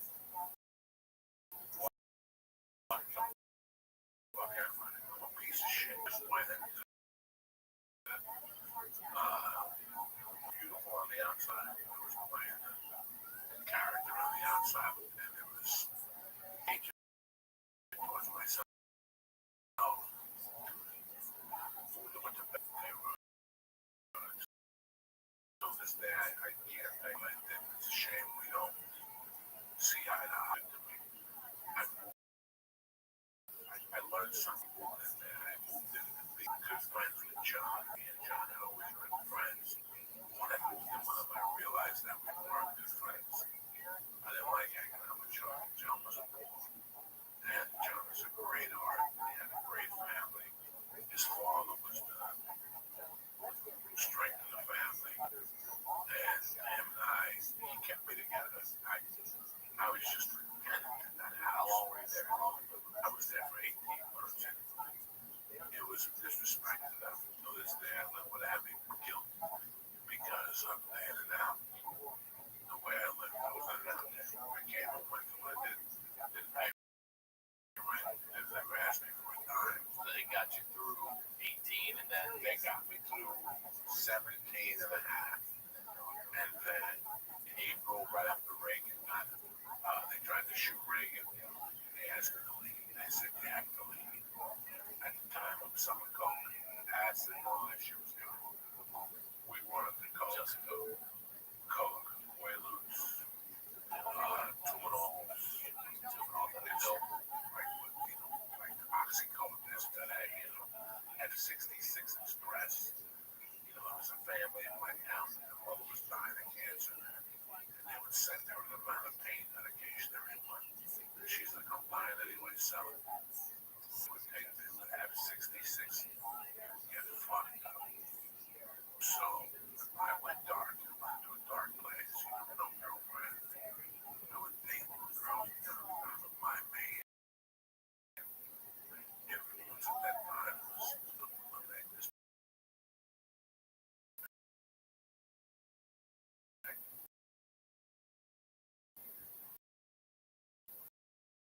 this pain. That Spanish Latin world was gonna be the way. Taught me a lot about people. It taught me that people are bullshit. 1,000 people came up to me that way. Said, call me something within a week or nothing was changed. She made a promise to my mother. And every Sunday, she'd come home from the 13th Street in the cab and meet her at the bar. Have a drink and we put on my mother's. Every Sunday night, she'd give me 200 cash. Damn. So I could lie to people and tell people that I struggle. That's not the truth. And I'm a hustler. I'll never struggle like I was a hustler. Then the fun part started in my house. We have to talk about this. I used to get all this. People would always give me jobs. You ever see, what's his name? He's a man. And he goes, I'm here to see you about a job. He goes, what the fuck do I know about jobs? He goes, everybody in the neighborhood knows that you need a job to come see you. And he goes, why the fuck should I give you a job? He goes, because I need the job. He goes, all right, come by tomorrow at 3:30. We'll find something for you. That's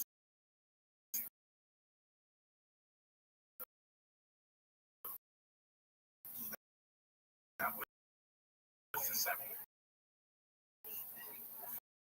Find something. And he goes, come on home. I gotta talk to you. I'll send him in the door. And I go, what's up? He goes, Pete's quick rental. I got a job. I got a job. I got Pete's job.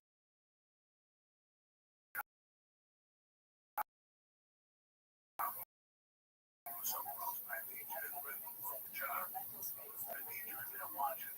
Why you don't let me know what goes on there? I had to go to all his offices every Richie Ward. I went up. I felt like I had mass application. He asked me if I was a measure. He goes, that's fine. That's all you need. He goes, I only got one test. He goes, I want to see how you sweep. He goes, so I did everything. I moved everything. Chairs, I swept it. My mother taught me how to be a man, how to clean. I didn't just sweep around things. I swept his butt. He also left a little thing on the table. Bag of cash. So I opened it up. $100 bill off the fucking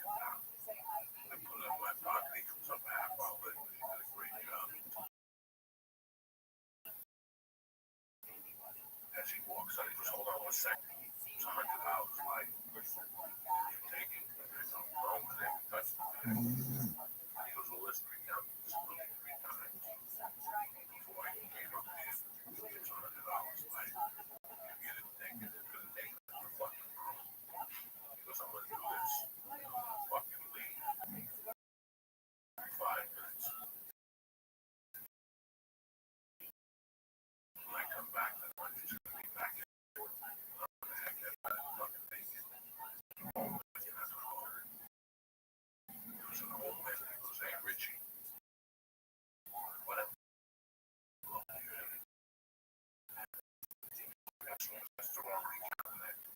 Come on.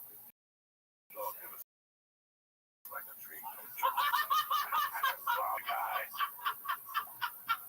So now I go home and I start battling. I did this. He goes, oh, we have to pay the most important thing. You gotta steal.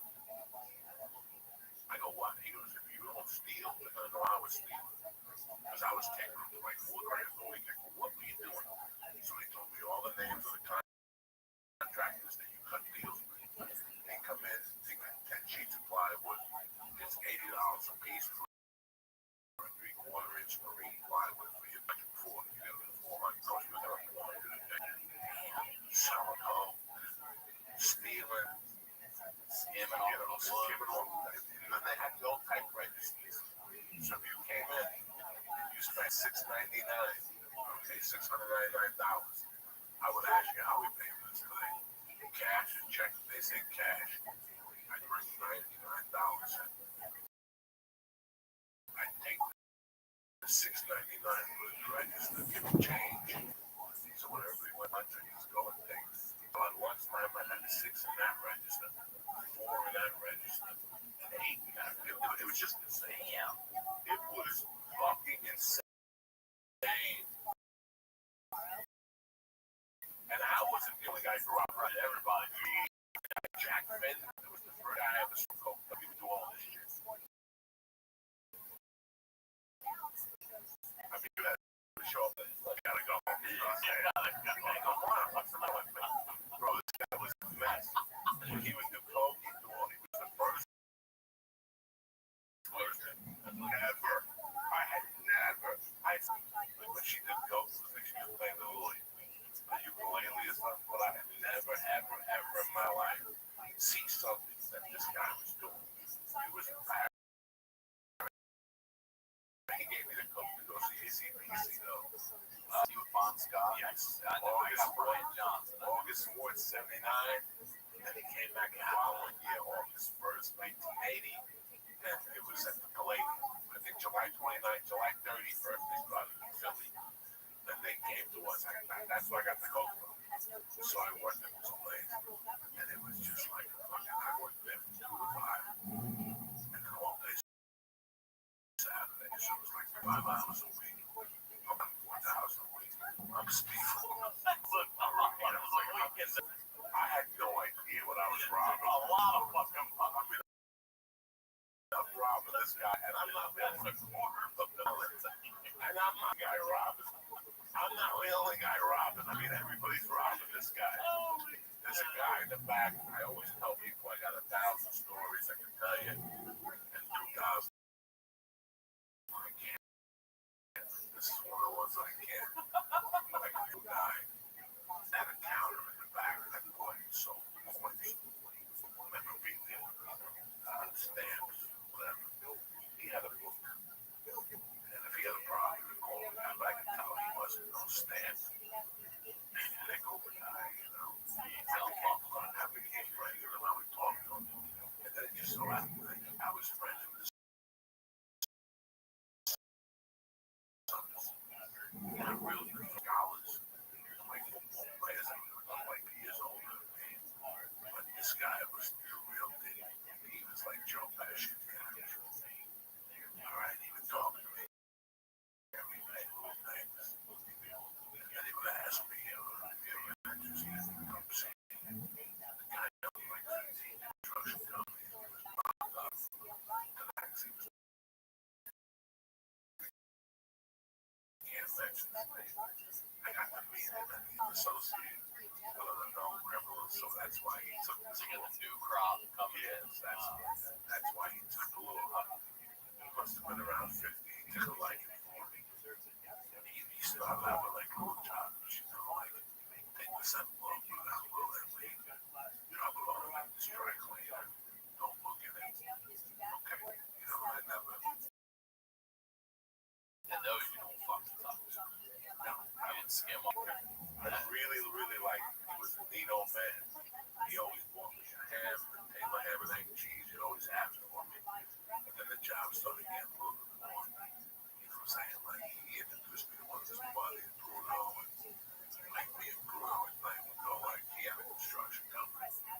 So if somebody built the wall, like they won the bid. Me and Bruno, a couple other guys would go fuck up the job. You know what I'm saying? Break down the wall. We used to do all that shit.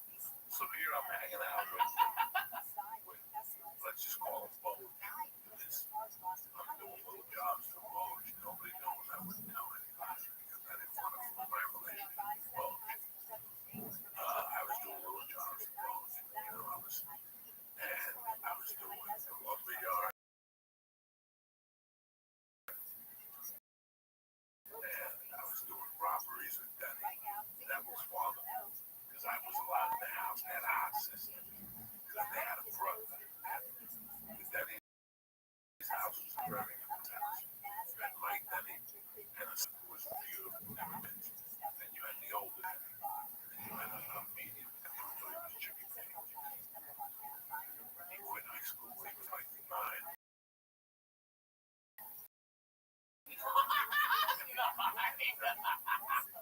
And he would try to be like that dude, and it was like very foolish. But the claim to fame of Denny is he had a chick that would suck your dick on the leg. So you'd see Denny, you'd go, what are you doing right now? Nothing. So she never sucked my dick. I could be strictly, paying the truth. I saw him a couple times. He was such a creepy dude. She was good looking. And one night he took a party and she sucked 20 dicks. Come on. I heard she burped and came out at the end and said, who's next? So then I heard like a month later she blew 18 more guys. Come on. It's not called marathon. And she would sit in class and people would go, I'll never forget her taking a picture. She was a year older than me, looked like a yearbook. And seeing the like marathon and like seeing like her name was wanted to succeed. Like she sucked 40 dicks in 2 nights without even burping. You know what I'm saying? Like, so that was the claim to fame to Jimmy. That is a lot of shit. Bro, this chick sucked. She broke the record. She broke the record. She had record breaker. I don't know how they know what the record was. I think Houston 500 broke her record. She fucked 500 people, but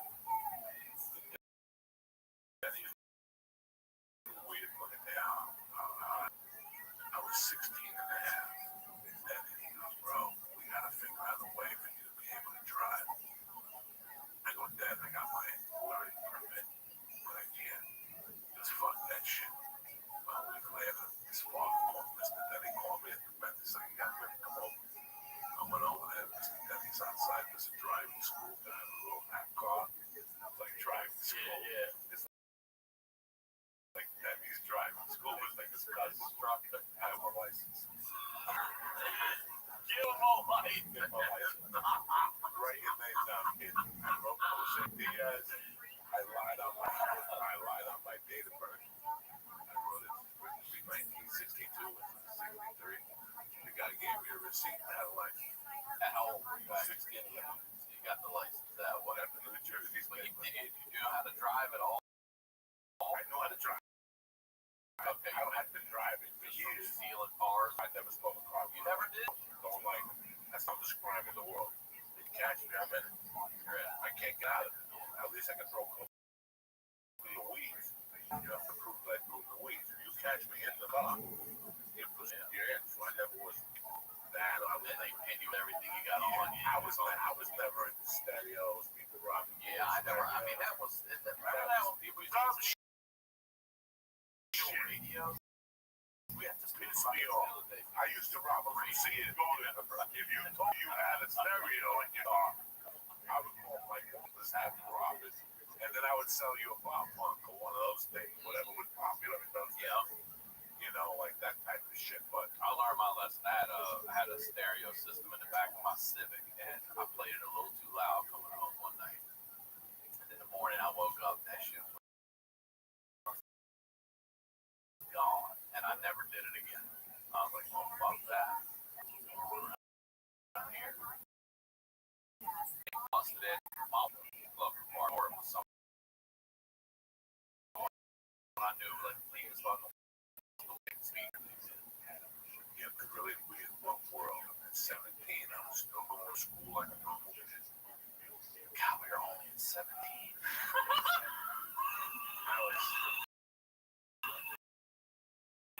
I was still going to school as I was working up the book. You can't even vote yet. We've done all this. You can't even out the vote. I was doing crimes with Danny at night. And I was hanging out with you, Segura, and Bert, and something that happened. You, Bert, and did not know about my relationship with Bones. Right. And you didn't know about my relationship with Don't mix the work and the friends. you know. I got thrown out of the business. I got fired from that job. Stop using me. He kept telling me to remind you of TMI. Stop doing that remind you. Call me when you get older, you know. Man, I moved uptown. The family called me Ronnie. Texas town to me. Oh, yeah. I saw her when she was 2. When she was a baby. We used to hide the coke under the crib. Okay. Because who would think? So you actually pick her up and fucking get her coke under the crib. We built like a fake hitch with a penguin put coke in black packages. So Kelly knows this. I can't believe you were my uncle. My dog here, uncle. I grew up with a real uncle. I stayed there from April of 81 to September of 82, and that was some of the best times of my life. Mike, the guy who took me away, 160. You do not put him up against anybody. I'll put Mike up against anybody. He has this weird attitude that no fuck you up. If you fight Mike, you're gonna knock him out.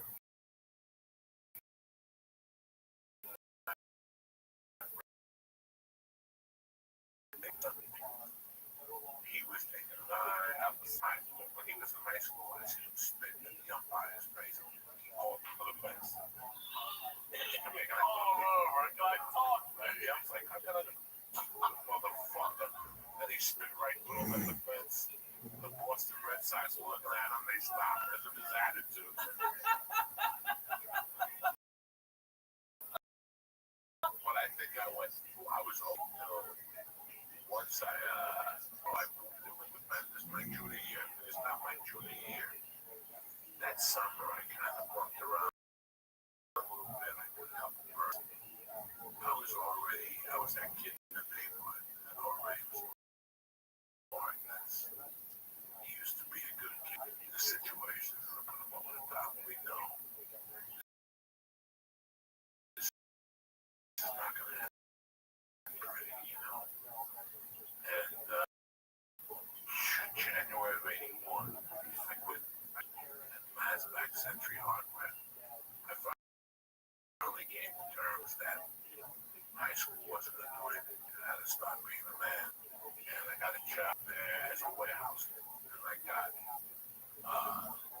maybe like I worked a month and then they put a list up to be a night loader. A night loader per hour. 5 nights a week when you really before you got paid for Friday. Basically Friday was at 7-11, 7:45. Okay. So I took the job, I was loading trucks, and everything was going great. My life was going great. I was paying rent. Me and Ronnie had downstairs apartment, his mother's house, and I cut myself. No. I must have eaten something. I was loading the truck like you.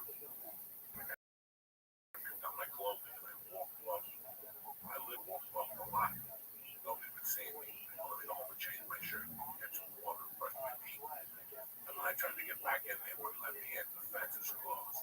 And I was more of a warehouse. They wouldn't then bring in that manager's office. So next day they fired me. And it was November of '82. So I figured, let me go back to high school. And then I went to pick up my last check. And who was it? The fucking Mass Century Hardware. Oh, no, gangster from the thing. He goes, wow, what are you doing here? I go, I'm coming to get my last check. What are you doing here? All my sons.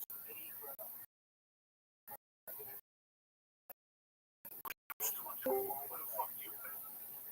Like, I got fired. He goes, why'd you get fired? I go, because I got sick. And I couldn't get back into the fence. This has been, I had been fired about a month already. And he goes, fuck that. Oh, you was gonna be fucking job back. Just like that. And he goes, the guy you gotta deal with is a fucking scumbag. Worst case scenario, we'll break this fucking leg and give you a job back. I swear to God, like 2 weeks on man, and it's the union leader, like New York, with him, the shop steward, and he was an Indian guy, Hindu, and then like white people have this charge of honor. I tried when I left them, and that fuck job steward said, let me tell you something, you don't get his job back, I'm gonna make sure you get fucking deported back to the land of rat. I mean, he just into his face. Dodge Monday. What are you doing there? The guy's like, what I put? There it is, I'll give a fuck. He goes back, to the land of rats. Don't forget that. Got up. One day I went back to work. Guess what? I got laid off because he was a sleazy or something. Yeah, they get like the other hand. January of '81 was when I started running with later on became my group, like not my group, but they're my brothers, Roger, Stinky, and 30. That's when you're like 18 or 18 or that's where we're gonna pick up next time. But I want to say this because I asked you this. I told you I'd do this. And you were like, no, you know, this is a real question. What you said about your mom calling out and knowing about the girl you broke up with in 8th grade because she didn't have a mom, and then where your life went. If you could go back and sit yourself on that stoop that night when you had the key to save yourself, what advice would you tell that kid?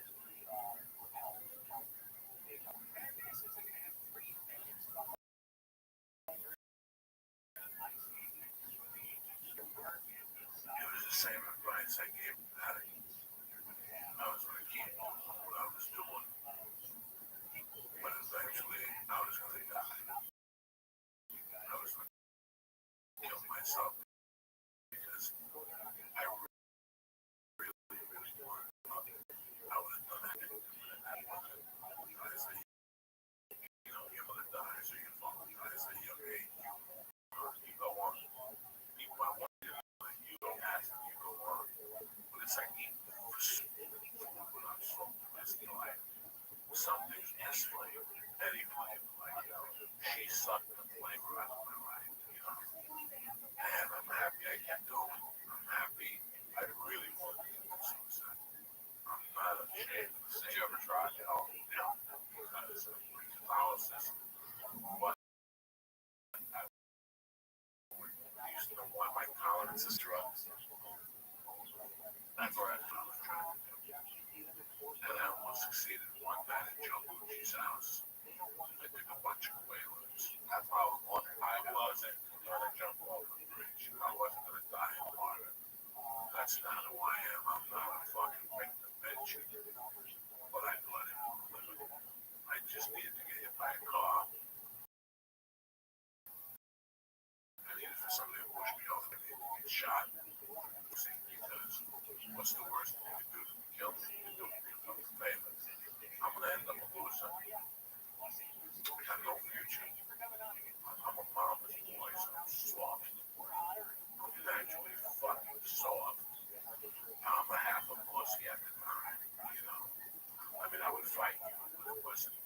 strength was. So I always tell people, and I got two answers for you. I'm happy that the real Joey Diaz came out. I couldn't imagine who Joey Diaz would be today if my mother was alive. Joey Diaz would be a 500-pound kid that lived in this most basement. And I would have never had the work ethic I had. I always had the balls. Let's bring them back. Balls. Always there. They were always there when they used them. Right? So exactly. I don't know what advice to give you. This time in my life. You said it in talking, though. You said to yourself, basically, with being a bitch, get the fuck up off this dude, or you're going to get swallowed up and forward. And that's the best advice you can give on yourself. When you live, that's a lot. I get hit by a car or IOD. What's the chances? The chances are highest for IOD. Let's go for the OD. We were going to tell him about it. I don't leave any notes. But we're just going to OD. That was the original fucking plan, kid. So Now look at you. We're at 18. About 10 hours into a podcast, we're at 18. And we really covered 5, starting at like age 5 when you can start remembering shit. I love you, brother. I love you too. Please promote your date. I got the Atlanta Tabernacle Theater. We had a cancel last year. I felt really guilty. We rescheduled for January 25th. And it's myself and Simone. And we added a second show. And we can price it down. I got the Tempe Improv, Phoenix area. You like sucking dick? Come see me at the Tempe Improv. On Valentine's Day weekend. And then I'm in Santa Barbara in February. And I was in Santa Barbara after Treasure Island, Las Vegas, February 28th. What's your website? We're JoeyDiaz.com. JoeyDiaz.net. Go there and see all that, right? All the things. We're 2020. You know what I'm saying? So I got the Sopranos coming up. I have the audio. Thank you very much for having me. I love it. I love you. You want to play ball? I get it, right? I love it. But I'm giving it hell every day. So I'll come back in a month. Start 18. Start from May of it. I'll listen to this and make sure we go. May of 80. That's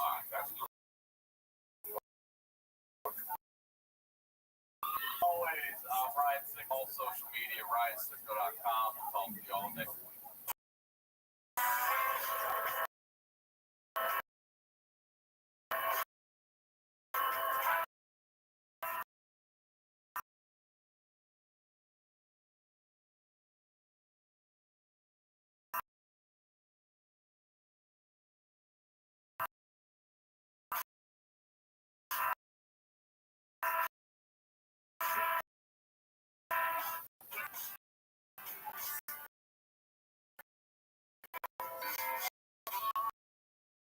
Through the 21st, I'll be at the House of Comedy in Phoenix. March 26th, La Jolla Comedy Store. And April 23rd through the 25th, I'll be at the House of Comedy in Vancouver, BC. Come on out and check me out, guys. You're watching Ryan Sickle at your mom's house.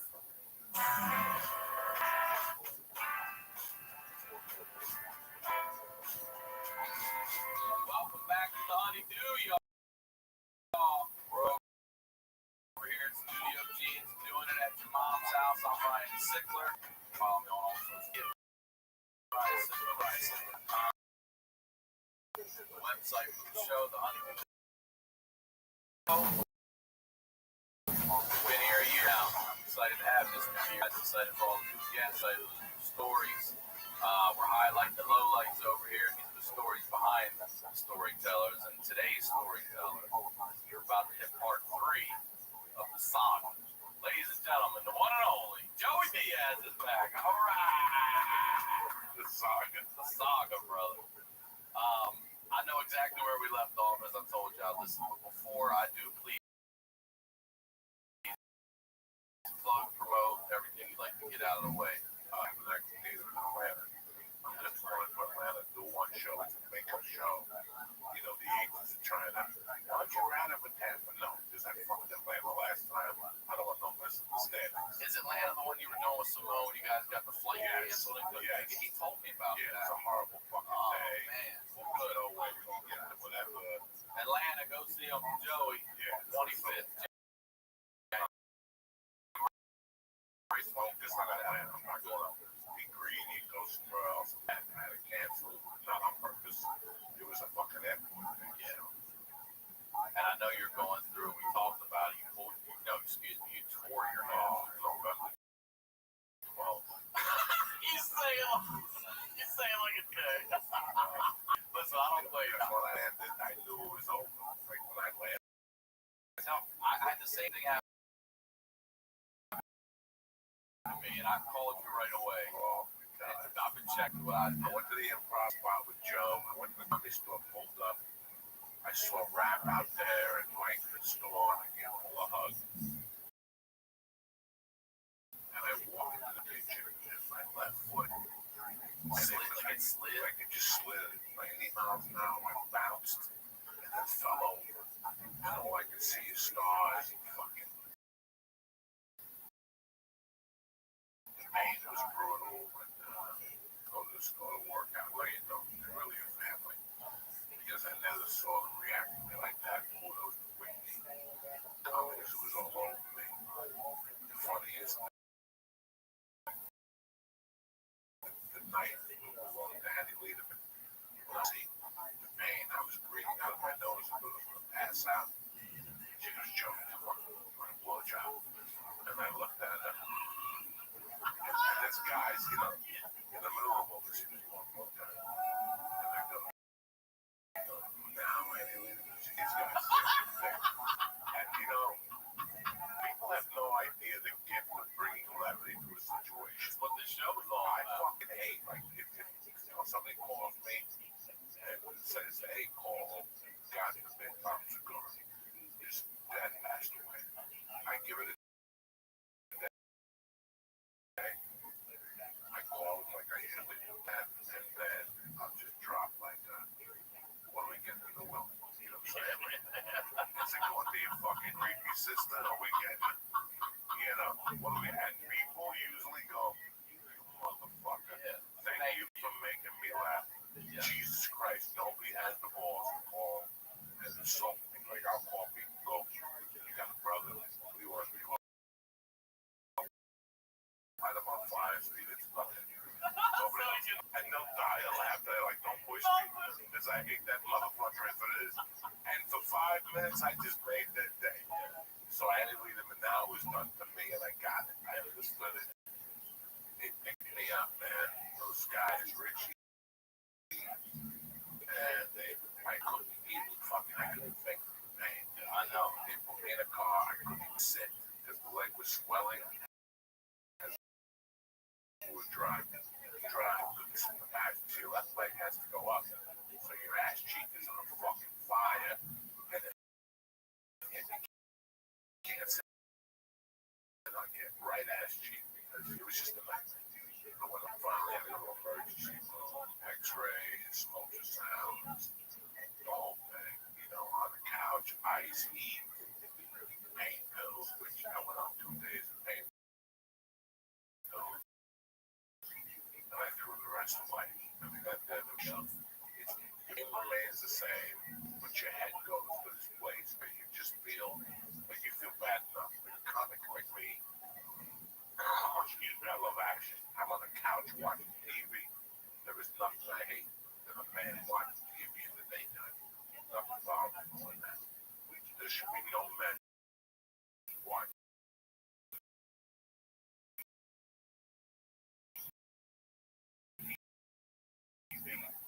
Unless you work nights.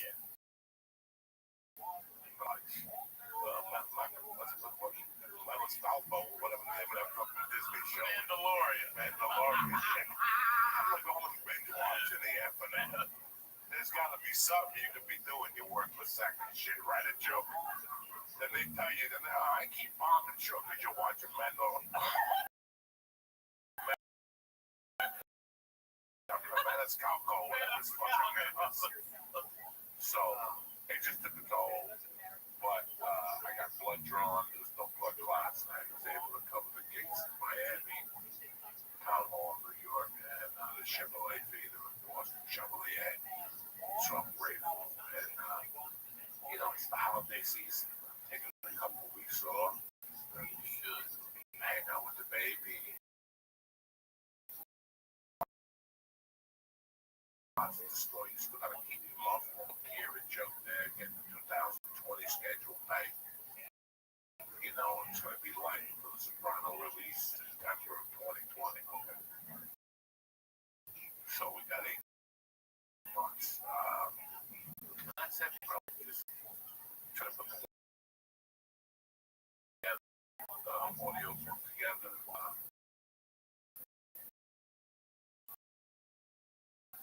And that's it. Just try to get that. Shit happens to you, and it's a way of one or something telling you, hey, slow down, slow down. I was playing when I was rookie. They had a softball, so I was like, yeah, I'll play it. I hit double, and on second. The next guy hit the. I'm hustling the third, and we. Right in that shortstop spot, I hear the pop they talk about. The athletes always talk about being immediate. Your hand just moves. I was like, and I got to third. I called timeout, and I couldn't walk. I just wanted to walk back to my bench and be like, I'm done. I couldn't walk. I had to sit for a little bit, and I could get up. I moved over. I could barely drive. Same thing. I get home, just blood. I call it like there. Shit you can do. Nothing else. Like a broken rib. Can't do dick. And it's just it fucking broke. Like the pain broke. Like it was, I heard the cops. I was 300 pounds going down deep, going 288. And after that, when you went down, no, I just squatted the day before. 455 pounds for 2.5 minutes straight. Today's Thursdays. It's like 10 a.m. and 12 a.m. on Thursdays. And it's heavy lifting for people over 50. It's heavy lifting. So you can combat, your joints stay stronger, you eliminate falls and muscle mass, building everything. I mean, my blood pressure numbers are down, my cholesterol's down, insulin. The fountain of youth is weight.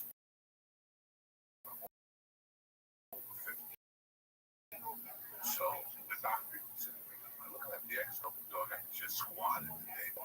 So I walked in. Yeah. That's what really saying squats, First of all, open up with, I'm very sorry about how we ended the broadcast and emotions.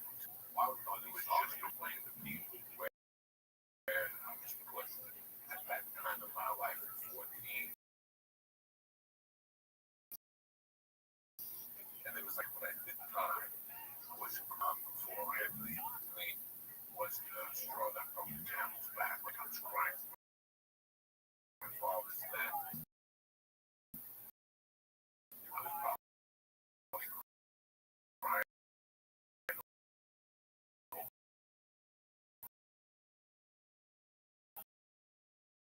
Bruce Lee's dead. Roberto Clemente. get it. I get it. Wait, this is exactly what you're here. Summer of 78. I was basically, and this is a true story, I was from Project 100. The house that got, you would have answered.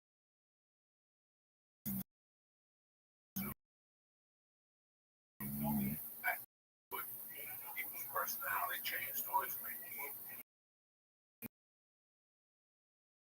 On family functions, I was with them. He was a detective. He was the mayor's driver. Oh, okay. So that's a complete different set of eyes. Comes to go to the house, they didn't see me, so now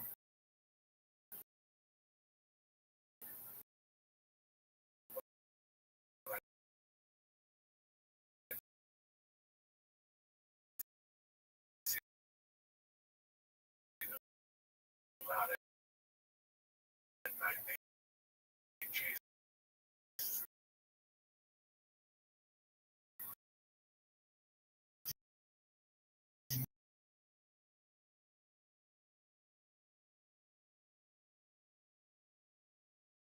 was sleeping, and he split, but he was connected again after but it was never really, I'm writing this book right now. And when I was writing it, I knew a lot of emphasis on it, and I realized that I got to erase this because he was just a guy that lived in our house. He was just, behavior of what he expected me to be different. So, the raid last time, called me. Yes, he said, by this time, I already knew what time was up, and my name had come up, my mother's name had come on the paper. My stepdad, so it changed the dynamic of the house. not just you and your mom. I had me and my mom in my house. Somewhere along the line, she closed the bar, and she was just had a jewelry store. She had a jewelry store. This made her work her numbers back a lot harder. So it really became, we were just roommates, my mom and I. We were just roommates. She would cook on Sundays, and she would bring me breakfast. Besides that, I didn't see her. I would only see her at night. And we would talk at night, 3 in the morning. We'd talk for about 20 minutes. But I was always at the Tomlin's house, and That's where you are when your mom's not at home. You're not even home by yourself. You're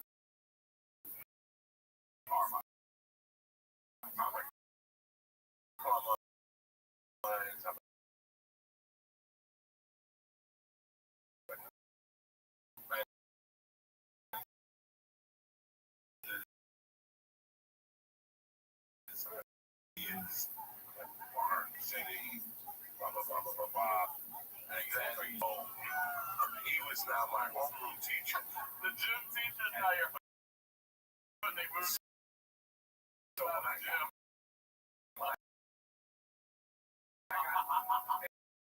they moved him out of McKinley and put him up at the high school. My homeroom teacher, Torah. And I know he didn't say much. Go, Jose Diaz. And on the way out, he goes, hey, no hard feelings. He goes, because for some reason you don't have to come to class, you don't even worry about home. So I never went to homeroom. I never went to You got homeroom. like an extra 20-minute late start or something. I never went to homeroom. So homeroom, it was a first period, second period, third period, then homeroom. Oh, homeroom's after that. It was about 4:45. Oh, so that's always the first thing there to make sure you were in the middle. So they treat you. Then you have a late pass and you didn't make your class. Freshman year, I was struggling with just finding the right depth. I was a basketball player. I was considered, I could party a little bit. And I was downtown. That's anything. But I was going all the way to 91st to Carmine Boy. During the elections, I could be with Carmine. When the mayor was running. Yeah, so when they were doing re-election, I was in Carmine and you could see me. And it'd be opposing forces, but ours forces. That meant being with Carmine meant that during the elections, I had to rip signs down. Now they would send you out to see off the poles. Yeah. I had to break people's windows. Light people. If they had it in their window, you Yeah. would. We would get lighter fluid and put it on cars, light them on fire. Me, Frankie, political beat. Political beat. It was beat, but we called it political beat. Out there trashing the fucking competition. So this went on for a while. I didn't play freshman basketball, football. Wait, can I ask you real quick? Are you the school you're going to? Is that the school you're going to another? So I'm in a school in the district, the high school, Mount Bergen High.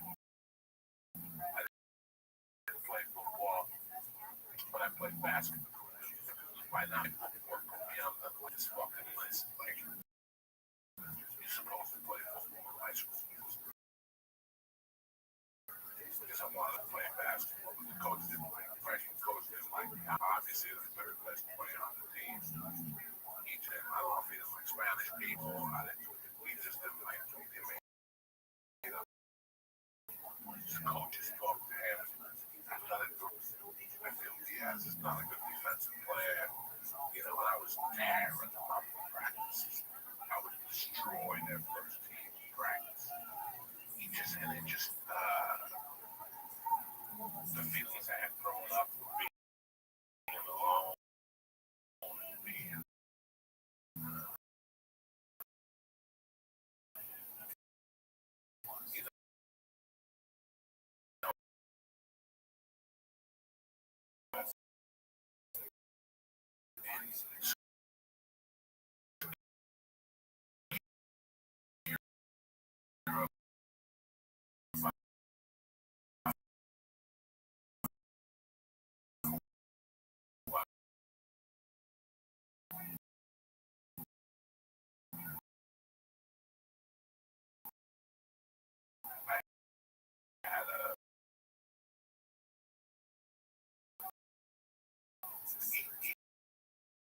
I had to go to school.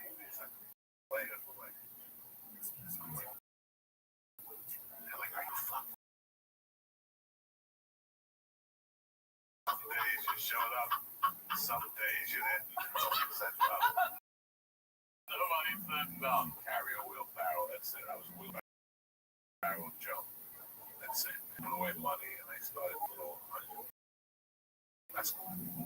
I started selling hits for 80 cents, so $3. But my biggest thing making was black beauties. I would get 1,000 for $40 and sell 35 for 100 or $1 a piece. It was like printing fucking money. Yeah. So I started doing that, and I was known as a little bit of a drug dealer, kind of cool. Then my freshman year, there's this group of football players, jocks, and party. They beat people up, they're crazy. They call themselves the boys. There weren't no money, no gangs, nobody got beat up.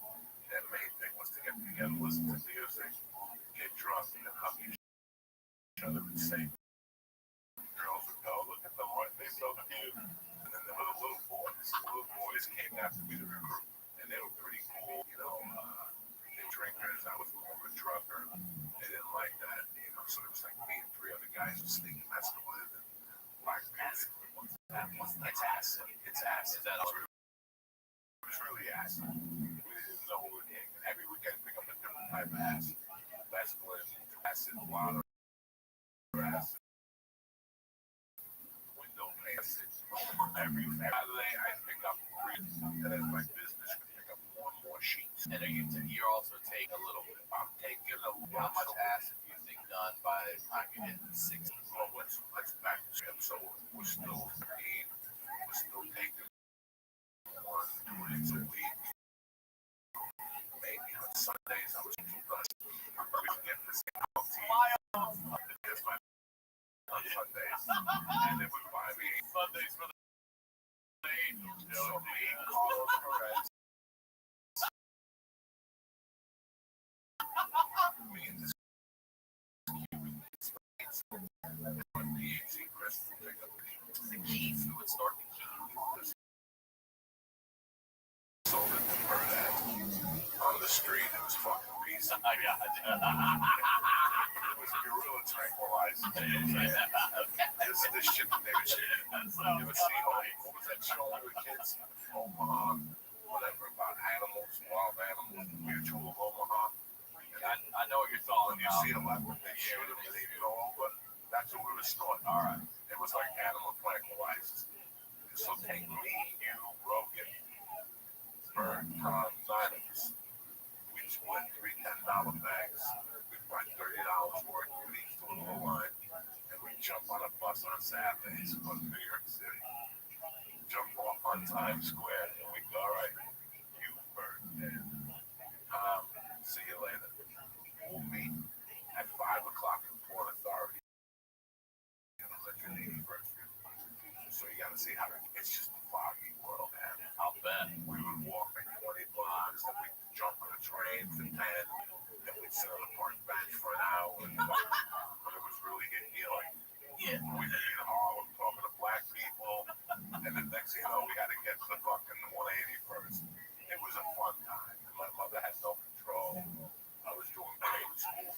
Yeah, and then I got initiated in the boys. The boys said we want you to be part of one of us, so I would go to their parties. So the little boys is like Cub Scouts Of the big boys. and out there pulling you up. Right, but what it really meant was that the little boys, there was one particular one who I just spoke to last night, and he had an older brother. What that meant was that I got invited to those older parties. That's what that basket. What are these kids? 17, 18. These kids that are seniors in high school, and they're fucking lunatics. And I love them. I love them. Like the first party I ever went to, they got garbage bags, and they put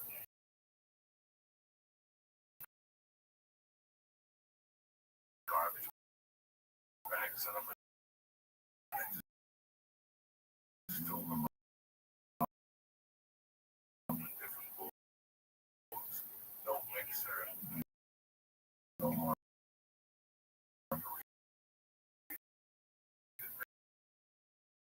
mix. It's like brandy jam into a shoe in there, and they got a bunch of men. They would give you a bunch of needles. I don't know how many times metal music, stone, shit like that. I'll never forget the first party I went to. I woke up on a lawn. Like I just opened my eyes up and I was on Richie Sinsulo's lawn. Richie Sinsulo, right? His name was Richie Sinsulo. I'm on this front lawn. I'm looking around and it's Ray Ernesto. Ray Ernesto was a cop. Who I liked, but I didn't like because he would always play basketball with us colored socks. And that was like a no-no. And he was Phil, he was Right, he was an app. You know how many times He was dressed athletically like a cop.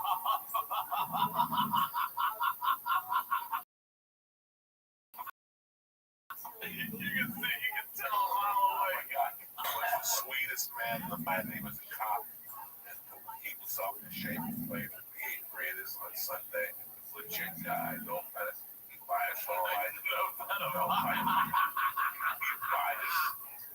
There was where we played basketball, like 60 yards away. There was a milk place where milk got delivered from. But they got to know us when they would sell us iced teas in containers. Like when iced teas came in, Yeah, milk cart, like a a milk milk cart. delicious. He would buy us a case. No rate. Some of the socks. Because when you went in the North Berkeley school system, you show up in the gym with colored socks on. Two things happen. The gym teacher threw you out. Because in those days, if you got cut with glass, you would die because the ink from the sock going into your blood skin. Really? That's how scared of it they were. Oh, I had no idea. So the socks in my grandma's way, you get thrown out of class, B, you call it beating the 3 for the kids. Like a fucking, no more colored socks. So Ray, I let you give a beating to so we would just torment them constantly. Like, Ray, what's up with the socks? No more fucking socks, all right? Ray, if you're gonna play with us, you gotta bring colored socks. He was old, I'm like, doctor recommends these. We don't give this to your doctor. Beating sock. Tell your doctor to go fuck himself. Now, when you come on this court, my socks, all right, Ray?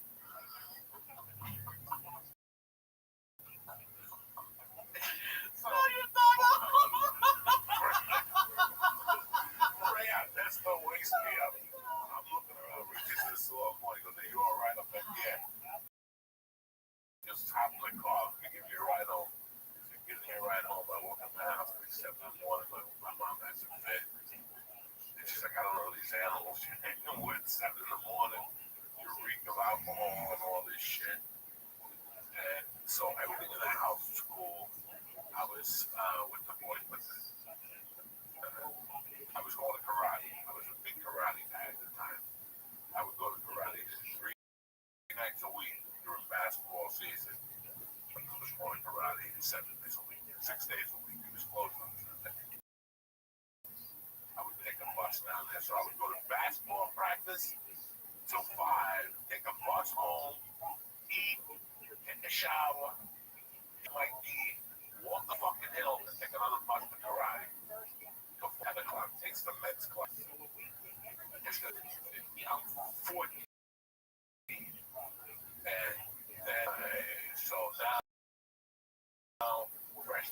I'm doing all this shit. I'm still half legit. My house is happy. My mom is happy. I go to see the Stones without Mick Jagger. It's called the Barbarians. It was April of 80. April of 79, I went to see the Stones with Mick Jagger. Rod Stewart was the singer. It was, nobody even knows what shit. Yeah, I was gonna say, I had no idea. The Barbarians was Rod Stewart, Robert Plant, either or would show up to sing. Keith Richards, Ron, Stanley Clark on bow, and the drummer was really watch. Yeah. And you would see fucking celebrity. Your show was tremendous. Where would they play? The Garden. This was big though. Right. This was a big event. And Ian McLaughlin released a thing. They just do live shows only, like no album. And they did covers of like Jack And then all their stuff. Yeah. Damn, that's a damn good show. But I don't know if the name the people walked in instead because his name was the devil. Even freshman year, he was the devil. He was a couple of years older than I was. Denny, his father worked for, his father owned a truck, a ship resurfacing company. So when the ship comes back from the long trip, Denny's father comes in, hauls it out, paints, repaints it, sprays Rust-Oleum, a certain thing. We replace all the different boards that we replaced, shit like that, Denny and me came. So I had the boys, I had the kids from my neighborhood, and then I had Denny and Carmine. Carmine, nobody really knew my business with Denny. Everybody considered that Denny had money in my pocket because Denny was a stone cold beat. So at night, Denny would pick me up at 10 and we put on the door and we rob other ships. Really, other ships. So on the company, look at like, I don't know what they're called, like what you put on a ship to let the heat out the engines, the exhaust. Then you have to take them off the ship with like metal, carry them with 4 guys. We would fucking go on the ship and steal them. He would take them to a person at 2 in the morning. Let's say he got 800, he'd give me like 50. Like a gram of coke, go home. Every time he did business with Denny, he lost money. That's why they do the devil. But he was one of my many like givings. So now, going into sophomore year, I'm really involved with I'm at all these parties, out every night. These guys, a bunch of guys.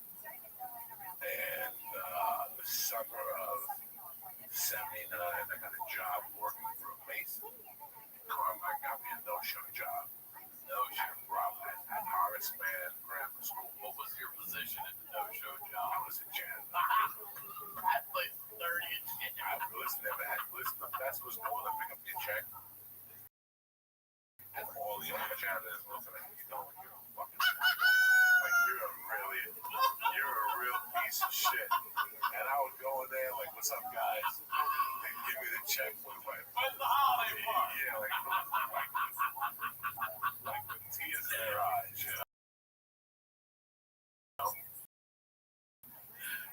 At that point,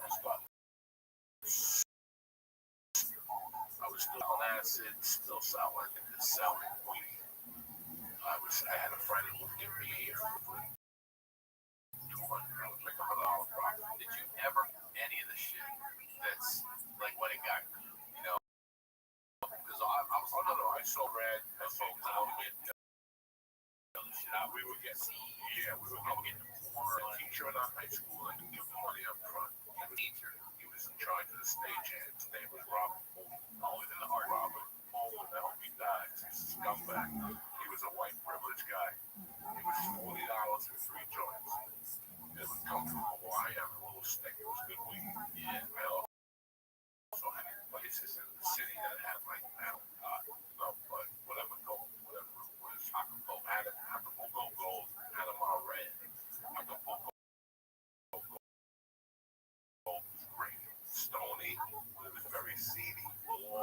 siege. Pissed off. If you fucking 15, you had to deliver papers. Yeah. And then $20 I'm getting 4 joints, but the weed was great. At that time, my mom was getting deeper and deeper into her home. So she started holding weed.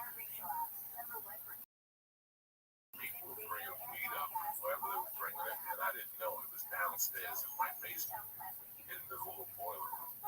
And I made big sacks of it, so I would take her weed. And she would always come to me, we were downstairs last week. Guys came by, they said it was bad. I was like, I don't know what's going on. And I kept doing this. I kept doing this. I kept doing this. And I was making money.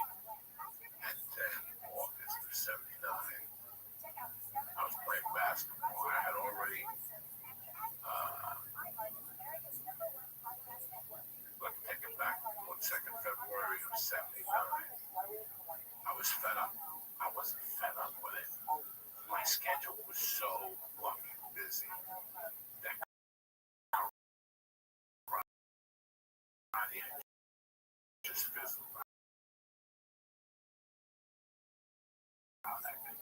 It was between empty, homework, I had all these things. I was like a fucking purple belt. I had tons of trophies in my room from fighting and from, with semi-contact. Don't get me wrong, I wasn't fighting like TV, right? It was like you could strike from the head to the stomach, and if you hit the head, you got disqualified. So I did all that shit. I was really good at forms. And I just decided on my birthday I was going to quit. There was a competition in New York. My 16th, I decided I'm getting out of karate. Like, it's just too much. With the drugs and the fucking, plus the karate guys went into drugs. I had to hide it from them on Saturdays. They still want to go to the city and watch kung fu movies. Talk about, I can't wait to go to China. I don't need that shit in my life. I'm trying to get my dick sucked. I want to go to China and learn from the masters. That's right. These fucking retards. So I quit karate before I was a huge snowstorm. On my birthday, 1979, February 19th, there was a 2-foot snowstorm and the competition went on. And as I was leaving, there was 3 bookies in my house that would come over every Sunday to eat a couple broads. And my mom would cook big meals. Like, listen, for this competition, I'll be back. And the one bookie looked at me and goes, hey, what do you want for your birthday? I go, I don't know. He goes, I'll be putting $10 on it. I'll give you a number. I go, 19. I went to Jersey City. I did the contest. I did the bus back. And fucking, when I walked in, they hugged me like, you hit the number. Straight. Straight. Fine. So I gave him a $500 tip. And then I took $2,000, gave it to my mother. And I took $2,500, put in my bank account.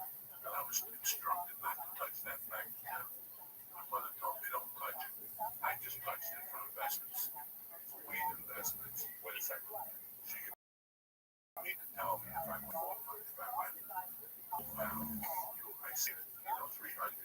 Fucking me buy a whole pound. I started wheeling the deal. And then summer of '79, '80, I got a job as a hot carrier. No mafia thing. This is a kid across the street. What do you carry? Hot. Masonry. Just masonry. Yeah, right. This guy was an old Italian guy. So you're legit carrying masonry, not also carrying and delivering other shit. This is a job. This is a guy right across the street. If I look out my door, 2 houses up, nice Italian family, no mafia involvement, just Italian. This is a legit job, not a good job. Look at the big knock on the window, someone to someone. Every day, 6 a.m., you would have no one. I go, yeah. So me, his young kid, another guy, Stinky, would meet him at 6 a.m. every fucking day. Never missed a day. And he didn't believe in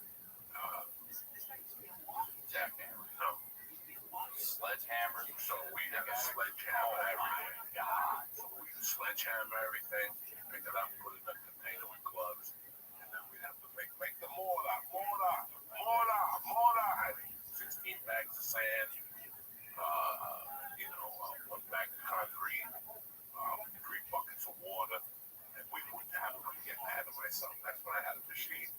Those days I had to make the mortar by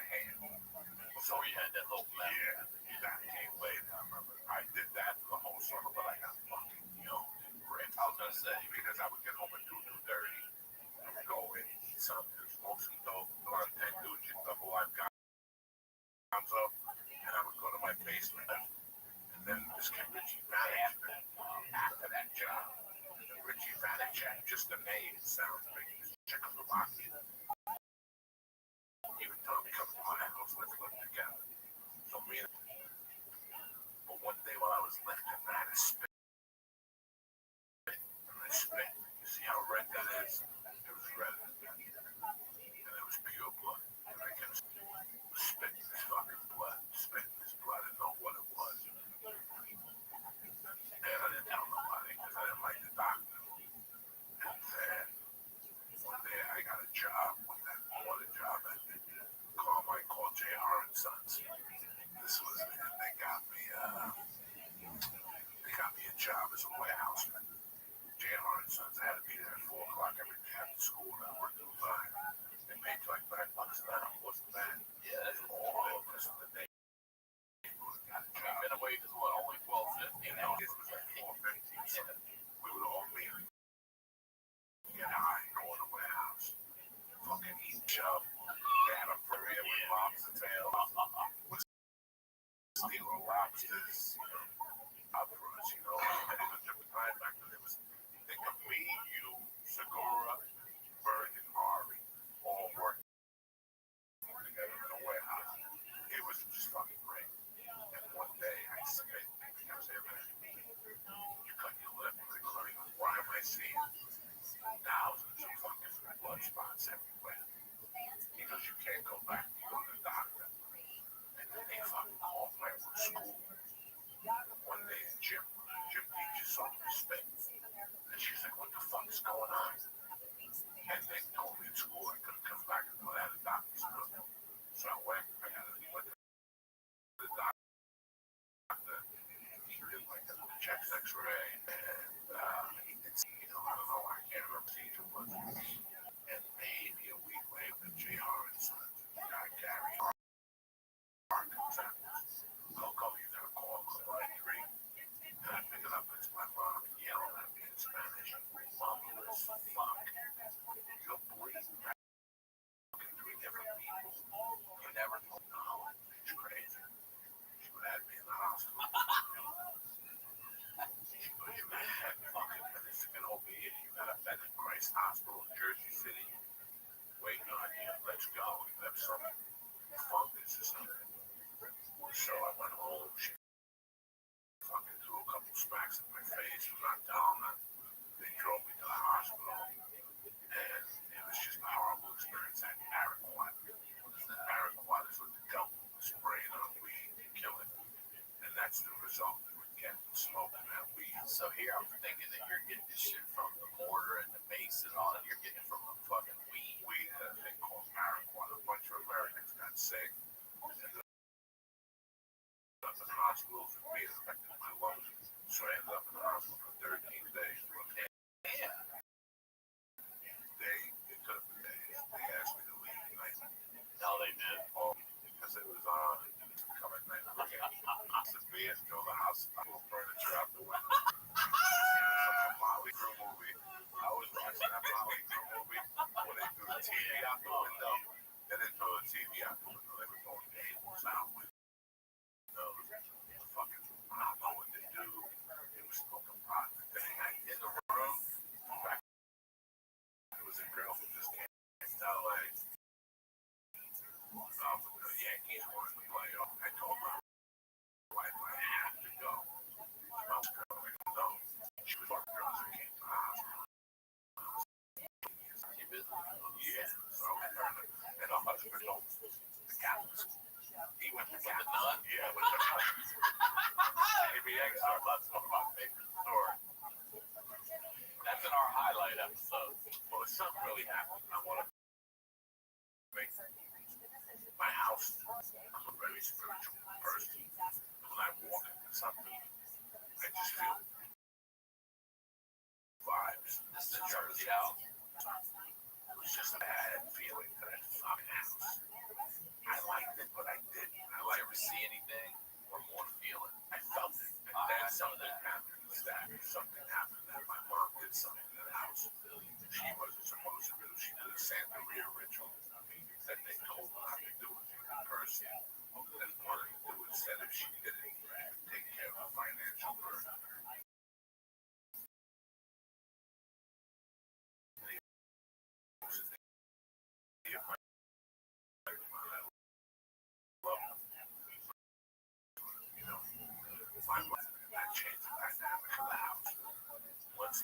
started to feel. She started going broke. The house started breaking out. Water things were breaking. We were getting infested with mice. Then I got sick. Then I got out September 20th of 79. And first thing I did, I had my mom in the with some kidney stone sitting while she was in the hospital. They came and they said the alcohol has to stop. When I say alcoholism in her world, it wasn't like alcoholism. Before I was born that day, she started at 8. She took a nap at 2. And then when she switched to cocktails.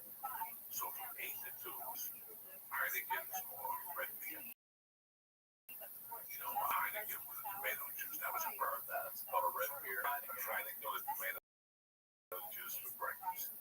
That's your breakfast. No cereal, no Captain Crunch. Fuck it. So they told her to stop drinking. She kept drinking. Something happened to her again. They had to rush to the hospital. This time she went. She came home. She was undone. I could see in her face. Me, on the other hand, I'm having the time of my fucking life. I'm partying and everything. The week before, my mom, early October, before she went to the hospital, my mom had one property in Miami with my father, and she went down to see if she could sell it. She was that broke. And I had a party.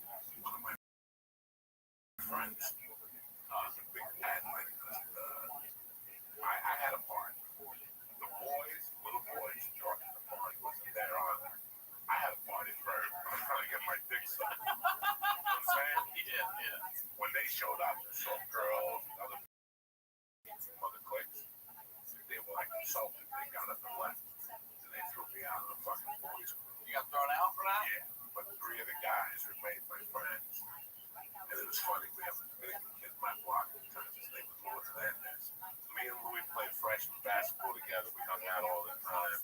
And one night he was fucking this chick upstairs, Darcy, that belonged.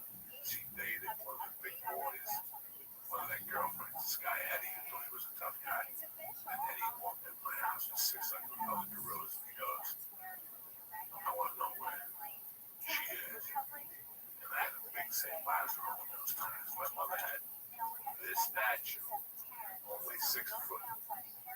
Think of this statue, 6 feet.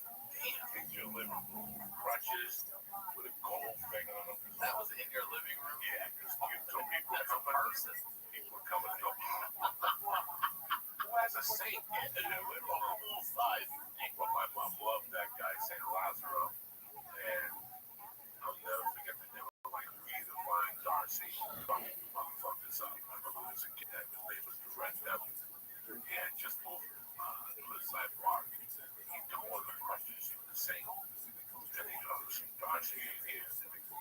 Darcy was upstairs fucking looking at his nigga in my attic.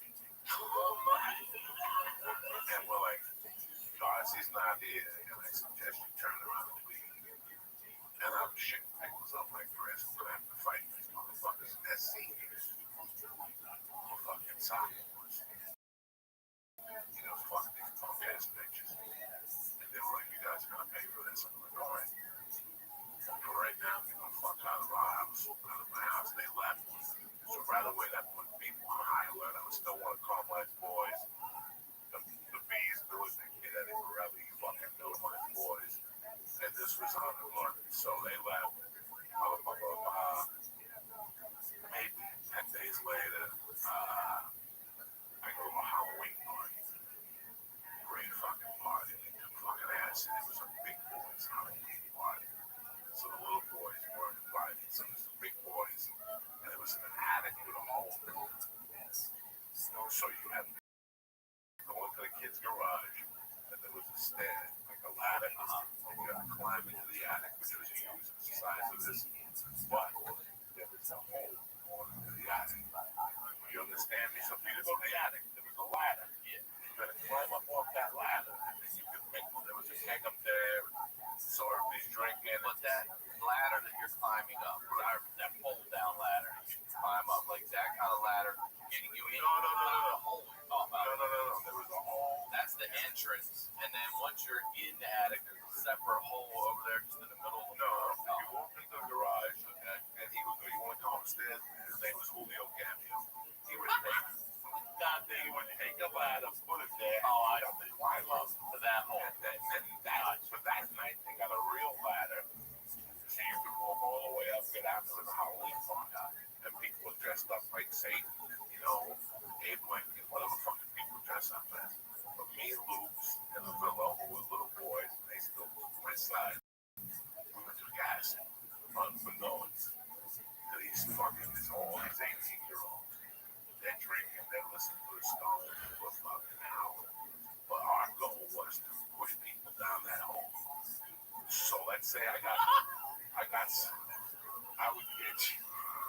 Wait, hold on. Before you say what you're about to say, how far is the drop? Is it an 8-foot? That's breaking necks and arms. 10, 12-foot drop. So do you understand me? So, I got it. if I started talking to you over here, Yeah. my job was to walk you towards the hole. Now, we pull me back, and then we leave you by the hole, and eventually, all you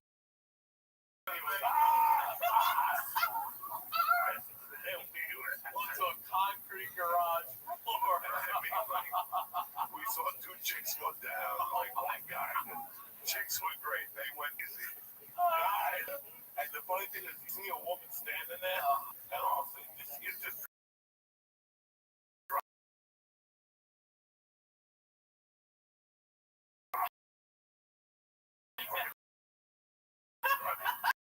his name was Joe from Rothschild. He was already in college. He was one of the boys. One of the big boys. He wasn't dressed really safe. So at that time, this me, this kid Anthony, Steven, and this kid Lou Steve, we had all taken the acid. We weren't hanging out with each other. But every universe, you're on acid. So whenever we were having a good time, we just all look at each other and we're like, this is great. And then we go back to the conversation. That Satan came, Joe Locaraccio. He came with the whole thing. So me and Lou's like, we're going to get Satan down the hole. Yeah, I was hoping you would say that. Never forget, we got Satan. We walked him all the way over there. He turns around. He goes down the hole. I'll never forget, he came back up with a nice back. But he started to sing horns on hilarious. And they were all red. That's what's making me laugh. Wonder Woman's going back and they're all dressed up and they're dropping. The devil's all bumped up. Let's take a quick break and tell you about our first sponsor, Upstart. Between hitting the gym, eating cleaner, or learning ways we can better ourselves in the new year, but I can't think of one that's more important than starting the year off tackling high-interest credit card debt. My friends at Upstart.com are here to help. A solutionary lending platform that offers smarter rates to help you pay off high-interest credit card debt. Upstart goes beyond the traditional credit score when assessing your credit worthiness. They actually reward you based on your education and your job history in the form of a smarter rate. Upstart believes credit score. They believe in you. They make it fast, simple, and easy to check your rate. Since it's just a soft pull, it won't affect your credit score. The hard pull happens if you accept your rate. The best part, once the loan is approved and accepted, most people get their funds the very next business day. The next day, over 400,000 people have used Upstart to pay off credit cards or meet their financial goals. Free yourself from the burden of high-interest credit card debt by consolidating everything into one monthly payment with Upstart. See why Upstart is ranked #1 in their category with over 300 businesses on Trustpilot, and hurry to upstart.com/honeydew to find out how low your Upstart rate is. Checking your rate only takes a few minutes. That's upstart.com/honeydew. Our next sponsor is Away. Away creates thoughtful products built for the way modern travelers see the world. They started with the perfect suitcase, and now they offer a range of essentials, all of which will make your travel more seamless. I use an Away suitcase. I don't just use it to travel. I use it to go, and I use it to throw something in. What I love about it, it's a very organized bag. You've got the sit part over here where you can store a bunch of shoes or whatever you want, and then over here your clothes. You can clamp it down, seal it up. It comes with a battery charger in it, rotating wheels, great hand. It's adorable. I don't travel easy. I throw my stuff around, so it's a great suitcase. It's thoughtfully designed, like I said, very durable. The features help you keep everything organized. It's easy to carry it up and down stairs because it's so lightweight. It's a really great bag. Your suitcase shop of travel essentials. Visit awaytravel.com/honeydew. I'm telling you, it's a great suitcase. They're a great company. Again, to get your suitcase and shop other travel essentials, visit awaytravel.com/honeydew. Now let's get back into the news. Now the whole time I'm waiting for this broadcast. I'm waiting for a girl to show up to meet her. It had been in the works to meet this girl and all that. Nothing was official. It was like, you coming to me when she was on top of you. She was talking to you and Cameo's party Saturday night. So I'm at the party, it's like 12 in the morning. And this blonde comes up to me, Robin. She goes, where's Lisa? And I go, I don't know. She goes, shut up. She's like, she's around the corner. She wants to date you so bad. Let's go. She was dressed in a wedding dress. She was my age, but she dated a man. His name was Glenn Zimmerman. And Glenn was a bad motherfucker. How old was she? What, 16? She's 16. How old was he? 20. He was already a bad reputation of fucking smacking people. He slung a little bit. Tough guy. So her and I are walking up to the boulevard. We hear car screech. And it's Glenn Zimmerman. And he fucking comes out. He's like, what the fuck? Why are you and my girlfriend? Whoa, Glenn. Because he's like, I called you tonight. And she's like, you didn't want to go to the fucking party. Fuck you. You want to sit around like a fucking old man. I'm going to this thing. You know, they're fighting in front of me. And he smacks her. And I jump in between it. And this kid can kill me. I go, Glenn, you can't do that. And he looked at me like, okay. And he put her in the car. She was crying. And then he went home. And then about a week later, I saw him. He pulled me aside. He goes, hey, man, what you did that night was cool. I'm sorry I just did that in front of her. And then she became violent with me. But that night, I said until 5 in the morning. I had to roll my house. I had to call my house 3 hours. And after like 2, I called when my mom was sleeping. My mom had just got out of the hospital. You know, her head was sad. She was broken hearted. She had no money. And I didn't call that night. This was like, I got home about 6. And with the key at the door, she opened it. She's like, what the fuck have you been? And I hadn't seen her like that since I was a kid. But I knew where she was coming from. She was very high. Her wife had been spun around completely. This was a woman who had self-made millions. Living day to day because of her gambling addiction. It wasn't. She was a fucking degenerate, fucking gambler. So, you know, we started arguing. She's like, you're supposed to fucking call here. And you broke your rules, and that's it. And I'm like, I'm gonna go out. She fucking held off and smacked me. And she was going to fucking bend the foot. Pipe me in the fucking skull. And I went up like I didn't cry. Like I just looked at her like, you got some pair of balls. And the next morning I woke up and she was sitting on the bed. She brought me orange juice. She's like, listen, I'm sorry about last night, but you gotta understand what I'm going through. And she goes, my biggest conquest is to raise a man. I'm trying to raise a man. Yeah, I don't even know what that means to me. She goes, you have to call me. Because one day you're going to be married. And you're going to have a family. You have responsibility. You have to call me. You cannot do this to your wife. Don't ever let me find out you do something like this to your wife. Call your wife. And she's like, come just grab me. And we got up. She was come up to make breakfast for you. And she was walking out the door first. I put like whatever t-shirt on, had pajamas on. And she turned around and she goes, you just have to understand one thing. And she had big fucking red tears in her eyes. She goes, I don't care how this ends up. I just want you to be a man. And I went downstairs. But she's talking to you as a mom and as a woman, treated a certain way that she don't want you to treat your wife as a mom. It's not important. And we whatever.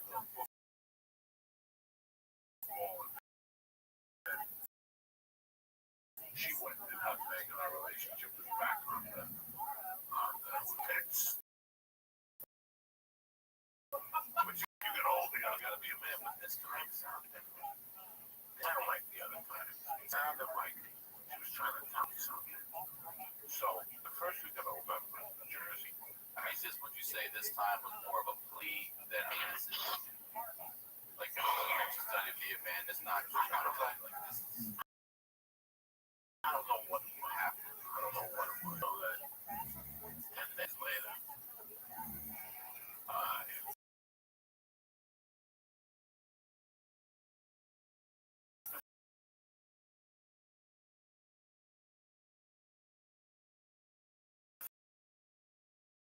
first Wednesday, the rest of the week I have walk-ins and teaching.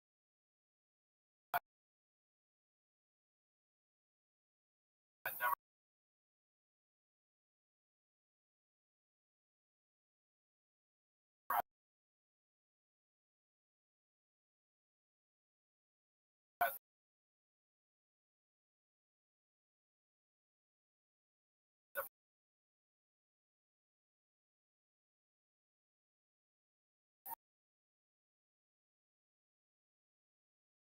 I have was my mother. Yeah, you're right. So that meant that one day.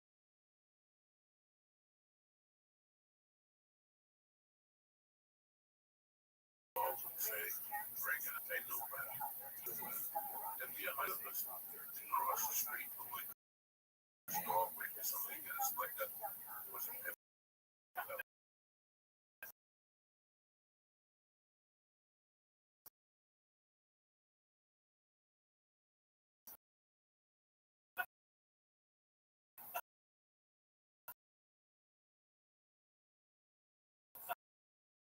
a creepy people playing pinball. We was the pinball guy. They have like three of us. We run out, one of the chicks. I run out, this chick named Denise. We keep on dodging. I got acid in my pocket. I got beer in my hand. I throw it away. We're running. Finally, we end up on like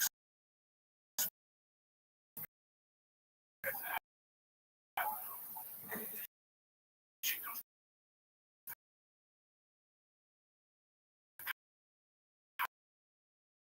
I'm sorry, every block with lights, but every block that passed was a fire.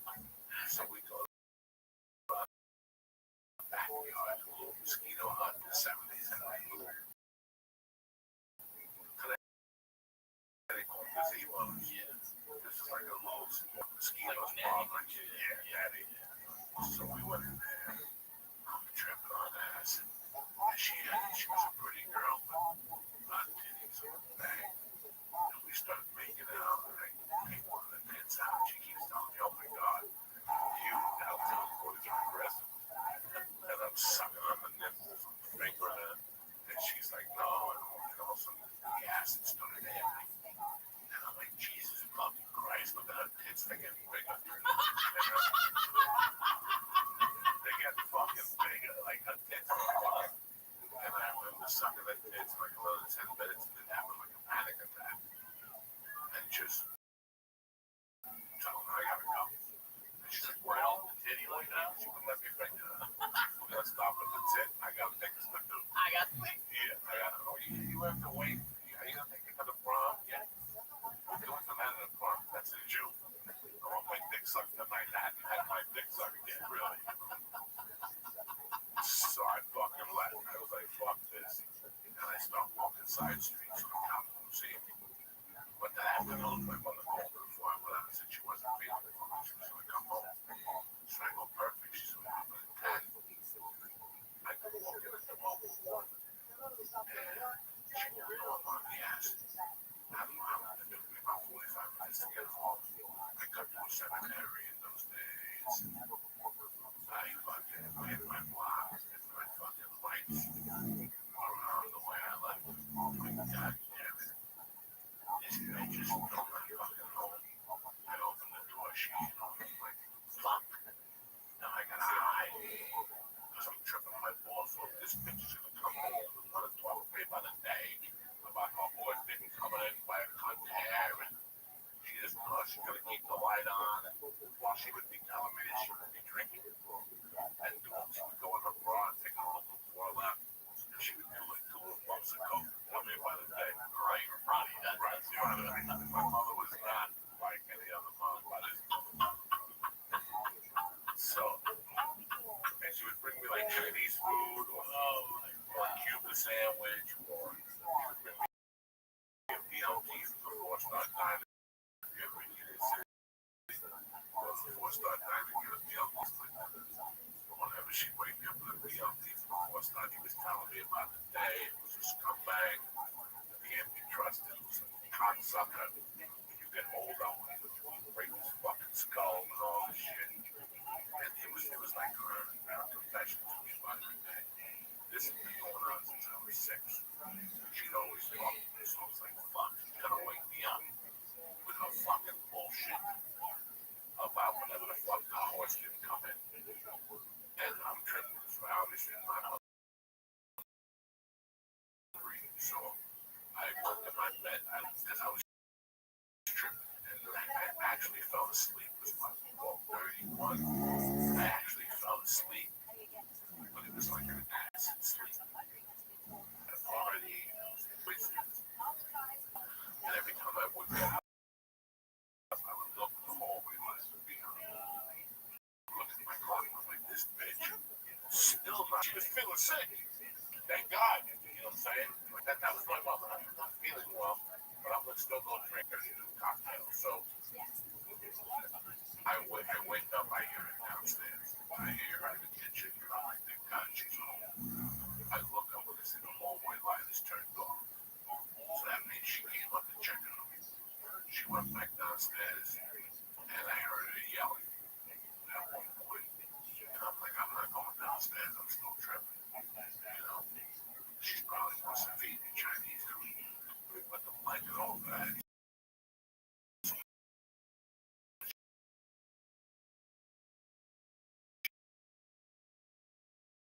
She comes up, she won't wake me up.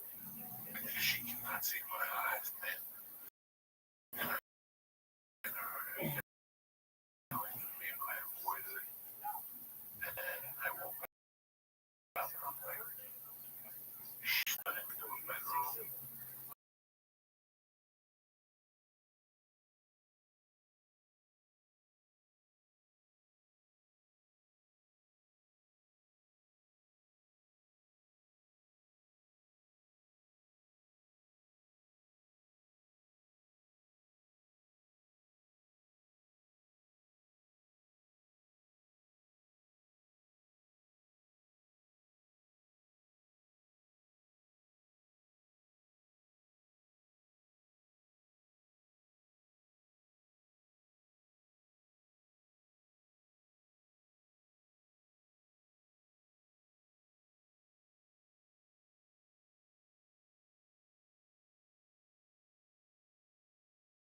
The bedroom was empty. I could hear water running. I walked down the stairs and go, Mom. I knew that bitch was never gonna find me.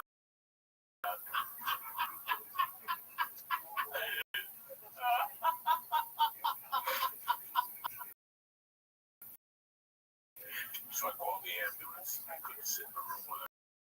Outside and sat on the stairs. The cops came first. And they went in. They had how was she? The cop comes out. He goes, it's Coco, right? He goes, yeah, you want this time?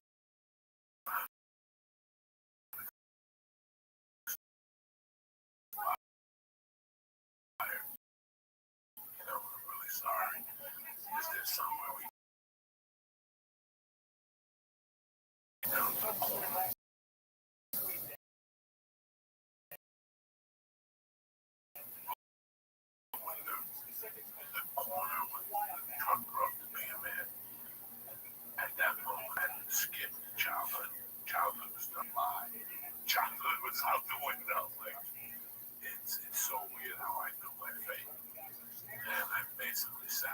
steps. And then maybe 20 minutes later, I didn't cry. I gotta be honest with you, I didn't cry. I was in shock. I was more like, I always knew this was gonna happen. What am I gonna do? And I'm sitting there on the stairs, and all of a sudden I see a car racing up my block. It was going my mouth at him because he was sleeping with the police scattered him. He heard it on that. And he heard it on the scanner. And he came over. And he brought political people with him. And we went to a diner. And we just sat there from like 5 in the morning till like 8, eating, listening to music, laughing. And then he goes, what are we going to do? And I go, I don't know. I got to go home, make calls, and see what the fuck we're going to do. So I went home, I called my mother's best friend, Zoraida, who I did This Is Not Happening about. And she said, I'll be there within an hour. She couldn't believe it. I called my mother's brother in California. I called my mother's male best friend, this guy, a married guy that was always at the bar. And I called my aunt in Miami, and Zoraida came. I went out. I didn't say nothing to nobody. I went out to the bar like nothing happened. I talked to people. When I got home, Zoraida was there, so we had to go up to the county coroner's office and identify the body. She was like my mother's sister. They weren't sisters, they were street sisters, like me and your brothers. She was a mess. I still remember them opening up the curtain, like she didn't believe it. She had to go back there, look at her, and hug her, just like I don't need this shit. So my dear friend is a funeral director, so I called him to the county coroner's office. What was, did they tell you the cause of death? You know, at that time, heart attack, No, it was a heart stroke. It was heart attack, as the Americans call it. The Chinese call it dying of a broken heart. So rather than you give up your will, so much you just don't want to live where you had it, where you just had it, and your body witnessed, you know. So this is the fucking funniest thing in the world, man. You go to the county coroner, you know, she's going off, Zoraida smacks the guy. My mother's earrings are missing. Where's the earrings? My mother's like, she's had those earrings, she won't get rid of them. The guy's like, yeah, but it's like, we don't know what happened. She fucked too much money. They threatened to call the cops. Fucking, she had to bribe him with $200. This is my mother's way to do it. And we get back to the house, and the house is filled with people. You know, I had just called Baneri, and I told Baneri, yeah, I'm dead, but it was a white dude. It was a white dude that was a dear friend of mine. I still talk to Baneri. He's in the Assemblyman of New Jersey. I didn't want these fucking crazy people embarrassing me. Baneri is, you know, there was a knock on the door, and Darno, my friends, my mom's friend came upstairs. I was in my bedroom, and he goes, "There's a man here to see you." I go, "You know what the fuck it is?" He goes, "Well, is it you?" He says, "His name is Rivero." I don't know who he is. I go, "I have no idea." The guy comes up to my room. He goes, "I don't know if you remember me." He goes, "You probably don't." He goes, "I'm gonna cut through the chase. I own the funeral home, and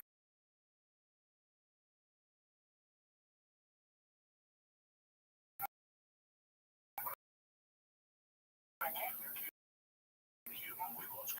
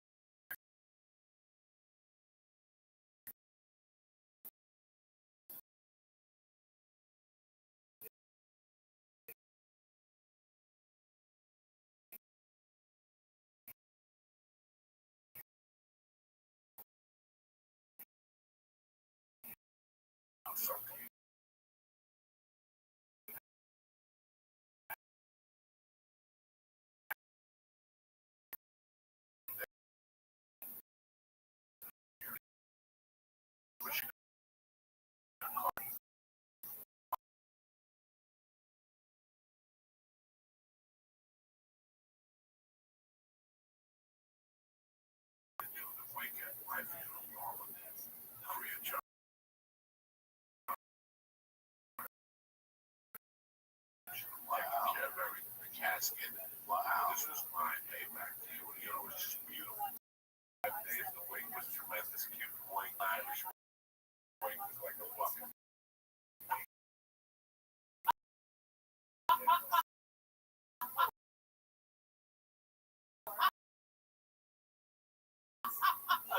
Yeah, like 24 hours. The cast first viewing. I'm not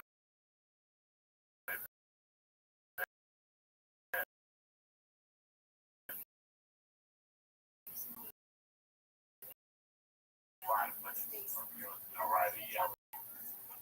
You get in there, you fucking put the right dress on. I told you what the fucking blue dress looked like.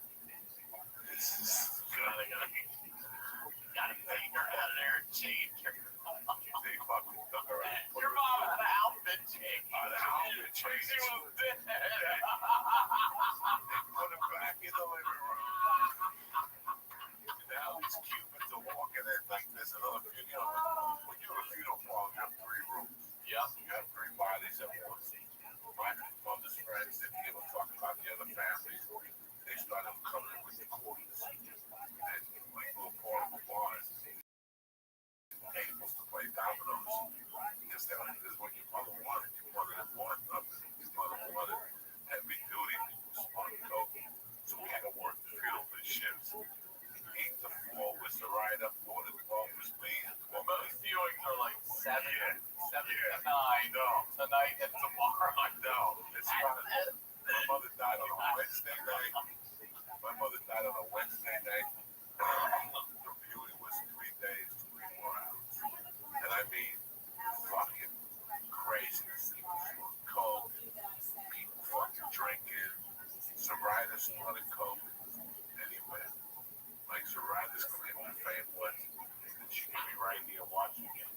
Also, she just go with her bra, put it back, you know. And she would say a word. Since I was 5, I knew Soraya.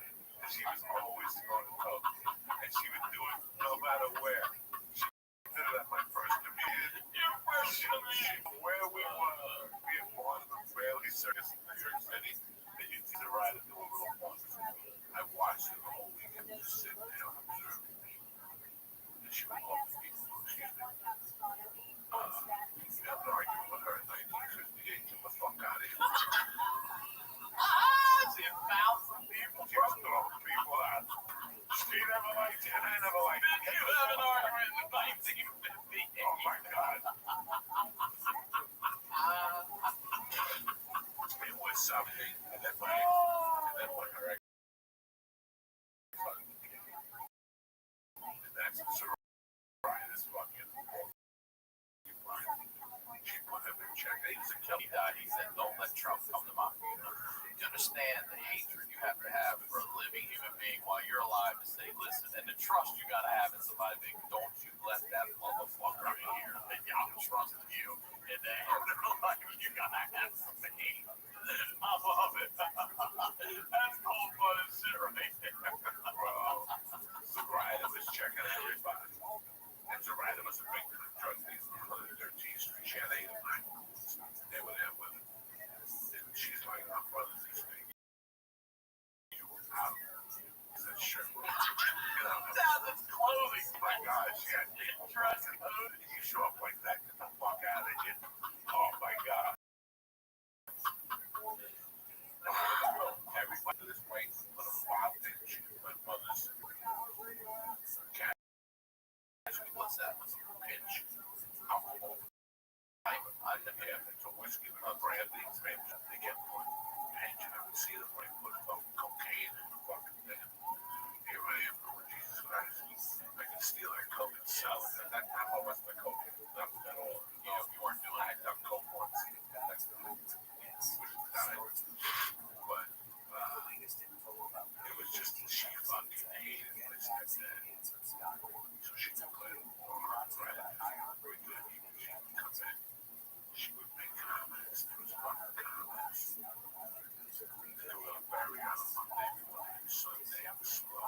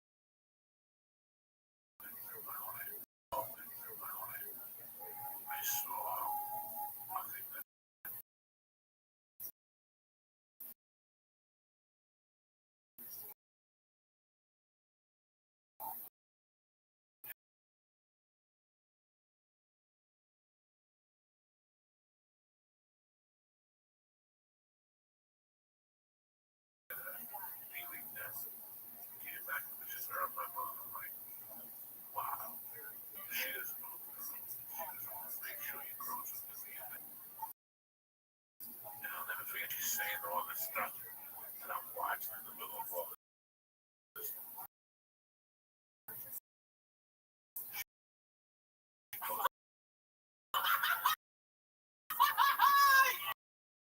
Yeah.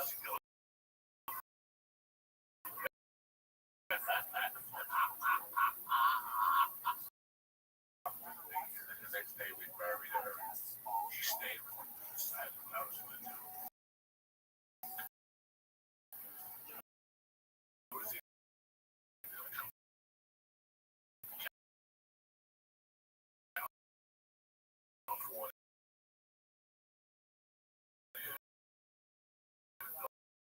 go to fucking Miami. I could stay with my godmother in New York, my cloud had come on my initial drugs.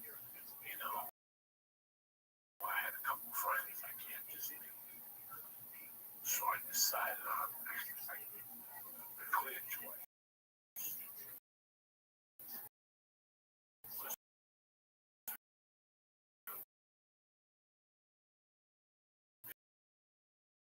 Live with the Miles Sanders. But so I do this so before we do this, let's agree to disagree. I love you like a father. I love Mary like a mother.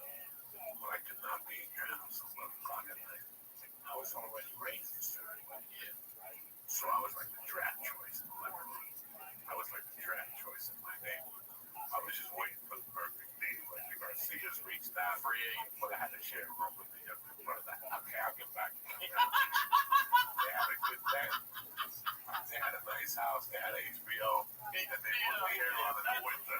They got to put the air on in the winter. A couple people offered me asylum. They weren't much into air conditioning. I can't live with it. You want motel requirements. I was a single child. I had a cable in my room. Yeah, you're allowed. I got plans. Yeah, growing up, I always had I had central air and I had air conditioning. I like my room cold. My fan broke last week. You know, I had to find me a new one. This is like the fan they used in Spider-Man 2. It comes the wire with me. Yeah. You put this on high, like sheets are blowing. I put it on high. Like high everything. Because I have sleep apnea, you know, like so whatever. So I wanted the vendors had everything. They had air conditioning, central air, their parents owned a deli. So there was always cold cuts. They cooked Italian. So the food was great. And there was no curfew. So I moved in with the vendors. Staying at the same school and everything. Yeah, staying at the same school and everything. That was weird. When that meant they my mom was very blocked that. That cemetery had always been there. I hated it. I never walked on the same side as that cemetery. I couldn't because my cemetery. I couldn't walk on the same side of the cemetery. So when I moved in with the Baptist, I stayed with the writer for 2 weeks. Got my life together, you know, packed up everything. I had a dog. I had to give him away. I was heartbreaking. I couldn't bring him up. Kind of dog. Just a month. I called it the AC. Like, you know, wanted to really know about 17. I don't know how much time we got left. I want to ask you this question before you say anything else. You heard your mom calling. I've had it happen both ways. I didn't hear my dad call. We found him dead in bed. And my grandmother did come out of her room and say, "Someone help me." And I watched her drop dead in front of me. I gave her mouth to mouth. Do you ever regret not going down to your mom that night? Do you ever think about that? Or do you think that, because I can tell you from both ways, I'd much rather find somebody while they're calling me and then watch them fucking die. And there's nothing you can do. Does that sound like whatever it was a massive heart attack or whatever, and there's nothing you can do done to help with it? About a month after that, you know, I got accepted with the parents. Where they put that, we're going to actually get accepted. Don't give a fuck what they may do. It got to the point where if I got really drunk,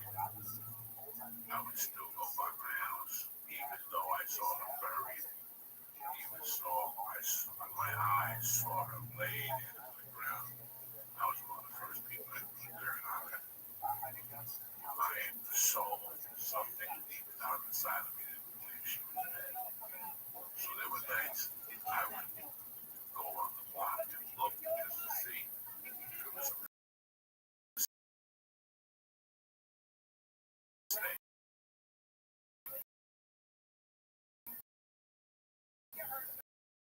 Maybe she'll wake up with no bacon. And she'll wake up with some breakfast.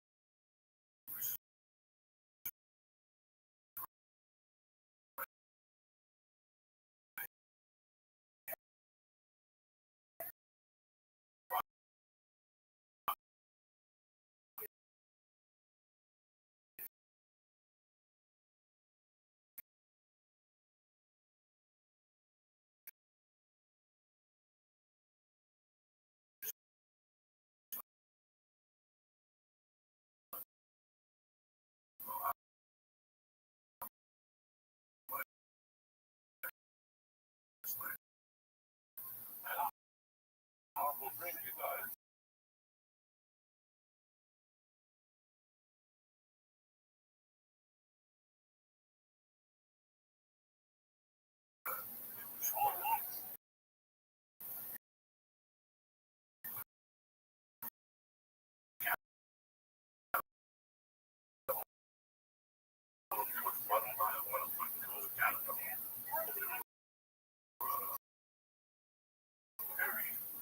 Oh, you mean what's it called when they go? Oh, what the fuck's that called? It's not man, or what is it called? Not morphing. Is it morphing? Morphing. For lack of a better term. What is it? Metamorphosis. Metamorphosis.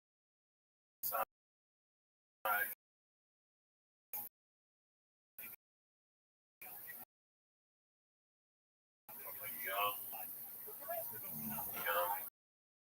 turned into a person that thought the world owed me something because it took my mother from me. I thought that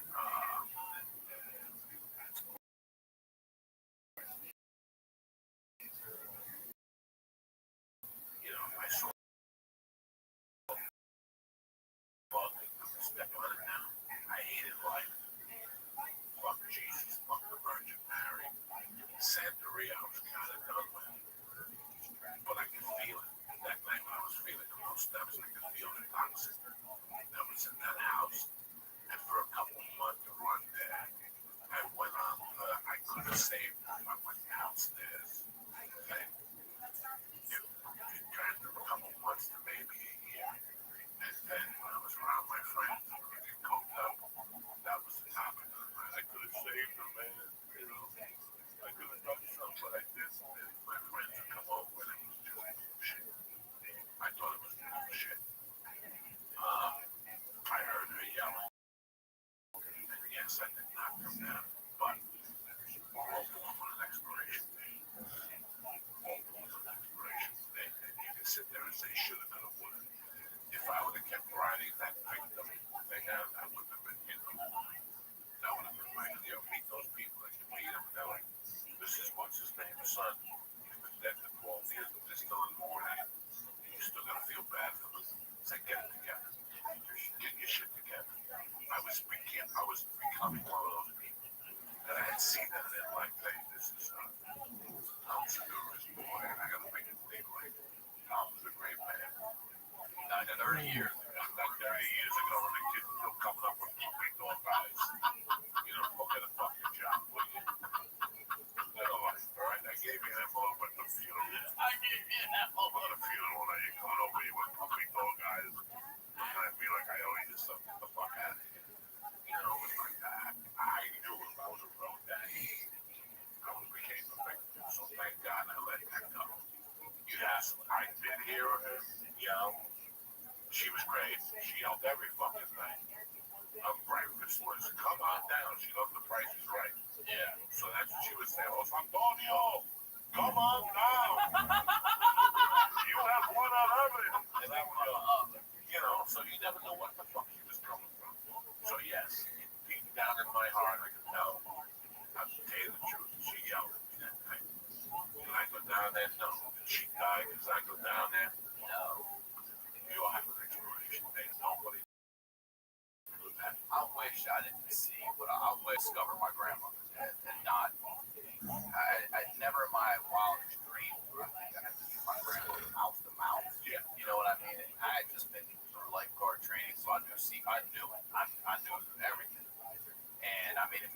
sense that I was the one that had to do that, but man, I wish I had this. I'm sorry to interrupt you. When I was in the 8th grade, I met a girl that I fell in love with. And we even talked about having sex. She was a cheerleader. She was a Catholic girl. Really pretty. This is what spring like. And I think I had something that fits outside in the freezing weather. And then in basketball, I didn't give her a like that. Because she had a girlfriend. I looked at her as we were dating somebody. And you date somebody, see, and you can see other people. She was beautiful, redhead. She looked like that girl from American Hustle. Katie, she was also in a movie with Rocky Wahlberg, the fighter. That was her. Yeah, I know. I'm a sucker for those Irish girls. And we were ready to fuck. We made a decision to fuck. Maybe 15th birthday on Monday. No, it's always my birthday's on the 19th. So that Monday would be President's Day. And I went down to her house ready to fuck. In the 8th grade.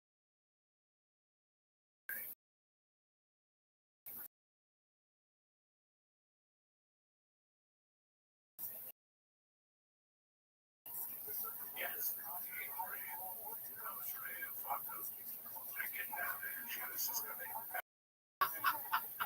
So I love that. I love her.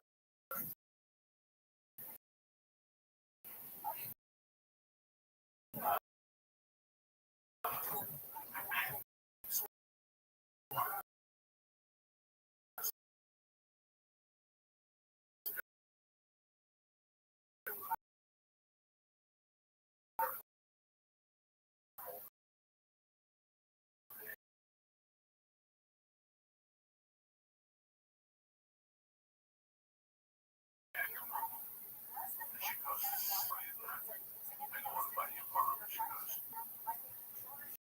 give birth to her. I think it was childbirth. She was 2. I don't know her. It looked hard to skip the beat because I never met anybody who didn't have a mother. The first time I met somebody with a mother was in the 8th grade. I didn't. That was something. I love my mother so much. That was something in the kid. What can you have done in this life and the previous life to lose a mother? And also, I'm like, yeah, you know what? I'm feeling. And I got up. Just,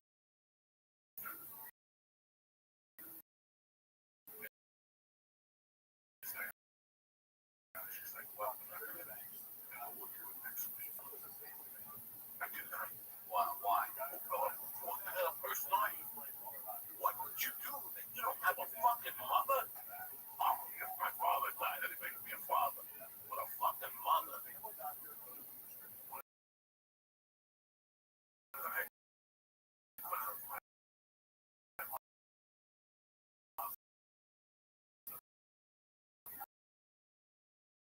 I felt so guilty about me breaking up with her poor girl. Because she didn't have a mother now. What does that make me? Right? So that night that I went to the balcony and knocked on the door, I went. That was the last time I was a decent kid. Like my plan after that was to seek, destroy. If it meant me dying, then it meant me dying. Like it took. Like when I think about that point, that in my life, there's no sunshine. It's like a fucking Batman movie. It's black and white. So I felt really, really guilty about that. So the guilt, the thing about my mother, you know, your dead mother now living, that is, I moved in with them. What are you thinking? Let me ask you this. Are you remorseful that you did that to that girl because she didn't have a mom? But are you now thinking differently of her, or are you thinking the same thing of yourself? What the fuck must I have done? Thinking about the same thing about myself. So it didn't change your mind. It just No. you feel the What same the fuck did I do? I took my father, and now my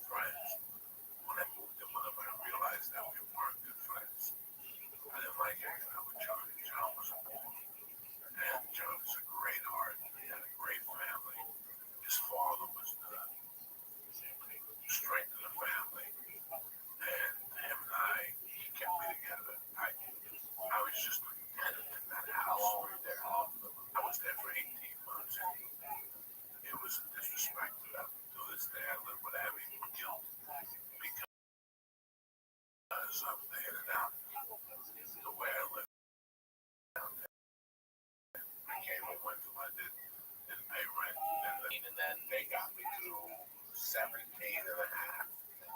And then in April, right after Reagan got it, they tried to shoot Reagan. They asked me to leave. They said, you have to leave. At the time when summer COVID, acid, all that shit was gone. We wanted to go to coke, boilers, tuminals, like oxycodone, this, that, F-66 Express. There was a family in my town, and the mother was dying of cancer. And they would send her an amount of pain medication every month. And she's like, I'm dying anyway, sell it. So we would take the F-66. We would get fucked up. So I went dark. I went to a dark place, no girlfriend. I would date all girls from time to time. But my main influence at that time was how to eliminate this pain. This pain. The pain that wasn't my mother was so overwhelming. It wasn't just my mother, it was that world. That Spanish Latin world that was gone. It taught me the weight, taught me a lot about people. It taught me that people are bullshit. 1,000 people came up to me that way and gave me their phone numbers and said, call me when you need something. Within a week, the phone number was changed. But Zoraida stayed true to form. She made a promise to my mother.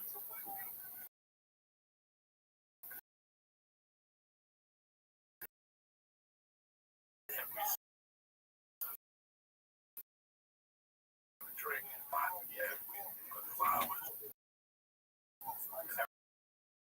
Every Sunday, every Saturday.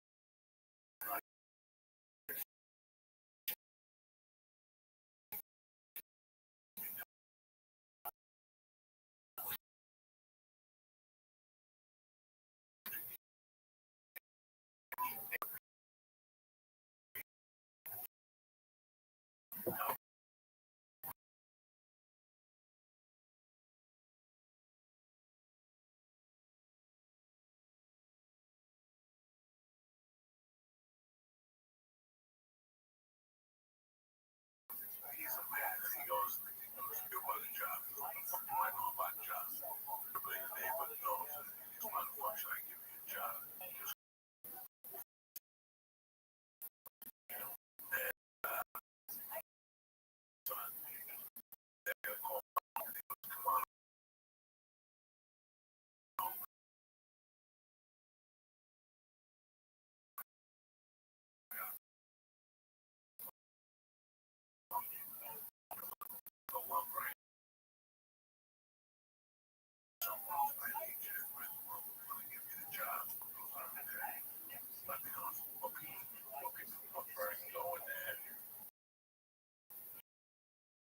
Let me know what buying shit from there.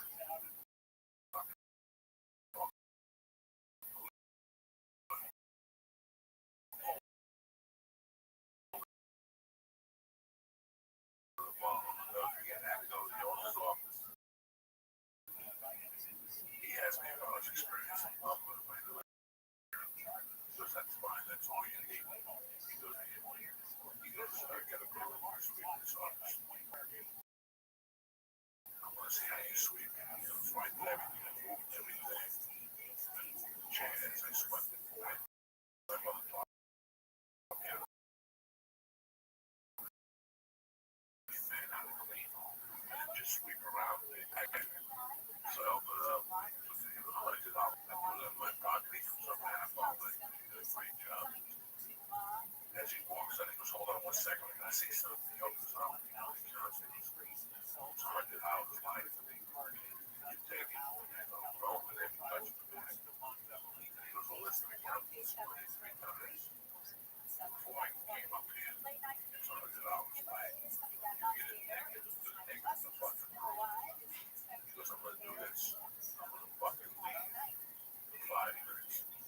When I come back, that money's gonna be back in there. I'm not gonna ask no questions. I'm like, well, how's it gonna be back there if I didn't fucking take it?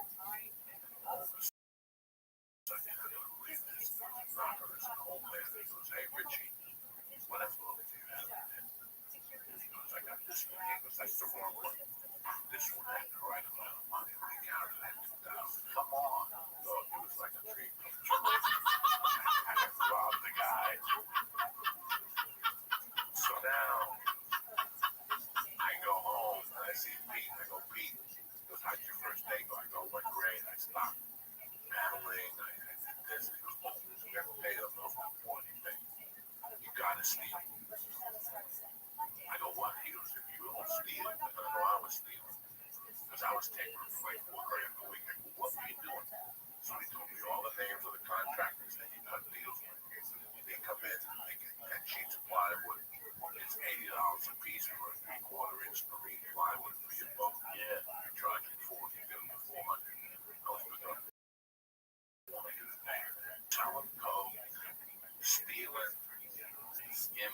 just giving off. And then they had no type registers.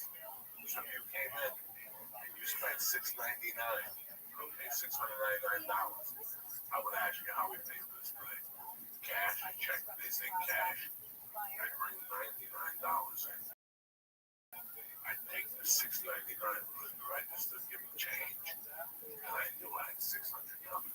So when everybody went to lunch, I just go and take. So at lunchtime, I had 6 in that register, 4 in that register, and 8 in that. It was just insane. It was fucking insane. And I wasn't the only guy for our right. Everybody. There was a guy, Jack Finn. That was the first guy I ever saw coked up. He would do all this shit. I mean, you had to see him. He would show up on Saturdays, and they would say, Jack, you gotta go home. He goes, what's the matter with me? Bro, this guy was a mess. When he would do coke, he was the first person ever. I'd seen my mother had a thing she did with her hands. When she did coke, it was like she was playing the Lloyd, a ukulele or something. But I had never, ever in my life seen something that this guy was doing. It was very ACDC though. Would you have to see ACDC with Bon Scott? Yes. I know I got Brian Johnson. August 4th, 79. Then he came back the following year, August 1st, 1980. And it was at the Palladium. I think July 29th, July 31st, they started in Philly. Then they came to us. That's where I got the coke. So I worked at this place. And it was just like, and then all day Saturday, so it was like 25 hours a week. I'm going down 4,000 a week. I'm stealing. I had no idea what I was robbing. A lot of fucking. I mean, I'm robbing this guy, and I'm not paying a quarter from the. And I'm not the only guy robbing. I'm not the only guy robbing. I mean, everybody's robbing this guy. There's a guy in the back. I always tell people I got 1,000 stories I can tell you, and 2,000 I can't. This is one of the ones I can't.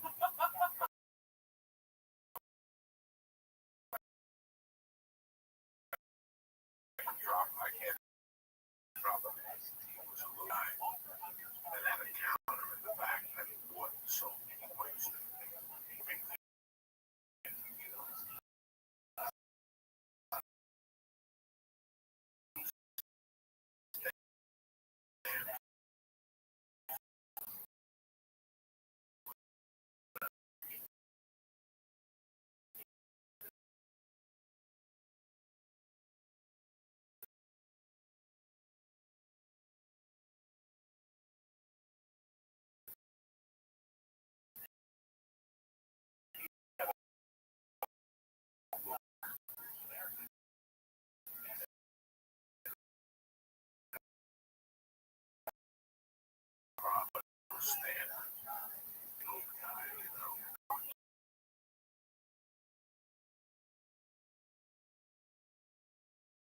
So that's why he took this whole new crop coming in.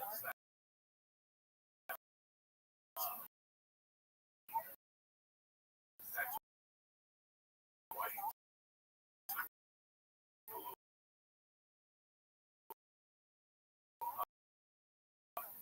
he must have been around. Skim all those. I like him. I really, really like him. He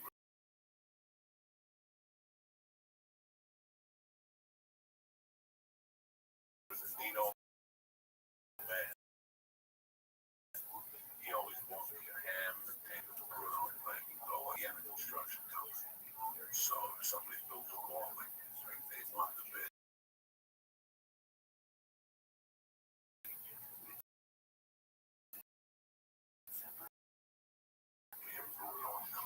Light on fire, break down the wall. We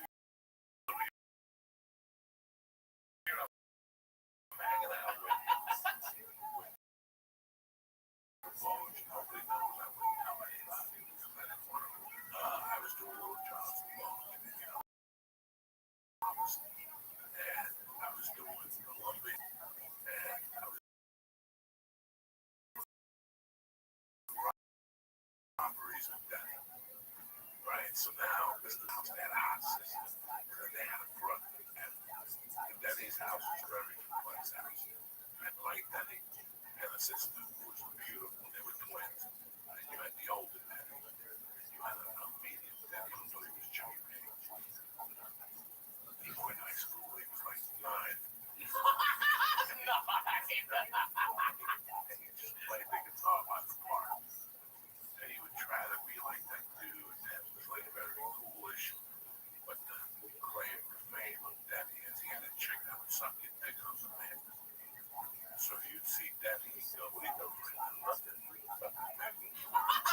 So she never sucked my dick. I could be strictly, tell you the truth. I know you. I saw him a couple times, and he was such a creepy dude. And she was good looking. But then one night he took her to a party, and she sucked 22 dicks. Come on. I heard she burped and came out at the end and said, who's next? So then I heard like a month later she blew 18 guys. Come on. So they started calling her Marathon Woman. And she would sit in class and people would go, Marathon, Marathon. I'll never forget her taking a picture. She was a year older than me, looked like the yearbook. And seeing her like Marathon, and like seeing like her name, like Mary, whatever her name was. Most likely to succeed. I'm like, she sucked 40 dicks in 2 nights without even burping. You know what I'm saying? Like, so that was the claim to fame to Jimmy. That is a lot of dick. Bro, this chick sucked. She broke the record. She broke the record. She had the record. I don't even know what the record was.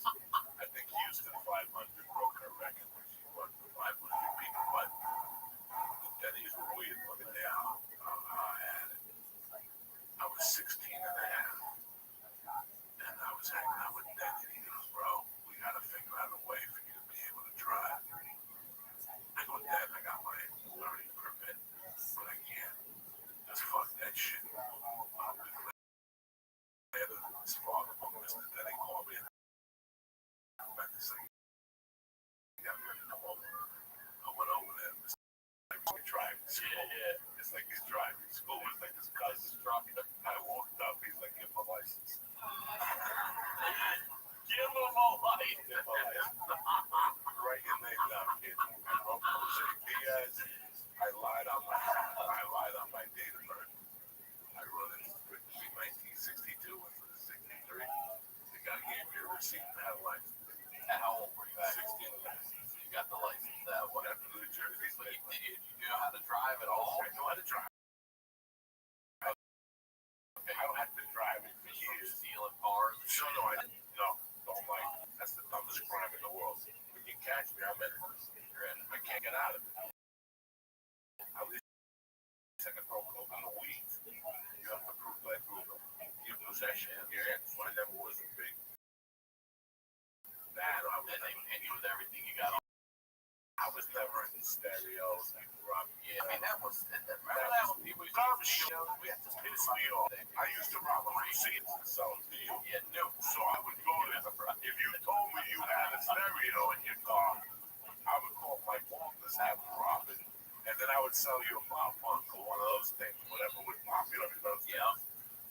Like that type of shit. But I learned my lesson. I had a stereo system in the back of my Civic, and I played it a little too loud coming home one night. And in the morning, I woke up, and that shit was gone, and I never did it again. I was like, well, fuck that. I know exactly what's going on around here. They busted it. My wallet was in the glove compartment. I'm sure it was someone I knew. Like, leave this fucking wallet, bust the window, take the speakers, take the amp, take the fucking radio. That's what you do. yeah, but it was really weird. What world I was at 17, I was still going to school like a normal kid. God, we were only in 17. I was still going to school as a normal kid. I was working for Boge. You can't even vote yet. We got all this. You ain't even allowed to vote. I was doing crimes with Danny at night. And I was hanging out with you and Gordon Berkeley. Nothing happened. You, Bert, and Tom did not know about my relationship with Boge. Right. And you didn't know about my relationship with Don't mix the work. We got thrown on the benches. I got 5 in that job.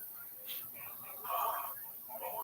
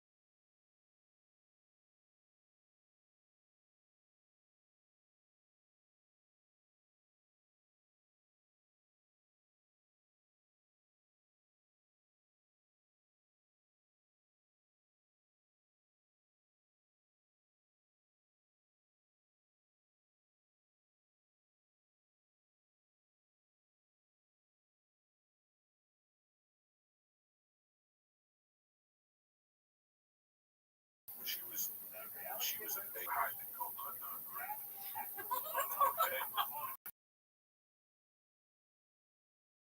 Okay.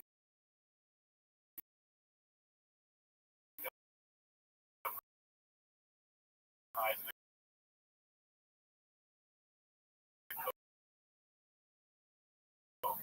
under the grip. So you had to actually pick her up and fucking get her coke under the grip. We built like a fake 160. He has this weird attitude that the umpire is crazy. No offense. I mean, I pulled over. I talked. Yeah, it's like rolled at the fence. The Boston Red Sox were looking at him. They stopped because of his act.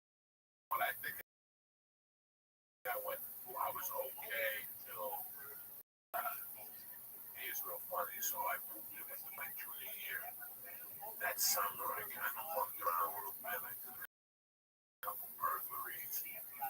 I was that kid in the neighborhood that already was part of this. He used to be a good kid, but the situation for the moment, we know this is not going to end pretty, you know. And January of '81, I got a job that August. And as I finally came to terms that high school wasn't doing, I had to start being a man. And I got a job there as a warehouse. And I got